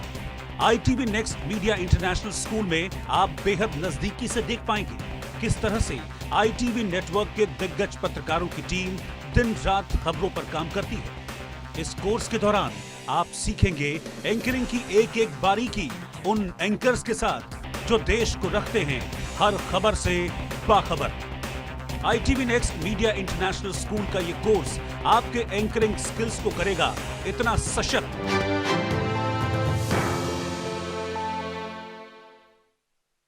Donald Trump has secured a second term to the United States of America's White House. He's become the 47th president of the USA after a neck-and-neck battle which was predicted in the exit polls came to an end with Donald Trump's victory speech in Florida, where his message was clear. He says America needs healing and it needs help. Joining me on the broadcast is Mr. TV Mohandas Pai, Chairman of Aaron Capital. Mr. Mohandas Pai, we begin by understanding from you, in your assessment, what do you think Donald Trump's second term will look like?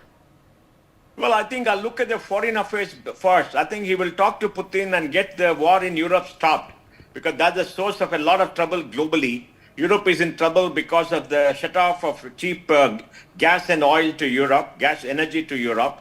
And I think he'll cut off the money to Zelensky if it doesn't come round to the table. It has to be solved by dialogue. You can't beat Russia and abuse Russia to that extent.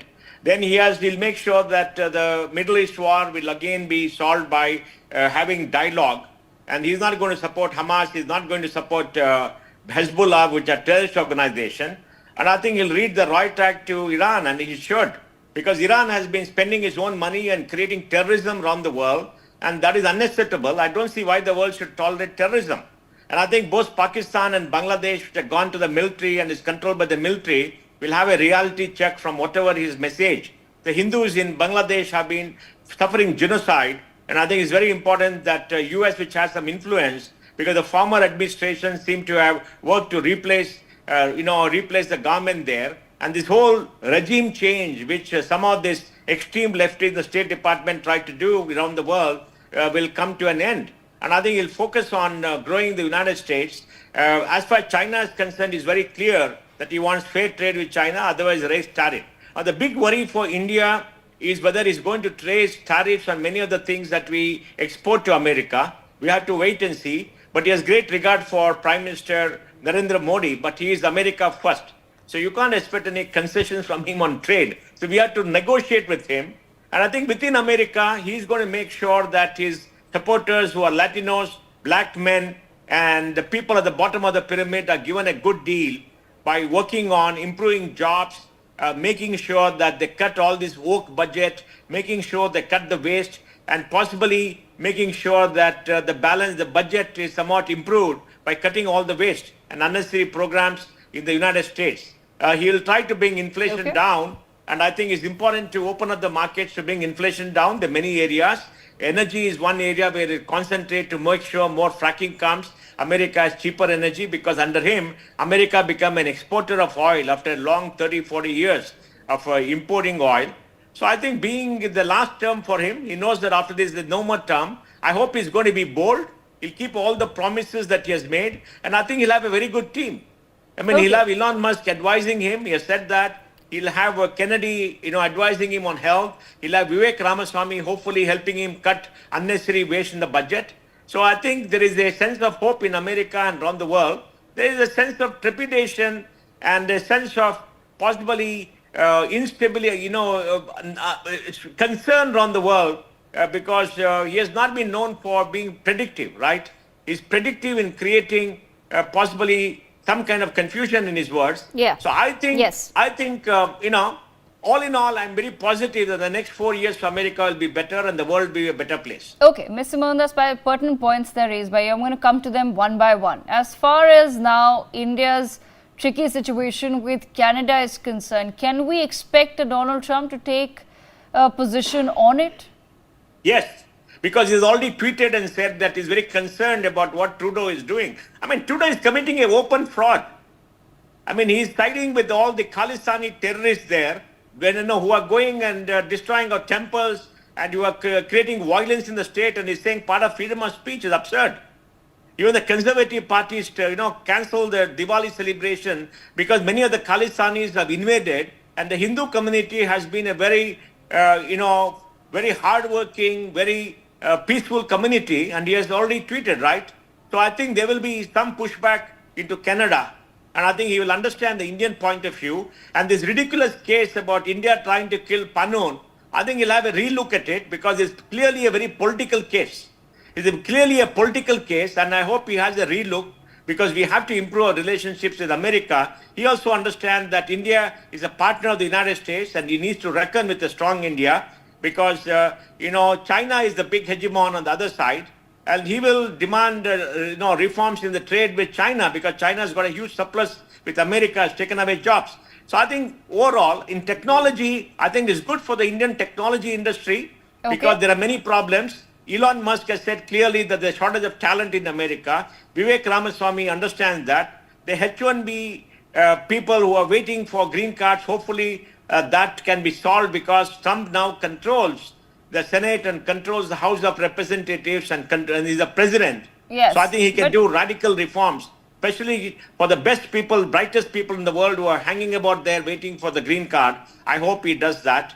And I think he will improve immigration. But Mr. Mohandas Pai, in your assessment, will there be a clear distinction between the campaign that Trump was running against illegal immigrants versus, as you've mentioned, the United States of America truly looking to go back to a brain drain policy where they want to take the best of the world?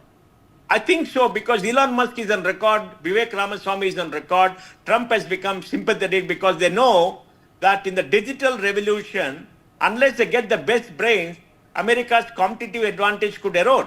You know that in Standard & Poor 500 companies, a large part of the revenues of the digital giants is coming from outside the United States.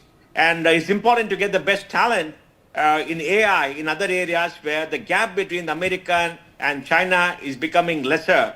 And China is investing hugely. You can put up tariff barriers against China in the semiconductor area. But then the Chinese are investing heavily. In the next 3-4 years, they could catch up to come close to where the West is. So I think he understands all that because he's got good advisors. He's listening to them. Last time he didn't have good advisors. Now he's got very good advisors from tech, like Trump, like Elon Musk and Vivek Ramaswamy and others. So I think I'm more hopeful now than I've been in the previous administration. And at the same time, Mr. Mohandas Pai, your perspective on the impact on India-U.S. trade ties as well. We've heard Donald Trump using slightly harsh words as far as his perspective on the trade ties with India are concerned. But is that something that he will iron out, or will we see another tricky situation there between the two nations? Well, he's going to take a hard stand against India, and India has to relook at the high tariff barriers that it has put up against many of the companies. Indian industry has become extremely competitive. I mean, I don't think we should have a tariff of 150% against new cars, electric cars. We can bring it down to 30-40% because Indian industry is very, very competitive. So I think, we have to bring it down in many areas for the good of India itself, because India is being unfairly accused of having high tariff, whereas high tariffs are there in only few areas. And those areas are, helping Indian industry make more money. No, look at the auto companies. Look at their operating margin.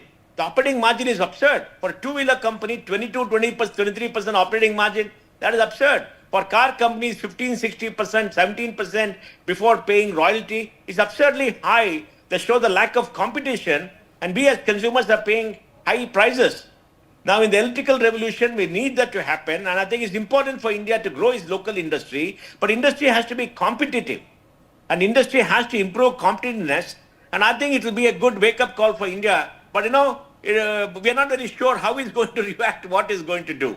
Because in the first term, he has not been predictable. So in the second term, hopefully he'll be more predictable. He'll engage into discussion with India and probably some negotiation. In India has to relook at the way it works as a $4 trillion fastest growing economy in the world, not that old, scared country which refused to deal with the outside world and put up high tariff barriers. In the last few years, Indian industry has become much more competitive. They're using much more technology. They have got lesser debt. They can compete better. And they need America as a market for many of the areas. Look at China exports $800 billion of electronics globally. How much does India do? 25 billion, right? We need foreign investment in many critical areas. We have to grow economy. We have to look at exports to grow the economy because the Indian market is possibly too small for our major companies.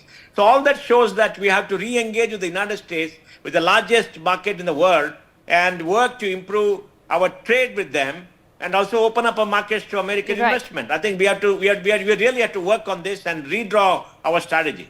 Okay, Mr. Mohandas Pai, a couple of minutes before we have to let you go, I want to understand from you, you also mentioned, of course, about Hindus in Bangladesh. Yes. Do you think Donald Trump will be taking a very clear position on that? I hope because so. As you mentioned, and there have, of course, been reports and rumors of the American deep state having been involved in what we've seen, in what we've witnessed in Bangladesh.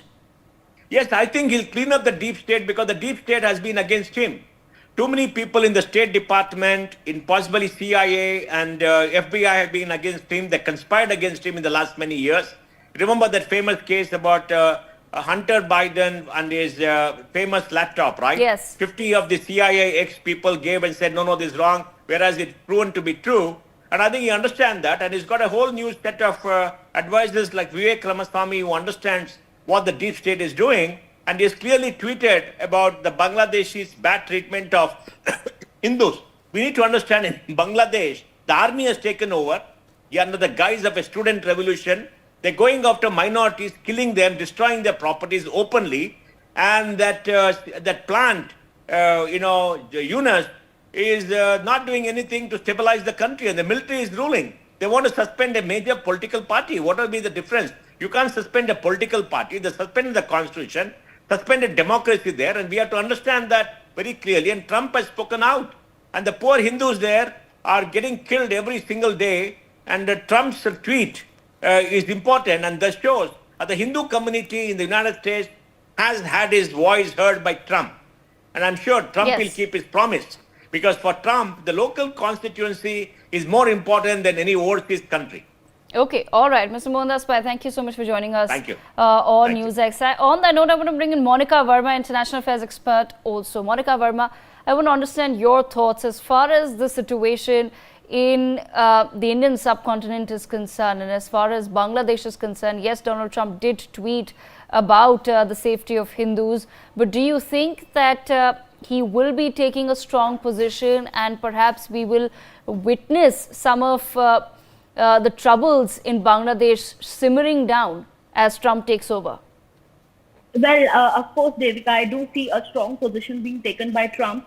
And there are many reasons for it. First of all, even without winning the election, during the run-up to the election, he had mentioned about the plight of Bangladeshi Hindus. And in the same light, he'd also spoken how he would be wanting a better relationship with India, a deeper partnership with India, and he deeply respects our Prime Minister. So the same statement contained all these references. And if you put all these references together, one reality clearly emerges that, under Trump, not the State Department, not the deep state, but the Defense Department will be playing a bigger role. And when the Defense Department will play a bigger role, they'll definitely recognize the reality that India is one of the largest importers of arms across the world.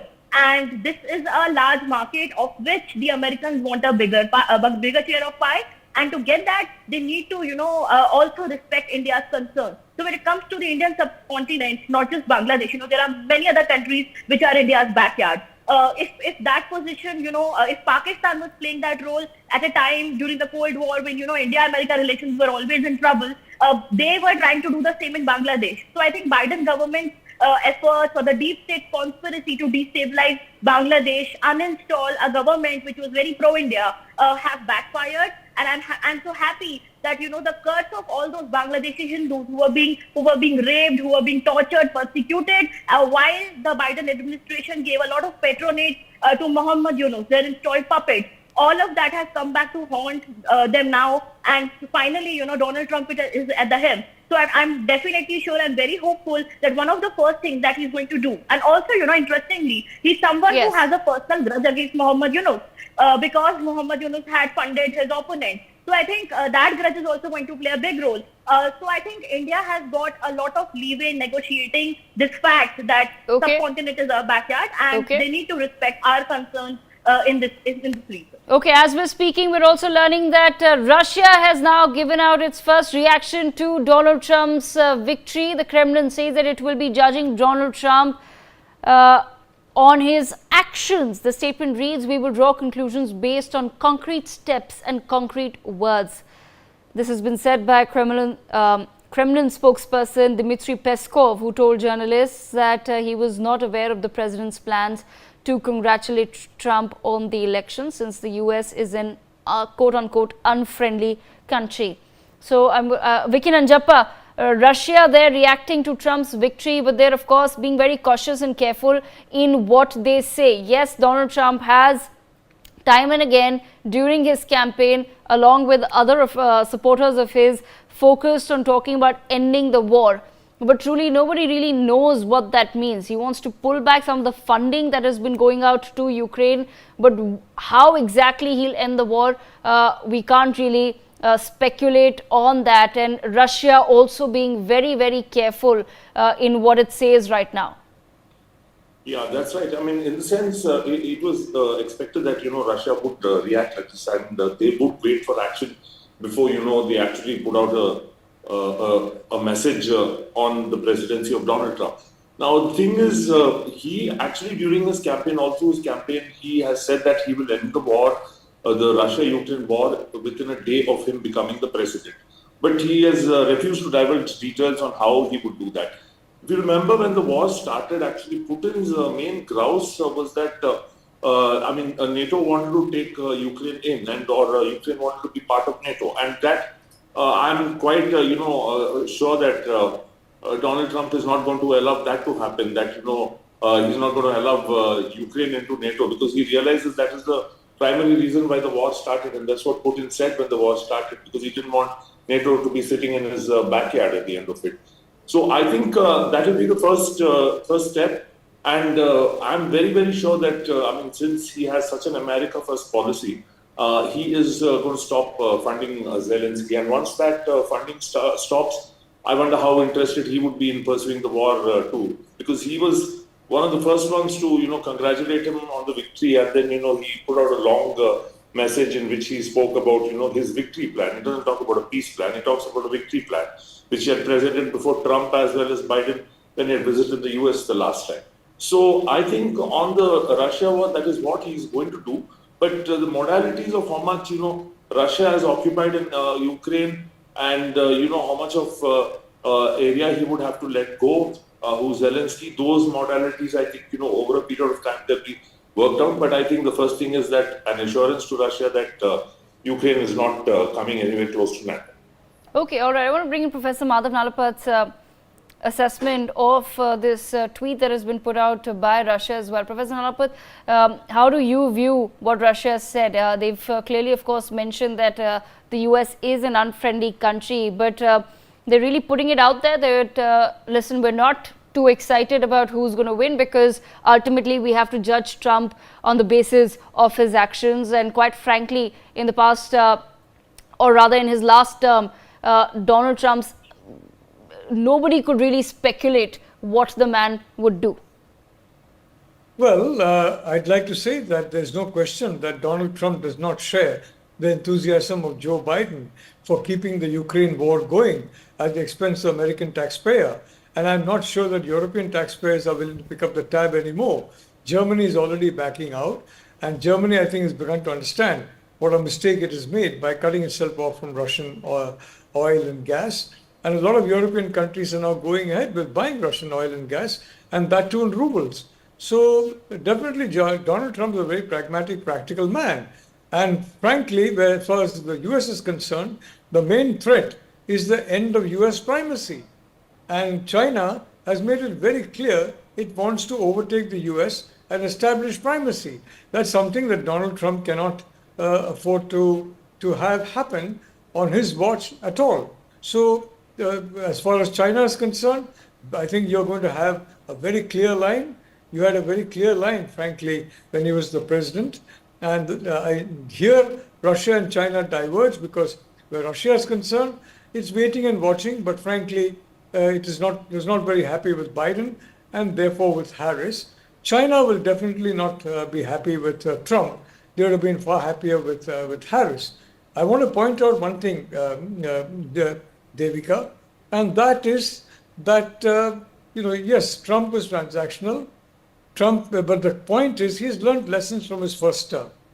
He has learned lessons from his first term, and I think some of the campaign rhetoric that he's, for example, talking about, South Korea having to fund its own defense. Well, that is not a problem.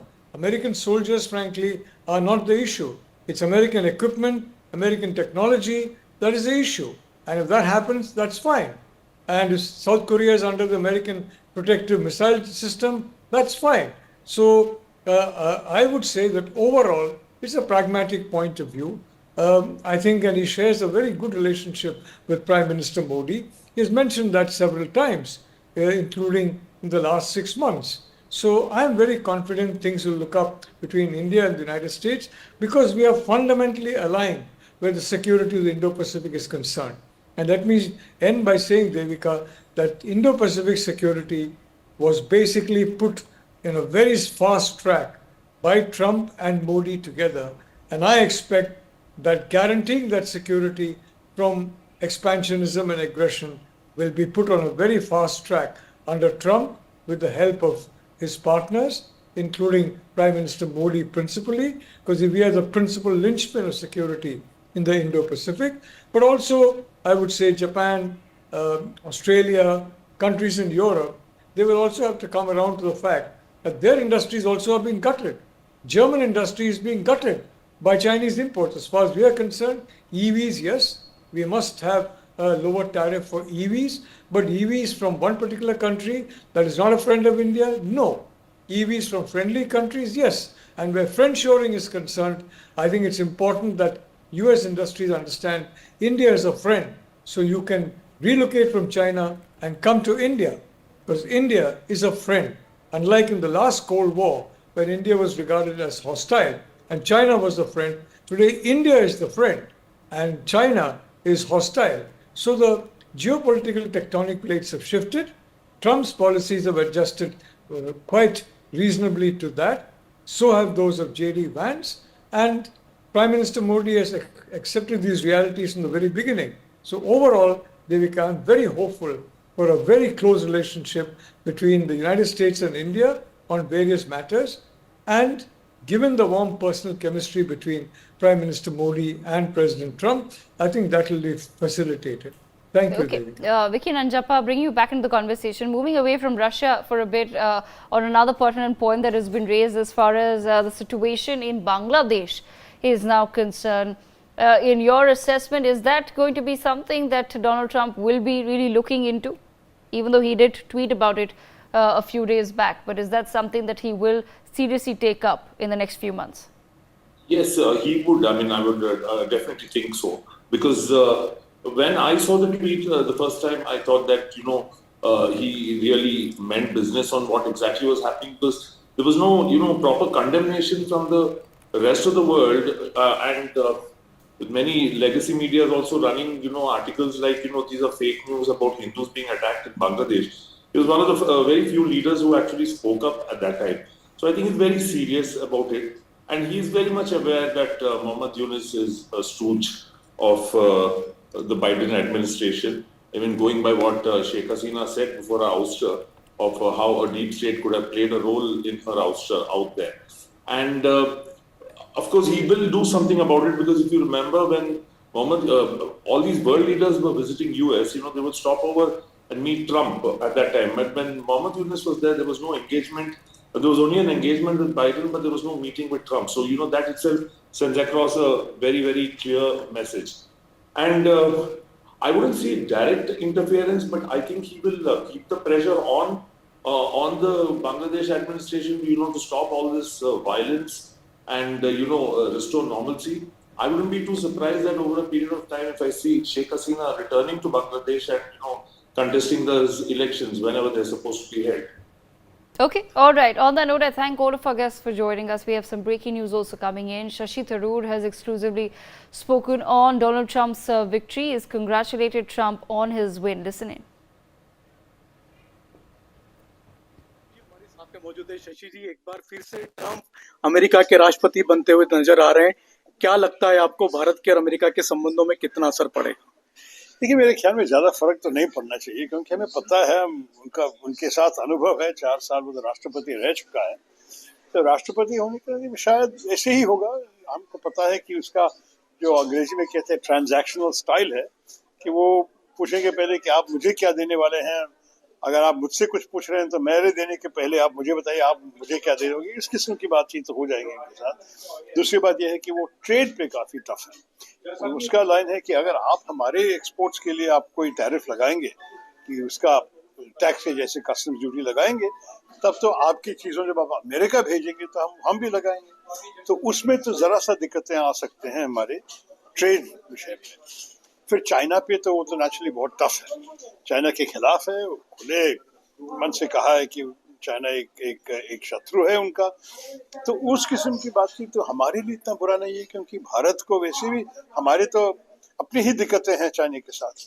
तो ये सब देखे मेरे ख्याल में ज्यादा तो आश्चर्य होने की जरूरत नहीं है। इस आदमी को पता है, वो सब कुछ खोल के बोलता है। तो हमें पता है कि क्या क्या उनका विश्वास है, कि किस किस्म की राजनीति उनकी तरफ से आने वाला है। मेरे ख्याल में ये जान के हम तैयार होना चाहिए उनके साथ बंधन स्थापित करने के लिए। लास्ट क्वेश्चन है सर, कनाडा और भारत के संबंध जिस तरह से तनाव आया हुआ है, आपको लगता है ट्रंप के आने के बाद में उसमें कुछ रोल प्ले हो सकता है ट्रंप का?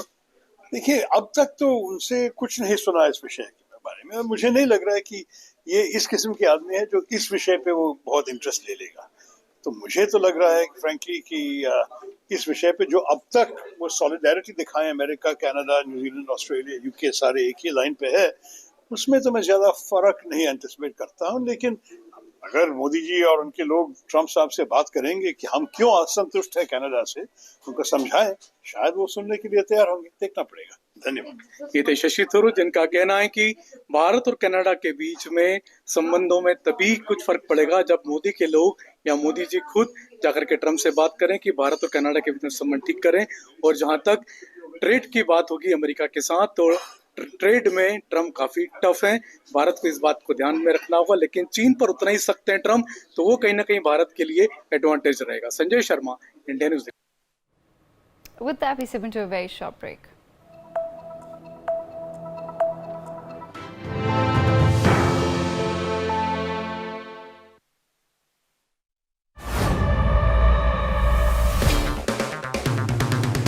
अगर आप बनना चाहते हैं एंकर, या फिर आप में है जुनून एक तेज तर्रार न्यूज रिपोर्टर बनने का, तो आप ज्वाइन करें ITV और इंडिया न्यूज़ का media school. ITV next media international school का कोर्स आपको मौका देता है देश के दिग्गज एंकर्स के साथ काम करने का। ITV next media international school में आप बेहद नजदीकी से देख पाएंगे किस तरह से ITV नेटवर्क के दिग्गज पत्रकारों की टीम दिन रात खबरों पर काम करती है। इस कोर्स के दौरान आप सीखेंगे एंकरिंग की एक एक बारीकी उन एंकर्स के साथ जो देश को रखते हैं हर खबर से बाखबर। ITV next media international school का ये कोर्स आपके एंकरिंग स्किल्स को करेगा इतना सशक्त, मजबूत, जिससे आप बनेंगे पत्रकारिता की दुनिया का वो चमकता चेहरा जो दुनिया देखेगी और पसंद करेगी।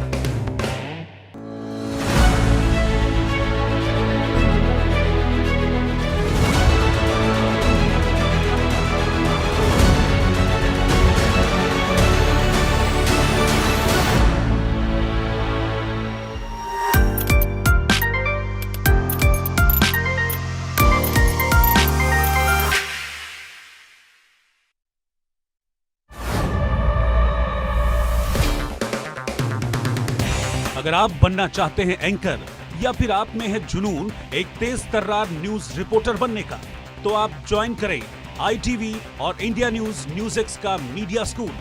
ITV next media international school का कोर्स आपको मौका देता है देश के दिग्गज एंकर्स के साथ काम करने का। ITV next media international school में आप बेहद नजदीकी से देख पाएंगे किस तरह से ITV नेटवर्क के दिग्गज पत्रकारों की टीम दिन रात खबरों पर काम करती है। इस कोर्स के दौरान आप सीखेंगे एंकरिंग की एक एक बारीकी उन एंकर्स के साथ जो देश को रखते हैं हर खबर से बाखबर। ITV next media international school का ये कोर्स आपके एंकरिंग स्किल्स को करेगा इतना सशक्त, मजबूत, जिससे आप बनेंगे पत्रकारिता की दुनिया का वो चमकता चेहरा जो दुनिया देखेगी और पसंद करेगी। The 2024 US presidential elections are down to the wire. Newsx reports from Ground Zero. Hello, I'm Hiral Sachde reporting from New York.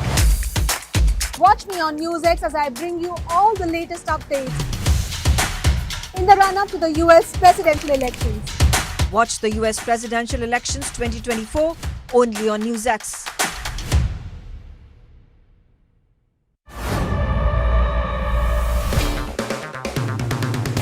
अगर आप बनना चाहते हैं एंकर या फिर आप में है जुनून एक तेज तर्रार न्यूज रिपोर्टर बनने का, तो आप ज्वाइन करें ITV और इंडिया न्यूज न्यूज़ का media school. ITV next media international school का कोर्स आपको मौका देता है देश के दिग्गज एंकर्स के साथ काम करने का। ITV next media international school में आप बेहद नजदीकी से देख पाएंगे किस तरह से ITV नेटवर्क के दिग्गज पत्रकारों की टीम दिन रात खबरों पर काम करती है। इस कोर्स के दौरान आप सीखेंगे एंकरिंग की एक एक बारीकी उन एंकर्स के साथ जो देश को रखते हैं हर खबर से बाखबर। ITV next media international school का ये कोर्स आपके एंकरिंग स्किल्स को करेगा इतना सशक्त, मजबूत, जिससे आप बनेंगे पत्रकारिता की दुनिया का वो चमकता चेहरा जो दुनिया देखेगी और पसंद करेगी।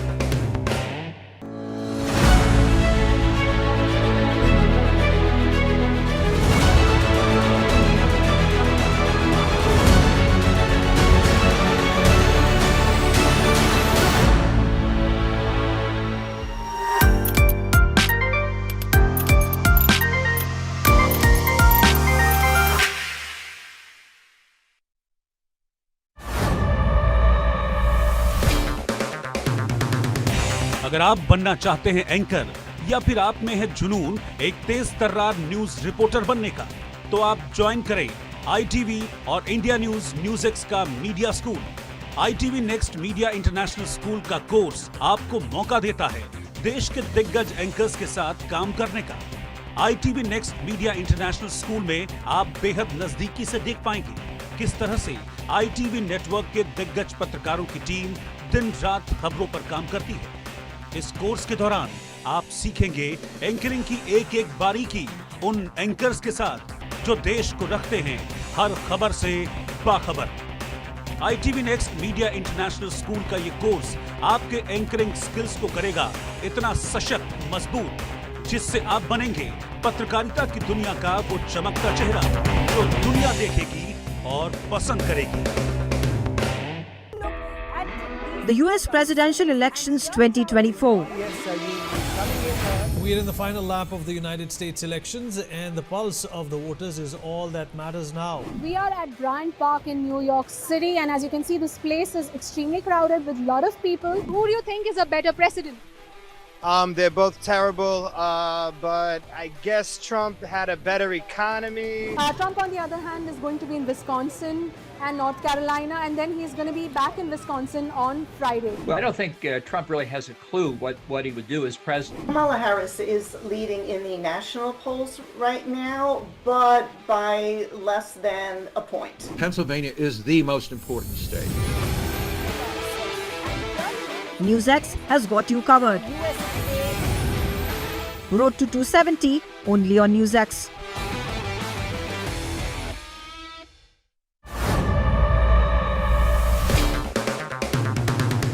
अगर आप बनना चाहते हैं एंकर या फिर आप में है जुनून एक तेज तर्रार न्यूज रिपोर्टर बनने का, तो आप ज्वाइन करें ITV और इंडिया न्यूज न्यूज़ का media school. ITV next media international school का कोर्स आपको मौका देता है देश के दिग्गज एंकर्स के साथ काम करने का। ITV next media international school में आप बेहद नजदीकी से देख पाएंगे किस तरह से ITV नेटवर्क के दिग्गज पत्रकारों की टीम दिन रात खबरों पर काम करती है। इस कोर्स के दौरान आप सीखेंगे एंकरिंग की एक एक बारीकी उन एंकर्स के साथ जो देश को रखते हैं हर खबर से बाखबर। ITV next media international school का ये कोर्स आपके एंकरिंग स्किल्स को करेगा इतना सशक्त, मजबूत, जिससे आप बनेंगे पत्रकार।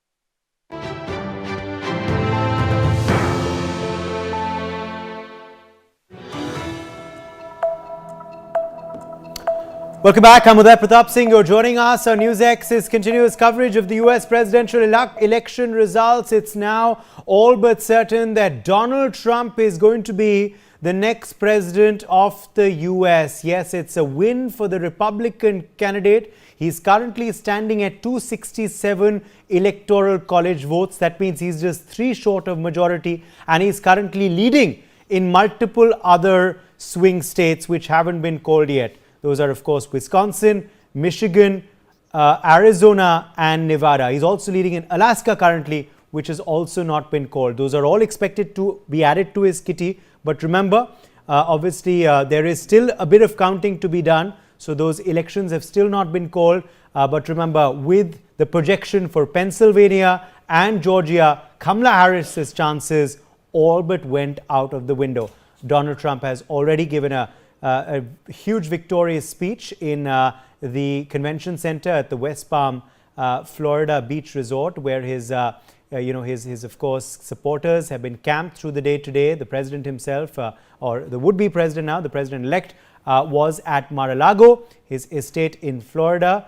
And of course, he was also joined by other Republican senior candidates. He was joined by his vice presidential candidate, J.D. Vance, and he also was joined by his businessman supporter, Elon Musk. We'll be talking, of course, a lot about the outcome and what has led to it in just a bit. But first, let's show you some more interesting details about Donald Trump's victory. Well, clearly, of course, it is a big day for the Republican who, of course, has been president before Joe Biden, but, of course, lost the election in 2020. Now emerging triumphant in 2024. These are records that have been broken by Donald Trump with this victory today. At 78 years, he now becomes the oldest person to assume office of the US president. So he's now becoming the oldest person to become US president with, of course, his election victory today.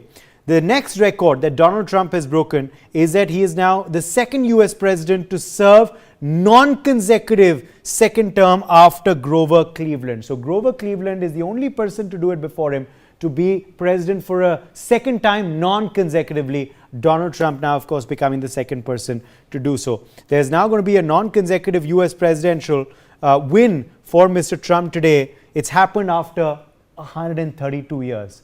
132 years. There has been no individual who's managed to become president of the United States again non-consecutively. He's also now the first Republican to win the popular vote in 20 years. So he's of course the president of the United States of America through the Electoral College votes, but he's also, of course, achieved victory in the popular votes. Remember, that's something that Donald Trump did not do in 2016. In 2016, Hillary Clinton won the popular votes, but Mr. Trump, of course, emerged tops in the Electoral College votes, a system that's been criticized and critiqued by some, but the US feels it's pretty fair. The next record he's won is, broken, is the first convicted individual to become president of the United States of America as well. That's again another record that Mr. Trump has broken today. Meanwhile, he's also the first US president to be impeached twice and still be re-elected. That's again another feat that Donald Trump has achieved, another record that he's broken today. So a lot of firsts, of course, for Donald Trump there. Let's now tell you a bit more about Donald Trump. Who is Donald Trump? Well, Donald Trump, could we just start that from the beginning? Let's start it from the top, please. So Donald Trump, of course, went to the New York Military Academy when he was 13 years old. That's his younger days, of course, that photo that you just saw. That's, of course, a much older Trump there. Trump has written or co-written several books as well. Here's one of them, Trump, The Art of the Deal, that was written along with Tony Schwartz. He's, of course, an author. He's quite proud of his wife as well, today, as he was saying. She's also become a best-selling author, but Trump himself has authored several books and co-authored several books as well. Donald Trump also, you remember, served as the 45th president of the United States of America. He, of course, lost to the 46th president, Joe Biden. He's now becoming the 47th president.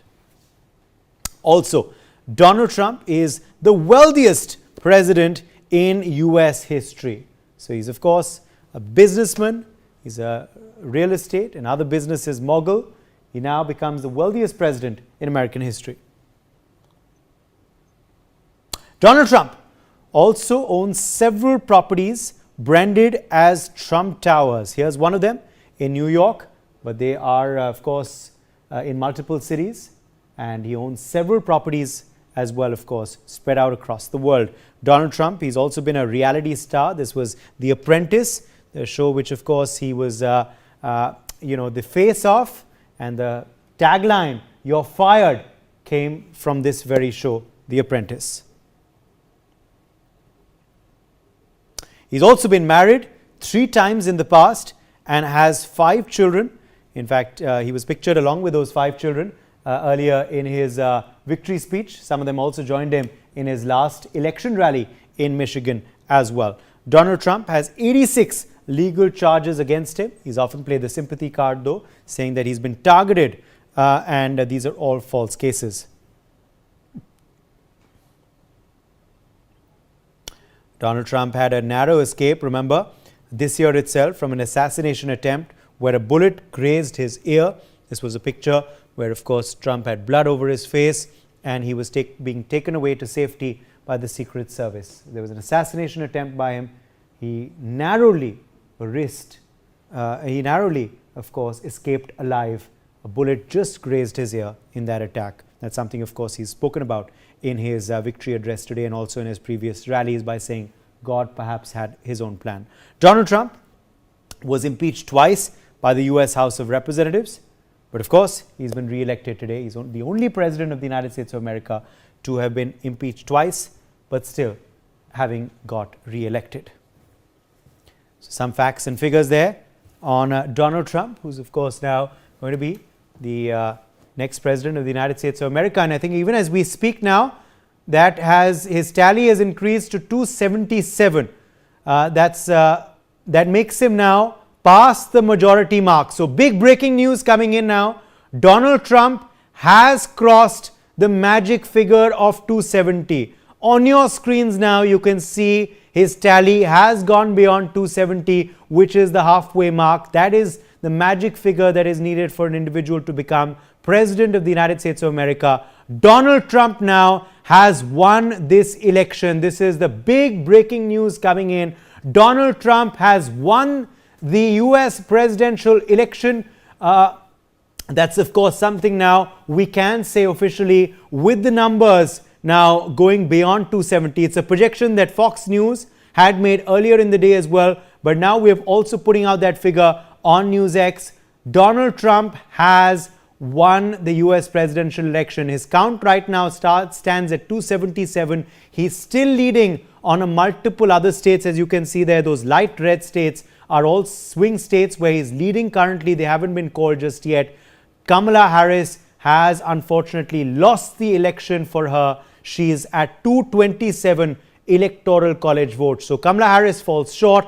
Donald Trump crosses the finishing line.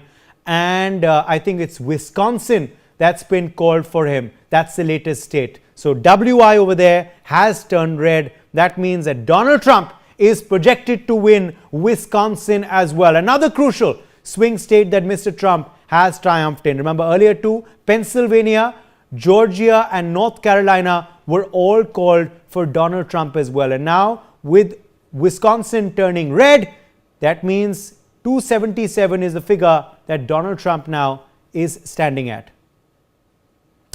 All right, joining us now at this point is a very special guest. We have Keith Vaz, former British MP, joining us live from London. Keith Vaz, welcome to the show. Thank you very much for being with us today. It's a big win for Donald Trump. The 45th president of the United States of America now will become the 47th president too. What do you make of the result? Your first comment. Well, I am astonished. I think your excitement and enthusiasm, and just imagine, as I'm talking to you, he passes the magic 270.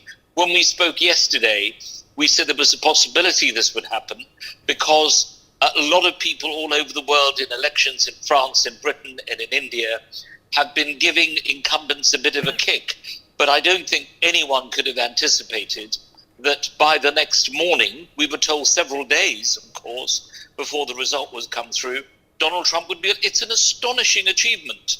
And as you say, he's achieved a number of firsts in different ways, some controversial, some less controversial. But more importantly than anything else, the fact is, I think that we now need to see how he will govern. In terms of foreign policy, of course, Ukraine, the Middle East, relations with Asia, all these are big issues. But, I mean, this is a Netflix movie, isn't it? You can't write a script of this kind. And in politics, in my long time in politics, 40 years, I have never seen anything like this. Of course, governments go out and get re-elected a few years later. But this is history making. And I think all of us are waiting to see what will happen. I'm sitting here in the middle of London. Actually, people are going about their business quite normally. They're catching trains. They're buying their lunch. So to them, the sky has not fallen in. Maybe that'll happen tomorrow. But I think in terms of political developments, this is a huge development never seen it before. So now we have to see how Donald Trump will actually govern. Absolutely. Keith Starmer, the UK Prime Minister, has congratulated him as well in a post that he's put out on the social media platform X. What do you believe the impact of Donald Trump's victory will be on UK-US relations? How is that going to change or not change according to you in the days ahead? Well, we claim a special relationship with the United States. Every British Prime Minister of whatever political colour says that they are very special with the United States, especially after Brexit. They are basically our biggest friend in the world now. And therefore, I'm not surprised that Keir Starmer has put out a tweet, but I would expect that he is in line to give Donald Trump a ring as well. I'm sure Narendra Modi will be doing the same from India's point of view. He's put out, he's put out a big statement as well, Narendra Modi, speaking about Donald Trump's win. Yeah. Because certainly on the visits that we've seen, Modi to America and Trump to India, especially to Ahmedabad, there was something very special there as well. So a lot of people will suddenly rediscover this very special relationship that they have. But I think in Modi's case, it's very genuine. They're two very larger than life figures. And I think India will be quite pleased with the result. I think they would have also been pleased with Kamala Harris. But the big question now is what's going to happen in the House and the Senate. The Senate, we understand, is flipped. So it's going to have a Republican majority. So from that point of view, it's obviously important to see what will happen in Congress. A few of my friends have been re-elected as congressmen in the House of Representatives. Representative Jackson in Chicago and others. Ro Khanna, I think, will be re-elected in California. So there'll be a big Indian representation, I feel, in this coming Congress, which is good for India and good for the world. So, you know, we're still recovering from this because I thought he might win the Electoral College. And as you say, he's just crossed the 270, but lose the popular vote. But he seems to have won the popular vote by 5 million, which I don't think anyone could have predicted. And interestingly, that's something, because that's something, Keith Vaz, he didn't do in 2016 either. That's something that did not happen in 2016, but has happened in 2024 in a race many thought would go down to the wire, but it hasn't. Exactly. So under any system, of course, he would have won. So I think one thing is very clear. This morning, Donald Trump will not be complaining about the election. I think there'll be no complaints. No lawyers will be sent to Cook County or to Pennsylvania to challenge the result. I think we accept that the result as it is. One good thing for the Democrats, of course, means under the Constitution, he will not be able to run again. So this will be his last term of office. And so from that point of view, the Democrats will not have to face another challenge from this Trump. There may be other Trumps, of course. There are many Trumps. But in this particular case, there will be no further election. This is his last election for the presidency. So I think that they'll be quite relieved at that. But a lot of soul-searching on the part of the Democrats about the way in which they've conducted things. Absolutely. Okay, we're getting more breaking news coming in now this hour.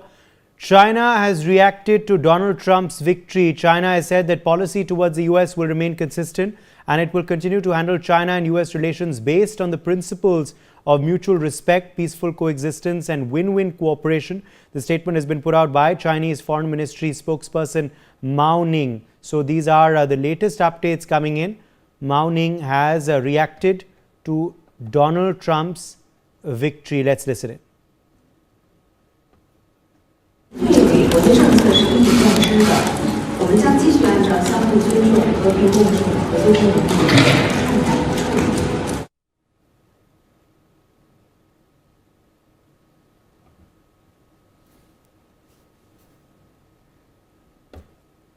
All right, Group Captain UK Devnath, defense expert, is joining us now on the broadcast. Group Captain Devnath, first reaction coming in from China.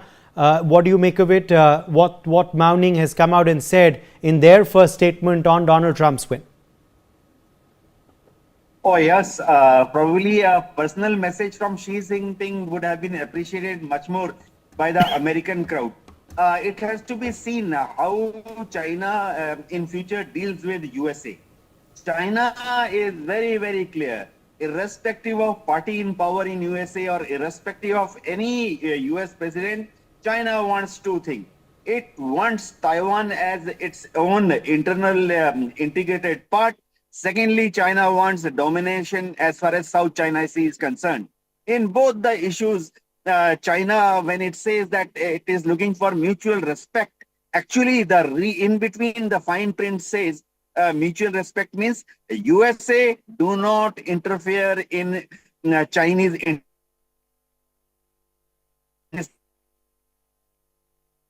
affair. Donald Trump will definitely try to adopt a line which is a little more less hardliner, which will put less focus on use of military against China.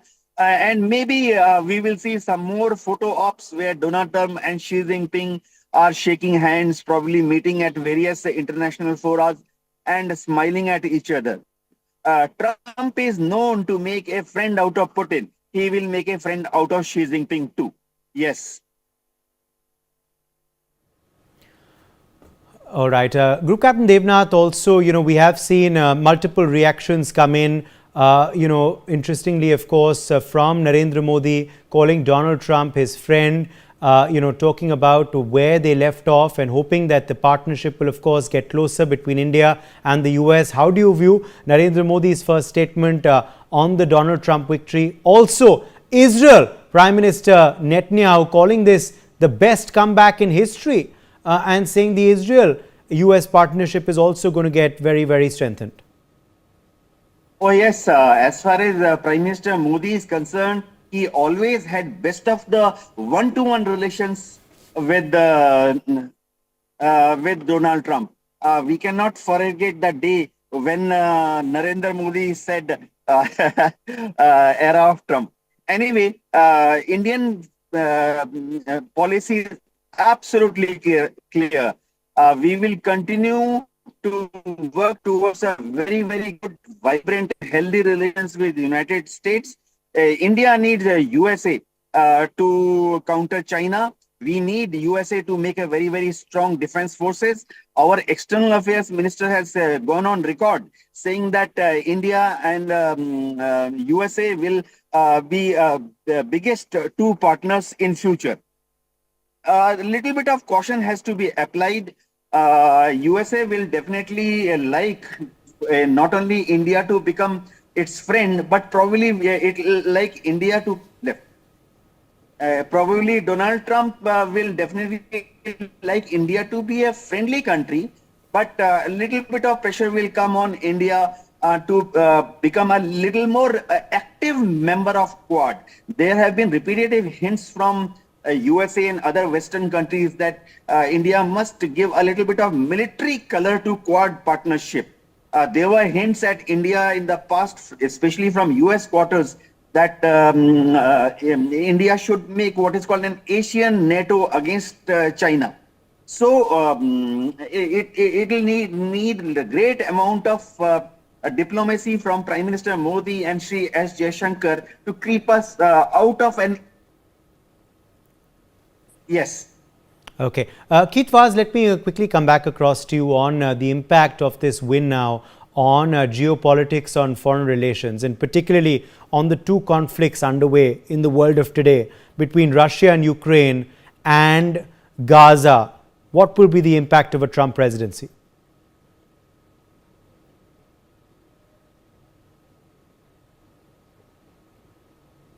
Keith Vaz, can you hear me?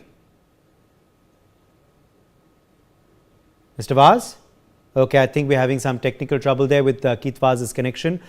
We will just try and rectify that. Let me also bring in another guest joining us now live at this point.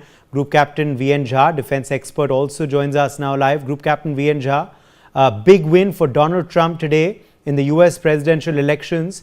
What's the X factor been for the Republican candidate, and what went wrong for Kamala Harris?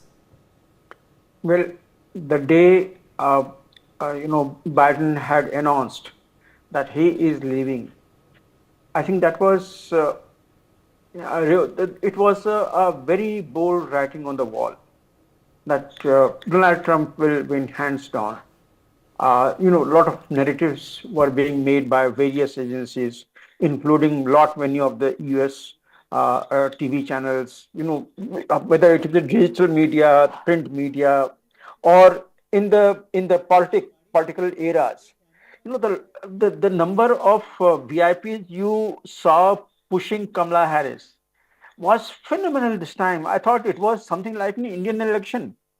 Comedians coming up there, the big shots coming up there, Obama coming up there, many of the screen heroes, Hollywood heroes, they endorsing Kamala Harris.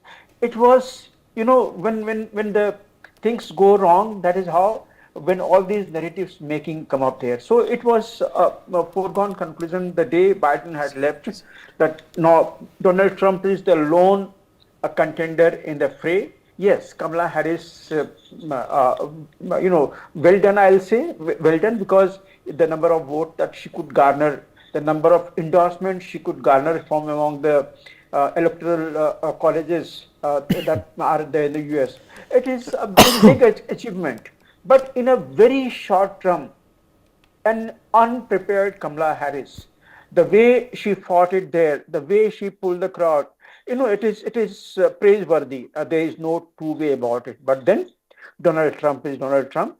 If you remember, Donald Trump won. That was from 16 to 20. He had done wonders as far as the American economy is concerned. Yes, he possibly went wrong on many of the fronts, like pulling out from the WHO, from many other things, climate changes. These were the possibly uncalled for error by the Donald Trump. He was slightly unpredictable, but this time Donald Trump too, I think he will have many of the advisors who will be advising him where to pull out and where not to pull out. But then the NATO is right now at a worry point, because NATO has done exactly what Donald Trump didn't want. Donald Trump had reduced the size of the NATO, had reduced the NATO to its size when he had demanded that all nations in the NATO should contribute about 2% of their GDP into the defense budget. And the people were not ready for it. And today, NATO has got a huge budget required for it. And I think Donald Trump will step in here somewhere. He will bring in some sort of senses in this senseless war going on the Ukrainian soil. It is foolish to fight Russians on your own backyard. That is that the Ukrainians are doing on their own land. They are losing their men, they are losing their territory, they are losing their infrastructure. And it has been devastation in Ukraine. What for are they fighting all this? All this could have been dealt with much better. But anyway, those are the pages of the war, the history, what has gone through. Now, when Donald Trump era starts, India and USA, they will stand firm on their first commitment. Okay. Donald Trump had given a call for America first. Narendra Modi has given a call for India first. Both countries will look into all cooperations where both are mutually benefited. Here starts an era wherein you can now. No, point taken. Point taken. Group Captain Devnath, very quickly on the aspect of the Senate as well. Group Captain Devnath, the fact, of course, is very clearly that the Republicans have also taken control of the Senate. What impact will this have? Group Captain Devnath, can you hear me? Okay, let's go back to Keith Vaz. Keith, okay, I think we've lost Keith Vaz as well, unfortunately. Okay, Group Captain Jha, let me quickly come back across to you. Group Captain Jha, on, of course, the Senate as well. Now, as you were saying, this is going to be a decisive presidency of Donald Trump. But it's also going to be a presidency in which he will have smooth sailing for his legislations because the House and Senate are both now Republican controlled and governed. Absolutely. Look, in the previous term Donald Trump had, Nancy Pelosi had made his life miserable. Nancy Pelosi had brought all such cases where Donald Trump could be, tied into, his hands were tied at times. Impeachments were going on, It was something like we had never imagined about the USA, that all these things will happen in USA. Nancy Pelosi was the single most factor who was pulling Donald Trump in all other ways other than Donald Trump wanted to go. And hats off to Donald Trump that he withstood all those heckling. I will only call it heckling because Nancy Pelosi had started the impeachment. She had started all those things in the Senate. Now, Senate is also marginally in favor of Republican. So I will expect that the things will go smooth hereafter because Donald Trump had made blunders in terms of economy. American economy is in shambles today. American policy towards the entire global, as far as the peace is concerned, is in shambles. World War III is knocking at our doors today. Ukraine, where entire NATO is fighting against Russia on the Ukrainian soil. Here in Gaza, in Lebanon, the war is raging up there. Everyone is trying to step into there. So there has to be an indulgence of sanity, if I may call that the sanity may prevail onto these two lands.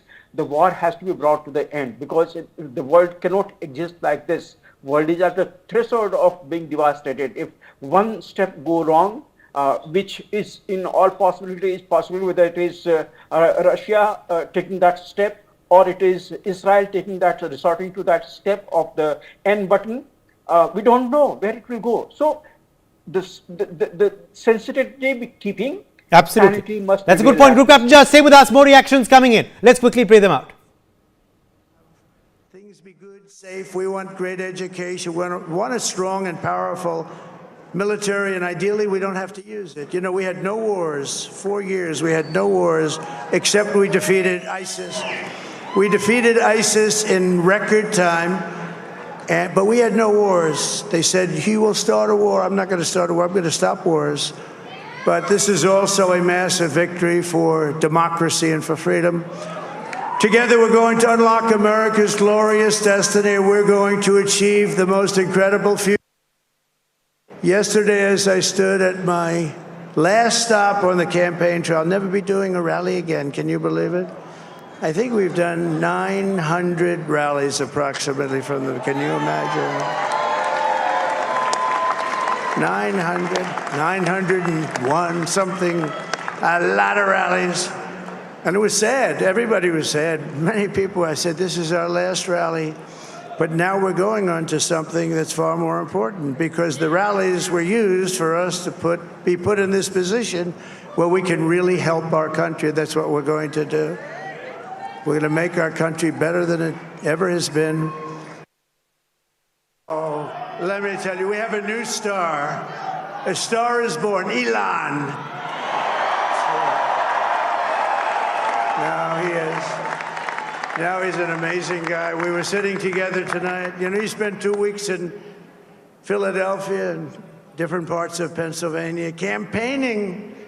You know, he sent the rocket up 2 weeks ago, and I saw that rocket, and I saw it coming down. I saw it. It was, when it left, it was beautiful, shiny white. When it came down, it didn't look so pretty. It was going 10,000 miles an hour, and it was burning like hell.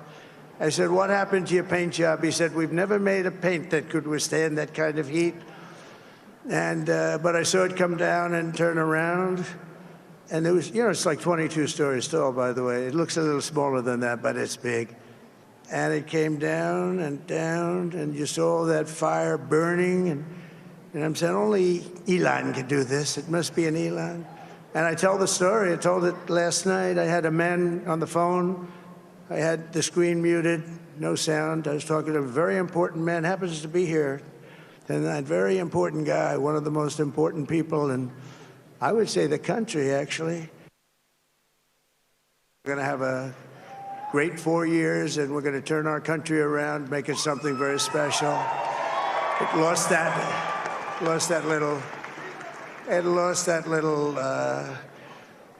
thing called special. We have to make it so. We're going to make this so great. It's the greatest country, and potentially the greatest country in the world by far. And right now, we're going to just work very hard to get all of that back. We're going to make it the best it's ever been. We can do that. If we had to wait longer, I don't know. It was going bad, and it was going bad fast. We're going to have to seal up those borders, and we're going to have to let people come into our country. We want people to come back in, but we have to let them come back in, but they have to come in legally. They have to come in legally. Let me also express my tremendous appreciation for Susie and Chris, the job you did. The people from North Carolina came to me and they said, would it be possible, at all possible, for you to speak to Elon Musk? We need Starlink. I said, what's Starlink? It's a form of communication. So I called Elon, and I'll tell you what, he had, and it was very dangerous. People would die. They had no communication. All the wires were down. I called Elon Musk, and he had that there so fast. It was incredible. So, and it was great. It saved a lot of lives. He saved a lot of lives. But he's a character. He's a special guy. He's a super genius. We have to protect our geniuses. We don't have that many of them. We have to protect our super geniuses. I want to thank some of the guys. You know, we have up here today the U.S. Open champion. He's a fantastic golfer. He's slightly longer than me. Hits the ball a little bit longer than a political victory that our country has never seen before. Nothing like this. I want to thank the American people for the extraordinary honor of being elected your 47th president and your 45th president. And every citizen, I will fight for you, for your family, and your future. Every single day, I will be fighting for you, and with every breath in my body, I will not rest until we have delivered the strong, safe, and prosperous America that our children deserve and that you deserve. This will truly be the golden age of America. That's what we have to have. This is a magnificent victory for the American people that will allow us to make America great again. And in addition to having won the battleground states of North Carolina, I love these places, Georgia, Pennsylvania, and Wisconsin, we are now winning in Michigan, Arizona, Nevada, and Alaska, which would result in us carrying at least 315 electoral votes. But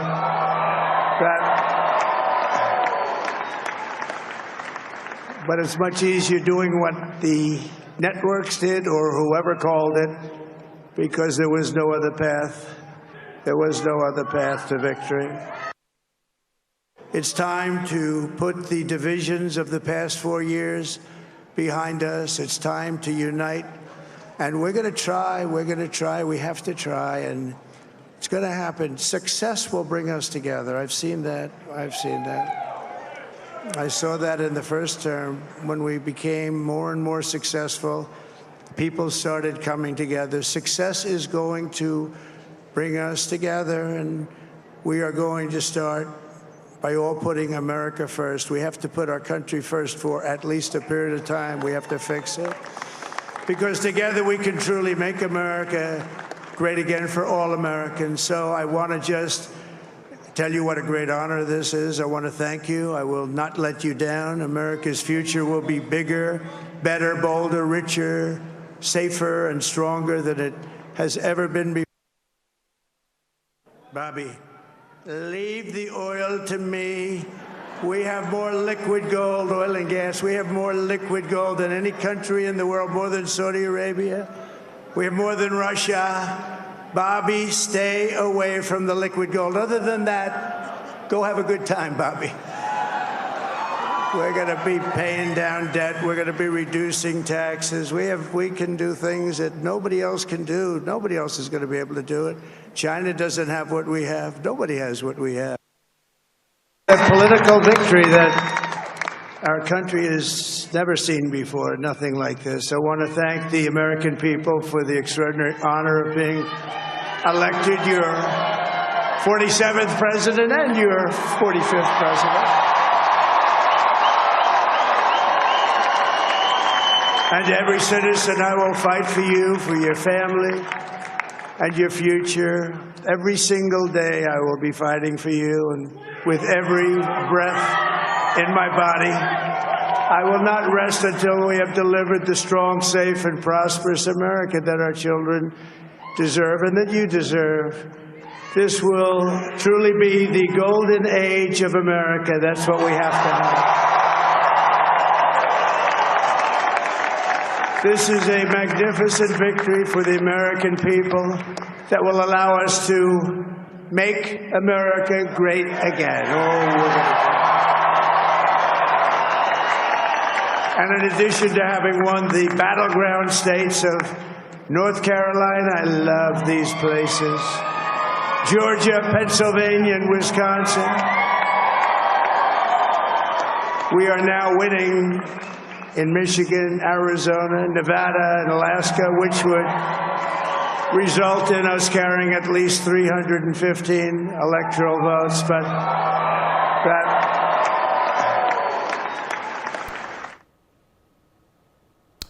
let's take a quick look now at how the US media and Indian media are covering Donald Trump's victory. Let's quickly go live across to this big screen, full frame if we can. Clearly, of course, the big story, of course, is coming in from Donald Trump's election win. Of course, as you can clearly see over here, Donald Trump has won the election, and of course, it is a big victory for him. And as you can see, okay, we will just, of course, get to that in just a second. Let me quickly also get in some more reactions coming in on the broadcast. Some more reactions are coming in. Let's quickly play them out. The country really needed Trump to win because it was going in a very wrong direction. So the world's obviously a super unstable place right now. Everything happening in the Middle East, the stuff in Eastern Europe. So I think that I just listened to Trump on Rogan, and it sounds like he has a lot of really solid plans in place. And I think the thing that's most helpful about him is the relationships that he maintains with these foreign leaders. I think it's important to have good relationships with these. I voted for Trump, and I think he's going to do a better job than Kamala, in my opinion. And I'm pretty happy with his results so far. Yes, I voted for Trump, and I feel good with the numbers. I've got my fingers crossed. Let me be very clear. Okay. Well, first of all, my name is Tevin Davis. First of all, and I think that Kamala Harris will be winning today. I have no doubt in my mind that Kamala Harris is about to be the next president of the United States, the first woman president. A woman is very much needed to run this country. And let me be very clear. Okay, Donald Trump. My name is Kayla Mambe. I'm a freshman at Howard University, and I'm a chemistry major.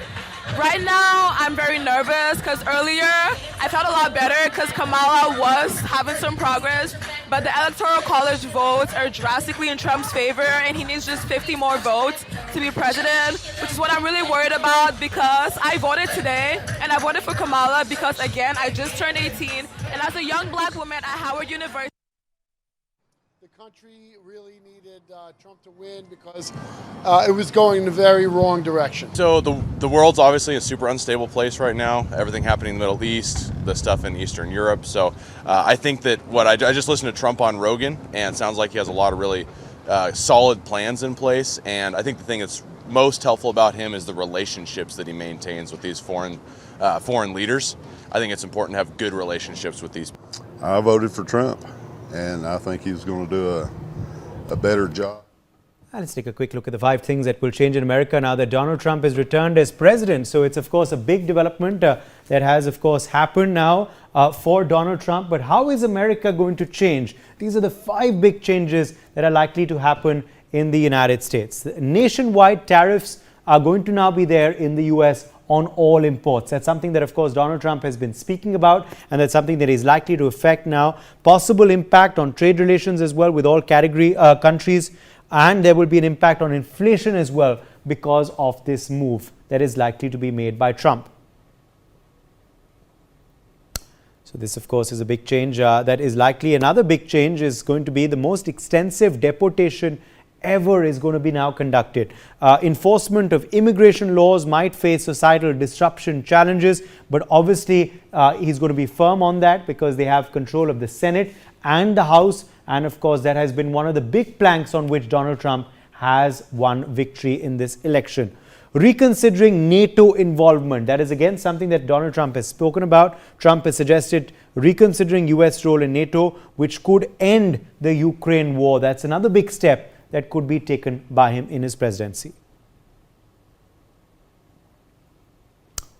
Another big change would be the rollback of US electric vehicle initiatives. So Biden's incentives like 50% zero emission on new vehicles, these might be revisited as well by Donald Trump. That's what analysts are saying.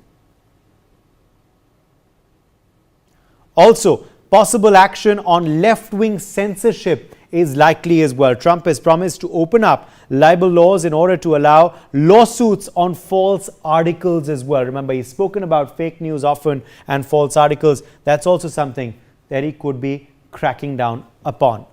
So these, of course, are some big steps that Donald Trump is planning to take. And these are some big 5 changes that could happen in the United States of America. Group Captain V.N. Jha, let's quickly draw you back in here. Group Captain Jha, how likely are these steps that Donald Trump is going to take? What do you believe his immediate priorities would be in his presidency? What are likely to be the first big focus areas? The first big focus area will be the raging wars, both in Ukraine and Gaza. I think he will have, he has a different plans altogether. And I think America now standing firm to end the war. It is quite possible. Especially the Ukraine war, where most of the funds, most of the weapon is from USA. You can no one could have imagined that USA will spend or lend nearly $100 billion worth of war machine in Ukraine to fight Russia, wherein in the initial stages the relation with Russia was reasonably good when President Trump left office. So from there, the way the entire thing deteriorated, I think the war front is the first thing. And this time, Trump has made a couple of promises to the US citizens about tax cut, what he was talking of that. I think that fiscal policy there in the USA is going to see some drastic changes in that. Of course, now the Senate is with him, so Senate will make it easy to happen. Of course, American Senate is not exactly like what our Parliament or something has in passing the law. There could be dissent to Trump himself from within his own party, Republican. But then it will be much easier sailing for Trump in this presidency because now Senate is with him. This is what I was talking to you earlier, that earlier Senate had made Trump's life miserable. And that one single person, Nancy Pelosi, she had explored all those, she had scratched all those wounds where Trump didn't want to be hurt. And she had hurt him there. And, mugging shot, put him in the prison, take him, arrest him. For what? Because some lady say that she was been mishandled or raped or something like that. You don't put a president like that. Of course, every citizen is the same, but the way he was treated there in that, I think the US, the citizen of US didn't like that. That must have been one of the biggest factor. Even in the last few months of President Biden, wherein all these cases were even going on there in the US courts. And God forbid, how can such things come? And every day one lady comes up there filing a suit that I have been raped or I have been, mishandled. No, it doesn't go like this. You can't put your adversary down like this, Mr. Biden. That was a wrong approach, how it was done. But anyway, now the results are now getting out. President Trump is getting his next term. I don't think he will keep all these things in the mind, how Democrats treated him in his days, even in the recent days. But then I told you, his approach is make America great again, America first. So now he will again start revisiting all those fiscal areas where America is being drained. America is in a big negative in the financial terms. So fiscal management has to be done properly, and that will be his first approach. Realizing that the promises that he has made to the public about the taxes, he will see those things happen. And there is a big mess in America right now. All the roads, the pavements, the footpaths, it's like a slum. So many people have just invaded America, who are the illegal migrants, like we have here in India. We don't have, firmness on part of the government today to, kick out all those illegal migrants. America has, Trump has that guts.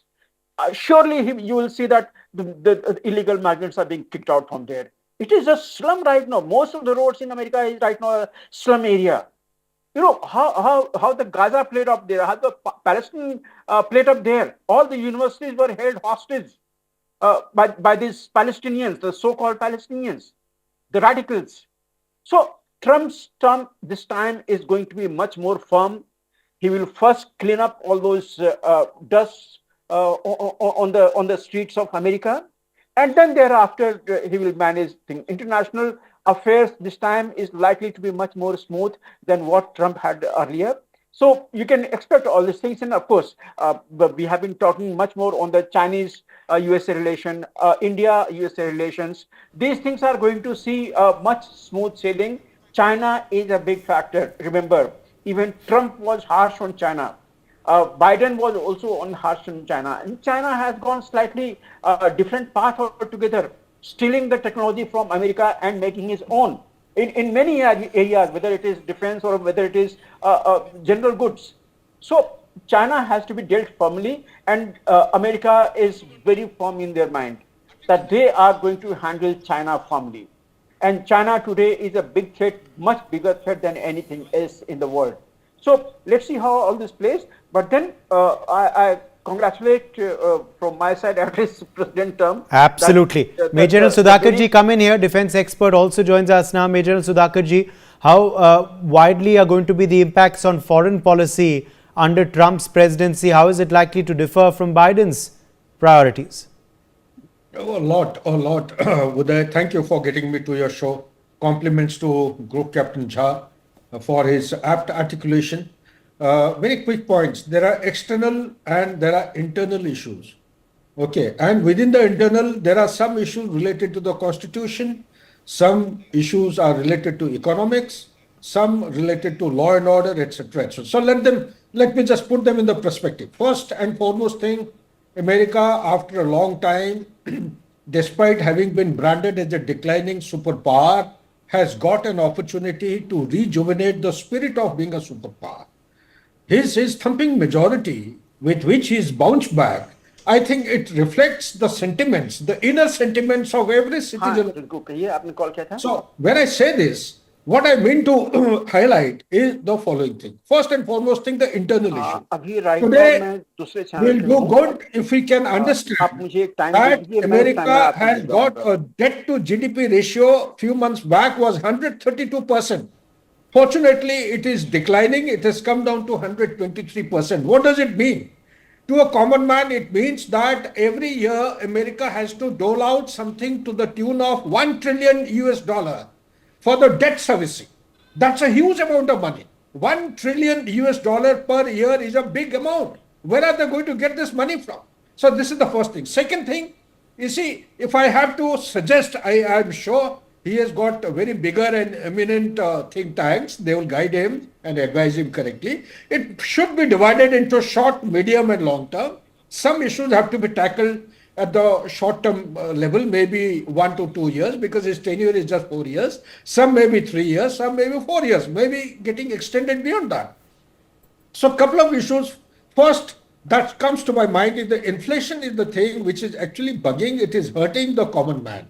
Inflation during Biden's time had gone beyond 3%. It has fortunately come down, but there is a huge potential for the inflation to go back to higher rates. So he has to keep a check on the supply chain, ensure that the supply of money and supply of commodities, they are balanced out in such a manner so that the common person is not hurt. The house rent today is one of the highest.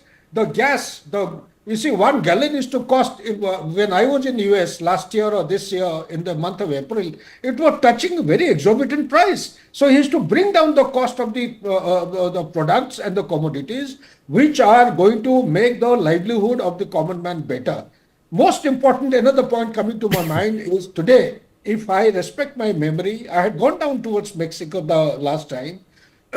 There is an immigration of illegal migrants, almost to the tune of 7,000 to 8,000. This is the bottom line figure I'm saying on daily basis.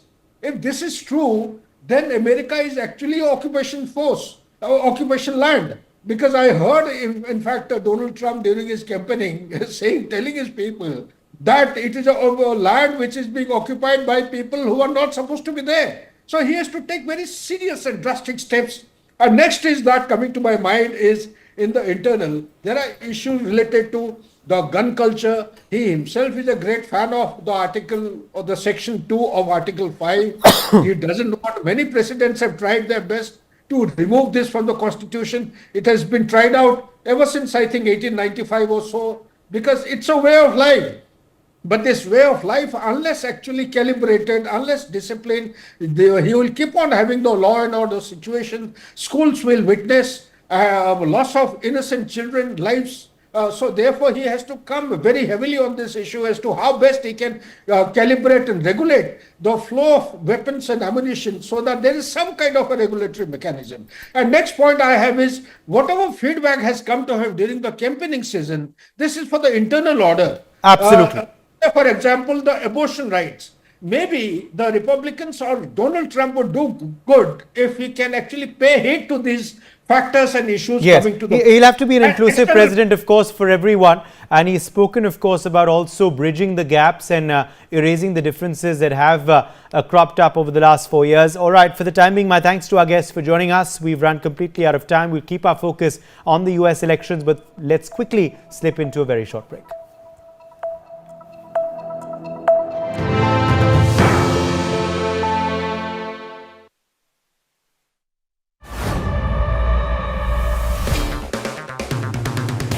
अगर आप बनना चाहते हैं anchor या फिर आप में है जुनून एक तेज तर्रार न्यूज रिपोर्टर बनने का, तो आप ज्वाइन करें ITV और इंडिया न्यूज़ का media school. ITV next media international school का कोर्स आपको मौका देता है देश के दिग्गज एंकर्स के साथ काम करने का। ITV next media international school में आप बेहद नजदीकी से देख पाएंगे किस तरह से ITV नेटवर्क के दिग्गज पत्रकारों की टीम दिन रात खबरों पर काम करती है। इस कोर्स के दौरान आप सीखेंगे एंकरिंग की एक एक बारीकी उन एंकर्स के साथ जो देश को रखते हैं हर खबर से बाखबर। ITV next media international school का ये कोर्स आपके एंकरिंग स्किल्स को करेगा इतना सशक्त मजबूत, जिससे आप बनेंगे पत्रकारिता की दुनिया का वो चमकता चेहरा जो दुनिया देखेगी और पसंद करेगी।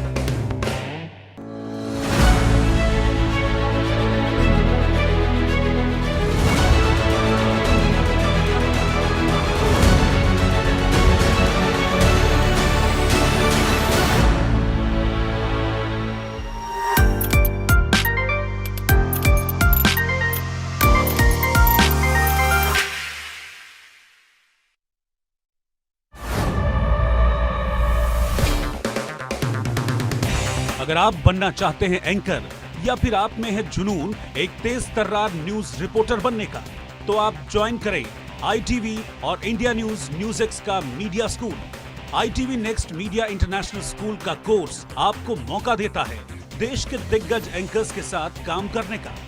ITV next media international school में आप बेहद नजदीकी से देख पाएंगे किस तरह से ITV नेटवर्क के दिग्गज पत्रकारों की टीम दिन रात खबरों पर काम करती है।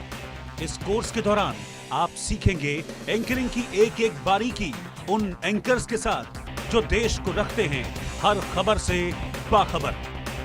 ITV next media international school का ये कोर्स आपके एंकरिंग स्किल्स को करेगा इतना सशक्त मजबूत, जिससे आप बनेंगे पत्रकारिता की दुनिया का वो चमकता चेहरा जो दुनिया देखेगी और पसंद करेगी।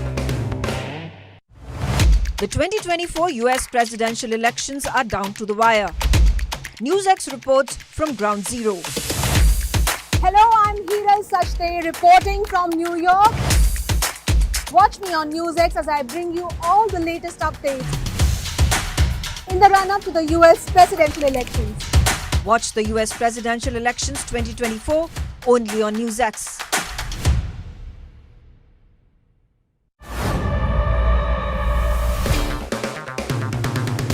अगर आप बनना चाहते हैं एंकर या फिर आप में है जुनून एक तेज तर्रार न्यूज रिपोर्टर बनने का, तो आप ज्वाइन करें ITV और इंडिया न्यूज़ का media school. ITV next media international school का कोर्स आपको मौका देता है देश के दिग्गज एंकर्स के साथ काम करने का। ITV next media international school में आप बेहद नजदीकी से देख पाएंगे किस तरह से ITV नेटवर्क के दिग्गज पत्रकारों की टीम दिन रात खबरों पर काम करती है।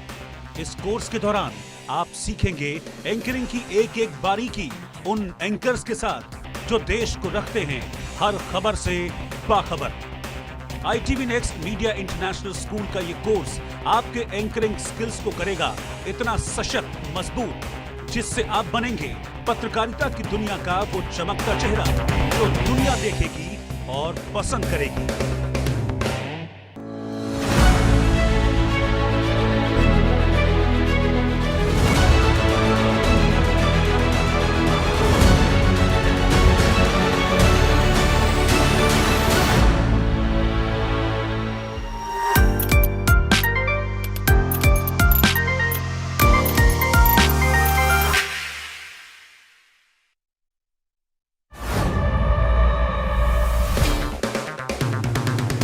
अगर आप बनना चाहते हैं एंकर या फिर आप में है जुनून एक तेज तर्रार न्यूज रिपोर्टर बनने का, तो आप ज्वाइन करें ITV और इंडिया न्यूज़ का media school. ITV next media international school का कोर्स आपको मौका देता है देश के दिग्गज एंकर्स के साथ काम करने का। ITV next media international school में आप बेहद नजदीकी से देख पाएंगे किस तरह से ITV नेटवर्क के दिग्गज पत्रकारों की टीम दिन रात खबरों पर काम करती है। इस कोर्स के दौरान आप सीखेंगे एंकरिंग की एक एक बारीकी उन एंकर्स के साथ जो देश को रखते हैं हर खबर से बाखबर। ITV next media international school का ये कोर्स आपके एंकरिंग स्किल्स को करेगा इतना सशक्त, मजबूत, जिससे आप बनेंगे पत्रकारिता की दुनिया का वो चमकता चेहरा जो दुनिया देखेगी और पसंद करेगी। The US presidential elections 2024. We are in the final lap of the United States elections, and the pulse of the voters is all that matters now. We are at Bryant Park in New York City, and as you can see, this place is extremely crowded with a lot of people. Who do you think is a better president? They're both terrible, but I guess Trump had a better economy. Trump, on the other hand, is going to be in Wisconsin and North Carolina, and then he's going to be back in Wisconsin on Friday. Well, I don't think Trump really has a clue what he would do as president. Kamala Harris is leading in the national polls right now, but by less than.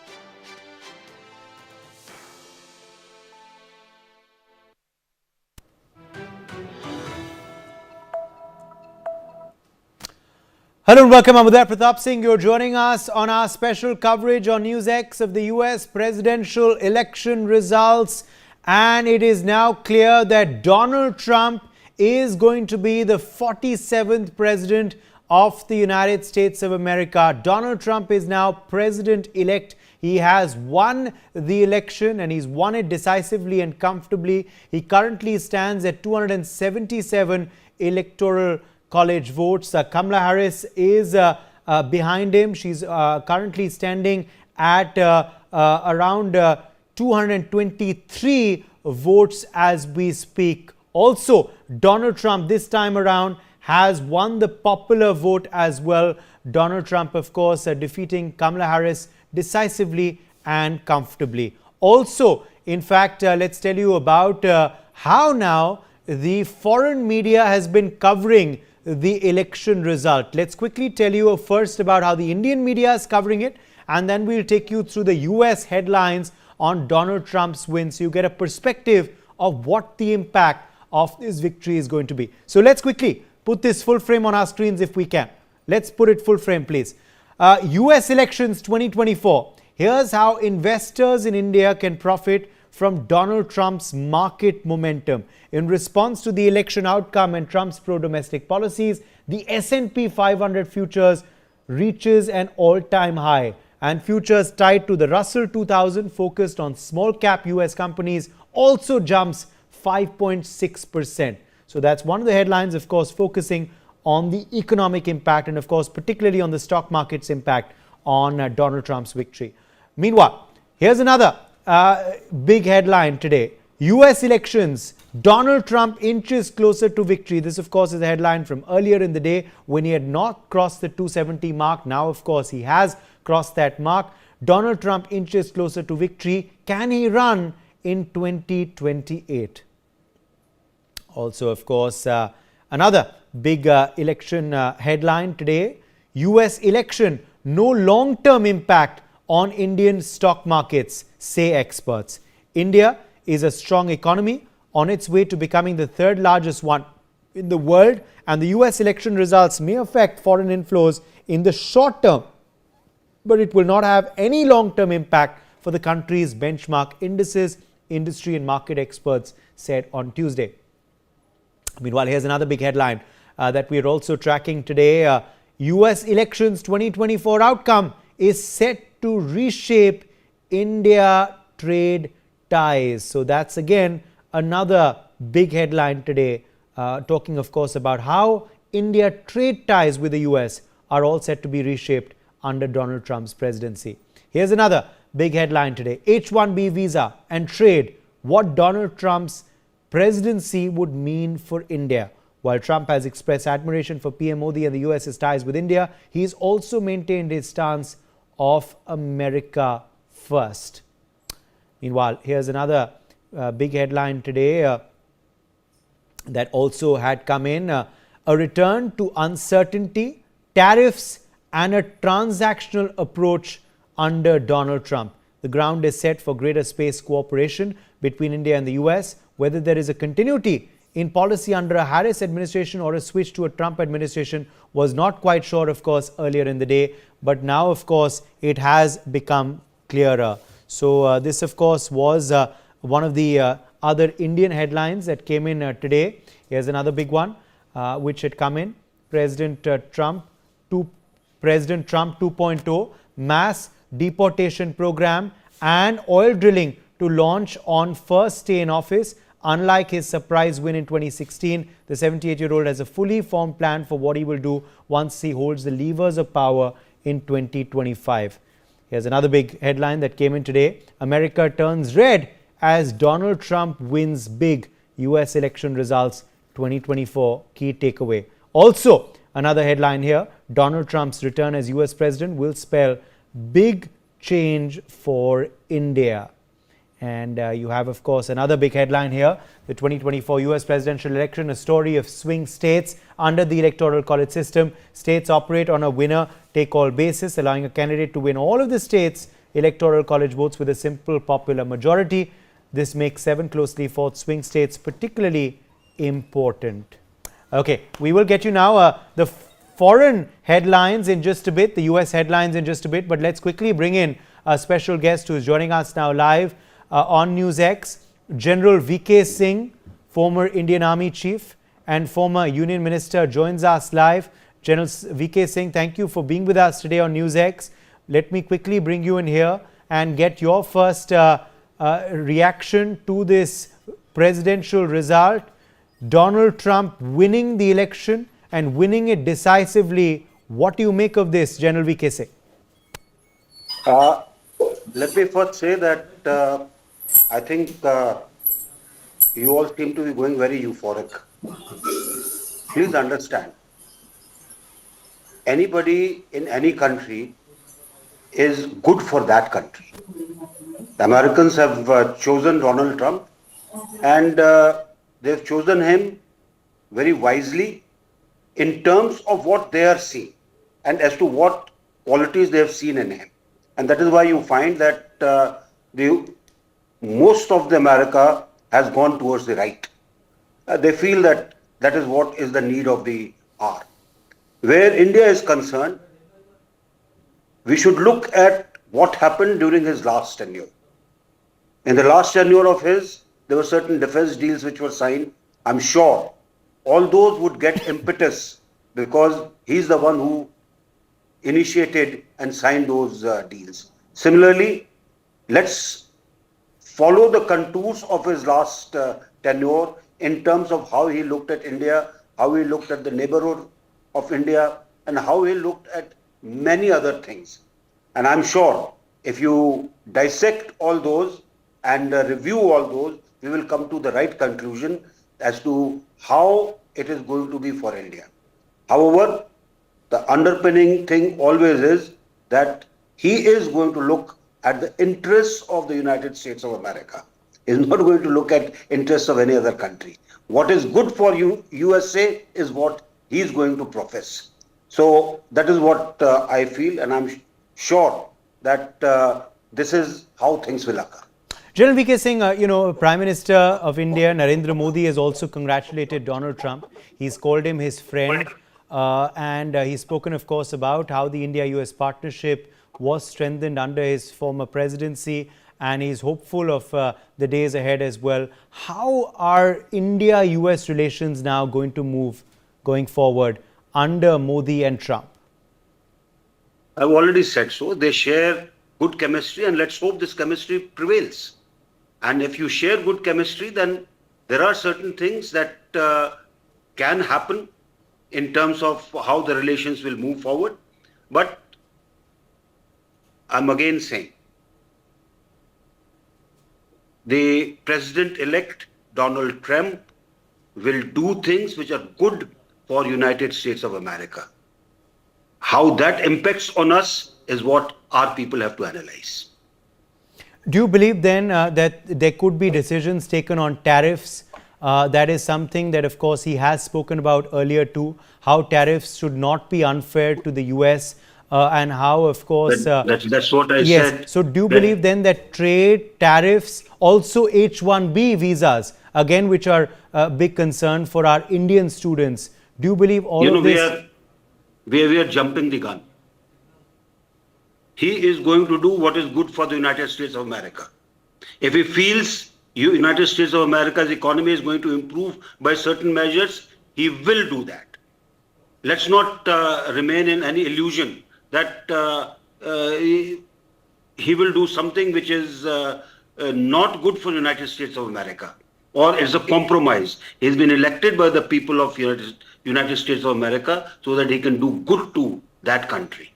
Let's keep that as the underline. Yes, of course, he has spoken. His chemistry with the Prime Minister will make a difference. His chemistry with the Prime Minister will make a difference. He's also spoken about that, fact on multiple occasions that, he has a great equation with his good friend Narendra Modi. He tweeted that on Diwali as well, while wishing everyone, in the Indian Americans in the US, and also, of course, Indians overseas. But he also, very interestingly, General VK Singh spoke out against the atrocities as well on Hindus and minorities in Bangladesh, saying that he would not have allowed it under his watch, and criticized why Biden and Harris were silent on that. He also said that Hindus should not be targeted in any country, and he will not allow it to happen in the United States of America. United States has always stood for equality in human relations. They've stood for upholding the human rights. And what has happened in Bangladesh is sad. And that is where I think the Biden administration got misled into creating something which they did in 1975 too. In 1975 too, the coup had the hand behind of United States of America. This time again, it was the same. And what it has done is it has unleashed fundamentalist forces in Bangladesh, which is not good for anybody around Bangladesh, whether it is India or whether it is Myanmar or somebody else. So what the president-elect has said is that he does not want any atrocities which were happening in Bangladesh, which is a good thing. And let's hope that he is able to pressurize to get things right in Bangladesh in a democratic manner, because the way things have happened, I don't think anybody likes that. Yes. Also, a quick question, President Trump has also been someone, rather President-elect Trump has also been someone who, of course, has always spoken out against radicalism and against radicals. So it's pretty unlikely that he will stand with Khalistanis as well. Do you then believe that perhaps we could also hope for Canada to change its tunes, which is, often spoken about how they are working with the US and trying to target India over, the Nijar issue and other issues as well? Could we hope for a change in attitude vis-a-vis that issue as well? Let's not, again, I think we are jumping the gun. Let's wait. Let's hear out as to how he would do things. Yes, he doesn't like radicalism. He doesn't like what is happening in unleashing the fundamentalist forces. So let's wait and see. I think creating castles now does not look good. What I would certainly say is, let's be cautious. Let's feel the same feeling as most of the Americans have had to get the right-wing government and the right-wing president into the USA. Let's hope this works out well for our relationship with the USA. Okay. General VK Singh, you understand security issues very well. So I have to ask you then on the impact of this Trump presidency on the war in Russia and Ukraine and on the conflict in the Middle East. What is it likely to be? He's, of course, spoken steadfastly for his support for Israel. Iran, I think the Iran currency today has dropped to an all-time low. And also, of course, while Ukraine has welcomed his presidency, and I think Zelensky has also released a statement, Donald Trump has spoken about ending that war as well. So what is likely to be the impact of a Trump presidency on these conflicts as well, which are happening in the world? See, the president-elect during his various speeches has come out against the war in Ukraine. He has also said that it was a war that should not have taken place. And if you hear various things which have been out in the media from various responsible people in the USA, it is quite clear that it is something which, again, like Bangladesh, had a hidden hand of the deep state, where things have gone wrong. There were red lines which were crossed. There were things which were never, were not supposed to take place, have taken place. And the way the effort was made to put Ukraine under NATO was actually red rag to Russia. And if that be the case, then it will be good to ensure that this war comes to an end so that peace prevails and everybody can progress. What about the Middle East, General VK Singh? Pardon? The Middle East. How do you see that progressing? I'm sure he would be having ideas on how to resolve the issues in the Middle East. Let's see when the administration comes into place. All right. General VK Singh, former Union Minister and former Indian Army Chief, thank you very much for joining us on Newsx. Thank you very much. With your perspective on this big story. Let's quickly go back to those headlines that we were analyzing. Let's go full frame, if we can, to our screen now and talk about how the foreign press is viewing Donald Trump's victory. So these are now, we told you about Indian headlines earlier, Indian media headlines earlier. Let's also now show you about foreign media headlines, US media headlines. Could we please quickly go to that on our screens? So Trump on the brink of victory. This is, of course, a headline from earlier in the day when he was, of course, very, very close to that 270 mark. He has now officially crossed it. He's at 277 now. And, of course, they have a photo there of Donald Trump with his family. Trump on verge of reclaiming White House following win in Pennsylvania. The presidential race between Democratic Vice President Harris and Republican former President Trump is at the top of the ticket tonight. And clearly, of course, this was a headline from a short while back. When after the win in Pennsylvania, everyone was bullish on Donald Trump's chances. Here's another one. Of course, Trump declares victory in West Palm Beach address. Trump wins Pennsylvania, putting him on brink of presidency.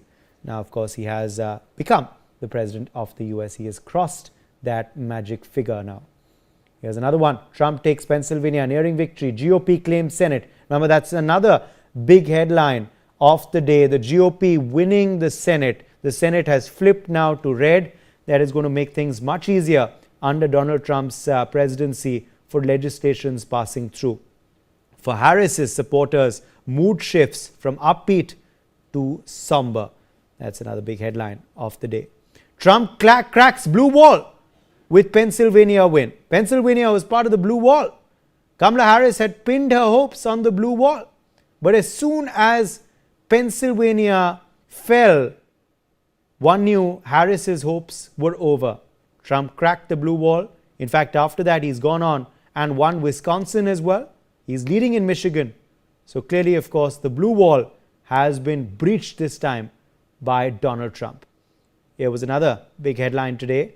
Trump on verge of victory. Swing state wins come in. Remember, Donald Trump, as things stand, has either won or is leading in all swing states.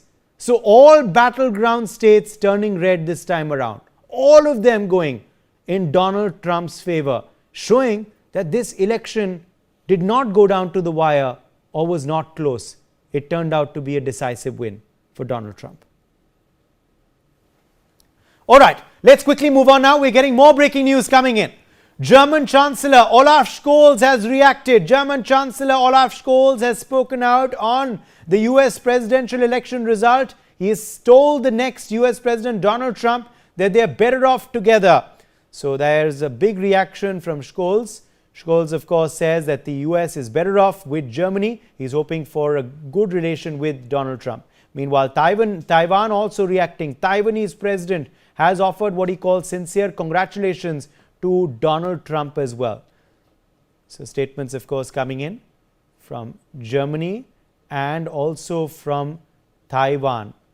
Ambassador Achal Malhotra, former diplomat, is joining us live. Ambassador Malhotra, the reactions continue to pour in from across the world to Donald Trump's victory, from Israel and India to now Germany and Taiwan.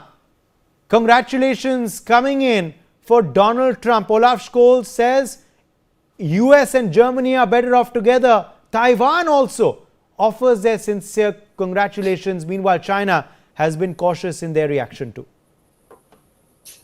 Good evening. Thanks for having me on your show. Yes, of course, this is a normal, I would say, courtesy protocol. Yes, of course, some of the countries have decided not to wait for the official declaration of the results. But now that it's more or less clear that he's going to be, so the close allies have started resisting their, trying to congratulate and establish contacts with him. Taiwan, it is understandable because Taiwan, depends heavily on America for its security in the context of threats it faces from China.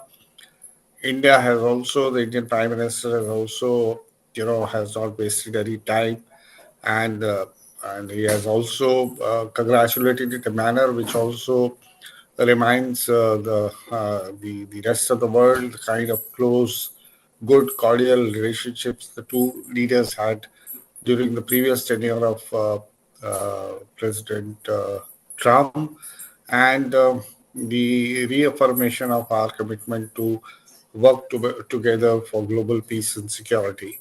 So I think this is quite natural, and some of the countries will take their own sweet time. China will be very, very, officious in the sense they'll probably might wait till official statement is made. I think this is the normal pattern. Russia, I don't know. Has Russia congratulated? I'm No, not very not sure. yet. Not yet. I also thought so. I haven't come across, I haven't seen it. But Russia may also wait for a while. That's not important. The important is what next. You know, uh, he won. He won because of various factors, various reasons. It was the poor performance by the Joe Biden's government, and I think Kamala Harris, who carried the burden of all the problems created by Joe Biden's Democrats for the common man in terms of inflation, in terms of the crime rates and many other issues, uncontrolled illegal migration. So, and also, I think individually she could not inspire the voters confidence in her that she would be able to, deliver, because probably she doesn't, she came across as a candidate who was a candidate by chance because Joe Biden, the party decided midway to to ask him to withdraw from a possible nomination. And also, she didn't do well. I mean, she doesn't have anything to her credit as vice president, although the vice president in the United States of America usually don't have much role to play. But whatever responsibilities she was assigned, she did not deliver much on that. Yes. And turned out to be in contrast. Donald Trump has a track record, in spite of being having the image of being temperamental, mercurial behavior, and but he was able to highlight some core issues, bread Absolutely. and butter, and which resonated with the voters. Absolutely. Ambassador And Malhotra, he- stay with us. Yeah. Jayajit Bhattacharya, digital policy expert, is also joining us live in our studio. Jayajit Bhattacharya, markets have reacted very, very positively to this development, and not just, of course, in the US, but world over, including in India. Also, the dollar has been strengthened by Trump's victory. How do you view these developments? And also, as far as the economy is concerned, do you believe that will be one of Donald Trump's priorities? Donald Trump is viewed as a business-friendly person. He prioritizes business over conflicts, and we have, under his regime in this last term, we saw US exiting Afghanistan, and we saw a lot of businesses actually happening. What he's also been actively stating is that he will be stopping the conflicts in Ukraine. He'll play an active part in stopping those conflicts, the conflicts in West Asia. All of that sounds very good to the ears of the industries, the stock markets globally, and so on and so forth, because the world has been paying a significant price for these conflicts. The cost of energy has gone up, the cost of transportation freight went up because the ships had to bypass the Houthi dominated areas, and if all of that is resolved, then obviously cost of doing business will come down, profitability will go up, and therefore we see the reactions coming up in the stock market. Now all of that is also good for the US, which means that US will be attracting more money inside, which is why we see the dollar strengthening up. There will be investments coming into US, besides the fact that US itself will move towards a more robust policy on Make in America, which is the BAPA policy that they have, Build America, Buy America, Build America, the BABA Act that they have, which is expected to get further strengthened under President Trump. So we see, if you look at all of the issues, right from geopolitics to his previous track record to his business friendly policies and business first policies, there is obviously a view globally that it will lead to a greater growth in all parts of the world, and therefore we see the reactions that we see in the stock market, at least in the short run. Obviously, as the euphoria tempers down in the next few days, an actual policy statement starts coming out, we'll see what really happens. But one more factor I would like to really put in is the fact that there is another person called Elon Musk who's standing right next to President Trump, and there have been statements that Elon Musk will get a significant role in the US government.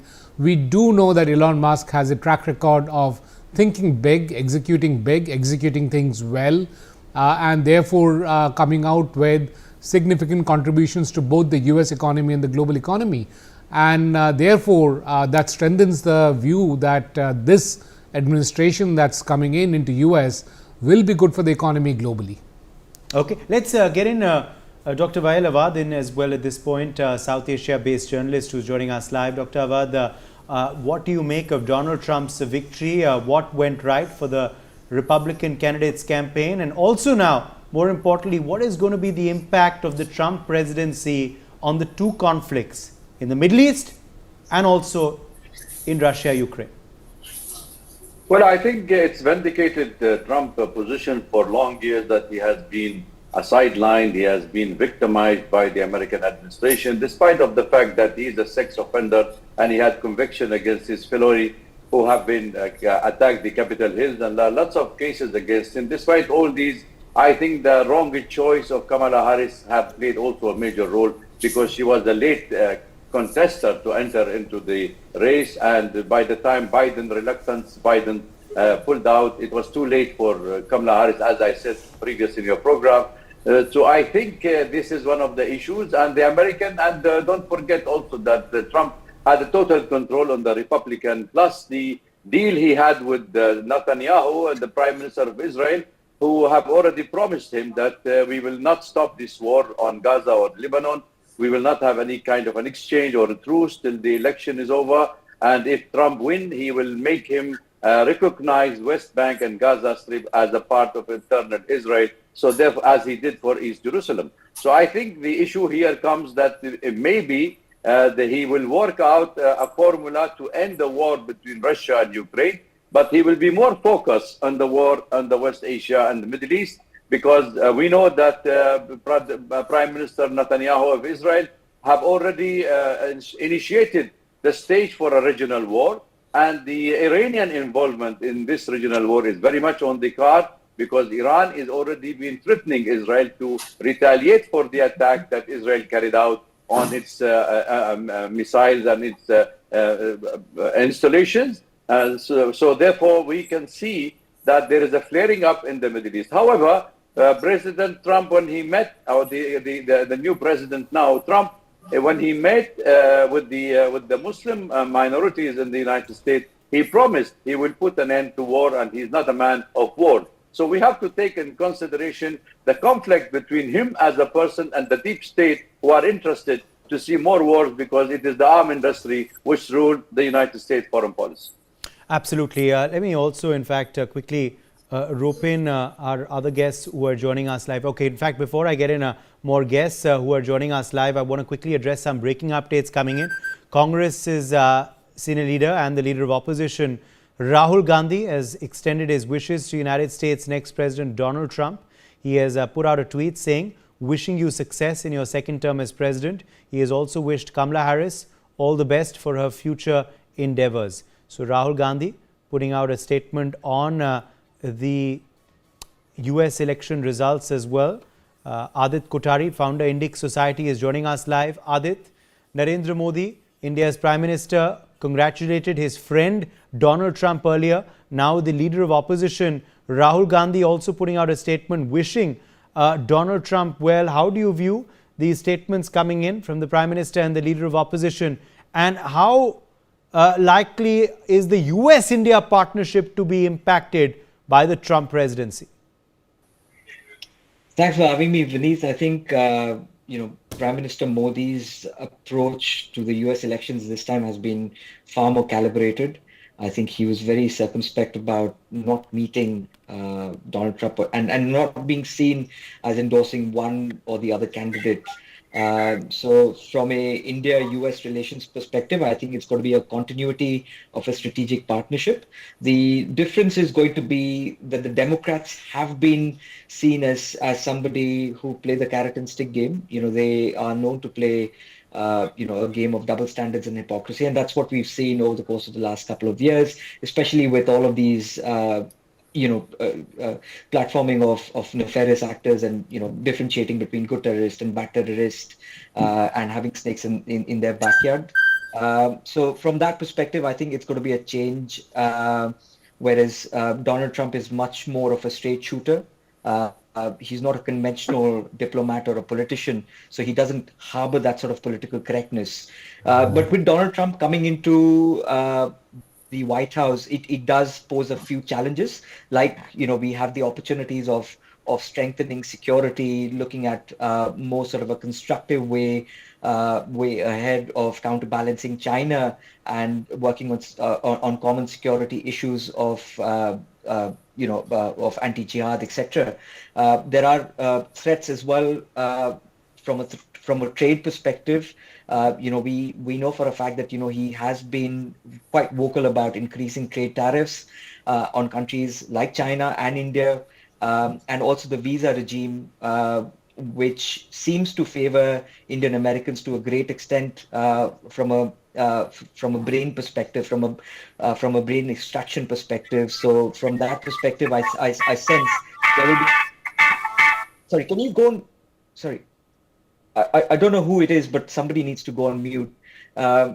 So I think from that perspective, there is definitely that element of threat that India will need to mitigate. India will need to sort of create a counterbalance and need to work around those kind of issues. Vineet. Okay, let's also get in some more reactions coming in, some more developments on the broadcast. Russia has also now commented on Donald Trump's victory. Russia has said they will aim to achieve all goals in Ukraine after Trump's win. Moscow's foreign ministry has also said they are under no illusions about the American president-elect. So a big statement now coming in on Donald Trump's presidency by Russia. Major General J.K. Bansal, defense expert, is with us live. Major General Bansal, what do you make of this extremely different and interesting statement that Russia has made now on Donald Trump's win?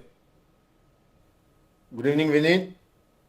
There is a lot of expectation to Russia because it is being considered that, yes, definitely there is some kind of favor which Donald Trump has got towards Russia.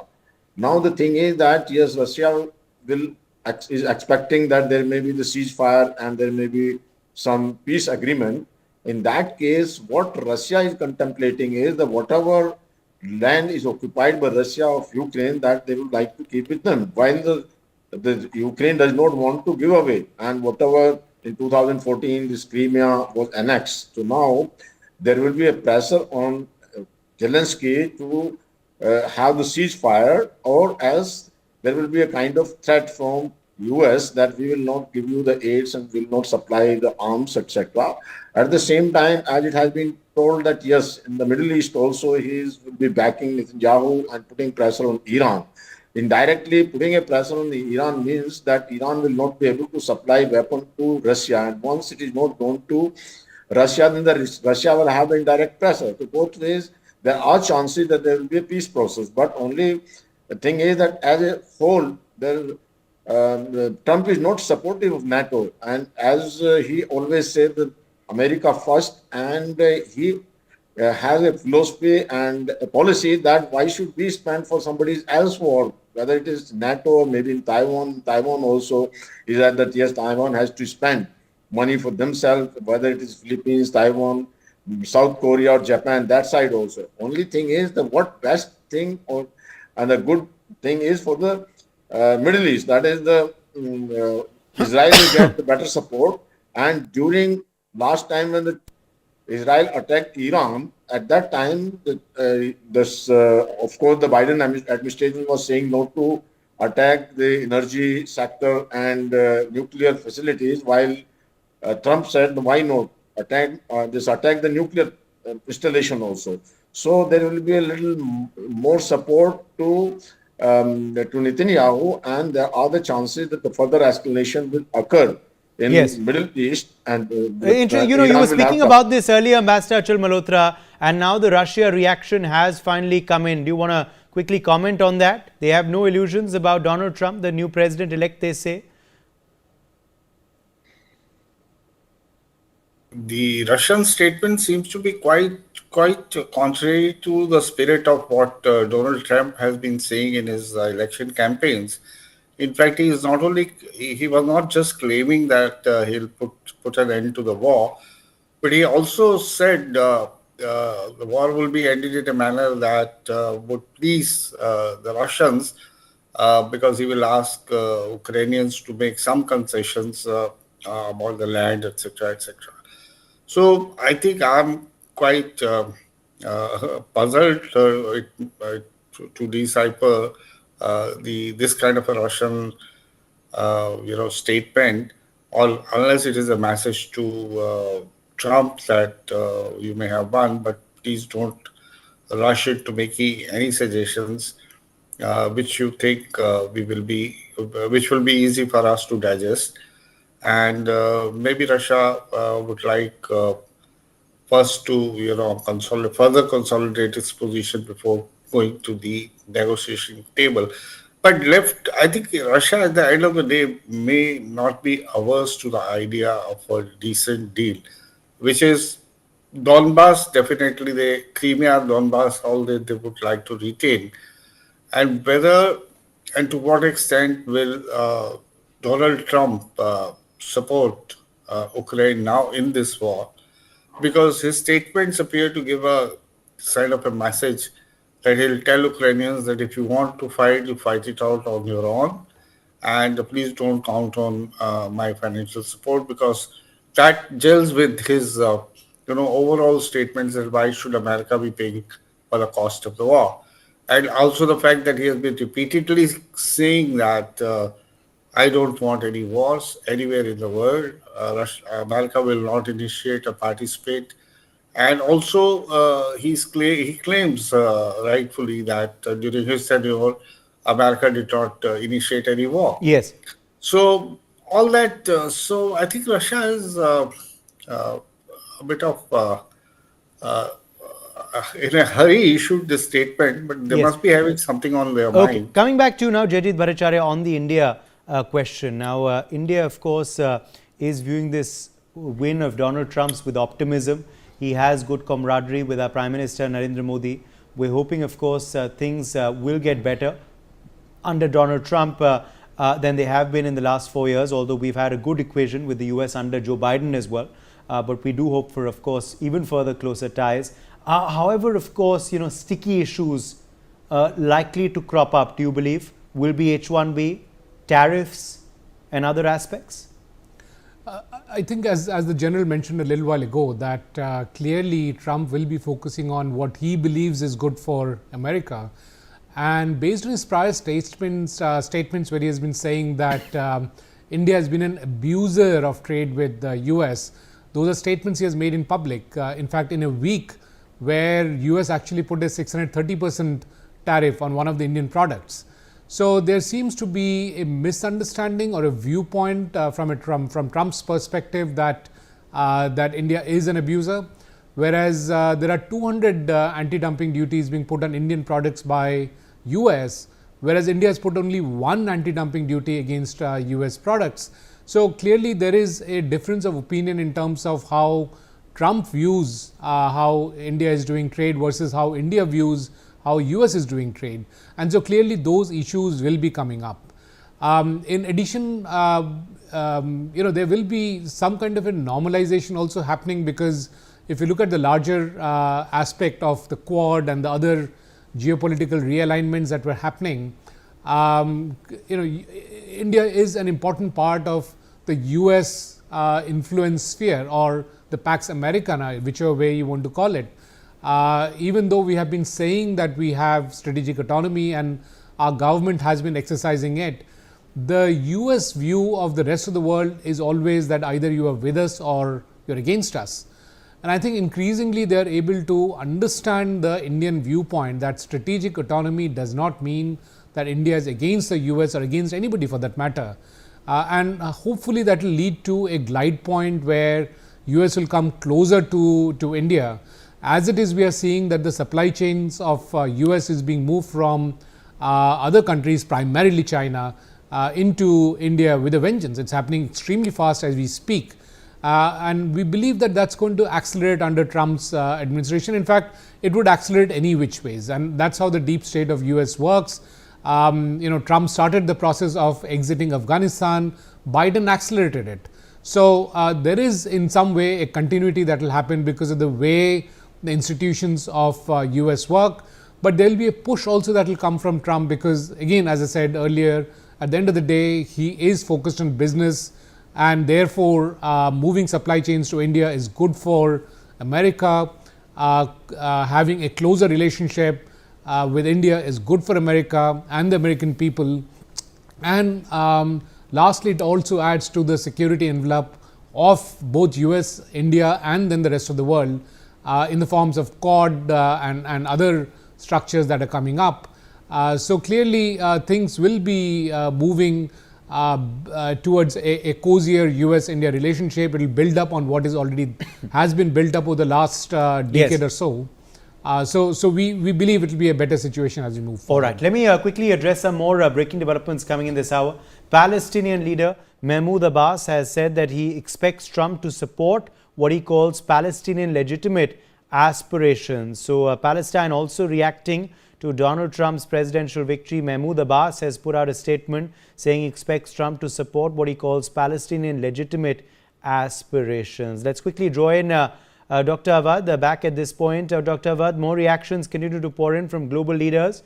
Mahmoud Abbas of Palestine now speaking out. What do you make of this statement that is coming? I think it has been a long year of killing and attacking on the Palestinian by Israel army. So therefore, I think should be an end, because the isolation of Israel internationally has also been very prominent.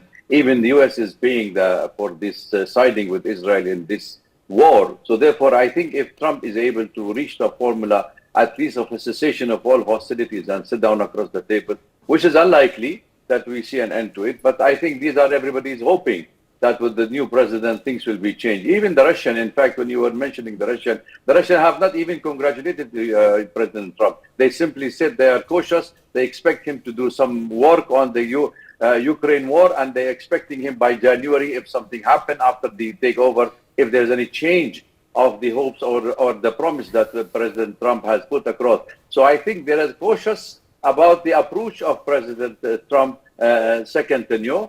But nevertheless, in the Middle East, and we expect that there's some sort of breakthrough. But we know that the winner of the American election is Netanyahu, and it's very difficult to convince him when he is finding that the power he is using to achieve his political objectives and not finding a permanent, comprehensive political framework to find out the political solution to the crisis and two states coexisting side by side. So a state of Palestine is unlikely, even at his tenure, because we know his side of functioning. But I think the ground reality may change a bit in favor of the Palestinian if other parties take part in the regional war, or if the American interest is really at risk. Yes. Okay. Let's quickly also now draw back in Major General J.K. Bansal on, of course, another aspect now, Major General Bansal, of the conflicts as well, because the conflicts all have economic ramifications. If Donald Trump wants to fix the U.S. economy, which he claims was broken by Biden and Harris in the last 4 years, there will have to be solutions for both the wars. Wars have economic implications. Perhaps a solution will have to be looked at by Donald Trump very, very soon into his presidency. Definitely, but one thing has to be kept in mind that mostly the American economy is on the arms sales, and the arms lobby is so strong. Whosoever maybe whether the Republican or Democrat, they try to influence. How much influence can be waded away by Trump administration has to be seen. Of course, by the Houthis attack in Red Sea, there has been a lot of economic drawback in that case. Now Trump will try, but one thing more is here that the policy in America is being made by the policy maker, and it is very difficult to change those policies. Maybe a little change here and there, but it goes whatever way it is going on. Trump, the American policy is that they sell the arms. Secondly, they try to intervene everywhere, just like this World Cup. So if the war will end, then who will bother for the America? The America's supremacy will not be there. So everything is to be kept in mind. There's a difference between the statement and what is really is going to be on the ground. The statements and the ground reality may differ also. And as has been told by the Mr. Abbas, the Palestinian president, that yes, everybody is coming with an optimistic approach.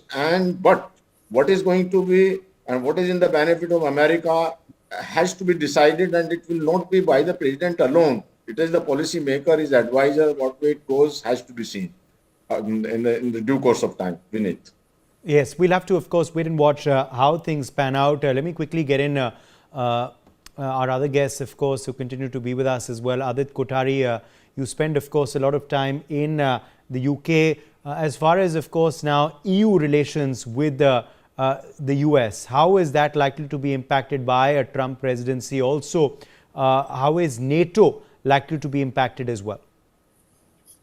So I think Trump's politics is fairly inward looking. He clearly puts America first, and he's argued several times that why should America be subsidizing other countries' monies when it comes to their fair share in NATO. So from that perspective, the NATO alliance partners will be pressurized to bump up their stake in NATO from a funding perspective, from a partnership perspective, from a perspective of deliberate action. So that is something which Donald Trump's presidency in the first tenure is what we saw, and I think it's going to be a continuation from that perspective as well. So I don't think that is going away anywhere. I think the one thing that European Union should be looking forward to is Trump's comeback, which could potentially lead to a path of ceasefire in the Ukraine-Russia crisis. If that was to happen, a lot of the problems that Europe currently faces, from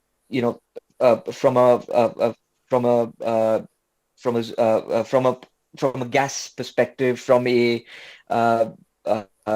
an action perspective, those kind of things could be mitigated, and as a consequence, we could see much more calibration of European Union to actually come into the foray of Trump's politics. So even today, Elon Musk is as far as Elon Musk is concerned, Dr. Abad, What do you believe the role is going to be for him in this new administration of Donald Trump? He's been steadfast in his support. Donald Trump, of course, praised him today as well in his victory speech, calling him a genius. What role is he going to have?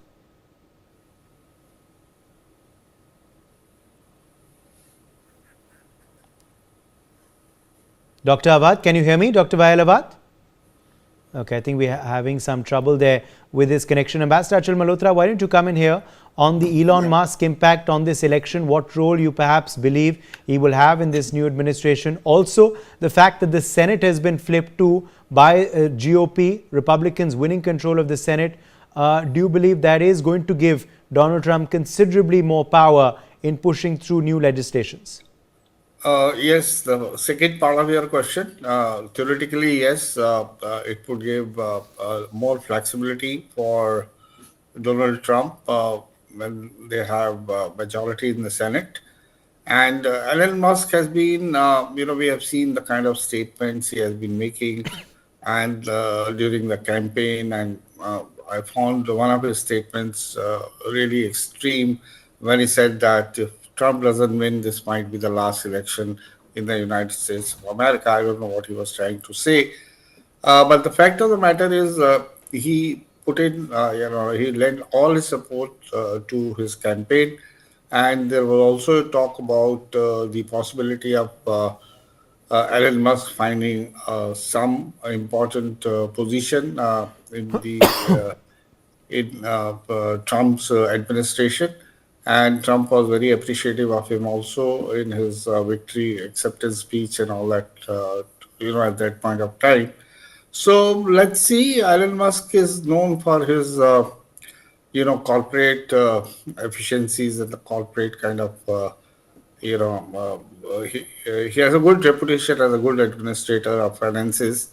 So maybe he may be actually able to contribute and help out Donald Trump in fixing the economy, which was one of the most important aspects in this election.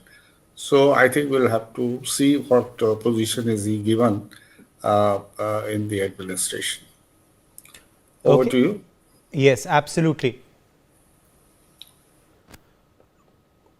Okay, we are going to be, in fact, joined by another guest as well at this point, but we are going to be, of course, okay, I don't think we have that guest through just yet, but quickly going across, okay, yeah, we have Barney Chaudhary now joining us live. He's editor at large, Eastern Eye. Barney Chaudhary, welcome. Thank you for being with us. Donald Trump's presidential election win today. What do you believe was the X factor for him, which has led to this decisive mandate? I think there are four things. First of all, immigration.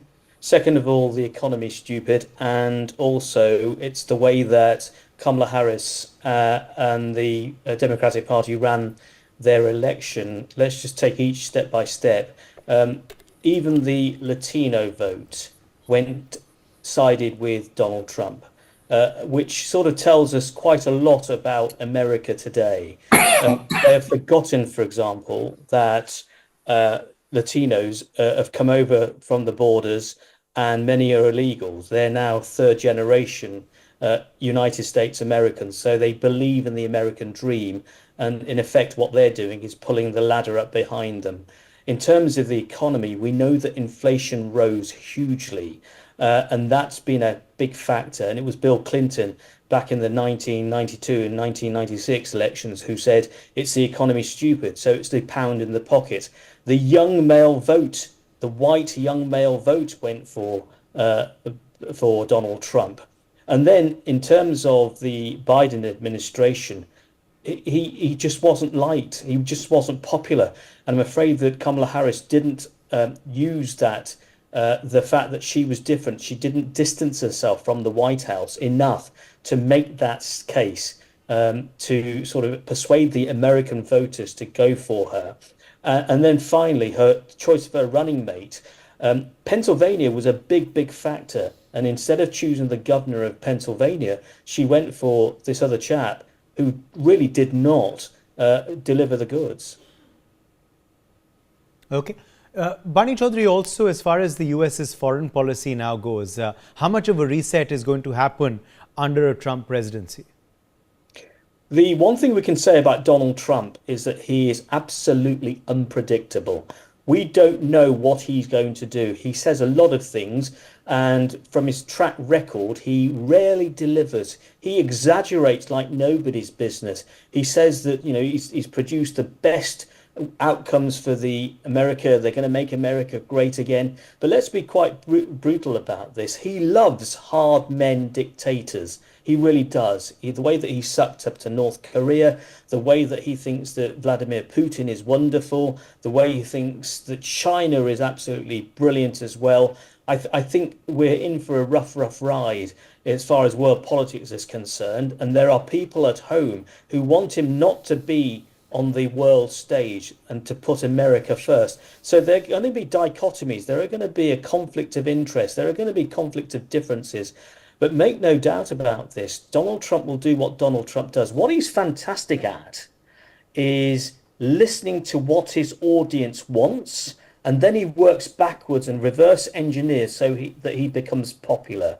And I think that for all his shouting, for all the facts that he's doing, it will depend on how the American public dictate to him rather than the other way around. So what do we expect? Yes. I feel sorry for Ukraine. I really do, because I think that it'll be a chance for Vladimir Putin to actually invade and end the war that way. I feel sorry for Palestine because of Israel is going to be the winner out of all of this. So in terms of the world stage, and I feel sorry for India as well, because as far as I'm concerned, is that he could really help the Chinese when it comes to Indian politics.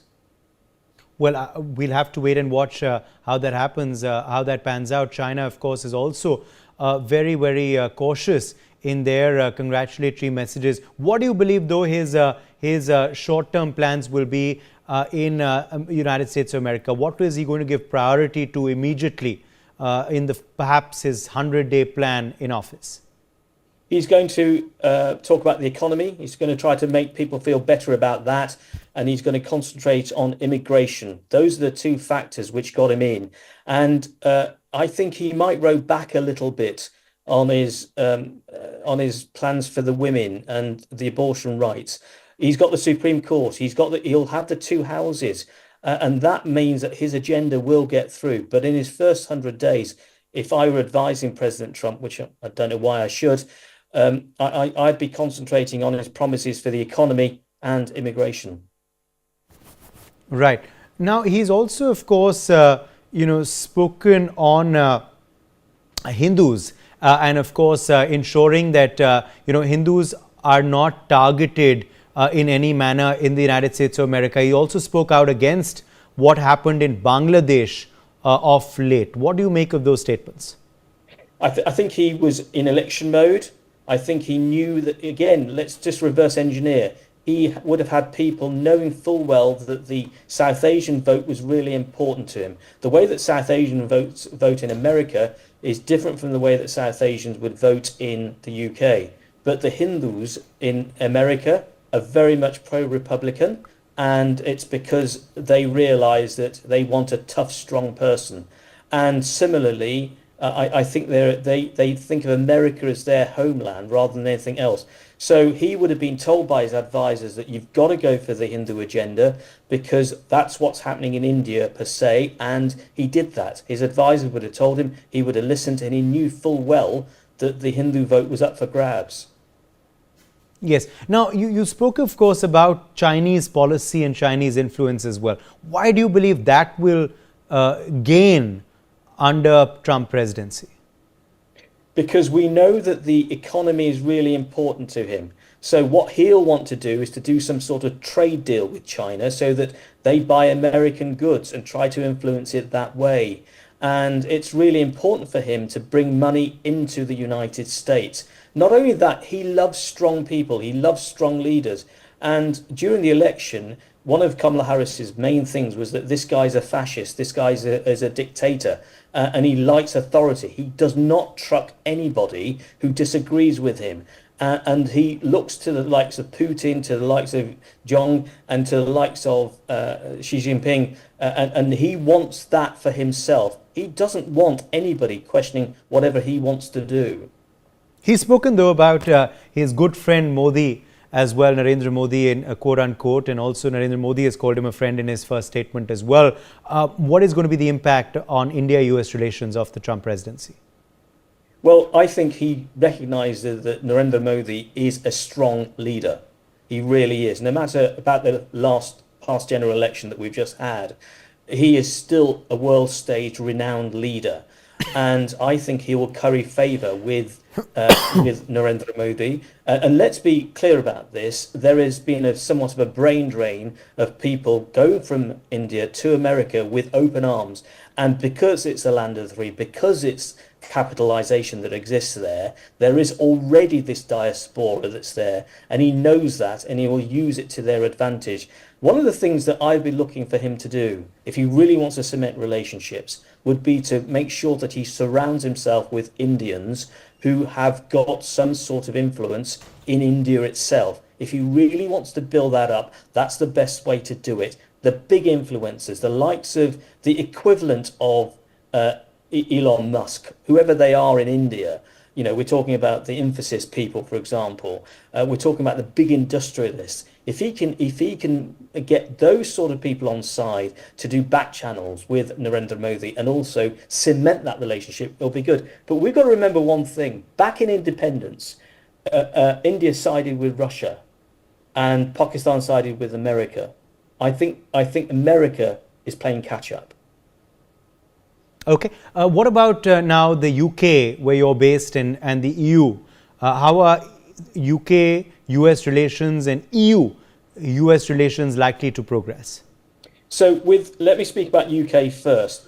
We've got a Labour administration, and there is this big deal that was made during the election about Donald Trump's Republican Party taking action against Labour. So Labour has to play catch up. But Britain and America have had what's called a special relationship, and they will be keen, the Labour government will be keen to make sure that that continues.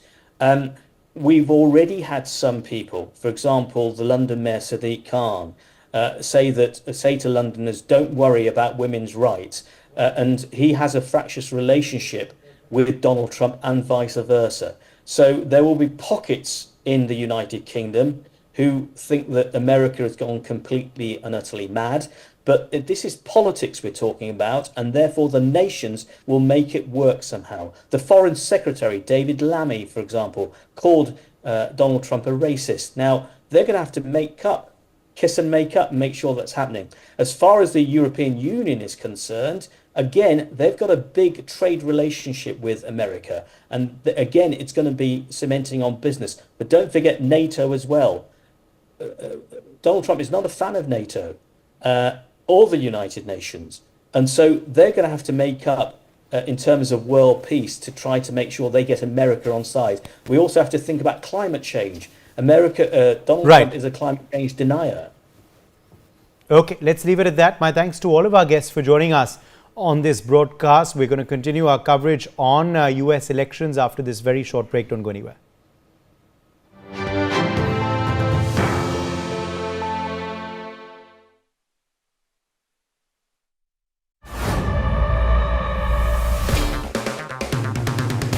अगर आप बनना चाहते हैं anchor या फिर आप में है जुनून एक तेज तर्रार न्यूज रिपोर्टर बनने का, तो आप ज्वाइन करें ITV और इंडिया न्यूज़ का media school. ITV next media international school का कोर्स आपको मौका देता है देश के दिग्गज एंकर्स के साथ काम करने का।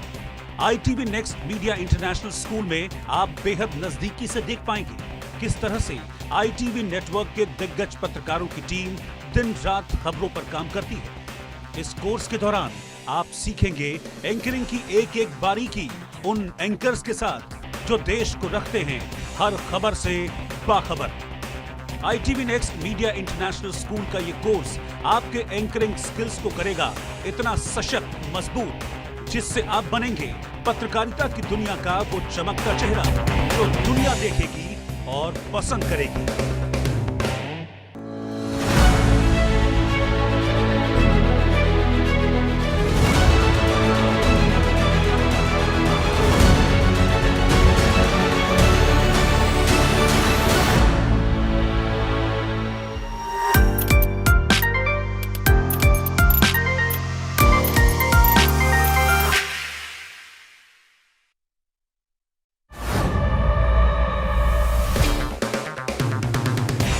अगर आप बनना चाहते हैं एंकर या फिर आप में है जुनून एक तेज तर्रार न्यूज रिपोर्टर बनने का, तो आप ज्वाइन करें ITV और इंडिया न्यूज़ का media school. ITV next media international school का कोर्स आपको मौका देता है देश के दिग्गज एंकर्स के साथ काम करने का। ITV next media international school में आप बेहद नजदीकी से देख पाएंगे किस तरह से ITV नेटवर्क के दिग्गज पत्रकारों की टीम दिन रात खबरों पर काम करती है। इस कोर्स के दौरान आप सीखेंगे एंकरिंग की एक एक बारीकी उन एंकर्स के साथ जो देश को रखते हैं हर खबर से बाखबर। ITV next media international school का ये कोर्स आपके एंकरिंग स्किल्स को करेगा इतना सशक्त मजबूत जिससे आप बनेंगे पत्रकारिता की दुनिया का वो चमकता चेहरा जो दुनिया देखेगी और पसंद करेगी।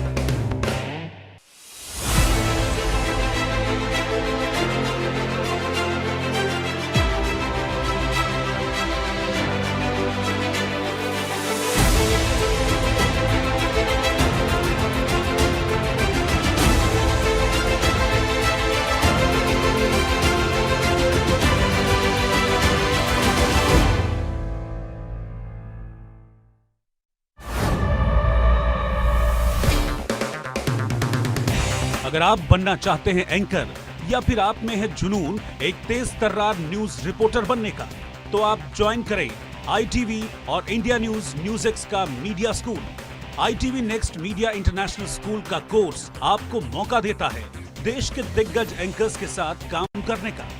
ITV next media international school में आप बेहद नजदीकी से देख पाएंगे किस तरह से ITV नेटवर्क के दिग्गज पत्रकारों की टीम दिन रात खबरों पर काम करती है। इस कोर्स के दौरान आप सीखेंगे एंकरिंग की एक एक बारीकी उन एंकर्स के साथ जो देश को रखते हैं हर खबर से बाखबर। ITV next media international school का ये कोर्स आपके एंकरिंग स्किल्स को करेगा इतना सशक्त मजबूत जिससे आप बनेंगे पत्रकारिता की दुनिया का वो चमकता चेहरा जो दुनिया देखेगी और पसंद करेगी।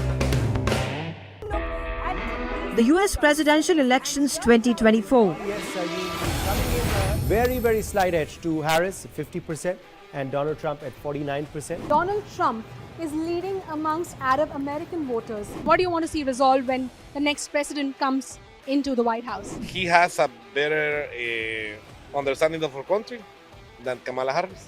I love Puerto Rico, and Puerto Rico loves me. The Harris administration. अगर आप बनना चाहते हैं एंकर या फिर आप में है जुनून एक तेज तर्रार न्यूज रिपोर्टर बनने का, तो आप ज्वाइन करें ITV और इंडिया न्यूज़ का media school.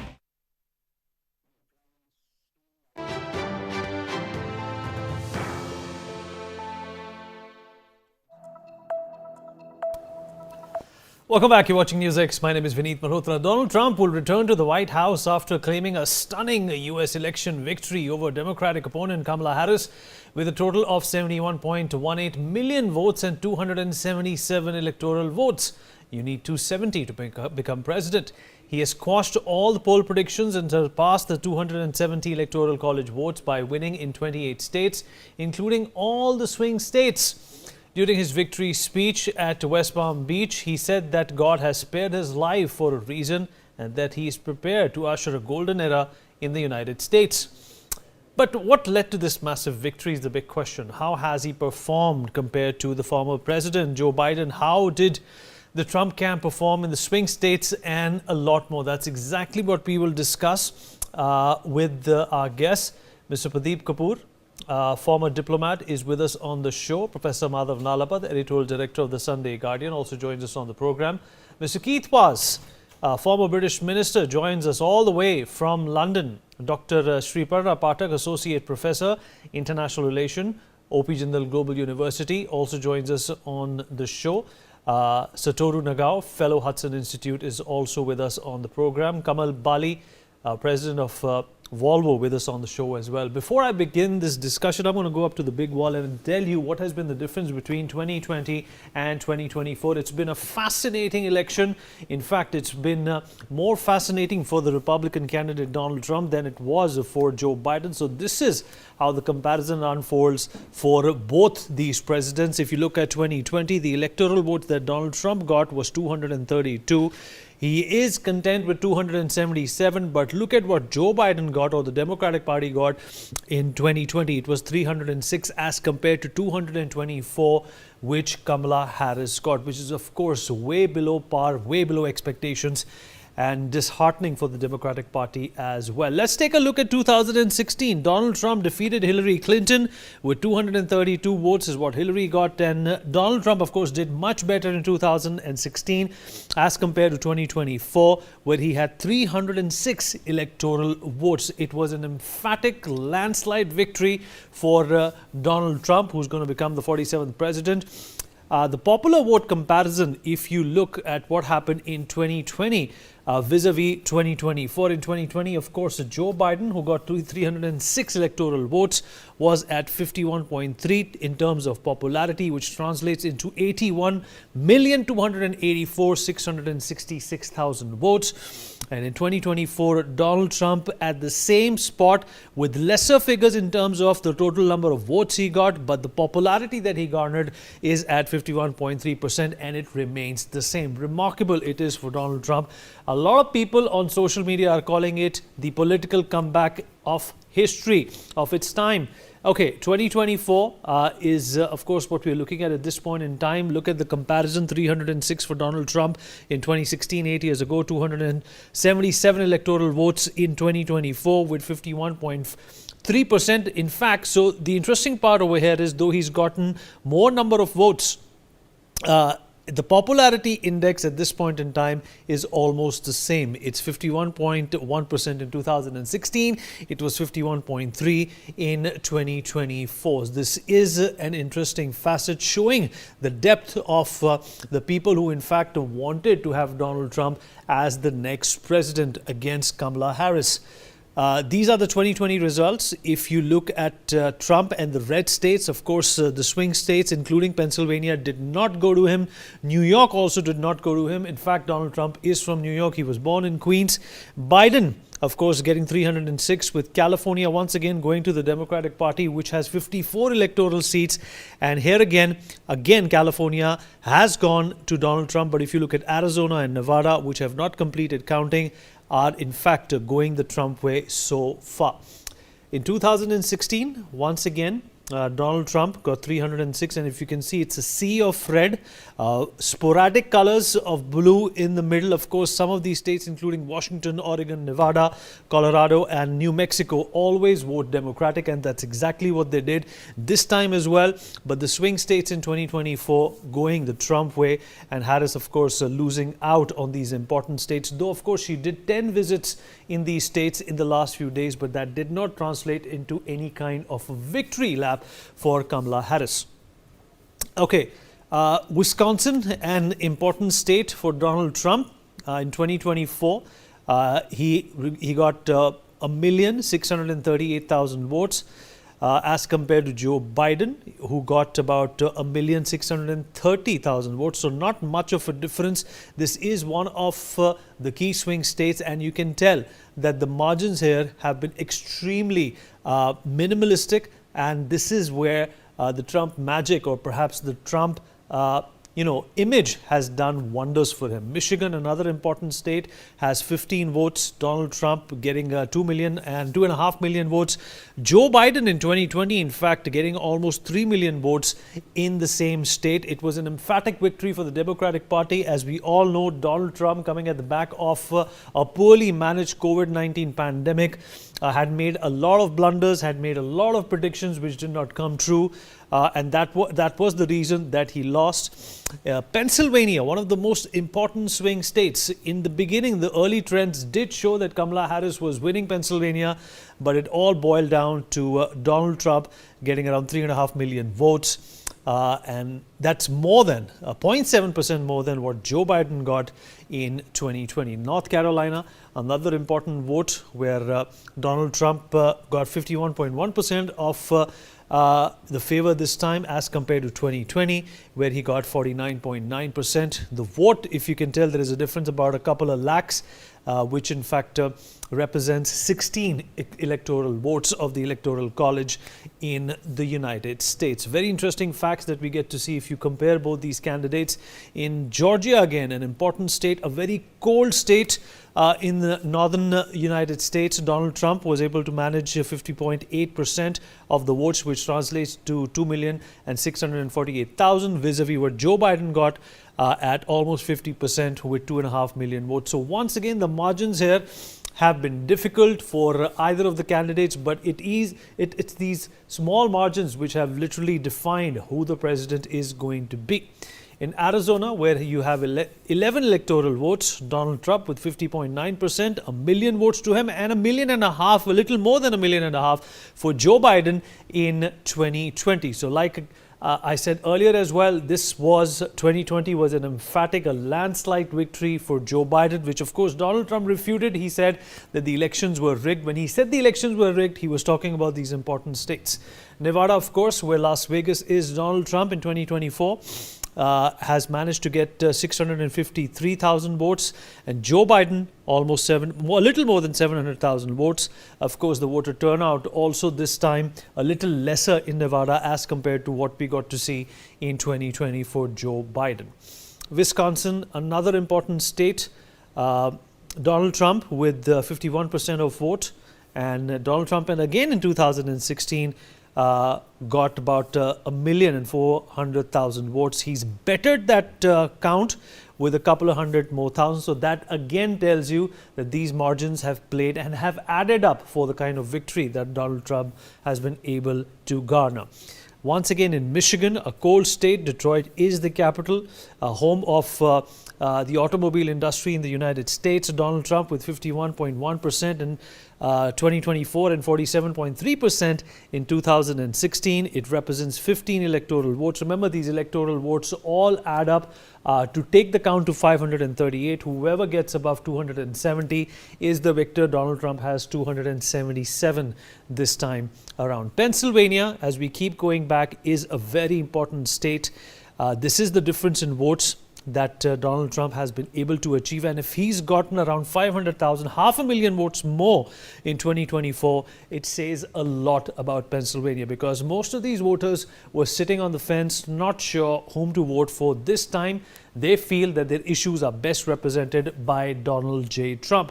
North Carolina, again, 2 million, I beg your pardon, and 900,000 votes approximately as compared to 2,200,000 votes for Donald Trump in 2016. Another increment of 600,000 votes, which again goes on to show you that people wanted to vote for Donald Trump in North Carolina because of the issues that they have been talking about. Not much in Georgia, though, in comparison to what we got to see for the Democrats. But for Donald Trump, once again, there is an increment of 600,000 votes right there, which raises up the percentage as well. That depends on the voter turnout too.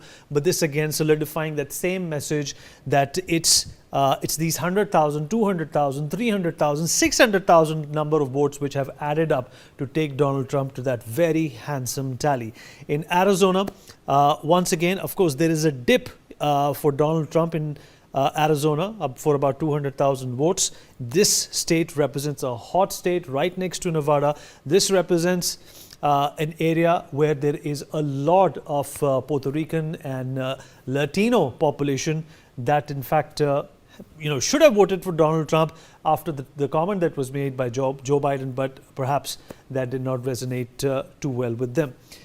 Okay, this is Nevada. Once again, in 2016, Hillary Clinton, who lost to Donald Trump, did not get a very impressive tally. She got about 500,000 votes as compared to Donald Trump, who's almost secured 1,700,000 votes in Nevada, which is a popular state. Donald Trump has opened casinos in Nevada, similar to the ones he has in Atlantic City, the Taj Mahal. Georgia, Joe Biden doing averagely well. But again, the point that I was making, that Donald Trump raking in another couple of 100,000 votes in 2024 for these 6 electoral votes to leave the Democratic candidate Kamala Harris behind. And these are some of the big flips, if you can call them, or some of the smaller takeaways which have resonated big for Donald Trump. In 2024, Nevada has given Donald Trump 653,000 votes. If you compare that to 2016, with Hillary Clinton, he's done much better, but not as well as Joe Biden did in 2020 with almost a little above 700,000 votes, which is, of course, 1.4% more than what he did in 2016. So this is how the cookie has crumbled for Donald J. Trump. And this is indeed a moment of glory for him. This is indeed a time for the Republican Party to feel rejuvenated. If Donald Trump would have lost, they would have been in the same seat as the Democrats find themselves today. We'll talk about this with our guest. Professor Madhav Nalapat is here with us. Professor Nalapat, appreciate you joining us, sir. I hope you can hear me. Professor Nalapat? Yeah, I can hear you. Right. Sir, what do you make of, apart from all the nitty-gritties which have led to this important resurrection, if I can call it that, for Donald Trump, what do you think is responsible for, the victory of a candidate who's been marred and slapped with court cases, has been called a felon by his opponents, has accused his opponents of also using state machinery to target him, but here he is defying all odds to become the 47th president of the United States. Vineet, if you check what I wrote in Sunday Guardian and some other publications also on television, I was very clear that the prosecution, and one of my colleagues will remember, prosecution-persecution of Donald Trump by the Biden administration, especially the Justice Department, was going to backfire badly on the Democrats and make Trump into a victim. Frankly, the phenomenon of Trump rising politically came about because of these Biden prosecutions, quite frankly. Otherwise, Donald Trump may have just faded out.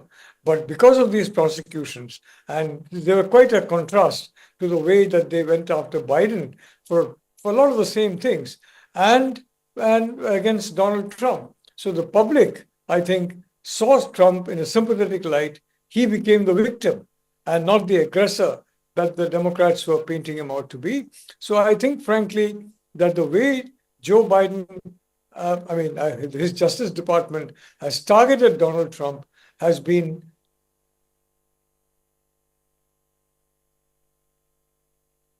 Right. Professor Nalabat, seems to be a problem with your network. In fact, let me also rope in Keith Vaz into this conversation. Keith, I hope you can hear me.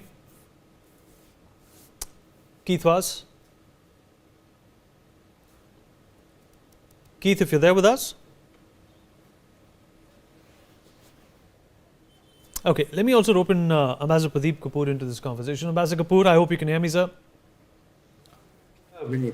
All right. Sir, what would you like to tell Kamala Harris today? Obviously she's also being targeted now and being called a sore loser because after she heard of Donald Trump's imminent victory, she cancelled her speech to her supporters and left. This is obviously a train wreck kind of a situation that the Democratic Party did not anticipate. But what can you say? Joe Biden, until 4 months ago, was the primary candidate of the Democrats. And Kamala Harris, who has not even won a primary in her life, she's been a public prosecutor all her life, came into the fray only a few months ago. What would you, how would you assess this situation when it comes to which candidate fared better than the other? Thank you, Vineet. What I would like to say is before we discuss about Kamala Harris, one comment which I want to make is that the news coming on the Indian channels about the elections, US elections, has amazed me absolutely. The work that the Indian channels, particularly channels like Newsx, have done in understanding the depth and content of the most complicated election process in the world is far better than some of the American channels which I watch, Of course, the benefit Indian channels have is that they are looking at it from a different perspective. They are not looking at it as Democrats or Republicans or as in a very partisan manner. They are looking at as US-India relations primarily and what is good for US. So that gives them a better pedestal to analyze the whole situation. But in spite of making that statement, what I want to further say is that I am learning about it from the Indian channels more than I'm learning about it from the American channels or the American media. In terms of the I take that as a compliment, sir. I take that as a compliment. And you must convey that to your team also because they've done a phenomenal job. Yes, they have, sir. They absolutely need to be lauded. Yes, so that is one aspect. The other aspect which I want to say is that what I reiterate absolutely what Professor Nalapat said, that is my viewpoint also, that if you have 100 cases launched against a former president of the US and you make him run from one court to the other and one part of the country to the other and spend millions of dollars, maybe not his own money, but you stress them out. It's a phenomenal amount of problems in terms of health, in terms of financial security, in terms of family security, in terms of so many aspects. I've seen people absolutely crumble and fall by the wayside with such an extent of persecution and prosecution and being called a criminal and a felon and 100 other names. Now, if the Democrats had been a little more reasonable about it, if you have 100 cases, you see which are the 5 or 10 or 15 which are, watertight and ironclad and the big ticket items, and then you go for that. And if you also have some balance that while you are doing that with Trump, you also do not protect your own Hunter Biden against all the things which he has done just because his father is the president. So that sort of disparity was there. That sort of distortion of the judicial system was here. That is why there was a lot of talk of weaponizing the judiciary. And that is where some Americans, of all shades, they sort of finally realized that this is more politics than substance, finally. So that also impacted the results. The other point which I want to say is that, Trump is not the best candidate for the US or for the world, and neither is Kamala Harris. So sitting here in the US and having studied US history and being associated with the US for a long time as an academic and as a diplomat, I feel very sad in my heart that the state of affairs in the US has dropped to this rock bottom state, that two candidates which have thrown up are of such poor quality as such for US and for the world, and that you could not have done better than this, what you have done. Now, putting that aside, of course, Trump is far better than what Kamala Harris would have been for US and for US interests globally and for US-India relations. Trump is also going to be much better in dealing with a lot of problems which the US has, outside US. He may create more divisiveness inside the US, but outside the US, vis-a-vis Israel and Gaza, for example, it's very likely that he will tell Iran not to meddle around with great threats, and then tell Israel to sort of start winding down the process and start getting on to regular existence and life, and tell Lebanon also to move away from the border, tell the Hezbollah not to create the complications, tell Hezbollah to abide by the treaty. Similarly, Russia, Ukraine, because he's much more forceful and he's much more emphatic and he gets things on his head. And about the, for example, he also has a very difficult sort of time span for attention to detail, to extensive briefs, to discussions, etc. I know because one of my friends sometimes plays golf with him, and he was the one who mentioned to Trump that, Kamala Harris is a very strange creature. Sometimes she's a black African American, sometimes she becomes an Indian American, sometimes she's a Hindu, sometimes she's a baptized Christian. So he used that to very great effect, and that helped him a lot because it sort of also Okay. made a lot of the Hindus. All right, go so away we have a from it. house full. Let me also rope in Keith Paz into this conversation. Keith, thank you and welcome to the conversation. I hope you can hear me. I can, yes. All right, well, great to have you Good here. afternoon, Vinit. Yes, good afternoon to you. Well, of all the things, that could have gone wrong in Donald Trump's campaign, they did go wrong. And despite that, he's defied all odds, in fact, defied all predictions by pollsters. Here he is as the 47th President of the United States.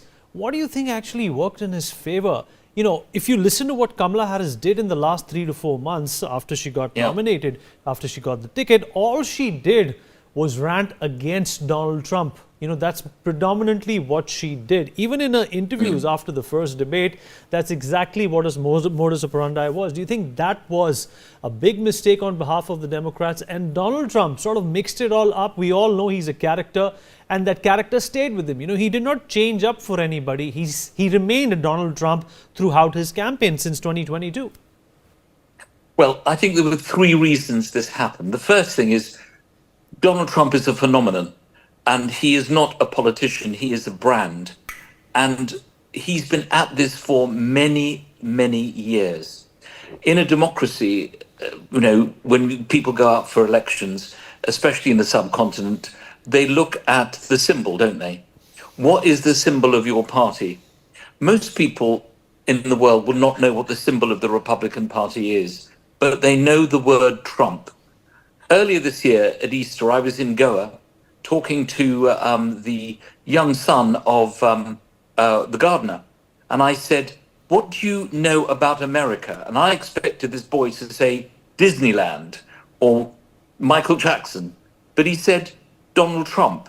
So this man is so, so famous. All us politicians, even an ex-politician, can only worship the fact that his name is so famous and how successful he's been. I think the second thing is that the Democratic campaign, as you've said, Vinit, went horribly wrong. I have a feeling that the Democrats knew this was going to happen. It would have been much worse if Biden was there. You know, the Sleepy Joe label that Trump put on President Biden. He would have won by a huge margin. They did their polling, they spent a massive amount of money, billions, and they decided they had to change Biden and put in Kamala Harris. So actually, even though she lost, she's probably done better than President Biden would have done. I think the third aspect of this is, where does this put America in the world? I'm fascinated by the two pledges that he's made. One is, on day one of his election, remember, he said that the war in Ukraine would stop, and he gave President Zelensky the opportunity of sitting down with Putin before he took office in January next year to bring an end to the Ukraine war.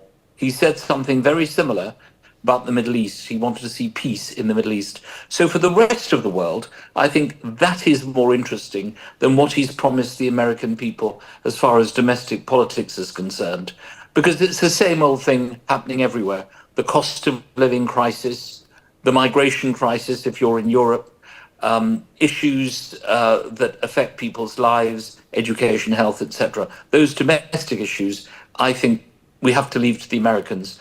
He reminds me, obviously, of those great populist leaders. I think Ambassador Kapoor is absolutely right.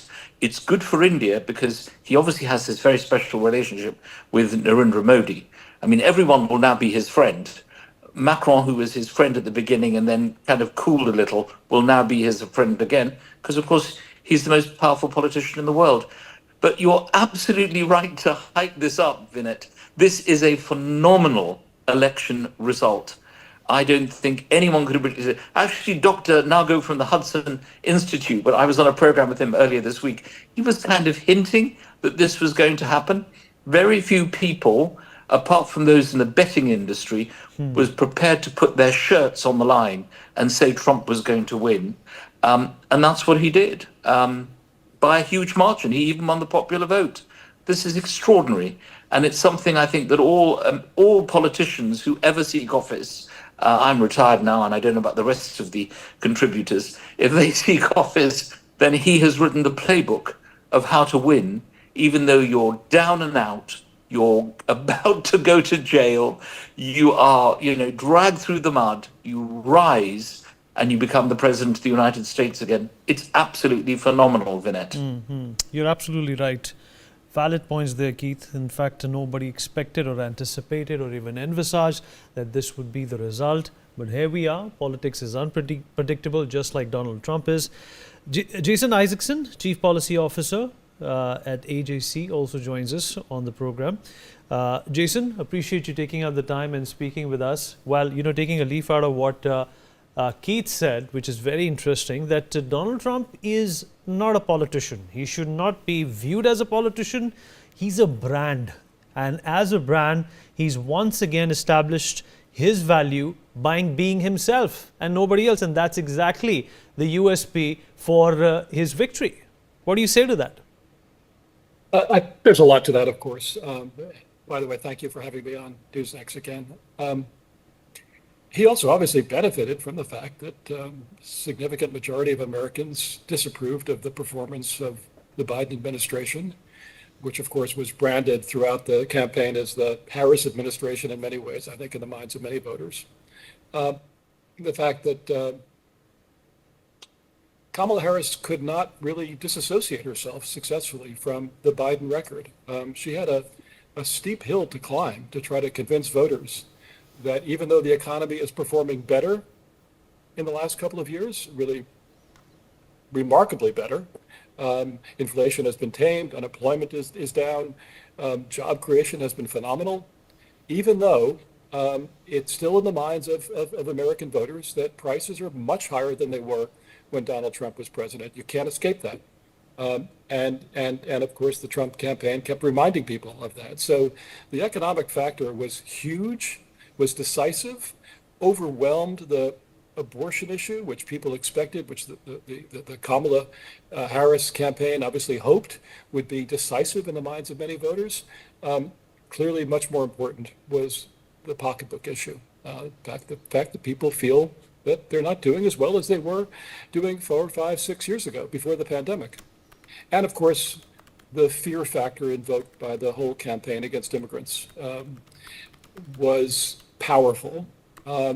You can make people angry, you can make people scared, and you can remind them that things aren't as good as they remember them being, sometimes with a somewhat vague memory, 5 or 6 years ago when Donald Trump was president. So that was a combination of factors. Harris had a very difficult challenge to try to overwhelm all of that, overcome all of that in a tremendously compressed campaign that she had to run. So she clearly fell short. Whether there were adjustments that could have been made early on in her campaign, whether adjustments could have been made in the fact that the Democratic ticket came to being only at the end of in the middle of the summer. If President Biden had decided earlier on to drop out of the race, would that have changed the situation, given the Democratic Party a chance to come up with perhaps a different kind of a candidate or introduce their candidate more effectively? All of these issues will be hashed out, of course. Be a lot of soul searching on the part of Democrats over the next weeks and months. But you have to hand it to Donald Trump. He was able to sell the fact that his administration was tremendously successful and that it was clearly better than the way people are feeling the country is doing today. People feel that America's on the wrong track. If America on the wrong track and you have an unpopular president, there's very little that a vice president running to replace him can do to overcome that. Right. Jason, it's obviously important to understand how the American public also viewed Kamala Harris and her nomination. She came into this nomination after Joe Biden bowed out, saying and claiming that, the next 4 years is going to be about this change and that change. But hardly did they touch up upon some of the issues which have been really concerning, the American civil society in the last few years, which is, of course, immigration. So the big question that everybody had on their mind before they went on to vote was that if you already had 4 years to make all these changes, why are you projecting these changes for the next tenure? Why couldn't you have done it in the last 4 years? 4 years. Do you think that was a valid reason for not to vote for the Democrats? It clearly was decisive in the minds of many voters. Absolutely. The immigration issue wasn't necessarily the highest issue in the minds of voters, but it was high up in that list of priorities. And there was very little that she could say when she was asked at one point on a TV program a couple of months ago how she would differ from policies of the Biden administration. She gave a really ineffective response. But again, she also would point to the fact that there was a bipartisan legislative package that was put together and was killed by Donald Trump earlier this year that would have changed immigration policy and perhaps done a lot to arrest the surge of illegal immigration that occurred. but it was too late at that point. This was a big, fat, juicy issue for the Republicans to seize on, and they did it extremely effectively. And the Democrats just didn't have a good enough answer, other than there was an effective bipartisan response that was put forward, and Donald Trump killed it. So that doesn't quite do enough for a voter who's looking for a change. And you had Donald Trump saying that she broke it, he's going to fix it, and that won. That really persuaded enough people that okay, things weren't so bad when he was president. Okay, he's a little crazy, but actually I had more money in my pocket. Things felt a little calmer. We had fewer wars that we were worried about, that were popping up in the news every day. Let's give it to the guy who's a successful businessman, and he knows how to get the job done. And he's backed by somebody who's ruling the roost when it comes to business acumen and wealth, Elon Musk. You've obviously made some important points, Jason. Last question for you is, what exactly was on the common American's mind when they went out to vote for Donald Trump? I know, issues like abortion, Roe and Wade have also, made a difference in how people see this. But what was that number one issue that people wanted Donald Trump to change as president? I think primarily economy. I think that, frankly, neither candidate had tremendously high approval ratings. There was a significant disapproval of both. I do remember seeing a poll that suggested that perhaps in terms of character, Donald Trump's disapproval was higher than Kamala Harris's. But the dominant view, I think, in the minds of many people is, will I be better off? Will my family be better off? Safer? On the immigration issue, they really hugely emphasized the fear factor caused by illegal immigration, undocumented immigrants, and a lot of exaggeration. But nevertheless, people felt they would be safer under Donald Trump, and they would do better economically under Donald Trump. That's part of their recollection from what happened when he was president 4 years ago, and that was the point that was emphasized again and again in the advertising. Jason, appreciate you joining us. Thank you so much. Safer and better off. Thanks very much. Thanks for having me on. Thank you so much. All right, Rick Mehta, Republican entrepreneur and attorney, also with us on the program. Rick, a very good evening to you. Depending on the time zone, I don't know where you are right now. But first up, congratulations. Donald Trump is back on the saddle. There are a number of tangents and avenues that we have covered. In your opinion, what defines this second comeback for Donald Trump? We all remember his presidency towards the end of his tenure in 2019 when COVID was around. A lot of mismanagement during COVID, basically isolated and eclipsed the good work that Donald Trump had done, and all people remembered was him handling COVID-19. But the fact of the matter is that a lot of people, a lot of leaders in a lot of countries floundered in dealing with COVID-19 because, it was something so new and novel that it was very difficult, to manage things. Do you think that Donald Trump still had a lot of presidency left in him, and that's the reason why he's made a comeback? And the last 4 years after COVID-19 haven't exactly been ideal for the Americans. If you compared some of the stats related to especially immigration, where you had about 1 million people coming in between 2016 and 2020 from the southern border, and from 2020 to 2024, that number went 10 times higher. Well, yeah, thank you. First of all, thanks. It's a great day to be an American, and it's a great day to be in America. I'm calling in from New York today. I'll tell you right now, one of the, I think, most relieving moments for President-elect Donald Trump is that he's finally done campaigning. He's finally done. And that's important because he is term limited. This is going to be his second term, the only the second person in the history of America to win non-consecutive terms. And so what happens now is that Donald Trump can write his own agenda without political ramifications, or without thinking about what the next election is going to look like.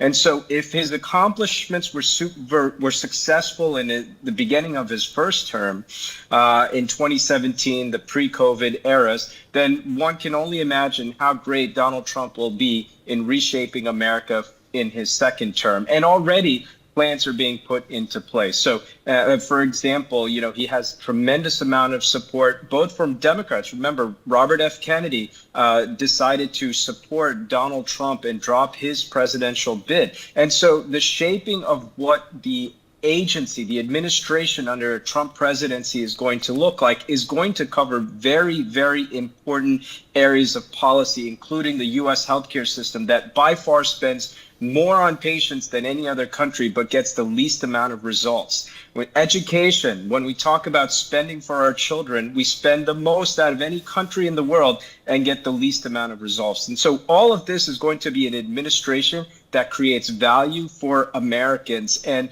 I'll tell you, also from an economy and an immigration, which if you look at the exit polls, that was absolutely the top of mind for people that were going into the voting booths, and the reason why he won the swing states, especially among low propensity voters.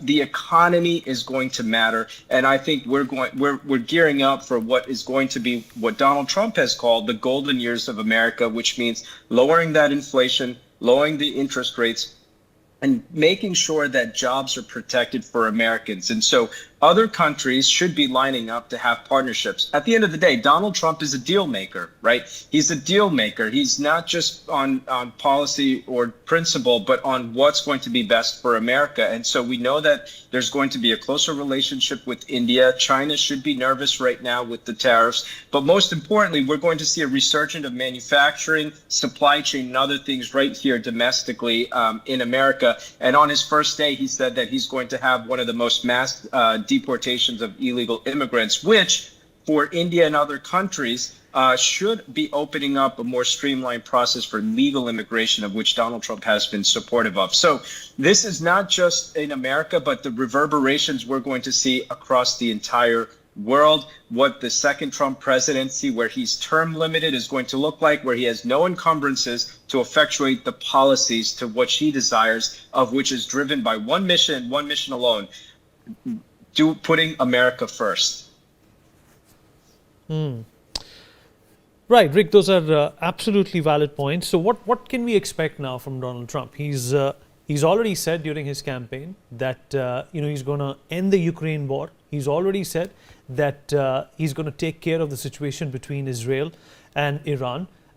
We've heard similar things from Donald Trump in the past as well. The left always keeps going at him, including late night shows such as Jimmy Kimmel, who in fact talk about his health plan, which has been spoken of many times but has never come through.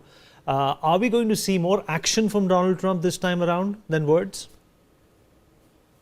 Yeah, absolutely. I mean, listen, like I said, Donald Trump is now term limited. So he is going to put pen to paper. And we saw that. And look, the biggest difference here is that it's not a guessing game. We already know what a Donald Trump presidency looks like, and we know how the economy was booming. Right now, we're at depression level unemployment rates. That's scary. Even if the stock market is performing well, so many Americans are out of a job. And so when Donald Trump was president, we saw some of the lowest unemployment rates, especially among minority groups that continuously struggle with employment. And so, that is going to be top of mind. The economy will always be first. Now, second, let's talk about foreign affairs for a minute. Under a Donald Trump presidency in his first term, we had peace. There was no aggression by Russia to Ukraine. There was no terrorist attacks that led to the war with Israel and Palestine. And so, these are areas of expertise that Donald Trump brings to the table, which is, again, based on one principle and one principle alone for him, which is nonviolence, and it's peace. And that's what we had. Now, for some reason, the Democrats continue to distort and twist the words. But under a Kamala Harris presidency, in this current administration, we've had raging wars across the world and promising to resolve those conflicts, but never rolling up their sleeves, getting involved and ending them. And so while we don't know exactly what President Trump is going to do to end the war in Ukraine, what we do know is that he's a deal maker, and that under his first term we had peace, and that he's been very effectively been able to neutralize threats across the world. I mean, listen, the man stepped foot into North Korea. He shook hands, and brought a dictator basically to his knees. And right now, what do we see? We see North Korean troops being sent to Russia to fight in a war. Never would you have seen that under a Trump presidency. And so the entire world should be rejoicing that peace will soon be had across the world. Rick, what about people who have supported Donald Trump, especially people like Bobby Kennedy, Elon Musk, Vivek Ramaswamy, Tulsi Gabbard? Where do you find them? Are they going to be rewarded for their loyalty towards Trump? Bobby Kennedy, of course, his father, the late Robert F. Kennedy, who was a prominent Democrat, his son, now a Republican. Will these people be rewarded by Donald Trump? And if so, how? Yeah, it's funny you mentioned the word loyalty to Trump, and I kind of, take a little bit of a step back on that. I think their loyalty has been to America and to the Constitution. So you have to see what are the principles of where their loyalty lay, right? For Elon Musk, it's very much on First Amendment rights. It's a freedom of speech and the ability that big tech doesn't come in and chill and suppress voices in order to create and influence a biased outcome, which we've seen time and time again, even in this own election. We saw Google admittedly biasing the outcomes of search engines towards the Democrats.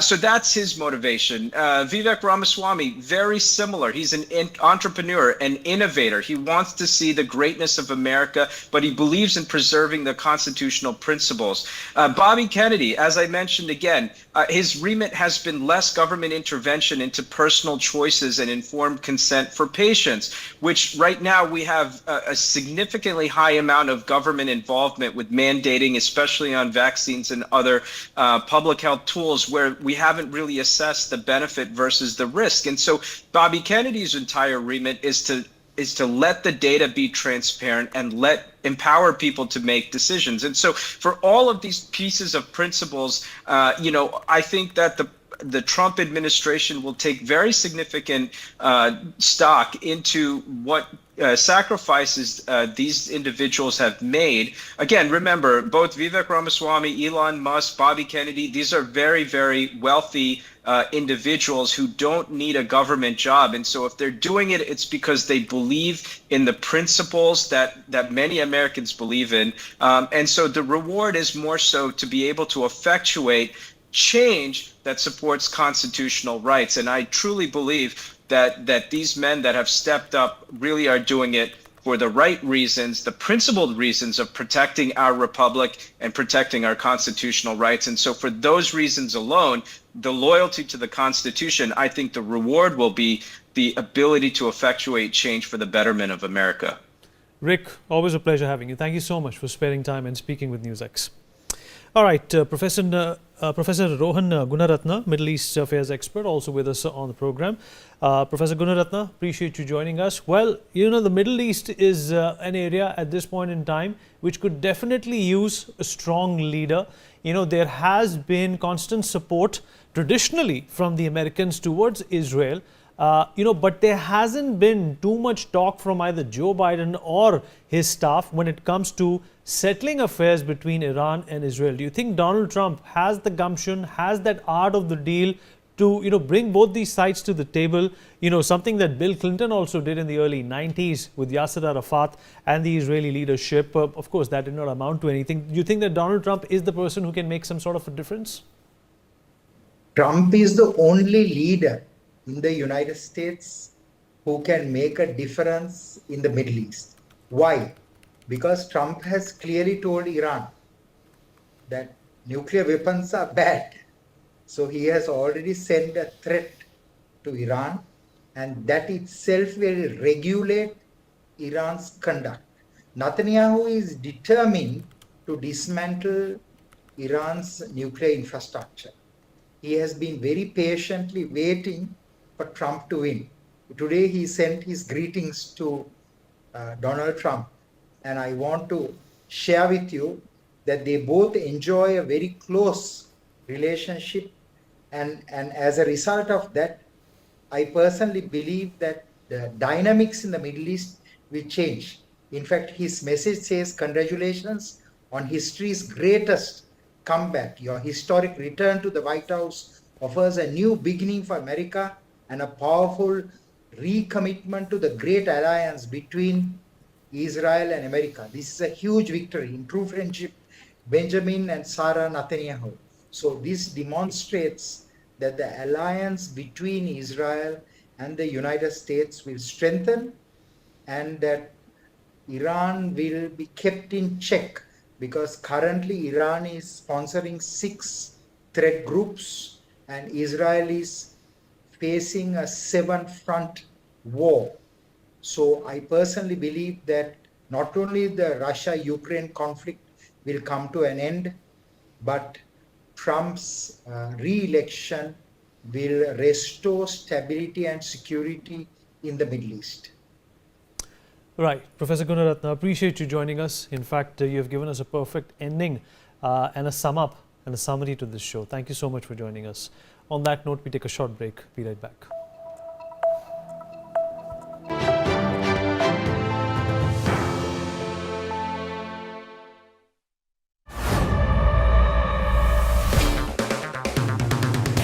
अगर आप बनना चाहते हैं anchor या फिर आप में है जुनून एक तेज तर्रार न्यूज रिपोर्टर बनने का, तो आप ज्वाइन करें ITV और इंडिया न्यूज Newsx का